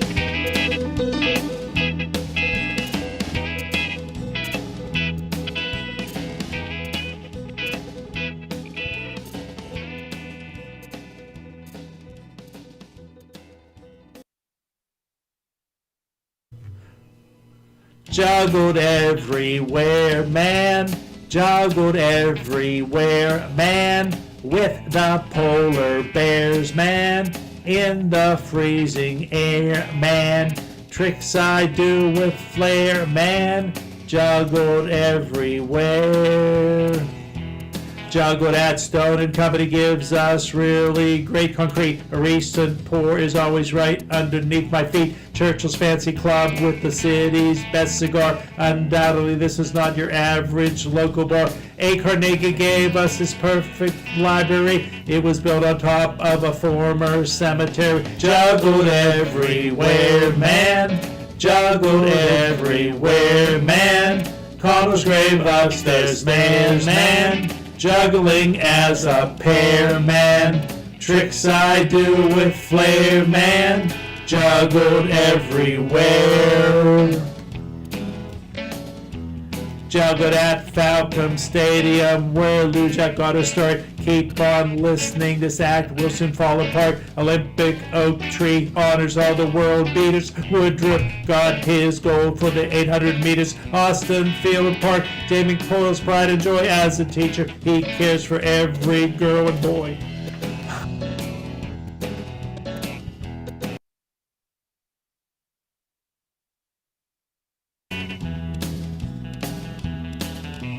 Juggled everywhere, man. Juggled everywhere, man. Atkins in their lair, man. Tambourines with care, man. Tricks I do with flair, man. Juggled everywhere. Juggled at East Park, generations all come here to play. Last year James Flynn and I had fun with croquet. My school, Mike Parla, keeps us safe from menace. I like to use these props and play some tennis. Tuffy put in this wonderful island green. So Franco's using moves that no one's seen. Juggled everywhere, man. Juggled everywhere, man. Joy I like to share, man. Even when they stare, man. Tricks I do with flair, man. Juggled everywhere. I juggled at Dairy Queen, the taste of blizzards makes me swoon. I will juggle these snowballs in the month of June. Barry Craig, he is a perfect gentleman, juggling on this luxurious divan. Bud's hotline overseen by charming Nancy. For her, I will do this funny song and dancing. Juggled everywhere, man. Juggled everywhere, man. In the Lion Square, man. Did it on a dare, man. Tricks I do with flair, man. Juggled everywhere. Juggled in Woodruff Park, home to many athletic groups. Watch me try to get this basketball in the hoops. Memorial Bridge ducks go into the yard. Hags and me hang on the sidewalk. I drop the duck. Finishing up on our majestic bike trail. For many riders, this indeed the holy grail. Juggled everywhere, man. Juggled everywhere, man. Joy I like to share, man. Even though people stare, man. Tricks I do with flair, man. Juggled everywhere. I juggled everywhere.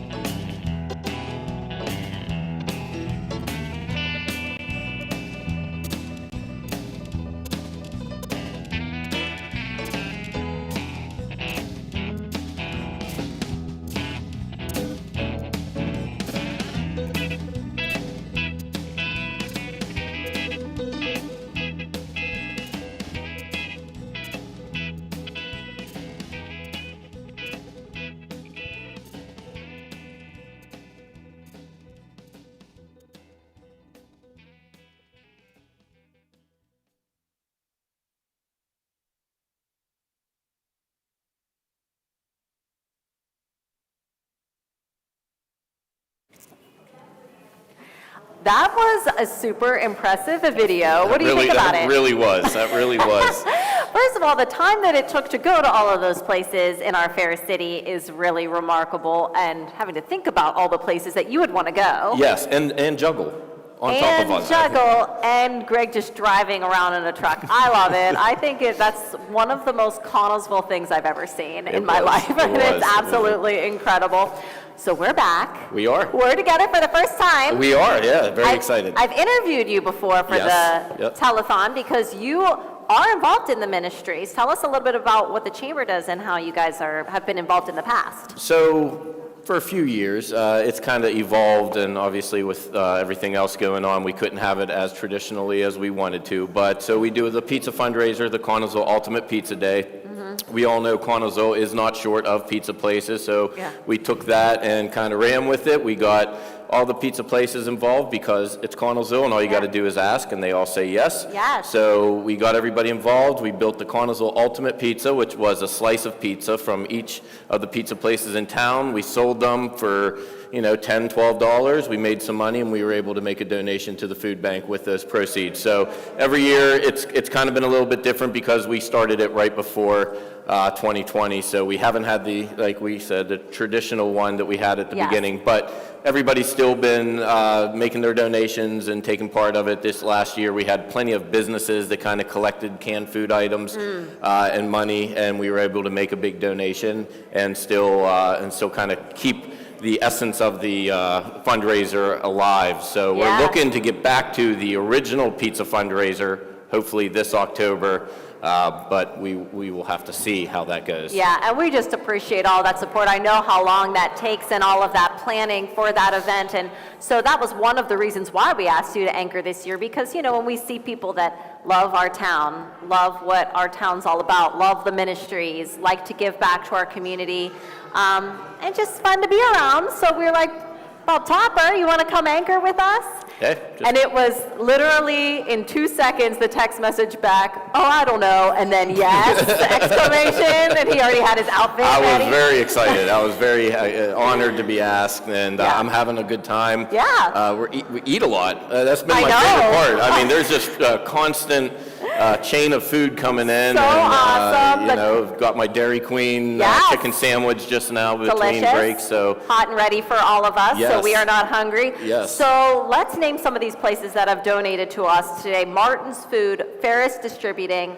Connellsville Cash Saver, Connellsville Dairy Queen Grill and Chill, Craig Appliance and Furniture, the Yawk River Trail Council, the Lions Club, and also Lions Club member Tammy Hart. Did you see those cookies out there? Oh my gosh, I just had some. Oh my gosh, they are a heart, and then they have our logo on them. You didn't want to eat it. It was so nice, you didn't want to eat it. I mean, you but still did. I still did. I admired it for a few seconds, and then ate it.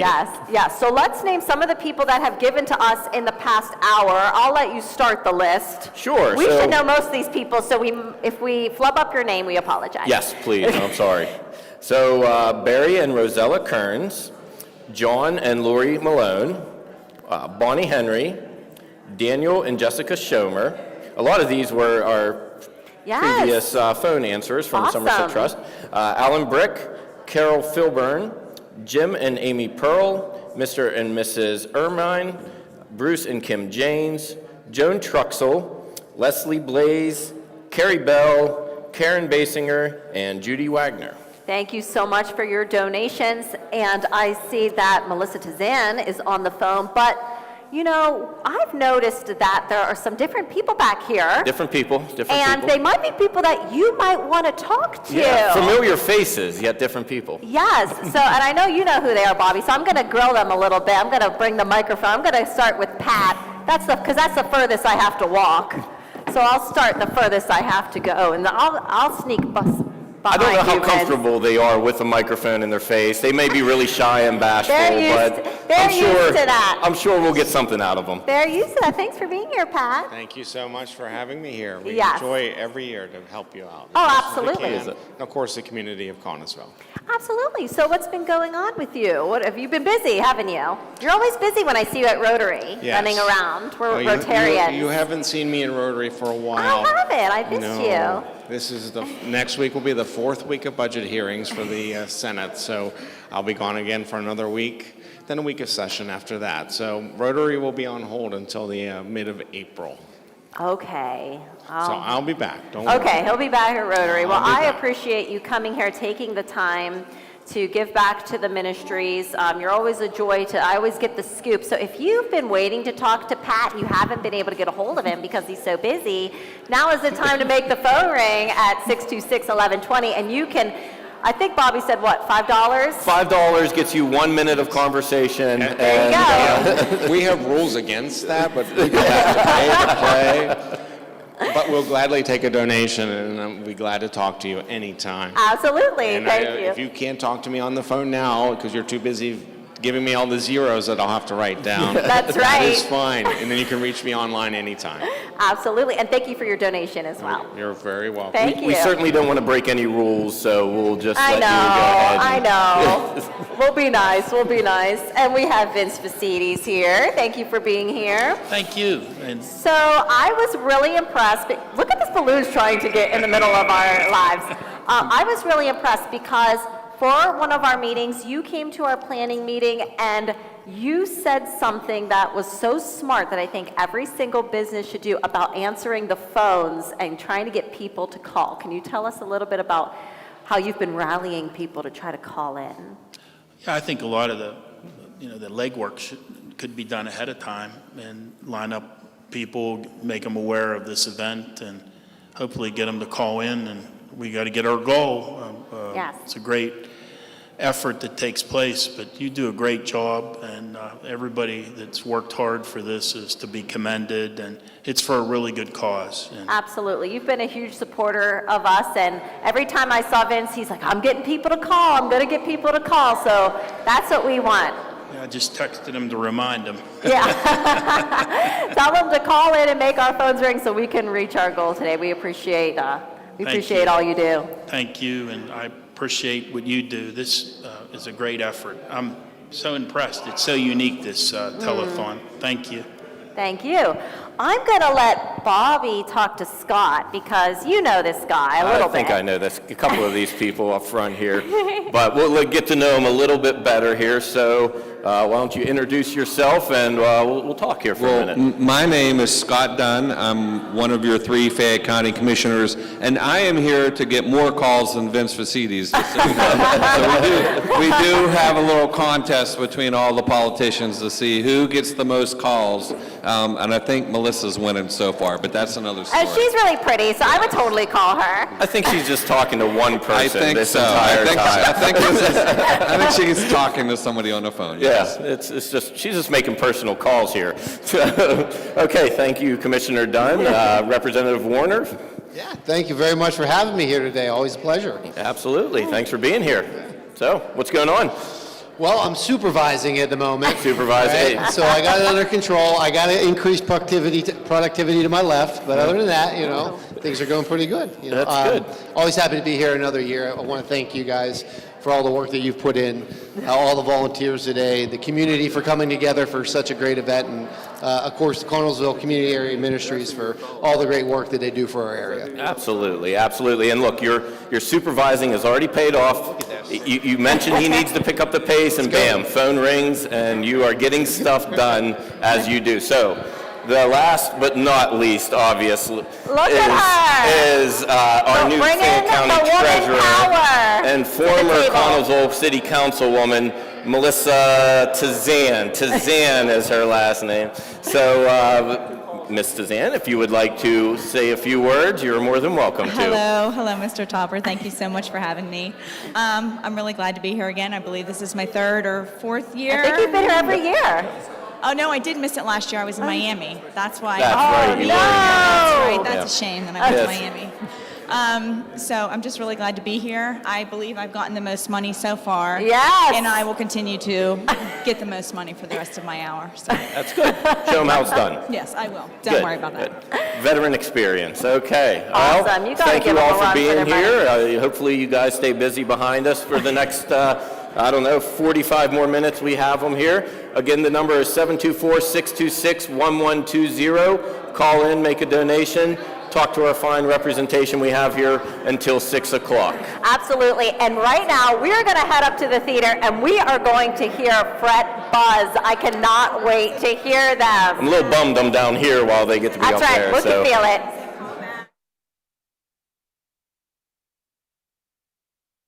Pleasure to be here at the Heart to Hope Telethon.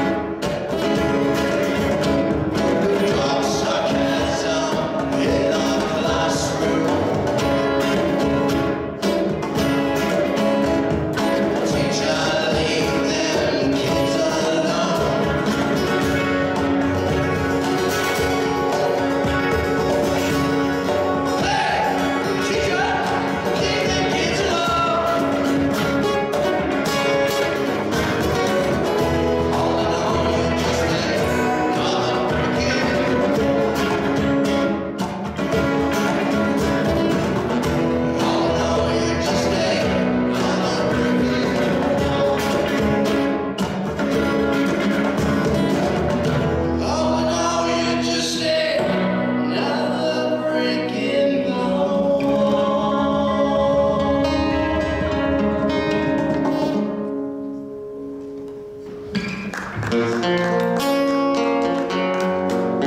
everybody here, and thank you to everybody at home.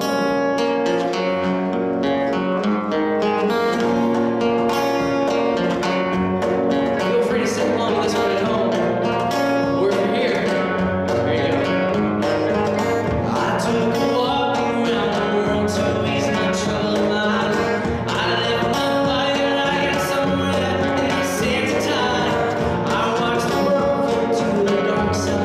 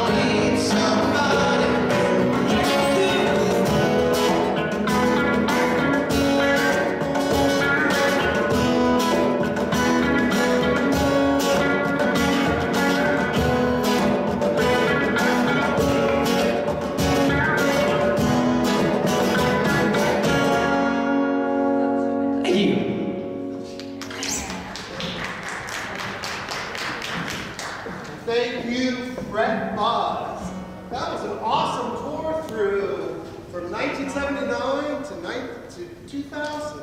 That was incredible. So how long have you guys been together? I've been with the band, I think, 4 years now, January 2018. How about the rest of you guys? 7 years, buddy. 7 years. Me and him 7 years. Yep. Me 2.5. 2.5. Good. That was an awesome tour of some really great rock. And I have to say, we're glad that you are a brick, not just another brick, but an important brick in our wall here at Community Ministry. So let's give it up to Fret Buzz and their awesome show. And you play a lot at Scottsdale, I understand. Yeah, we'll be playing there this Saturday. Where will you be playing? At the Scottsdale Firemen's Club, this coming Saturday.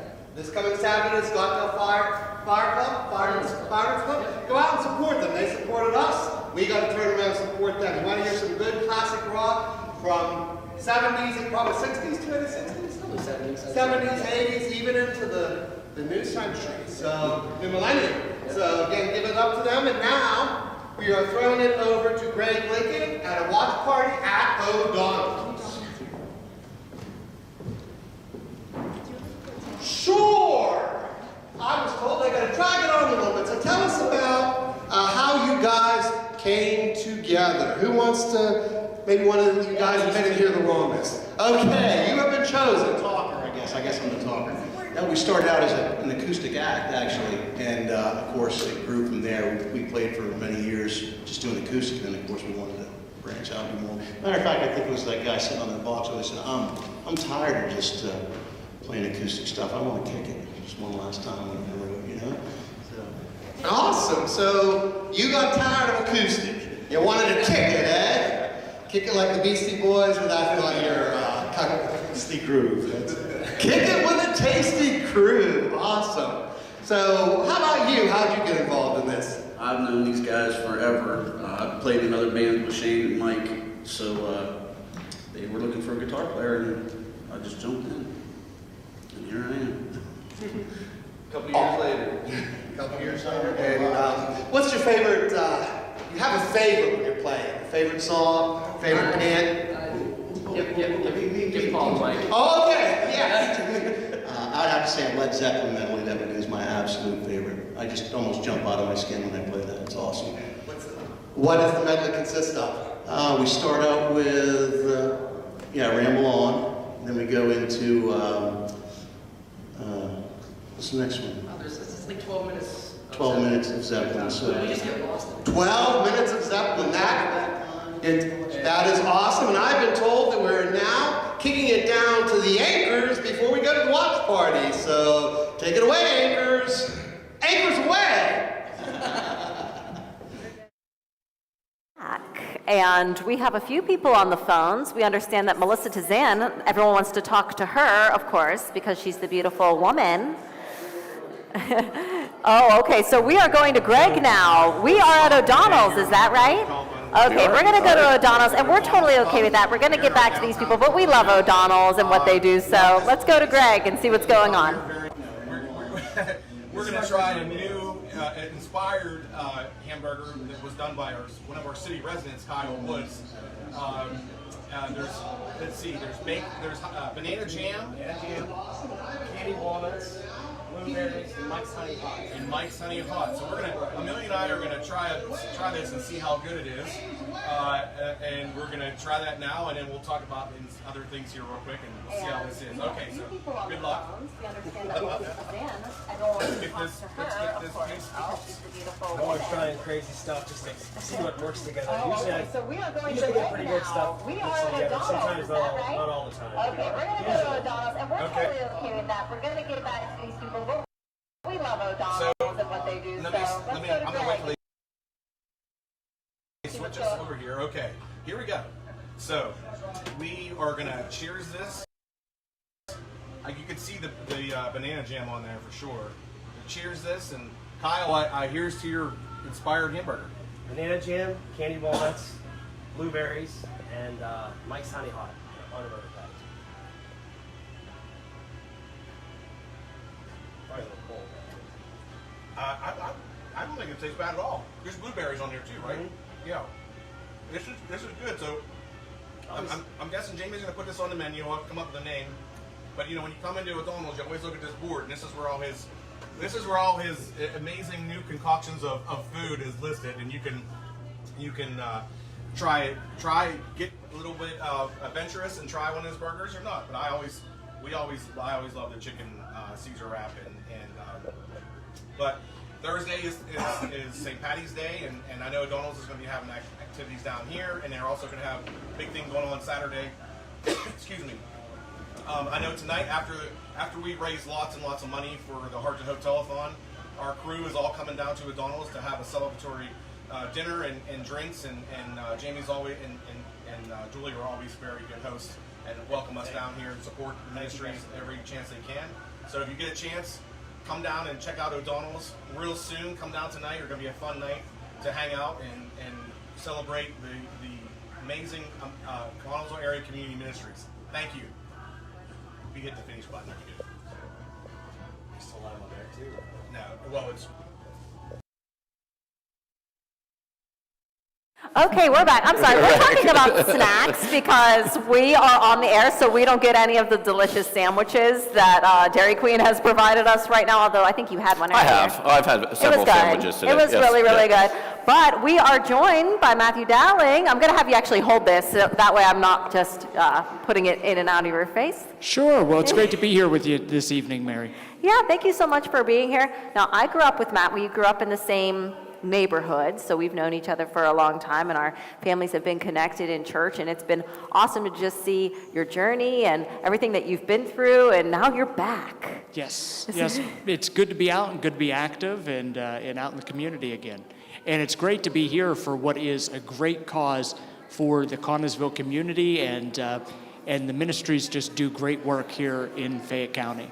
Yeah, so you've been a huge supporter of ours throughout the telethon, have come and answered phones. You've done some magic. I know you guys were involved in The Magician. The one year came and did some magic with you, I believe. Do you remember that? We didn't get to The Magician this year, but you're here again to support the ministries, and we appreciate all of your support. Now, I know you usually talk on the phone a good bit. You get people to call. Yeah. Now, Commissioner Dunn's hogging our one phone over here, so I'm going to have to push him off to the side whenever it rings. That's right. So, well, we've been telling everyone that if you want to talk to one of you, that this would be a perfect time to answer any question that they have about what's going on in the county right now, and as well as to get a donation for the ministries. We are having a competition amongst themselves. I'm losing right now. I was going to say, it doesn't sound like much of a competition right now. I need people to call me, 724-626-1120, and it's ringing right now. Oh, somebody answered it. See, Melissa answered it. Talking, so. Melissa, I'm going to get the most money, she said. You guys are busy holding the microphone. She's answering the calls. She's making the money, so. I think she makes outgoing calls. I don't know. Yeah, we've accused her of already using it for personal reasons. Oh my, well, we are so glad you're here. We're glad all of you are here, and we are going to go back upstairs and listen a little bit more to Fret Buzz.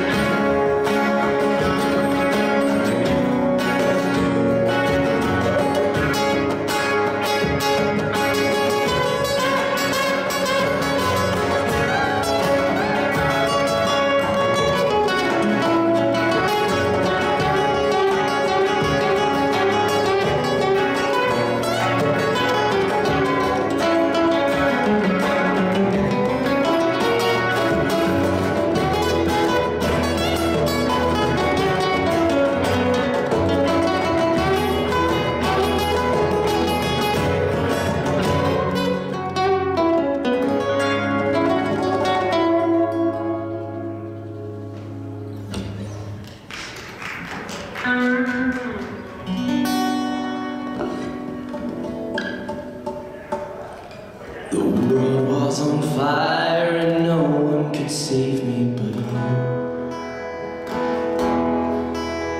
It's strange what desire will make foolish people do. I never dreamed that I'd meet somebody like you. I never dreamed that I'd lose somebody like you. No, I don't wanna fall in love. No, I don't wanna fall in love with you.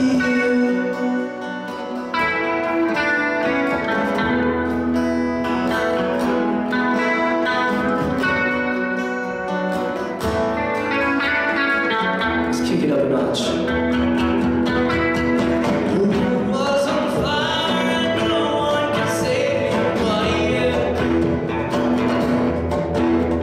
It's strange what desire will make foolish people do. I never dreamed that I'd meet somebody like you. I never dreamed that I'd lose somebody like you. No, I don't wanna fall in love. There's only one thing you want. No, I don't wanna fall in love. There's only one thing you want with you.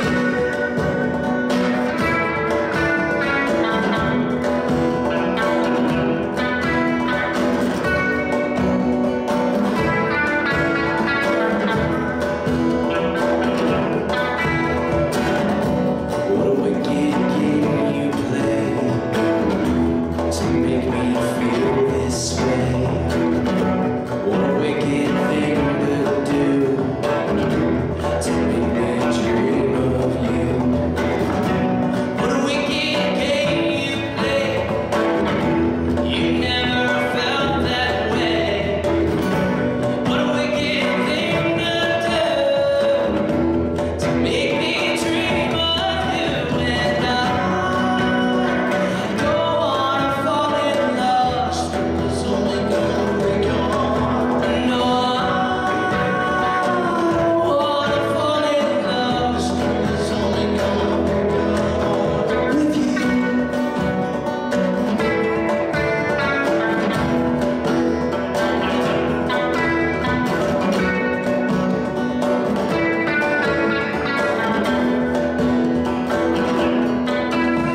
The world was on fire and no one could save me but you.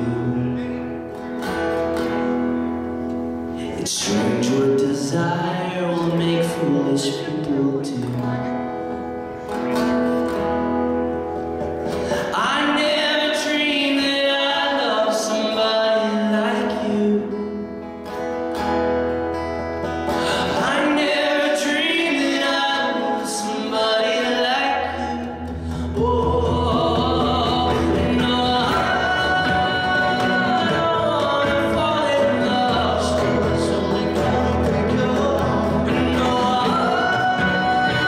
don't wanna fall in love. It's only gonna break your heart with you. It's only gonna break your heart with you. It's only gonna break your heart. No, it's only gonna break your heart. No, it's only gonna break your heart. Nobody loves no one.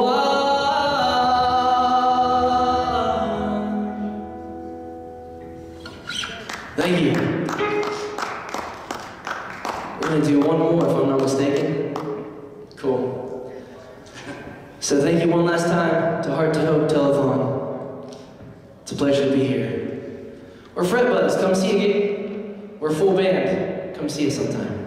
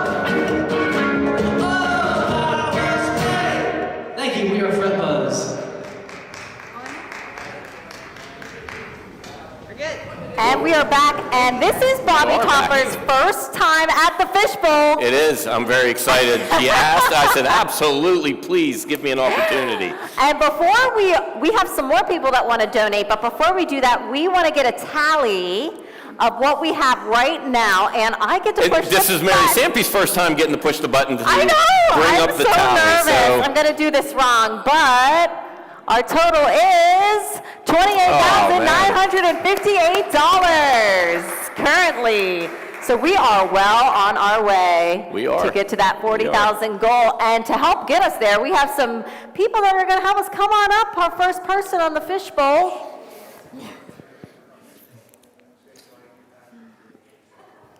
Hi there.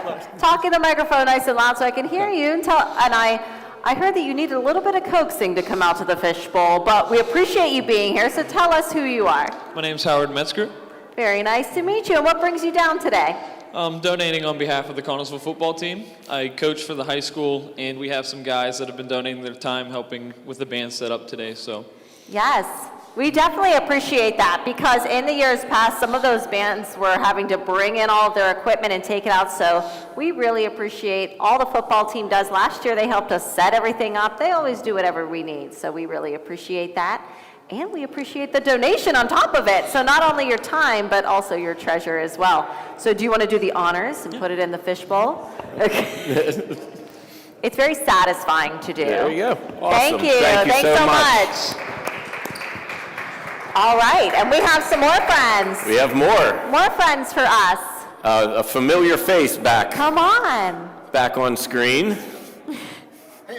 Yeah, I'm back. You're back. You're back. All right, well, how was answering phones? It was good, you know. I think I increased production, Scott's production, very good. He picked up his pace a little bit. It went very well. No, it's always fun being here.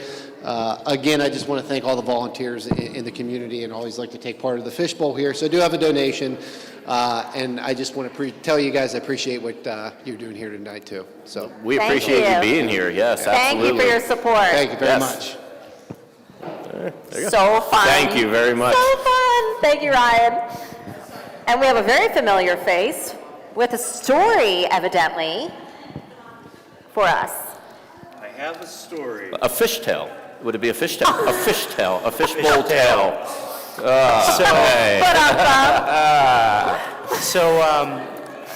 My neighbor is Mr. Harry Soyson, and I'm sure everybody in town knows Mr. Soyson. And so we were out trick-or-treating this fall, and he asked me if I had a VCR. And, Mr. Soyson, he's got a lot of VHS tapes, and I said, I could probably find you a VCR. So I got him a VCR, and he called my office phone like every day for a week to thank me, and I was never there. Aww. So he sent a memo, inter-school mail.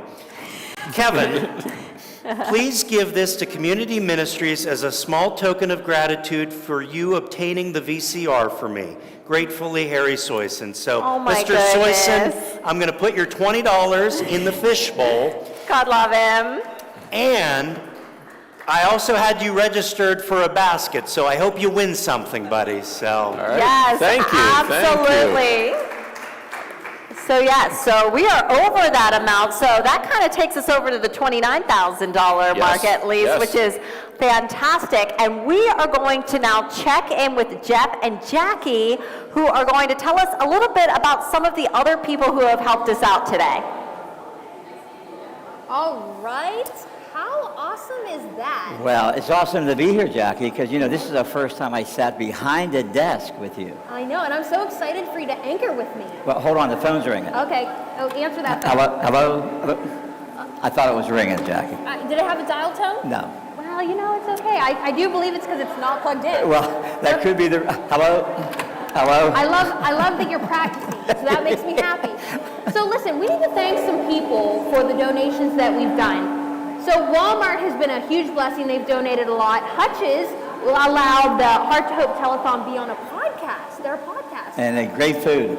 Absolutely great food. And of course, WMBS has a radio station, and they have volunteered and donated. And look at this awesome shirt. Like, who wouldn't want to wear this shirt? I do. I think I want to put it instead of my dress. I think I'm going to wear this shirt instead. Well, go ahead, put it on. Yeah, and I can support. It would mess up my hair. I don't want to mess up my hair. And then, of course, all the volunteers for today. I mean, there are a ton.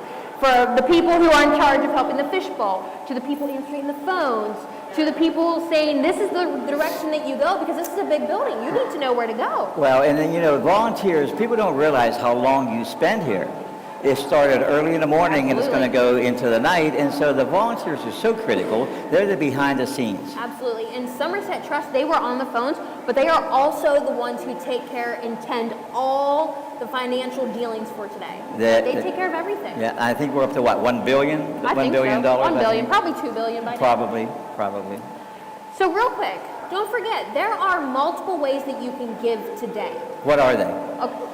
Thank you for asking. I will tell you. So you can call by phone, which is what these lovely folks behind us are answering. The number is 724-626-1120. I almost forgot there, so I had to get my paper. That's okay. You can give online at www.connmin.org. There's a lot of M&Ms. There is. I love M&Ms. Yes, /share. So don't forget your slash in there for sharing. There's also, you can bring down your donation and literally walk down and be on camera. I know, and I wish there was more people, but it is cold. It is cold, You know. but we are troopers. We are. Through this cold spout of something. So one last thing I want to give, then we're going to go to a video. So the last way you can give is you can write a check, and in the memo, all you have to put is the Heart to Hope Telethon and mail it to P.O. Box 777, Connellsville, Pennsylvania, 15425. Are you ready for this video? I am, but please donate. Absolutely, please donate, and here is your video.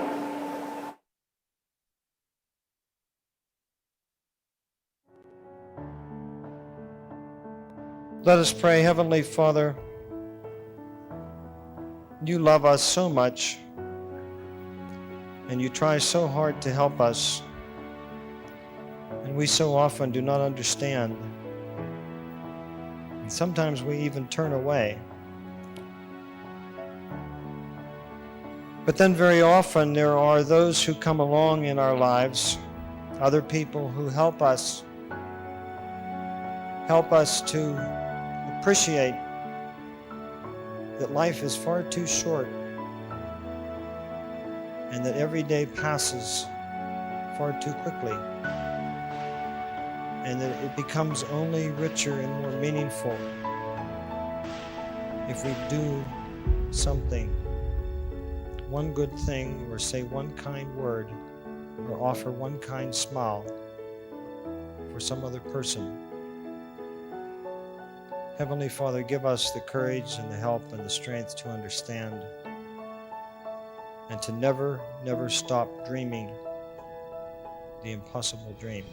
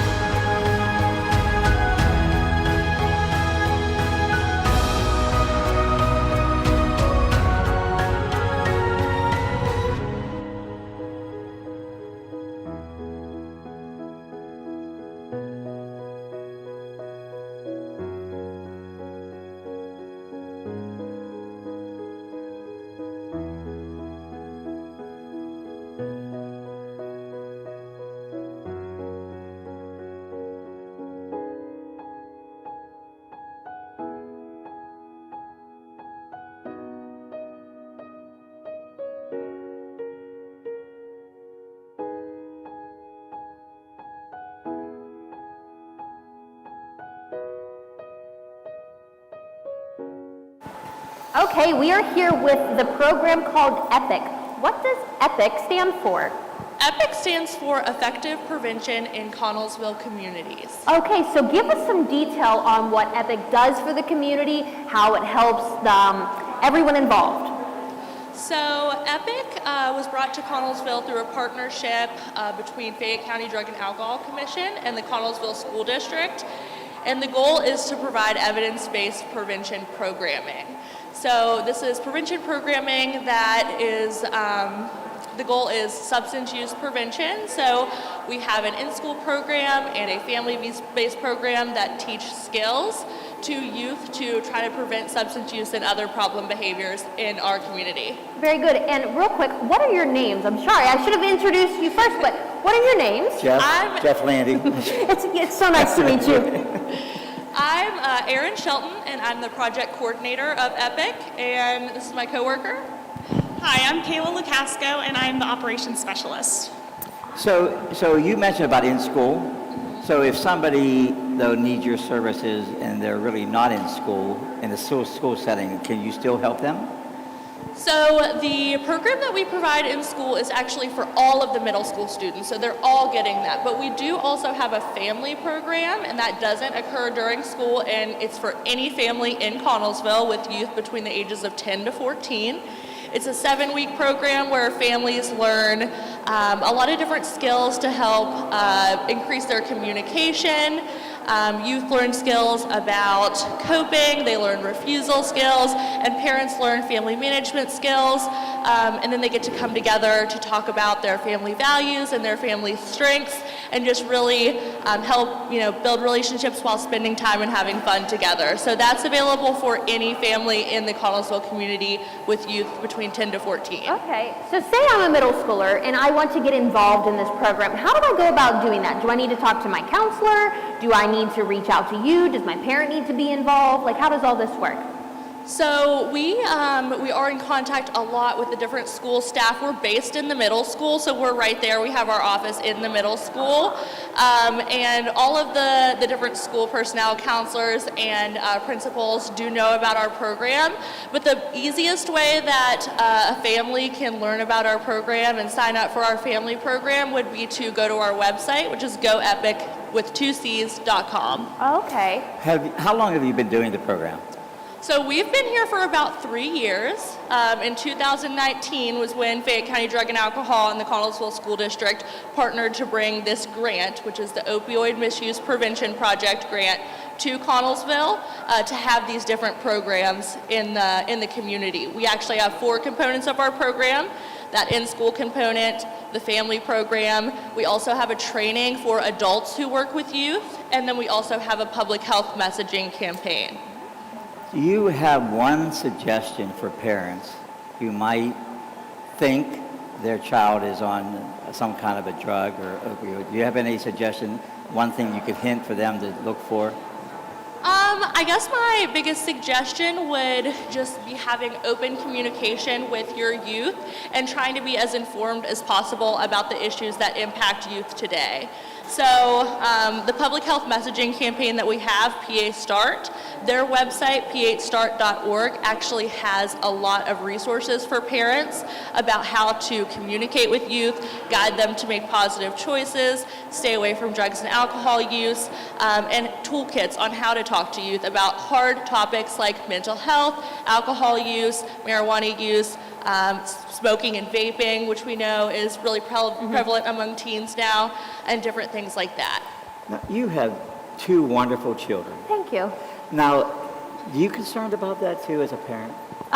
So that is, I think, always a concern because of peer pressure, because kids don't grow up the way that my children grow up. I parent different than other parents. And so that could definitely be a concern in that, will they be exposed to that and how will they handle that situation? So this program is a good tool for me as a parent, but also a tool for my children on how to respond to those sort of peer pressure things. And I like the one thing you said. You said make good choices. Because as a parent, I'm sure you think, and I was a parent, I still am, but my daughter's a lot older. But as a parent, you always want your child to make good choices because you can't be around them all the time. And so it's kind of nice. And then your situation, they have somebody else to go to for help. Absolutely, and you were talking about peer pressure, which is a huge thing that our youth are facing. And we do a lot of skill building around refusal skills. And that's why these programs are for everyone. They're universal prevention programs, so any family or any youth can benefit from them. And in our family program, we have several weeks where we go over refusal skills and how to refuse and stay away from peer pressure. So here's a question for you. Where are the programs located? If there is a family who says, I want to join in this, where do they go? So a lot of our family programs occur at the middle school, at Connellsville Middle School. And we do have programs that occasionally happen at the elementary schools too. We have one that's going on right now that's in Springfield. So the people who live in Springfield don't have to drive all the way down to the middle school. And so we try to do programs at the different elementary schools at least once a year, but we also do them at Connellsville Middle School that they run pretty consistently there. I know privacy is very important for parents and things like that. How do you handle the privacy factor so that if somebody does want to enter their child into your program, that it's going to be more private than let everybody know about it? Yeah, so everyone who works for our project and all of the volunteers who facilitate our project, they all, or a lot of them, they work in fields similar to ours. Some of them are religious leaders, some of them are people who work at other nonprofits or in social services, so they're pretty well versed in confidentiality and not sharing anything that someone doesn't want others to know. But the goal is with our program is it is for anyone. So being in our program doesn't necessarily mean that a child has any issues or is engaging in substance use already. It's just really building those skills, especially at that younger age of 10 to 14, so that when they do move into their teen years, they're prepared and they have built up those coping skills, those refusal skills that we're talking about, so that they're prepared for any issues that they might face. Is drug and alcohol a big part of your program? So we are sponsored by Fayette County Drug and Alcohol. We're both Fayette County Drug and Alcohol employees. So the main goal is substance use prevention. But in today's world of prevention, it is more about skill building. So a lot of what we talk about is not necessarily around drugs and alcohol. In our programs, we're not often talking about drug and alcohol use. We're more talking about things like having positive communication, how to have good coping skills for stress and anxiety, and different things like that will just naturally help avoid problems with substance use down the line. All right, well, thank you so much for all of that information. We really appreciate you coming and talking to us about that. That would be a very good program for more parents, middle school kids from 10 to 14 to be involved in. Right, and I think parents need an education today on really what this is all about also. Yes. Yes, absolutely, and we are here to provide that and just support and uplift the families and youth of Connellsville. Fantastic, thank you so much. So we are actually going to give this mic to Bob here, and he's going to interview me. I would love to interview you. I probably don't have enough time. Thank you. So I'm going to shove you to this direction because you are going to interview over here. I'm going to interview our first responders who have given from their time. Let's all thank them for all they do for our community. Where would we be without our first responders? So, sir, would you tell us a little bit about yourself? Hi, Bob. My name is Bill Hammerly. I'm the Chief of Police of the City of Connellsville. The Chief of Police. Now, isn't that something that the Chief of Police took the time to be here? Thank you very much for being with us. And I think I know this young man. Why don't you introduce yourself? Good evening, Bob. I'm Chief Jeff Layton of the New Haven O's Fire Department. And how long have you been fighting fires? This year, 33 years. 33 years. That's incredible. And up here, sir, I'm going to go this way. Hi, Bob. My name's Henry Deal, a.k.a. Pickle, and I'm representing the Connellsville Township Volunteer Fire Department. Thank you for being here, Pickle, and I noticed that on your shirt, so I figured that must be your nickname. And I'm going to pass this over to you, sir. Hi, good evening. My name is Dale Barhern. I'm a paramedic supervisor with Fayette EMS. Thank you very much for being here. This is great. We have 4 different branches of first responders here, and that is incredible. I want to ask Mr. Hammerly here, Chief Hammerly, how long have you been in that position? I've been chief going on 6 years. A little over 6 years. And do you enjoy it? I love it. You love it. That's great. Well, thank you because I know police work is a challenge. Okay. So, and I didn't quite hear your first name again. Dale. How long have you been doing what you're doing? Yes, I've been a paramedic for the last 5 years. Started working in EMS as soon as I graduated high school in 2015. Well, very good. Thank you, and nothing personal, but I hope I never need your services. I hope I never need your services. I hope I never need your services, nor your services, Pickle. I just have to keep saying Pickle. I have to ask, how did you get that nickname? Can you say that on TV for our people? Yeah. My last name's Dill. Dill Pickle. Now I feel stupid. But we got to thank you. Where would we be as a community without our first responders? We all work together. This is great. So thank you for your service. And now we are throwing it over to Greg Lincoln at a watch party. So at Fox's.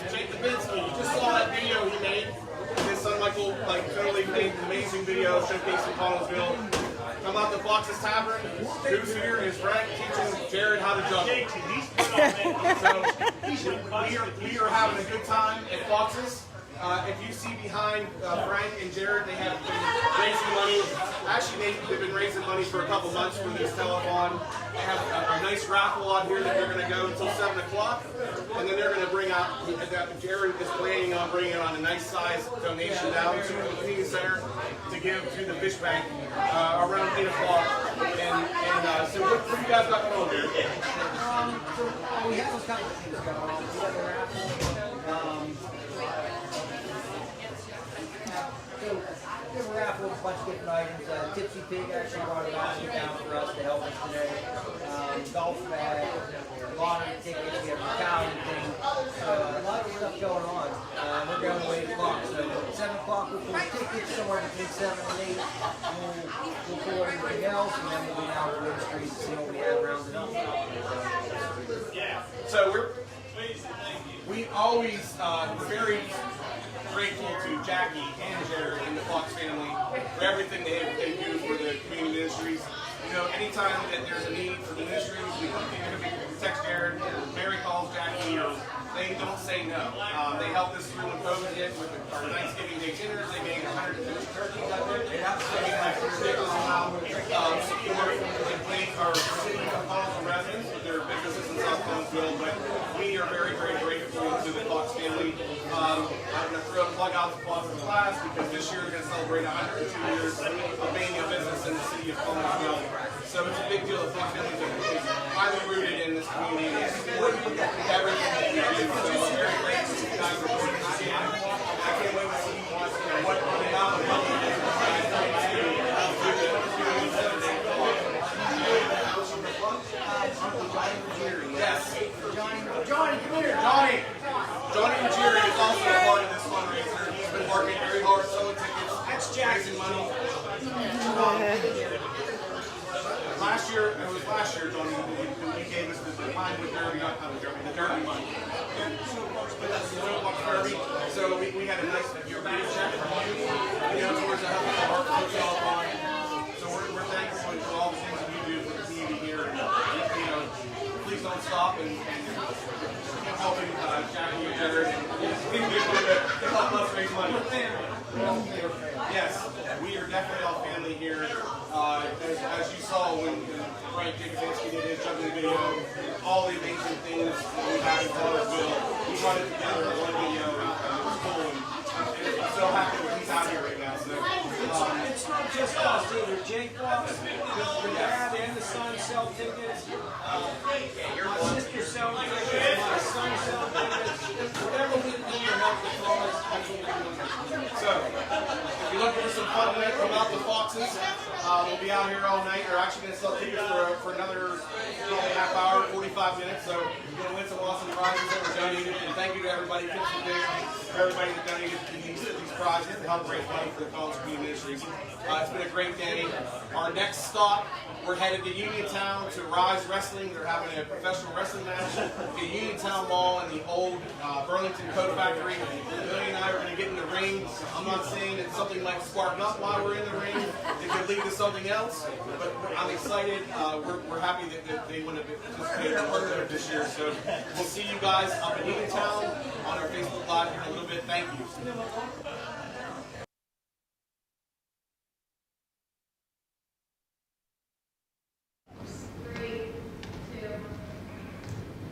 Okay, I'm really excited because they asked me downstairs about 5 minutes ago, do you want to go interview Fungus? I'm like, yes, because I'm totally a huge fan of Fungus. Welcome, guys.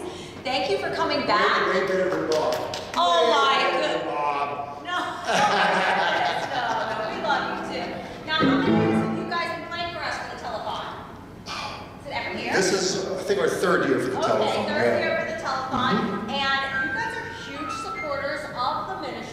Absolutely. We did a show for you guys a couple months ago right here at the Porter Theater. And man, we had a really good time. We love playing at this place because the acoustics are impeccable. And as a musician, you just want to play in places like this. It's a treat. Yes, absolutely. And you were also at our volunteer appreciation lunch this summer. Oh, yes. To thank our volunteers, and you played for us. Yeah, it was Matt and I did that when we did a little acoustic drumming thing. That was wonderful. We had a good time. You have a nice group of people. Yes, it was really, really fun. And tell us a little bit about your band in case you don't know about Fungus. We're still going to tell you a little bit about Fungus. And yeah, go right ahead. So basically, about 30 years ago, Terry and Dave and myself got together, and actually we had a couple other members at the time, and we were going to do a benefit show. It was basically a tribute to the Grateful Dead, but they were still around at the time. So that show actually never happened. We got together, we didn't know each other, and we got together and we just found that, we already had a love of the music. So it was pretty basic that we after we didn't play that show, we stayed together, and I guess the rest is history. And here we go. Fantastic. So can you introduce all the members of the band? Who do we have here? I'll start over here. Hi, my name's Ray. I'm the bass player. I'm Dave Gasparo. I wish I had some kind of cool title like that. I'm a bass player. I don't have anything like that. Terry, guitar. Kip on keyboards. Matt Montgomery on drums. Fantastic. And do you have any events coming up that people could come to if they want to hear your music after they hear you today? Absolutely. We have a event planned called Punkapalooza on April 23rd in Blawnox at a place called Moondogs. And if you just go to our Facebook page, which is Pittsburgh Fungus, you can find all the information right there. And it happens to be my birthday too, so it's gonna be... No. This on April 23rd. On April 23rd. That show is a huge bunch of acts. There's 2 bars right down the street from each other. It's a really great time. If you haven't, it's a really great time. 2 days. And so please, if you haven't checked it out before, please do. Well, you guys are always so much fun. We're so happy that you came back. I hope you keep coming back every single year to support the ministries and everything that we do. I understand we might sing something later. Maybe. So we will see how that goes. So I'm going to let you guys get ready. And I am going to introduce to you Fungus. Enjoy.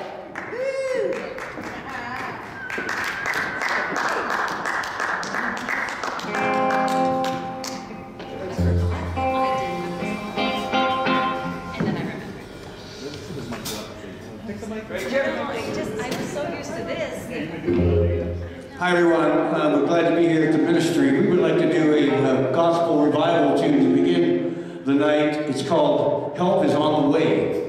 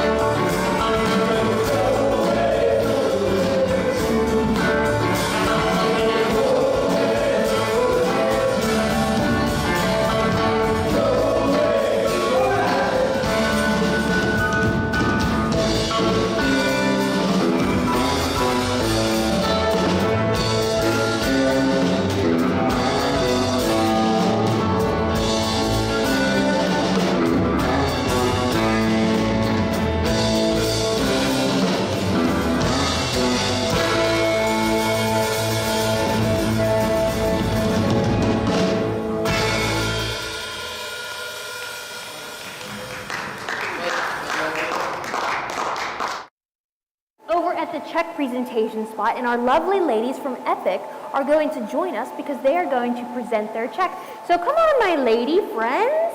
Here is the microphone for you, and let's get our check up.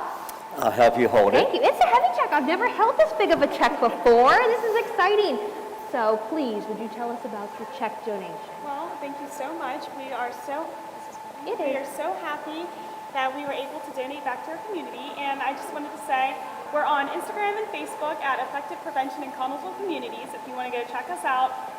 We're always doing different contests. Right now we have a hashtag contest going on. It's hashtag Unwind with Epic. So go check that out, and you can check us out on our website at www.goepic.com. Awesome. Well, thank you so much for your donation. We really appreciate it. All right, thank you so much. Absolutely. Hey, it was really nice meeting you, too. You too, thank you. Thank you. All right, so, what do you say we go and we check out some of these lovely baskets? Are these Easter baskets, Jackie? They are baskets that are not Easter. However, I need to tell you, this actually is a Easter basket because it says, Happy Easter. I wasn't sure, but I do see now you're correct again. You are correct. Yes. So let's just go down the line. I mean, goodness gracious, look at all this stuff. This is camping attire. That's for like roasting hot dogs and making s'mores and stuff. I love this, and this would be good for the summertime, like you said. Yeah, absolutely. And then we have baskets with popcorn and gift cards and chocolate. So much chocolate. And then of course we have some Easter stuff. We got Starbucks, more chocolate. But I'm gonna show this one because I'm gonna be a little bit biased. This is a gift certificate to Chapel Hill Wines, which is the winery that I work at on the weekends, but also has fantastic wine. Do you do taste testing at the We chapel? do taste testing. It is located at 120 Higby Lane in Dawson. Now, I've heard that name before. I'm not sure where. My last name is Shope, so I'm not sure where you heard Higby. However, that was my maiden name. That's right, Jackie. Come on. But look at the quality and the I time know. spent on I making know. these baskets. They're beautiful. So look at this one. This is like a surprise. Do you see this? This is a surprise. You can't see in it. And I don't want to neb nose, although I do like to be nebby at times. But if you would get this, it's a complete and total surprise. Surprise! This is mine that I already... Is this mine? This is, maybe you have one like this. This isn't mine? It's not yours. However, you could win it. And do you know how you would be How do I win that? That is an awesome question. So anytime someone donates, Okay. they go to our lovely Rachel up here. They say, hey, I'm going to donate this amount of money. They come to the fishbowl and they put it in our, and I'm going to change it to a fish tank. because Would you please? It is accurately a fish, it is a fishbowl tank. It's not in the shape of a bowl. Fine. It's a tank. But listen, we're going to have to take a pause here. Do you see we have some customers?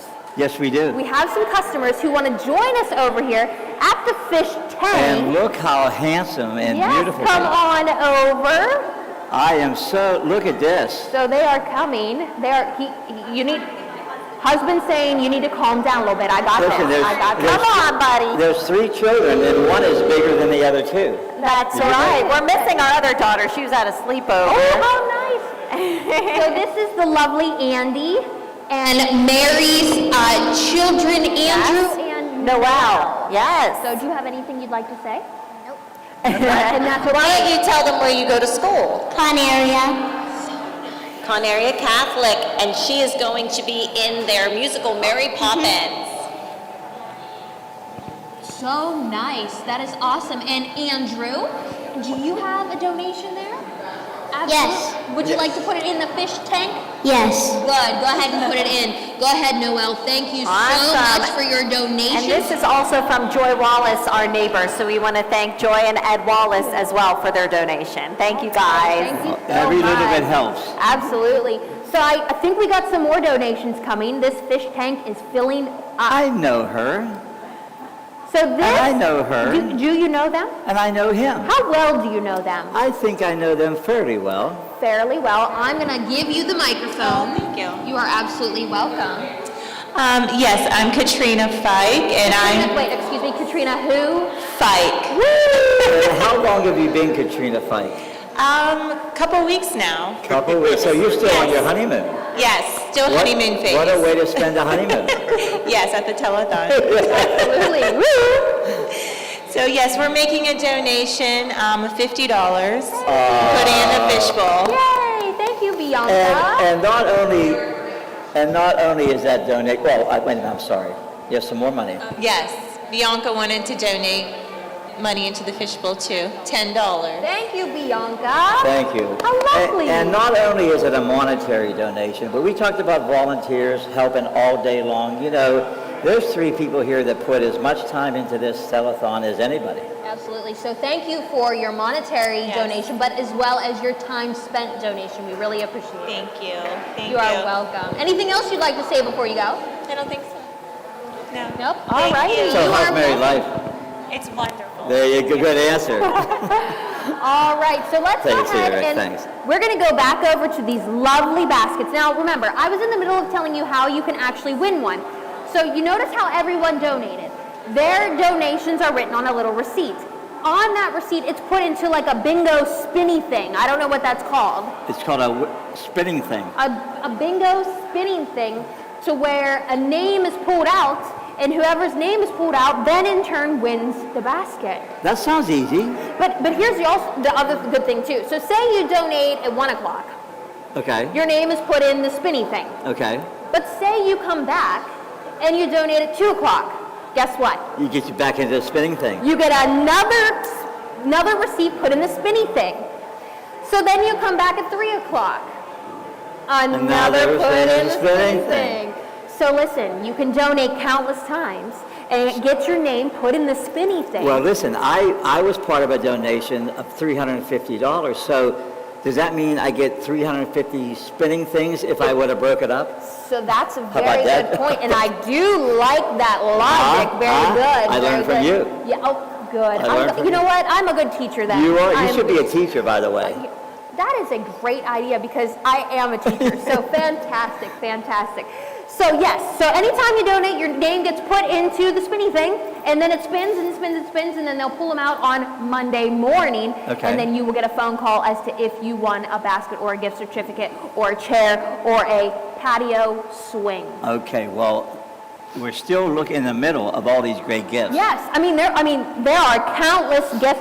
We even got some gifts back here. We have a giant That's a pasta one. Italian I'm pasta. all on the Italian. Absolutely. We have candles and dish towels. And look, we even got like a straightener and a gift card for All Dolled Up Boutique for $20. How fantastic is that? Oh, and I know you probably don't know a whole lot about Ulta. But Well, I was using Ulta for a while, but I'm going to go back to it because it works pretty good for me. Oh. Ulta, see, listen, I'm glad you do that. Ulta is like a beauty. You were stunned there, I weren't you, a was. I little was like, bit? oh my gosh, you get manicures. Here's the thing. We have to pause talking about these glorious baskets because we're going to go back upstairs to listen to some more fungus. Okay, Fungus Among Us. Here we go. we'll see you.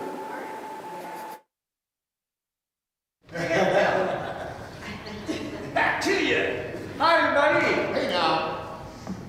We like to stick to the gospel theme. This is from the Book of Cassidy. 1, 2, 1, 2, 3, 4.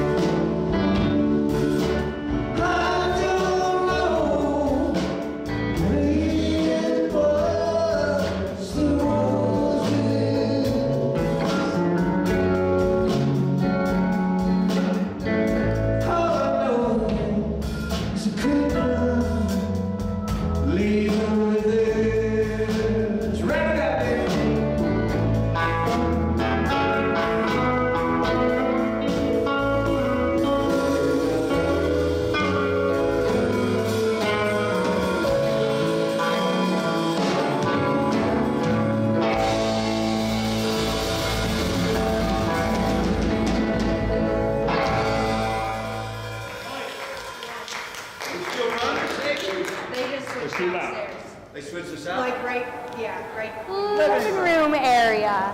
Oh, so our special presentation. Yeah. Special. Extra special. We are so excited. We can't even tell you who it is. Well, I like special surprises. Surprise, surprise, Yeah. pretty surprise. I can't wait. So this surprise. Maybe it's Easter Bunny. It might be an Easter Bunny. This surprise is in our wonderful living room area. So why don't we go ahead and head over there and talk to our special guest, Kevin, who is going to give us the tally update.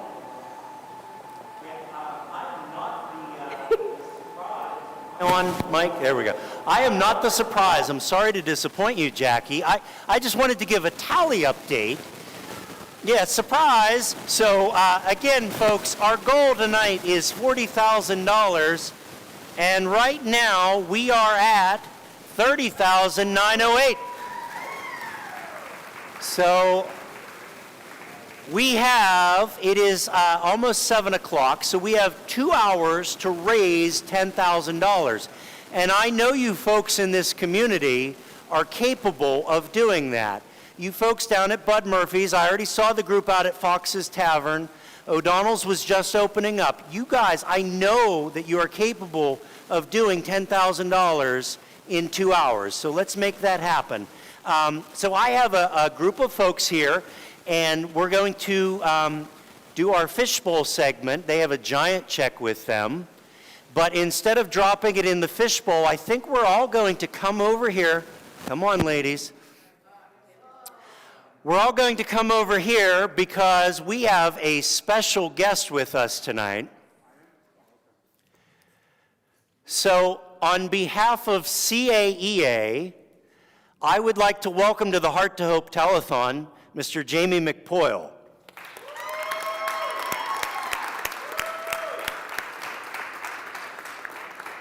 Now, Jamie, the last time I saw you, you had 2 legs. Can you tell me what's been going on? Are you serious? I'm joking with you, buddy. I think the whole town knows what's been going on. You do not know how important it is for us to have you here tonight. It is a blessing. The entire community has rallied around you and been praying, and I am just so thankful that you are able to be here. So I don't care what that dollar amount even says. You are the best blessing tonight. But seriously, though, tell us a little bit. Well, first of all, the check only says $750. The McPoyles will give the other $250 to make it an even thousand. Oh, God bless you. God bless you. So what's been going on? I can go short version or long version. The short version is, I had a surgery on my 8th surgery. The doctor did a biopsy. Another doctor verified the biopsy, and I was diagnosed with a rare form of cancer. It's called EHE. I cannot say those words. It's too big and too long. If you want to look it up, you can. I have not looked it up. But on Monday, I get a put in. On next Thursday, I start treatments for this cancer, and we're going to beat it. So that's where I'm at.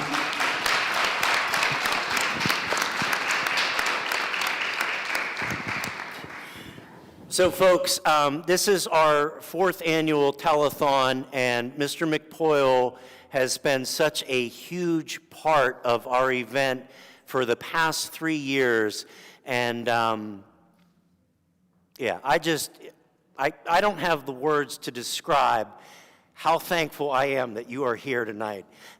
Jamie has been such a beacon in this community. He is not a native of Connellsville, folks. He comes from out east, and we don't hold that against him. And he came in his Flyers colors, and but he has embraced this community, and as part of this community, he has celebrated with Connellsville Area Community Ministries at every struggle and every milestone that we've hit.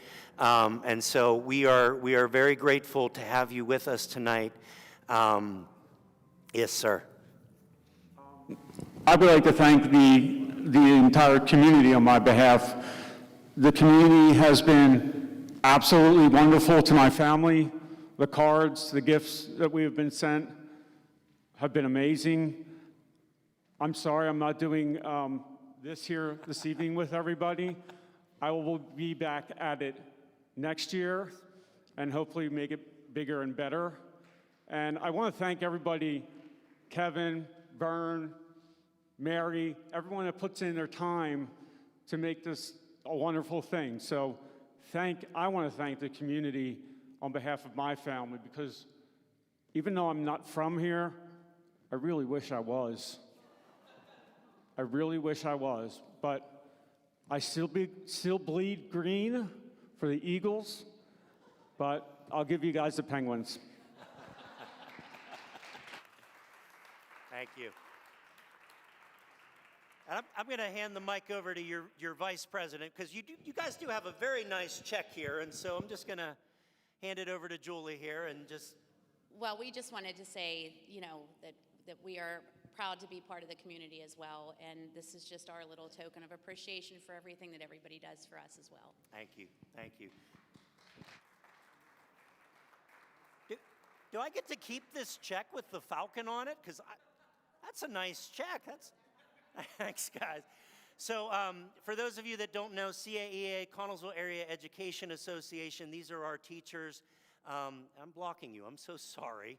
And they are the ones that are responsible for raising the next generation of Connellsvillians. Is that our term? Is Greg here? And they are instilling the values in these kids. And by being here tonight, you are showing them the importance of community, the importance of family, and how to give back. So from the bottom of my heart, from Community Ministries, thank you so much.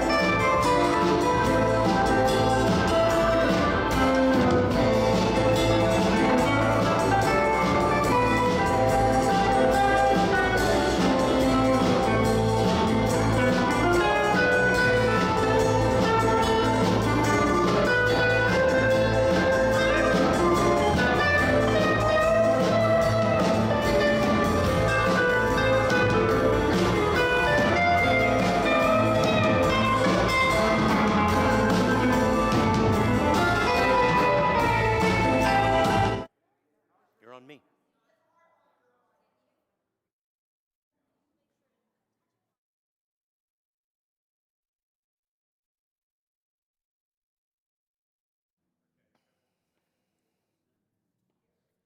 On?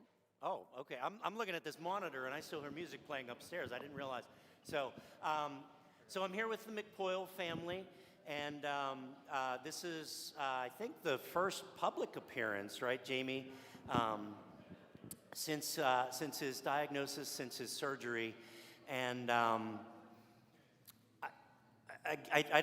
still don't have the words to express how grateful I am that you are here. But I want to talk about the Connellsville connection and how you just seem to get folks to, I mean, really anything you say, people will do. And a prime example of that was when the pandemic shut down our schools and we were concerned about feeding our kids. You rallied the troops, and we showed up at Community Ministries that first day, and we made peanut butter and jelly sandwiches. Can you talk a little bit about what motivates you and why that was so important?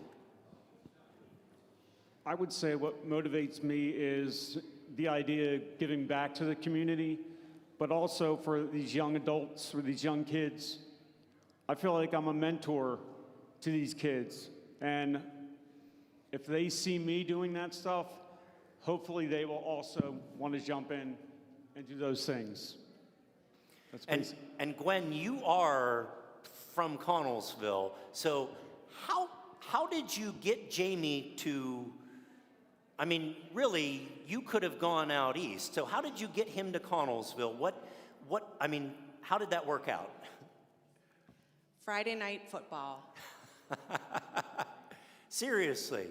Well, back, yeah, in those days. He loved when we were dating and we would come back for the weekend. He loved going to games on Friday nights. He loved that. So that was one of the big draws for him. So our football boys are here. I hope they all heard that the reason you are here was because of our Friday night football. That's amazing. Where I come from, we never had Friday night football. It was always Saturday morning. So to walk down the steps by the old YMCA and see that place all lit up was amazing to me. I didn't care how good the team was. I didn't know anything. I was just there to watch a football game. So that was it. That was it for me. That's great. That's great. And some of the other projects that you've been involved with in town, I know you contribute every year to the Spring Cleanup Day. You always have the kids out there. What else do you do around our community? Well, I guess the biggest and the first thing was the renovation of the baseball field in Southside, Austin Field. I was subbing at the time. Somebody asked me if I'd coach a Little League team, so I said sure. And the next thing you know, we're ripping down trees, moving dirt, and luckily I found like 5 grown men to join in on the project. Like Frank Jacobansky was one of those. I don't know if he's juggled yet, but he will. Yeah. Frank was one of those guys. He's one of those guys in the community that I absolutely admire. Trying to think, Mike McKittrick was another guy. Roy DeWitt was another guy. Lou Morrow was a fourth or fifth guy. And Jim Cipolla was one. So there was probably 6 of us that had this vision to redo that field and the tennis courts and all that stuff. So we just got at it, and that was kind of the little snowball that got me involved in the community. So whether it's community ministries or community cleanup, I love trying to get kids from the high school to be a part of it. And hopefully our kids, my wish is that our kids that leave the high school, get educated, they bring those ideas back here and help us rebuild this community. Yes. So, Friday Night Football got you here. You started to lay down your roots. You have 4 children, which you lost one tonight. But can you introduce your family? Sure, of course, this is my wonderful wife, Gwen, who is the rock in our household. This is my second son, Gavin. He is a junior at the high school. This is my daughter, Maggie. She is a sophomore at the high school. And this is Sully. He is a freshman at the high school. Jameson, who is our oldest, goes to a trade school out in Lancaster called Thaddeus Stevens. So that's why he's not here. Yeah, well, in the snow, I'm sure, like, that was impossible. But, what's next? I know you have a specific goal. I do. Yeah. Well, I've talked to Frank about this. I don't know. Well, yeah, like two things. Okay. One is the Woodruff. My goal is to get as many people as possible to do it this year. My goal is to actually do the Woodruff. I don't know if I have to crutch it or wheelchair it or whatever, but I will do the Woodruff. The other idea is, I don't know if I should go with it here. Frank Jacobansky and I have talked about building a disc golf course. There's one up in Jumonville. I don't know if anybody's ever tried it. It's a great form of exercise. It fits all ages. It would be a community. It would be a relationship between a community and a school district to pull this off. So I'm excited to do that. So, folks, we talked earlier about leaving a legacy and what you do and how it impacts your community. And here's a man that is not a native from our town, but has adopted our community and has given and given and given and had something taken away from him and is still going to continue to give. So, Jamie, I mean, I can't tell you,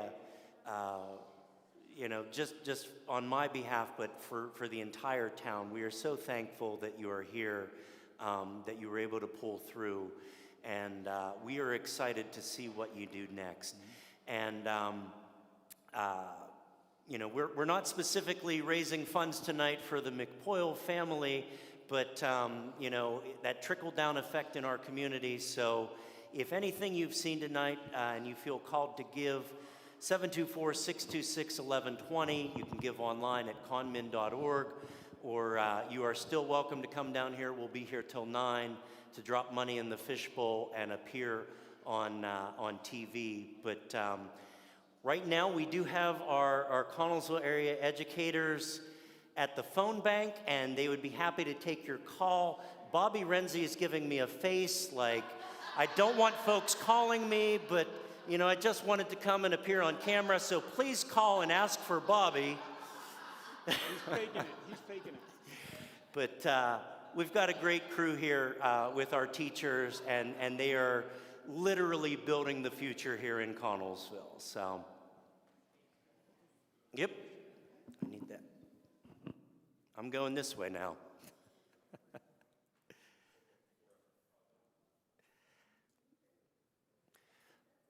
All right, so I am here with Mrs. Lincoln now, and Sandra, I can't call you that. You need the mic. I'm sorry, I thought you had a mic. She needs the mic. Hey, we got calls coming in. So what do you have to say? I have to say that we need $10,000 to reach our goal. So please, if you haven't donated yet and you were thinking about it, do it now. 724-626-1120. All right, so how about we meet some of the folks that are working the phones? You want to come with me? Okay. I'm going to start here because I know this lady. This is a Poplar Grove girl, and I don't think we lived in the neighborhood at the same time, but we have those same values. So please introduce yourself. I'm Anissa Stafford. And your maiden name was? My maiden name was Palagus. And your dad is? Jim Palagus. Okay. And you lived at something Georgia Avenue. 304 East Georgia Avenue, right. So great Poplar group. Grove. And what grade do you teach? I teach first grade at Bullskin. At Bullskin Township Elementary. I went there. And you are? I'm Stacy Crane. And you teach? I teach kindergarten at Bullskin Kindergarten. Elementary. God bless you. You're going to be getting my son next year, so yay. He will be. And I know you, and you are also from Bullskin Township Elementary. I'm Gina Kintai, and I am the librarian. She is the librarian, and we just celebrated Read Across America. Yes, we did. And how many readers do we have out at Bullskin? 400. 400, that's right. Fantastic That's kids. right, that's right. And I know this lady, she's also at Bullskin. I need to switch sides. I don't want to block you. Hi, I'm Julie Allison Trino. I teach 4th grade at Bullskin. And you have another role, right? I am our union vice president as well. That's right. And we communicate regularly, We huh? do. Yes. I love you, Julie. Thanks, Kevin. You want to take this row?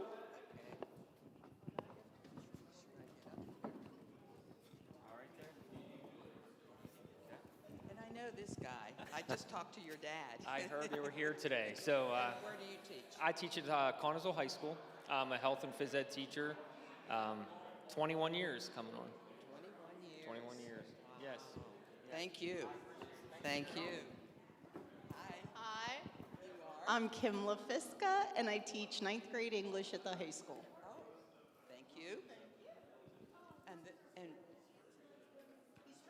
Hey, hi there. I'm Jace McLean. I teach at the middle school of the gifted program. thank you very much. And Thank you Jace for the actually has teachers. a new role in the district. He is the co-head coach of the Connellsville Falcon football team.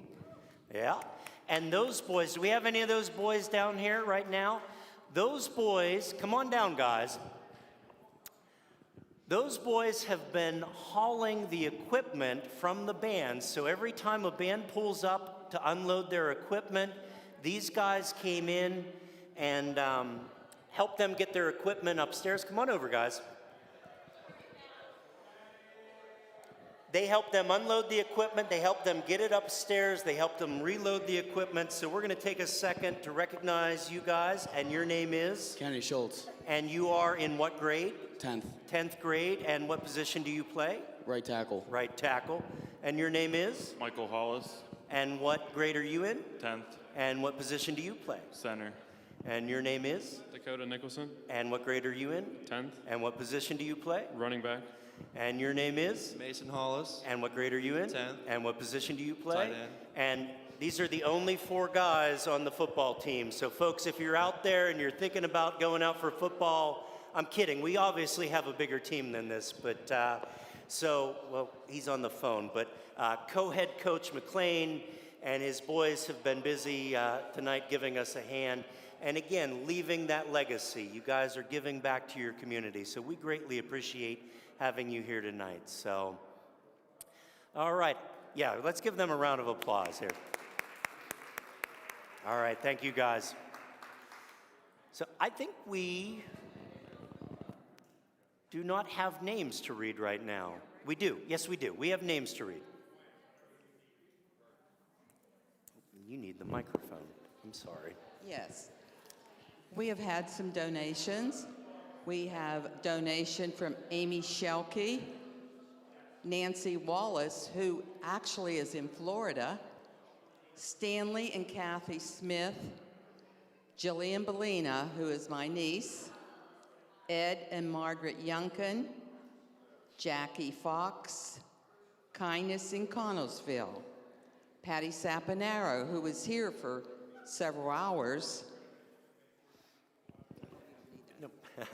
We had Allie, Abby, Pounds, and Huxton, Shauna Little, Eli Briner, Trevor Briner, Chastity Briner. There's a trend here with the Briner family.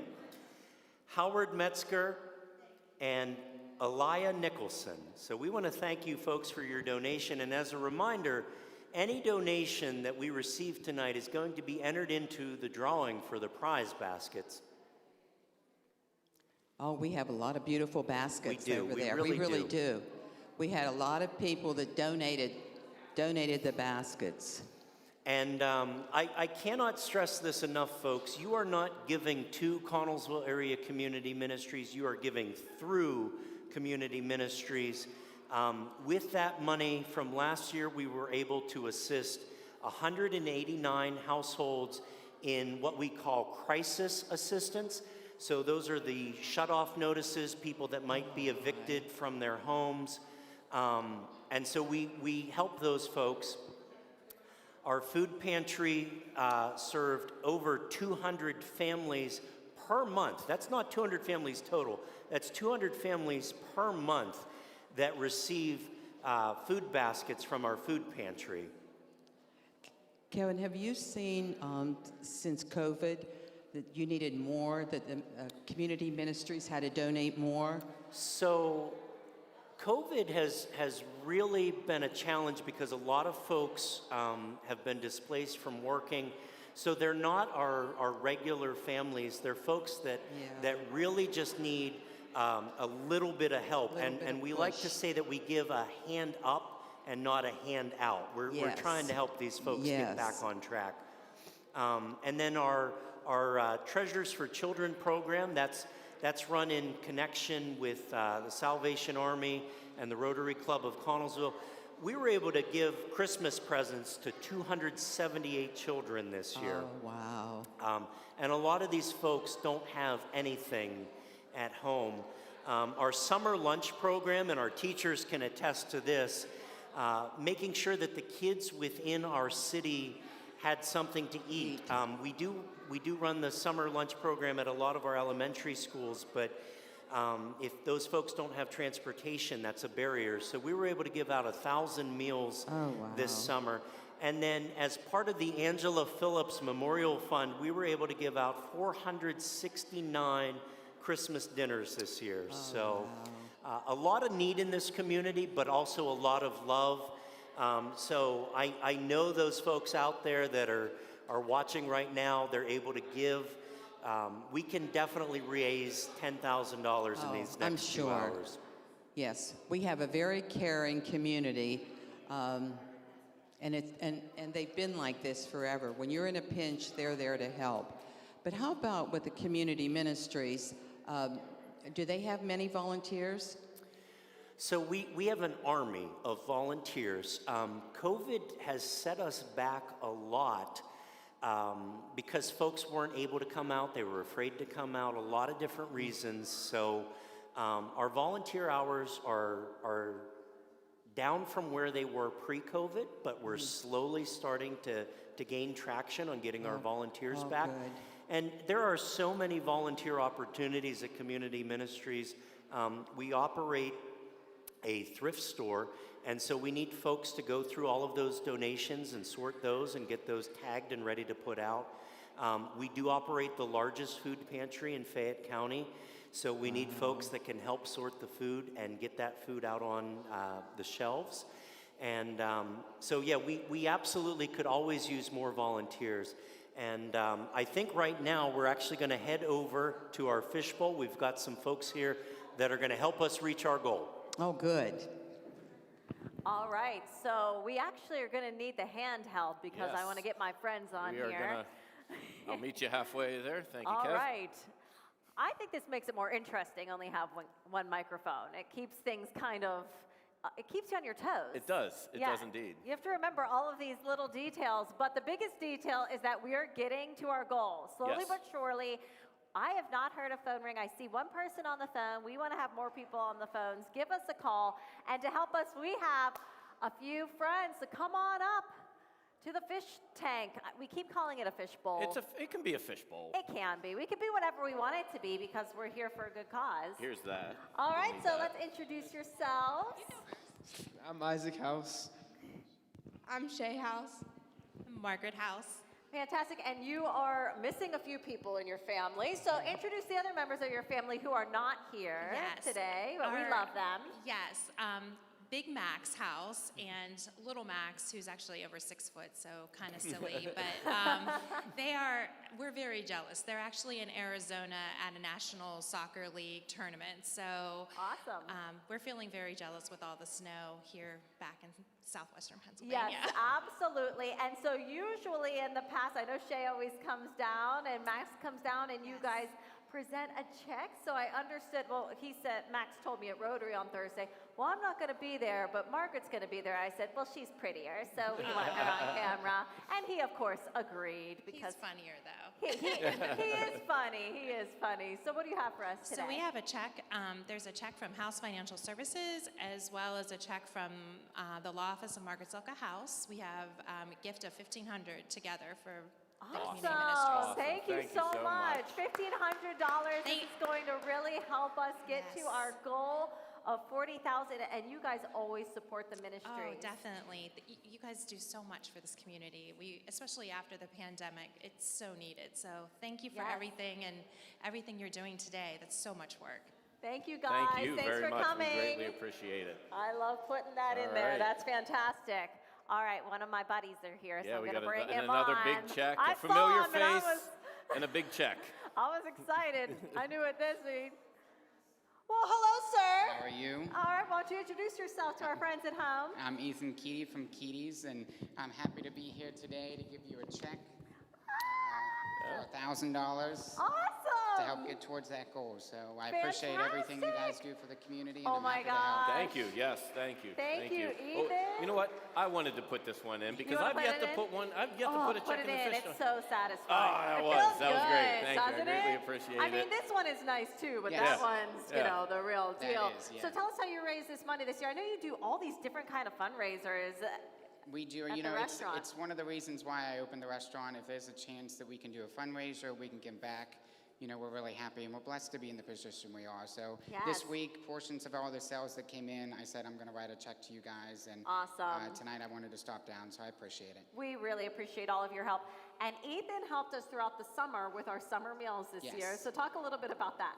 You know, the summer meals, my staff, I got to tell my staff thank you to them because, you know, when I'm not there, they're there. They did a lot of the packing of the meals, getting it ready for you guys. Mary would come down and pick it up, and they did a really good job, and we're happy to help. I mean, anytime we can lend a hand, that's one of the main reasons we're there. And the summer meals was a challenge, Yes. but it was nice to do it, and I knew, you know, there was kids out there that didn't have a meal, that it was nice to know that food was coming to them, and any chance that we can help, we're happy to do so. And of course, because it came from Keaty's, it was very Yes, popular. it was I delicious. feel like too, every yes. week, if you go to your Facebook page, there is another cause that you're There's- helping. Yes. And And so, this year, you know, we made the goal that we wanted to try to donate $22,000 for 2022, and this puts us almost right at $5,000 for the year. So Awesome. we're happy to give back, and we're looking for more fundraisers that we can do for the community. so if you want to Thank eat you. and help causes, follow your Facebook page, and every so often you have another cause that you're We do. helping out, and it's always So good. for the people at home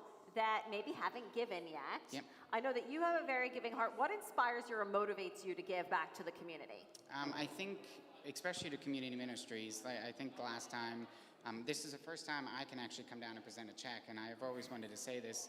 You know, when my father passed away, it was organizations like the ministries that kind of helped us and kind of showed that they were there for us in a time of need.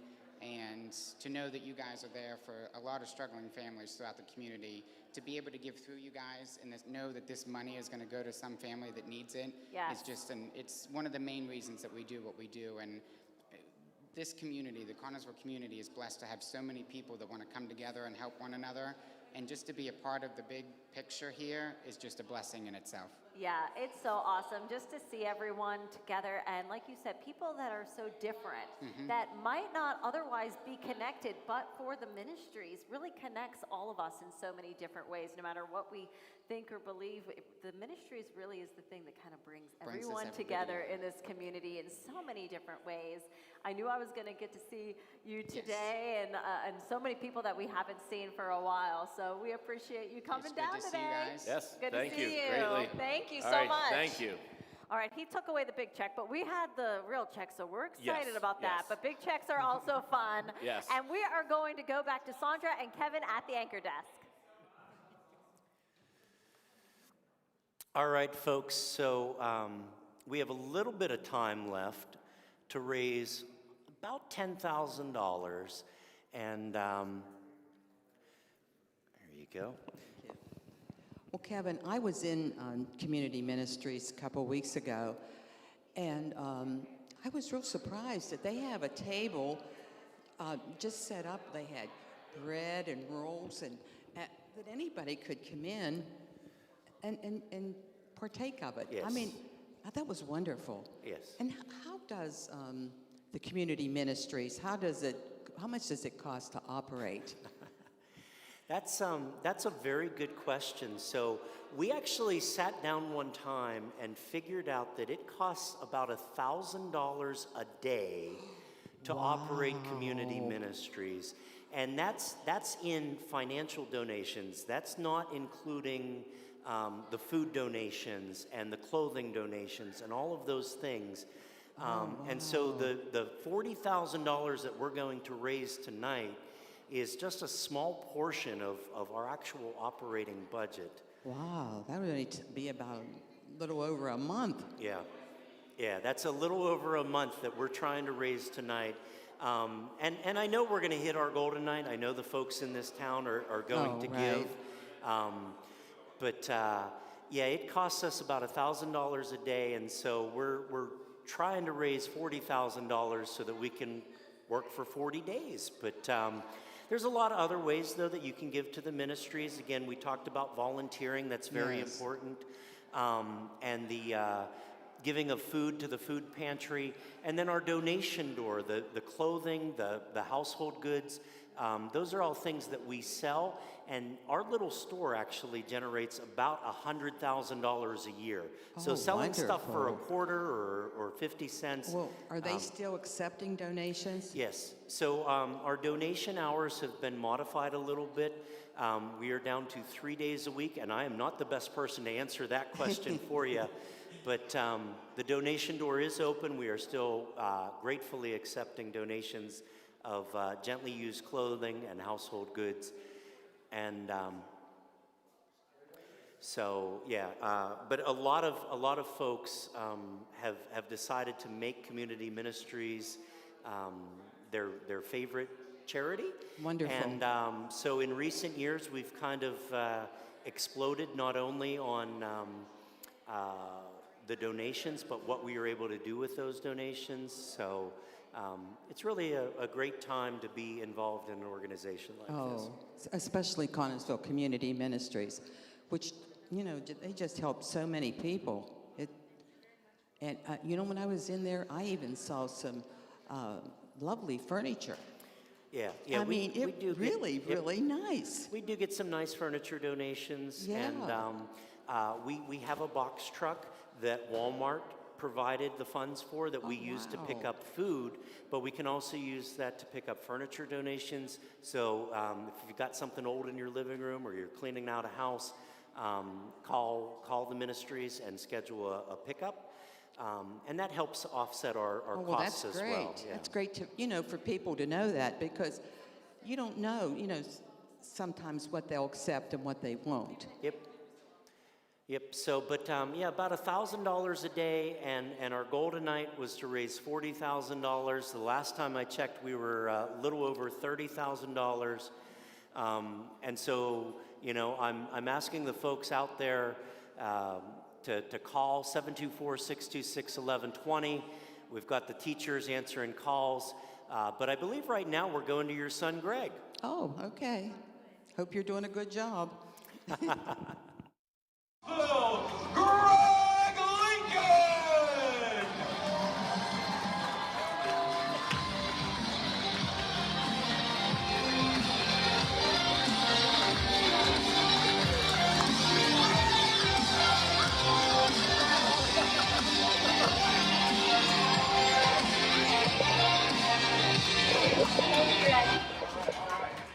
How's everyone doing tonight?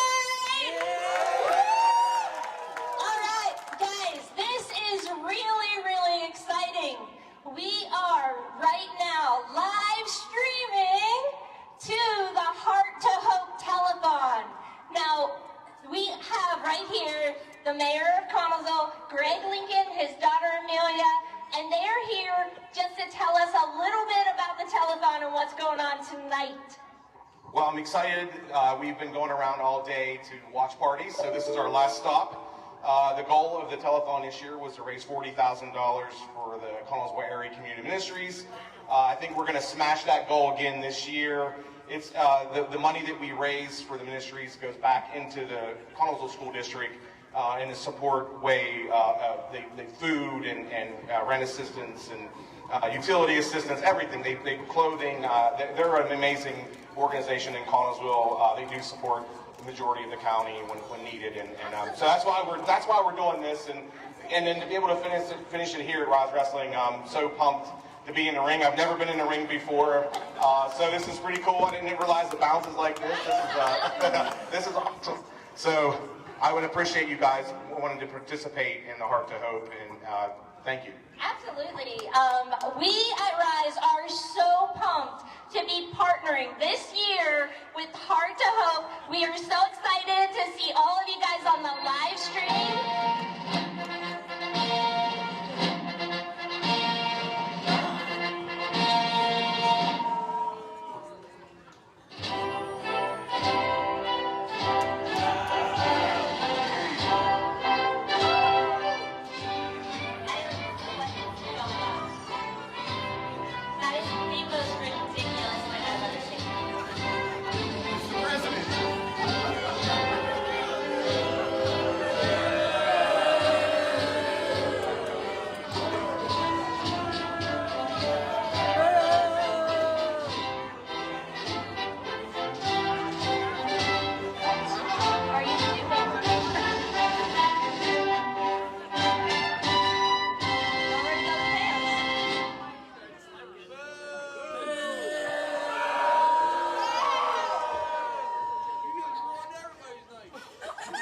My fellow Americans,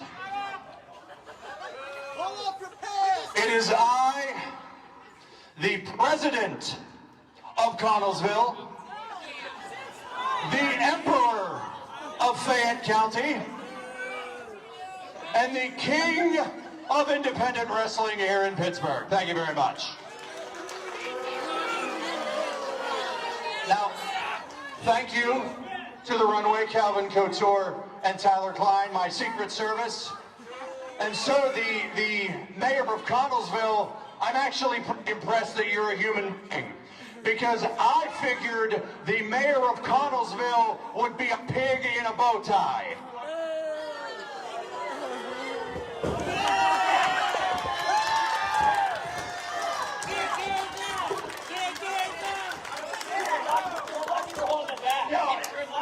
That was my hat. This went south really fast, okay? You need to leave, BC. Mayor, I am so sorry. I don't know how to excuse that. I'm so sorry. He's just lucky my daughter's in this ring, or he'd be on his back. Nobody disrespects me. I'm the mayor of Connellsville. Get some. All right, guys, we want to see all of you guys out at the telethon next month, April 9th, here at Rise Wrestling. Check us out on Facebook, Instagram, and Twitter at Rise Wrestling, R with a Y, R-Y-S-E Wrestling. Make sure you check us out, and Mayor, we might have to have you back soon. Who wants to see the mayor back? Who knows? We'll have to see. Watch for it.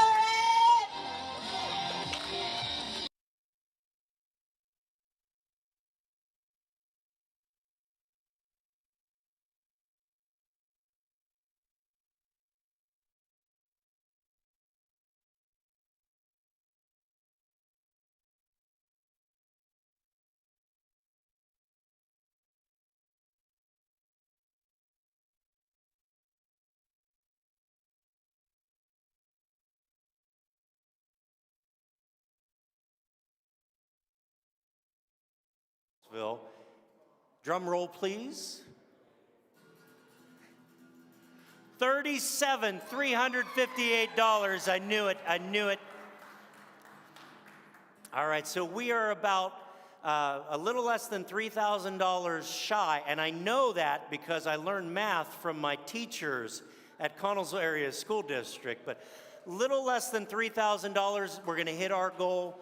Folks, if you haven't already called 724-626-1120, you can give online at conmin.org/give, or we are here for a little over an hour if you want to stop down and drop money in the fish bowl. And speaking of the fish bowl, I have someone from the Fish Club. Come on out here, dear. Give me a hug.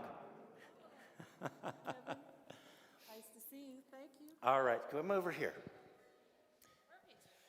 So tell me, you have a big event going on. Yes, I am Sharon Rendine from the General Braddock's Fish Club in Connellsville, and our club was established to maintain a trout nursery in Connellsville to stock the Youghiogheny River to provide community fun for our family and children. And this year, we are going into the second year of our Yawk River Rally that's going to be held on the first weekend in June, Friday, Saturday, and Sunday, Kevin. Awesome. So I remember last year I was very excited because the River Rally was like the thing to do in Connellsville at the start of the summer. And I was so glad to see that come back. And we had a great time last year. Absolutely. So can you tell me, it's a 3-day event. 3-day event. What's going on during the River Rally? Oh, my. River Rally. Kevin, we have so much going on. Just a few little things that's going on now. We're doing this in conjunction with the Connellsville Recreation Board, and we're going to have concerts. We're going to have food and truck vendors and microbreweries. We're going to have a kids fishing derby. We're going to have a high school teams tug of war. We're going to have an anything that floats competition. We're going to have an adult fishing tournament, a Jewel of the Yawk youth pageant, and a rubber duck 50-50 race. And this year, we're going to have twice as many ducks this year as we did last year. I know, like, I'd say 2 weeks before, it was impossible to buy a duck. Absolutely. So I'm glad to hear that. Just a wonderful thing to kickstart our summer and to generate interest in fishing in the Yawk. So. The first year that we did a kids rally, a kids fest down at the Yawk Park, it was wonderful to give our little children in Connellsville, the little boys and girls, the chance to come enjoy the park with their family, fishing, get away from your phones and computers, and to pick up a nice little cold, slimy fish and put it in the river. And it was a wonderful experience. Yes. And I just wanted to say, let you know the bands we're going to have this year. We're going to have Abacus Jones. We're going to have the Andy Davis Band. We're going to have the Cellar Dwellers, the Clarks, the whole band, and Wisdom. So we're going to have a fun-packed weekend for Connellsville and our community. Awesome. I'm very excited again for the Yawk River Rally. And, you know, folks, we truly live in an area that is God's creation. You know, we're at the foothills of the Appalachian Mountains. We've got the beautiful Yawk River. Go out and enjoy God's creation. And we hope to see you at the Yawk River Rally. I'm getting some feedback here, Mike. You got it? Okay. And if anyone would like further information and the registration forms, you can go to gbfishclub.org. And we ask you, first weekend of June, to come enjoy the river with us. Awesome. Thank you so much. Thank you, Kevin. Thank you. Yep, right there. Okay, and here's the slide check. And you serve as the treasurer, right? Secretary-Treasurer. Secretary-treasurer. I know that role. I've helped build the raceways. I've helped feed the fish. I helped build the bridge. So I'm a working girl in this club. Thank you, Thank Kevin. you so much. All right, here are some familiar faces. I know you folks. Come on out and tell me who you are. I'm Anna. Hi. I go to Con Area Catholic School. These are my grandparents, and they're representing Radcliffe Law, and this is my sister. Mia. Tell them who your aunt is. Oh, Aunt Mary. And tell them who Mommy is. She is Angela Phillips, and she was our mother. And 5 years ago, she sadly passed away, and we really miss her. And we see our dad every Friday through Sunday on the weekend. Why is everyone laughing at me? I don't know why adults, just sometimes they... So folks, we've been talking a lot about Angela. These are her girls, and we are so thankful for you, and you have something for us. Money from their banks. This is awesome. So again, we talked about leaving a legacy, and not only is Angela's legacy still alive, but it is being passed on through her girls. So thank you so much. And we brought this check of $1,000 from my employer, Radcliffe Law, who is also our family friends. And this is from Uniontown, so it's not only Connellsville, even though we're Dunbar. Radcliffe Law has always supported the Angela Phillips Fund, and this is for community ministries. Awesome, awesome. Thank you so much. And this is our own donation. Oh my, you just keep handing me checks. This is great. But thank you. We're very excited for you all. We just came from O'Donnell's, and they're very excited for all of you to come down tonight. They're excited, and everyone's watching it down there, and we love what you all do. That's awesome. Thank you. Thank you so much. Thank you. God bless Kevin, you. here's the real check. Oh, okay. Do you want this one back? Okay. Thank you. Thank you so much. Again, folks, anybody that's out there watching that wants to come down, we are here for about an hour and 15 minutes. You can drop your donation in the fishbowl. Every donation will be entered in for a chance to win one of these prize baskets. And I think we've got some more folks. Hello. Hi, Tell us who you are I'm Stowe Shopes. and how do we know you? My mom is actually Jackie Shopes here. Okay, so this is Jackie's daughter, and you've already been on here, right? But what was your name again? Kennedy Adams. Okay, and you brought some more money, so go ahead and drop that in the fishbowl. And your name was? Henley. So thank you, ladies, very much.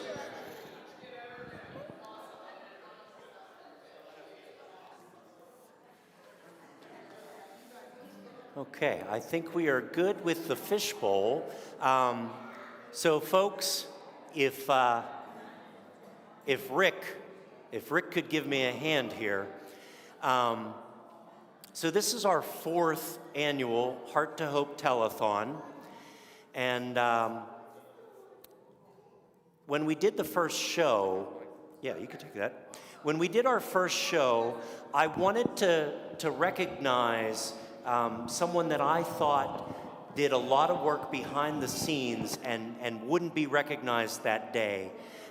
So I went over to Woods and I had a trophy made and I presented it to Mr. Rick Fike, and we started a tradition. And so now this is the biggest heart trophy.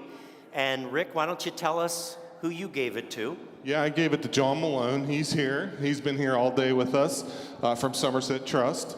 And then John gave it to Kevin Ghost. Yes, so I was not expecting to get this thing back ever. That wasn't the intention. I wanted to make sure that other folks were recognized. But I've had this sitting in my office for the past year, and we had a conversation about who we thought we should give it to, and there were a lot of worthy people.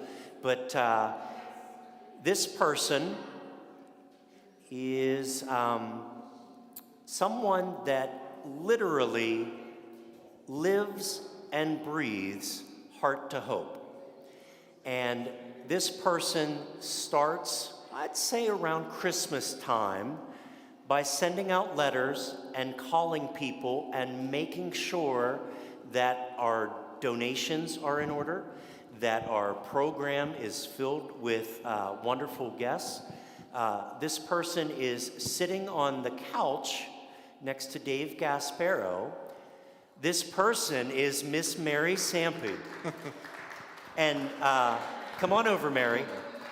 Rick, why don't you, we were all on a text thread. Why don't you tell her what actually happened? So the real story here, let's see, where are we at here? All right, I just want to make sure we're all in the shot. So here's what happened.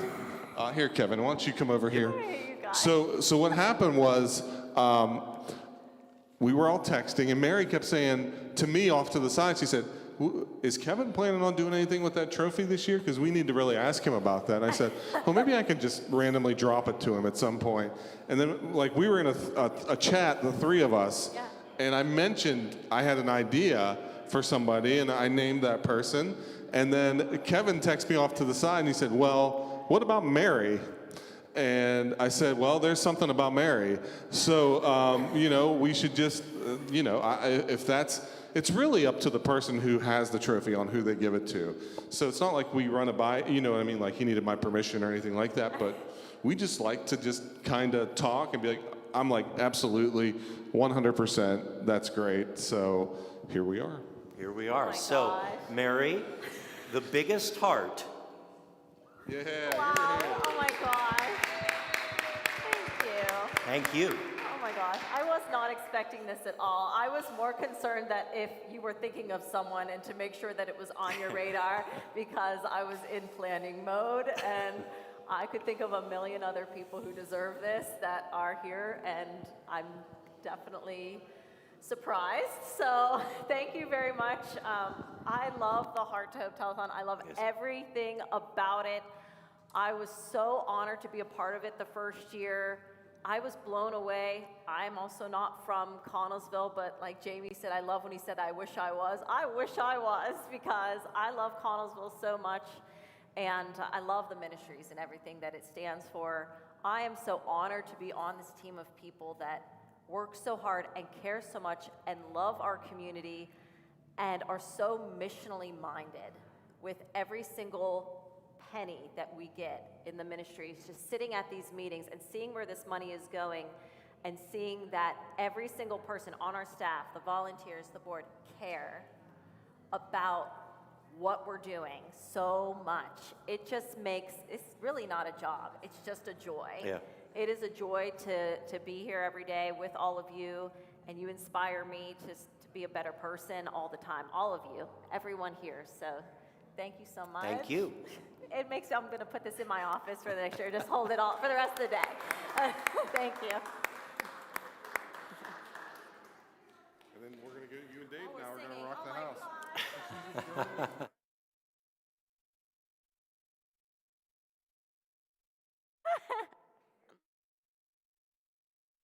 Awesome. You need a mic. We need a mic for Dave. I need a mic for Dave. Song that you wrote, and you wrote it specifically for Heart to Hope. Yes, this telethon needs, there we go. Hold on, I'll hold it for you since you have your guitar. Thank you. This telethon needs an anthem, you know, climb every mountain kind of a song. I agree. So I set pen to paper and I wrote one for the Heart to Hope Telethon. Yeah, so. And I knew Mary was the one to sing it with me, and we tried it out this summer at the picnic, and it came out pretty good. So let's try it again, shall we, Mary? Okay, so we're gonna sing it. I have the lyrics because I was just told about 20 minutes ago that we were singing it, and I don't really know it that well, so forgive us. This is what you call an improvisational walk-on. That's right, that's right. Can I break character just for 1 second? Because I did want to make a donation. Awesome! This is from the Fungus family in general. Are you serious? It's a $200 donation, so that's for the fish tank over there. Awesome. I'm going to put this over here. Put that over there. Yeah. If I could go So, up to the fish tank if you want, but I the think name we're in of the song? singing mode. Read them the name of the song there, Mary. So this is the Heart to Hope Telethon theme song, written by David Gasparo.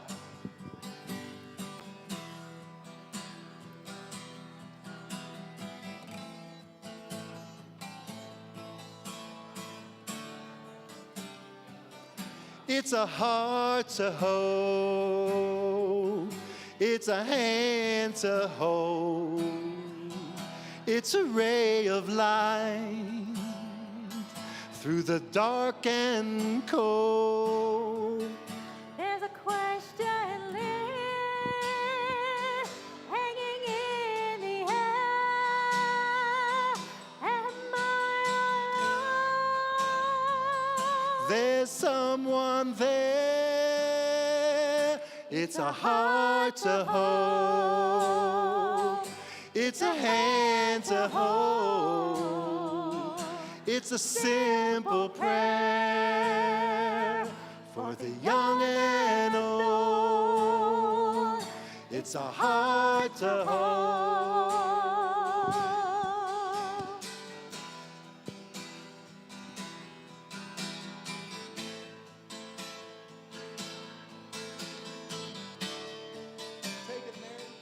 Oh, the road of life can seem so very long. Are you hanging on to a thread of rope? Listen for the sound of hearts beating as one. Then a feeling grows. It's a wondrous song. It's a heart to hold. It's a hand to hold. It's a simple prayer for the young and old. It's a heart to hold.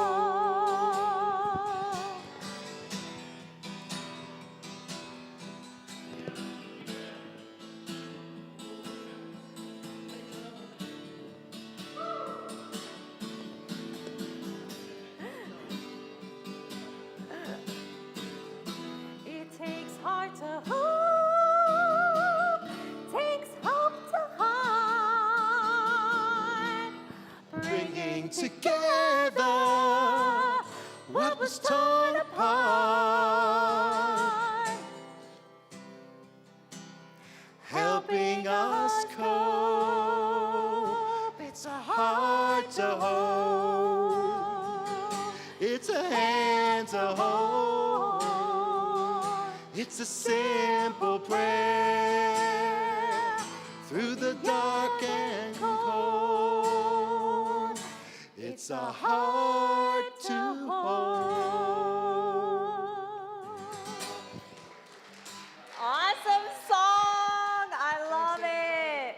I love it. I love that song. I think it really just brings to home everything that the community ministries is about, and that, you know, when there's someone that you don't seem like someone cares, community ministries is there for our community.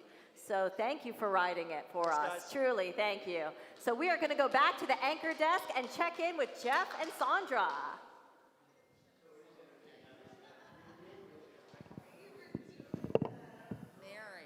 Hi, welcome back to the telethon. What a great song. I was really impressed with Mary. Mary, that was really good. Thank you, Jeff. And now we're going to go back to upstairs with Abacus Jones.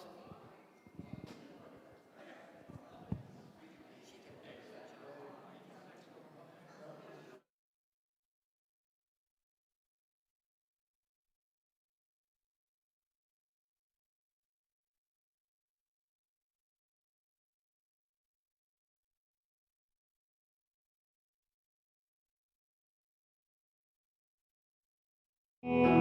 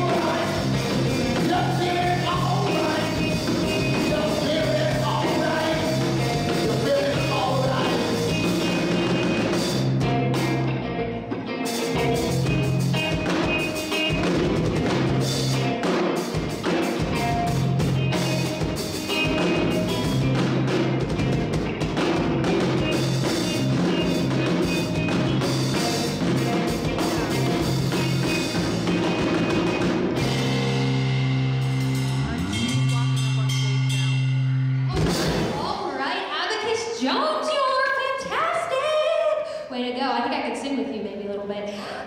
So, would you mind introducing yourselves and telling us a little bit about yourselves? Well, Abacus Jones, brothers Joe and Tony Matarkowski. Your name's not Abacus, and this is Jones, and this No. is Drummer Man? He is drummer man. I'm the old drummer man. Drummer Man. Mr. J.C. Kersey on drums. Awesome. Wow, that's fantastic. How long have you guys been together? About 12 years, maybe. Well, I would assume that you and your brother have been together probably since birth, but maybe as a band. 40 years for brothers. 40 years for brothers, but 12 years as Abacus Jones. That is fantastic. What is your favorite genre to play? Ooh, that's a tough one. I would say everything. There's a genre known as everything? That's great! And listen, I was watching you play the drums, and I'm not really musically inclined at all. And your footwork with your this thing right here, and the pedal fit, like, I was like this. No joke. Like, you are amazing. You're welcome. How long did it take you to get like all your footwork like this down? I'm a metal guy, so I've been playing double bass forever. Oh, that's a double bass. That's called a bass, and because you have two pedals, it's known as a double bass. Awesome. And like, you only have a snare drum. You don't have any toms. Oh, I know that. And I mean, this is completely amazing. And I noticed you're playing a 5-string bass. That's not a very common, like it's common to play 4-string, but not necessarily 5-string, right? It's somewhat common, but yeah, 4 strings is the standard. So like this is impressive because you have an extra string, but you have 5 fingers, so I think it kind of matches, right? I think so, yes. So what's your favorite song to play on your 5-string bass? Is it Twinkle Twinkle Little Star? ABCs. Even better, even better. Over here, so this is just known as an electric guitar? Yes. Okay, what's the difference between an electric guitar and acoustic guitar? So this one you need to plug it in, but... So you need electric, like electricity. Okay, an acoustic guitar has like a hole in the center for like the resonation of the guitar. So like for string, it's a boom, boom. Awesome, that is fantastic. So you guys have been wonderful. I want to make sure and thank you one more time so much for coming. I know you have some more songs for us and you're going to continue to play, but we are going to go downstairs to look at the tally board to see where we stand at this 8 o'clock hour. All right, thanks guys.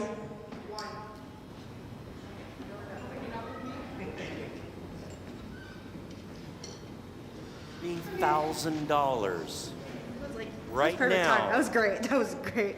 We they're are doing, at $39,058. you know how much time between this until they play again? We have a little less than an hour to go. I know that you are out there. You are watching this. You've been watching for hours. You watched Dr. Frank juggle fire in front of New Haven Hose. Something about our program has touched your heartstrings. And so I am asking you, people of Connellsville and our neighboring communities, we've got the folks up in the mountains, we've got the folks in Uniontown, we've got our neighboring communities of Scottsdale and Mount Pleasant. If you are out there and community ministries has affected you in some way, I'm asking that you call. Right now, our students from the National Honor Society are sitting here ready to take your calls. 724-626-1120. You can give online at conmin.org/give, or if you can make it here in the next 45 minutes, we're here. We're ready to take your donation in the fishbowl. Every donation gets your name entered in for a drawing for these baskets. I know that we can hit $40,000 in the next 40 minutes. In fact, and I got to check with our executive director here, what do you think? 45? You think we can hit 45? Let's take this up to 45. If you folks are out there, come on, I know you. We're going to take this $39,000, we're going to turn this into $45,000 in the next 45 minutes. So we can do this. Connellsville, we got this. So, all right, I'm going to turn things over to our National Honor Society students and Mary Sampe with the biggest heart. Oh my gosh, I'm so freaking out. I I'm totally freaking out. I have my award right here. I still can't believe that it belongs to me. I'm going to be carrying it now for the rest of the year. If you see me around town running and holding my trophy, you'll know that I'm still on cloud 9, and I am just so honored to be here today with you guys and raising this money. And we have our NHS students here today. Thank you so much for being here. They came last year, and they have the hard part because this is the end. This is the final push. And, you know, we give them the later shift because some of the adults might be a little bit tired, but they're staying up all night with us, hanging out at the Heart to Hope Telethon, giving back to their community, and we love that about you guys. We thank you so much for everything that you do. So I'm going to pick on Taney because I know she'll talk to me, and, and I don't know who else I could possibly talk to that they might be embarrassed. I'm not sure. So tell me your name. Hi, I'm Taney Basinger. Hi, Taney. And what grade are you in? I'm a senior at Connellsville. She's a senior, and I just heard that you were in a little show, right? You were I in a show was. that happened. What show was that? I was in the high school's production of Matilda this past weekend. I played Miss Honey, and it was so much fun. You're very much Miss Honey. Oh, thank you. Yes, I feel like that was perfect. Thanks. I feel like everyone in their roles were just perfectly cast. Everybody definitely killed it. We have so many talented people in Connellsville. Yes, it was an incredible show. I hope all of you guys went to go see it. So tell us a little bit about NHS and what it is and what you guys do.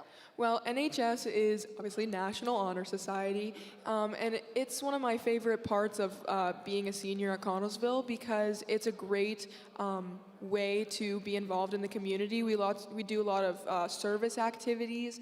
I'm going to be helping with the baseball concession stands this upcoming month, so come support the baseball team. And we've done a bunch of things. I know there was a lot of kids that participated in a trunk or treat for our community. So yeah, lots of great service opportunities. Excellent, excellent. So you're all about giving back to the community. So what are the requirements? Is NHS something difficult to get into? So you have to have a good grade point average. I can't remember the exact number. Anybody? 3.0. A 3.0 or higher. So 3.0 or higher, you Everyone have to have. on this panel right now, we're all with geniuses. Oh, man. We're with the cream of the crop right now. And you were in good shoes. Since the teachers were here, I'm sure that they're happy that you're filling these seats. So these are the kids that are really listening to the teachers, right? So you have to have a 3.0. Yes, and then there's a certain number of hours that you have to achieve by the end of the school year for service activities. Fantastic. And one really great way to get those service hours, if you do not know at home, is to volunteer at community ministries. So right now they're getting a service hour by coming to answer the phones. But we know they're not just here to get an hour. They're here to give back to their community because they love their community and want to give back. So we really appreciate that. You know, a lot of times people say, oh, young people don't give back. But I see you guys out there all the time doing lots of different things throughout the year, not just this, and the cleanup that we have in Connellsville, all the different activities. I see you all at the boosters, like you said, for the different sports. So we appreciate everything that you guys do. It gives us a lot of hope, not only that this is our future, but this is our present community. You are part of our community. So you're not just the future of our community, you are our community. So we really appreciate you guys taking the time to come down and help us out. So I don't know who else I could pick on. Who else wants to talk to me? I know you guys, half of you told me not to talk to you, which was, I mean, I didn't take offense to it. I understand it could be a little bit nerve-wracking on a live show, but I'm gonna talk. All right, I'm gonna talk to you. So can you tell me your name? My name is Robert Sheets. Robert? Yeah, you can hold this, Robert, because I have mine. Robert, what grade are you in? 11th. I'm a junior. Fantastic. And so you're in NHS, and what kind of other things are you involved with at school? Not much. I am actually a cyber learner, so I do most of my stuff from home. And do you enjoy that? I do, a lot. That's great. That's Thank fantastic. So what does that all entail for cyber? Do you have to be on for a specific time? No, I can do it whatever time of day I want. There's no specific time I have to be online. as long as I get my work done for the day, they don't care when I do it. That's really nice. I love that. I feel like most of us adults would love to have a job like that where it doesn't matter what time as long as we get our work done. So it can happen. We see it happening in the schools. So we really appreciate you coming down and helping out. And he was on top of it. He was actually showing everyone else what to do ahead of time. So we really appreciate you, and we appreciate all of you guys coming down. Make the phones ring for them, please. Well, thank you for having me. I appreciate it. Really glad to be here. Absolutely. Thank you. All right, so right now we are going to have one of my absolutely favorite bands. We're so glad that they're back to join us, Abacus Jones.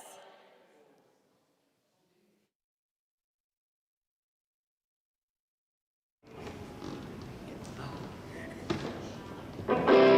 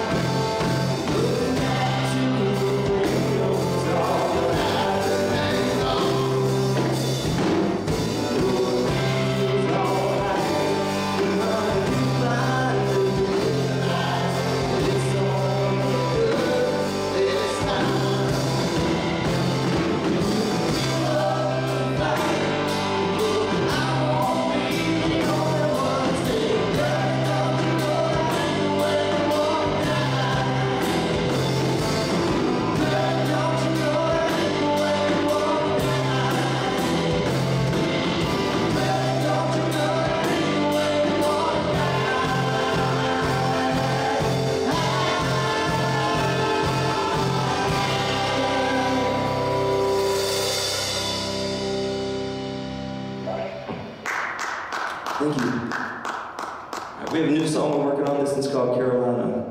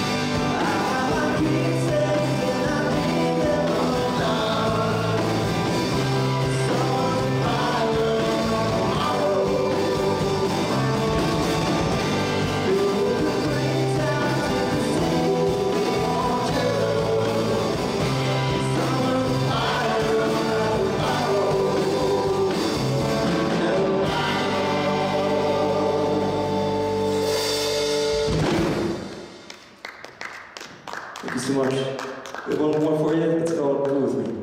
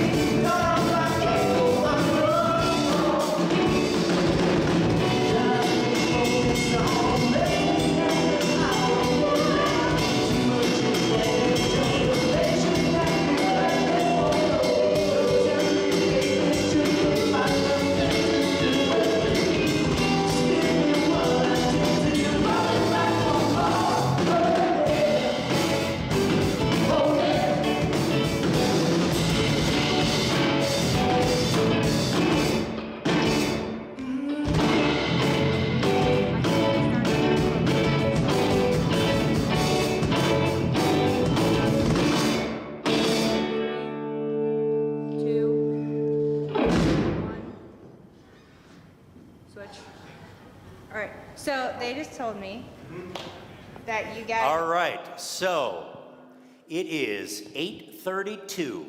We have 28 minutes to go. I had upped the goal from $40,000 to $45,000, and right now we are at $40,818. So that was goal number one, right? Goal number one was $40,000. We've exceeded that. Goal number two is $45,000. And I have some folks here that I think are going to help us reach our second goal. So Mayor Lincoln is back from his adventures. Yeah. And what do you have for us? Well, it's been a very successful watch party day. Millie and I had such a great time today going around the businesses. We stopped at two locations that the Lynn's Dairy Queen owned in Mount Pleasant and Collinsville. After those two spots, they donated $2,000. Awesome. Which is amazing. So that's in the fish tank. And then we went to Bud Murphy's, and they've already donated $639 from our February fundraiser we had down there. What a great night it was. Found out Rob is an amazing singer. I'm just so impressed with Rob. I was so impressed with Rob. Anyhow, they donated $1,000. Thank you, Buds. And I want to say that Jackie and Jared Fox are here, and they got a pretty big check. It's going to be awesome when you see this check. Yep, so Fox's Tavern was another one of our watch party sites, and I believe they have been working hard, so come on out here, guys. Woo! They tried to get Johnny Ruggieri to come because Johnny was a very big part in helping raise this money right here on this check. All right. $2,700. So you want to hand them the mic? Tell us, I mean, this is impressive. Like, how did you guys pull this off? Well, we've been working for a little while. We were selling some tickets. We have done a 50-50 today and some other raffles. We've had a lot of help. We don't do this on our own. We have so much support. Johnny Ruggieri, couldn't have done it without him. That man has been there all day since like 9 this morning. Of course, the family, everybody, the Fox's Glass, everybody has helped so much. Our employees help, they're fantastic. And we just have so many wonderful customers that are so supportive. So it's not done by us, it's everybody. So we're very thankful. That's awesome. That's awesome. Thank you so much. All right, folks, so we still have 25 minutes. Oh, you have more. Oh, that's the, yes, awesome, awesome. That's the money. That's not a real check. Yes, thank you, Jared. So we've got 25 minutes, and I know that we're going to pass the $45,000, but I've got a bunch of National Honor Society students that are sitting over here. Their phones are not ringing, folks. And so if you could call them, 724-626-1120. They'd love to take your call. They'd love to take a pledge right now. And I know we're going to pass the $45,000 because the folks of this town, they love, they care, they go above and beyond. So if you're out there, if you're watching us live, please call, please go online, conmin.org/give. Or if you can make it here in the next 24 minutes, we're still here. We're still live from the community center on Fairview Avenue, so we'd love to see you. So I think now we are all gathered in the living room here. We're just gonna make our way over this way. Share the handheld. Share. Okay. Oh, I'm sorry. I thought their microphones. I think all of us have been in charge all day. We didn't know who was going to start for a second. Like, who's supposed to lead? I don't know. But this is just so incredible. Just, first of all, just being here with all of you, and at the end of a really successful day, and just to think about all the time that it's taken to prepare for this event, and that it's here, and that we're enjoying it together and celebrating everything that the ministries does, and it means so much to so many people. And that's just a testament to the ministries. I mean, when you think about all of the businesses, all of the individuals, and the economy is not very good right now, but Connellsville and beyond still steps up every single year because they know that when they give to community ministries, that it is all going back to our local community, and they believe in it so much that they are willing to give. Even if, it hurts them a little bit, these businesses, we ask them time and time again. These are the businesses, they do anything for us all year, not just tonight, all year round. And we just want to thank each and every one of you. We want to thank all of our volunteers that have helped us throughout the day, been here all day long with us. And I'm just so happy to sit on the couch and be with all of you guys. So I'm going to pass it on to Kendall. So this was my first year being involved, and I came all the way from Uniontown. But really, it is a long way between Connellsville and Uniontown because they're two completely different communities. And I will say I've had a few conversations with, I want to say people back home, but and just it's been really amazing to observe how just natural and the collaborative effort that everybody from Connellsville, they put in the effort, but they do it so effortlessly, really. And it just works with you guys nicely. I didn't find one stressful moment. Granted, I don't know what people's stressful moments look like at this point, but there was no tension. It was nice. I think that Connellsville is definitely a great example of leadership, and it's been such a pleasure. You guys are like the anomaly of life, so you're really amazing. So I'm so happy to have been a part of this, and I hope to come back next year. Thank you. So this has just truly been a wonderful event for the community to come together and understand the kingdom principle of giving instead of receiving. Because in the Bible it says that it is better to give than to receive. And I mean, it's amazing at how many people are giving of their finances to help others. And so that, to me, that just touches my heart, that people are willing to just effortlessly give with joy and with abundance. So this event is just an amazing event. It's been going on for years, and it will continue to go on for years. Just want to say thank you again to everyone here, everyone at home, everyone that's not just helped us today and put this event on, but everyone that helps us all year long do all of the things that we try to do. We couldn't do any of it without you. Whether you gave today, whether you volunteered today, whether you volunteer anytime throughout the year or donate to us anytime throughout the year. We cannot do anything that we do without the support of the community, and you're always there for us, and we appreciate it very much. There's, like I said, there's absolutely nothing that we can do without you. The volunteers, whether they show up every day, whether they show up anytime we need them, they're the heart and soul of this organization. We couldn't do anything without you. And we thank you from the bottom of our hearts. This year is the best telethon we've had yet, and hopefully next year will be the best yet again. All of you come together to help us out, and we appreciate it. Thank you. I just want to say, being the mayor of the city of Connellsville, the community ministries really makes it. This is what drives us. Bob's here with us. He's on our city council. It drives us to do better. They're such an important main role of our communities and the services that they provide.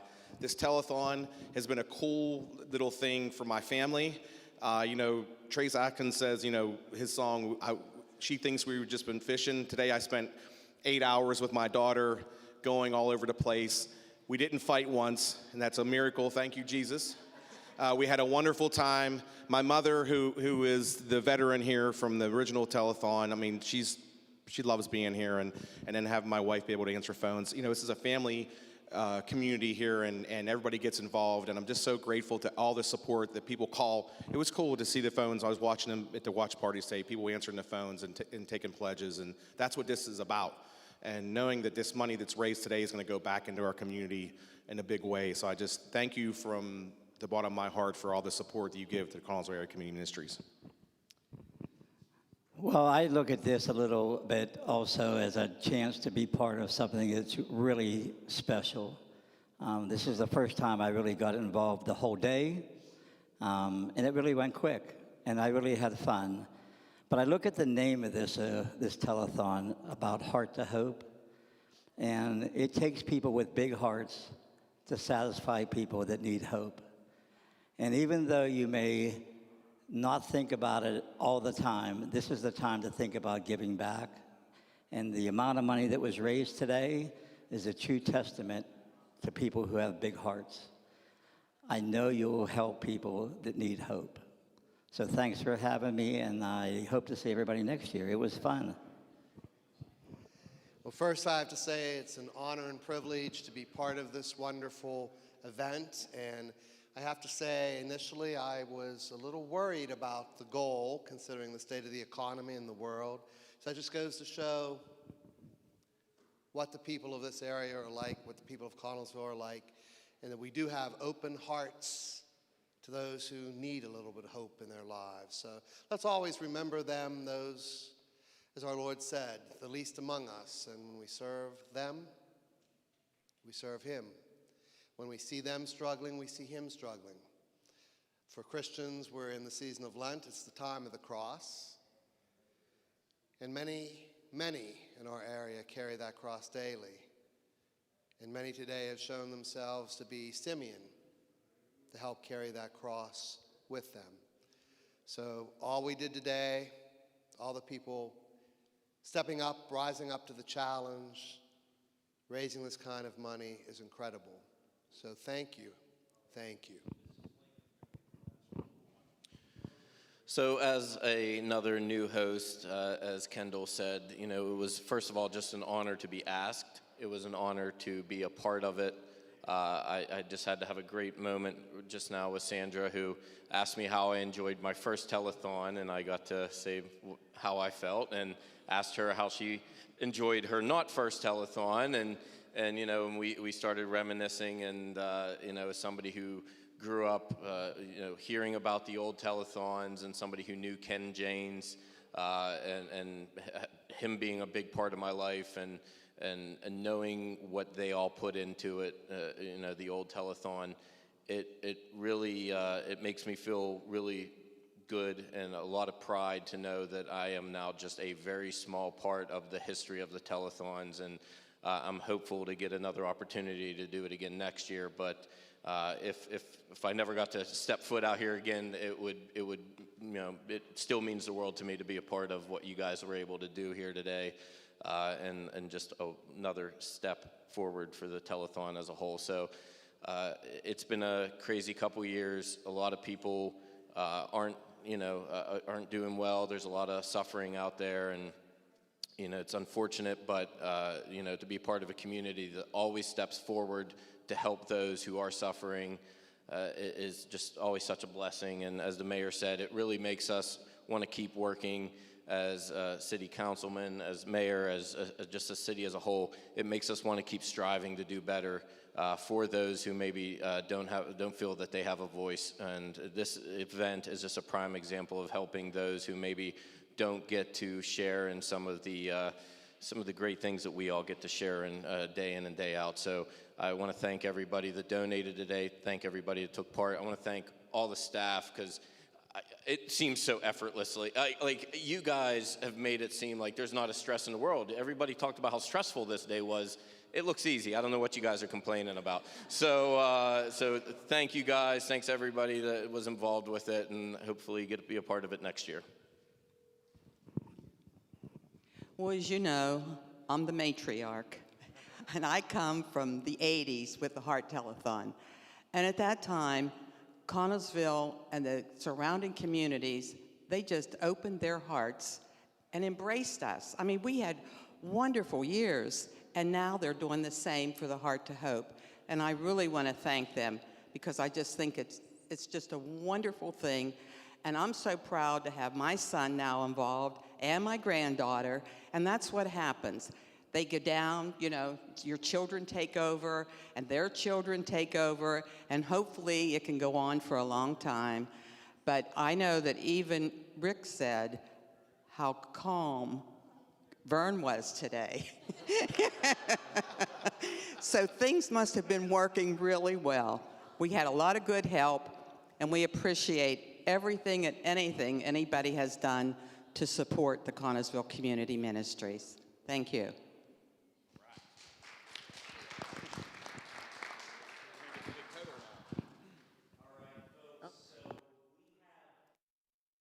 It's remaining 13 minutes. The NHS students are still on the phones. You can reach them at 724-626-1120.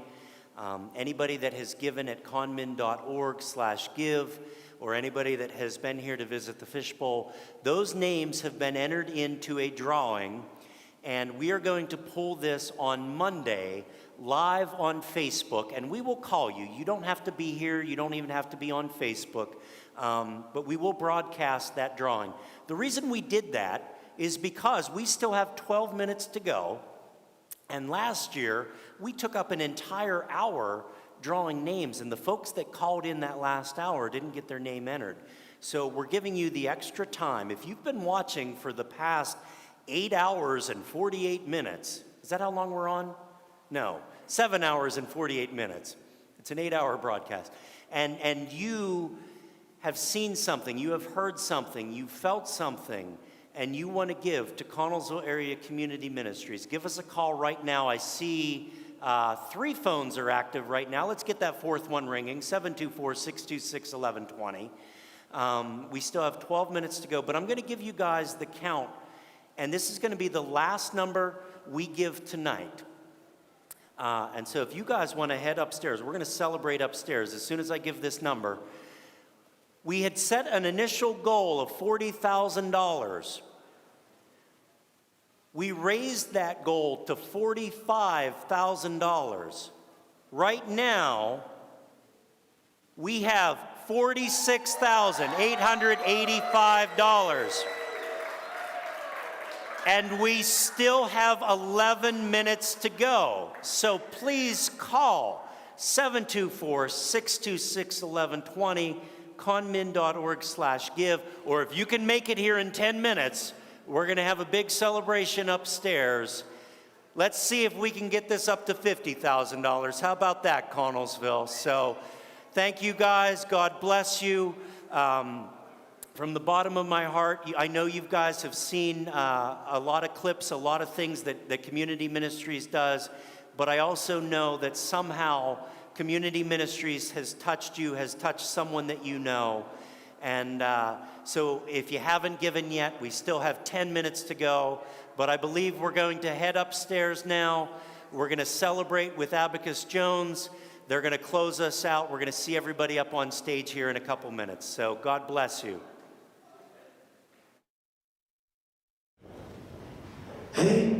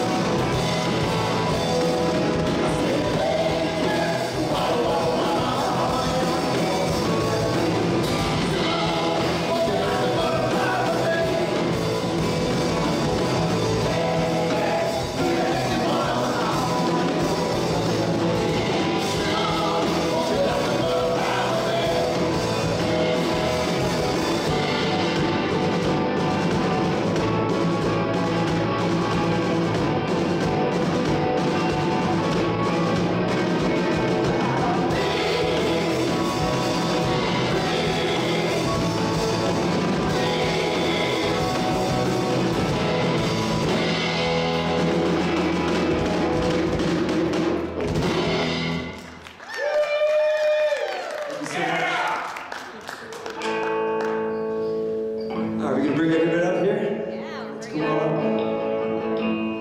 Thanks so much again for having us.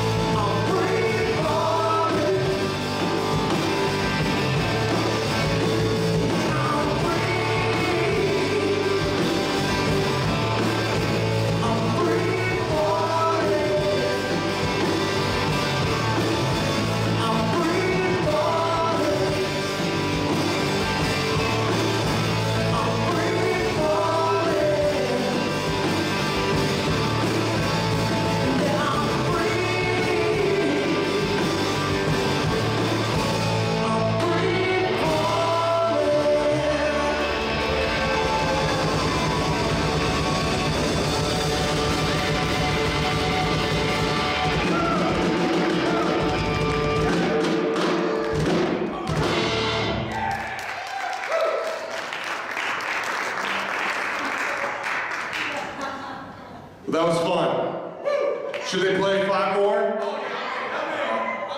You guys settle down. Hey, thank you. And if you're watching at home, thank you for all you did today. For all of you here on the stage, every single last one of you, thank you. Thank you, Rick. Thanks for that. And but what I want to do is the most important one we want to thank. We want to thank God for what He did today, and the amazing amount. I mean, what was it? 46, counting still. It's probably still rising. I think the phones were still ringing downstairs when I came up. So we're so grateful. We're so thankful. So let's just turn our hearts to Him right now and just thank Him. So Lord, we thank you so much. We thank you for the heart that you gave today. We thank you for the hope that you gave today. We thank you for all the things that you give us, not just what you gave us today, but what you'll give us tomorrow, what you'll give us next week, what you'll give us next year. We thank you for all of those things. We thank you for the people that we will be able to help because of what you did today and because of what your people did today, how they helped. So we right now thank you so much for what you've done and what you continue to do. In Jesus' name, amen. Amen. Good night, everybody. Thank you so much. Dave, if you can hear this, just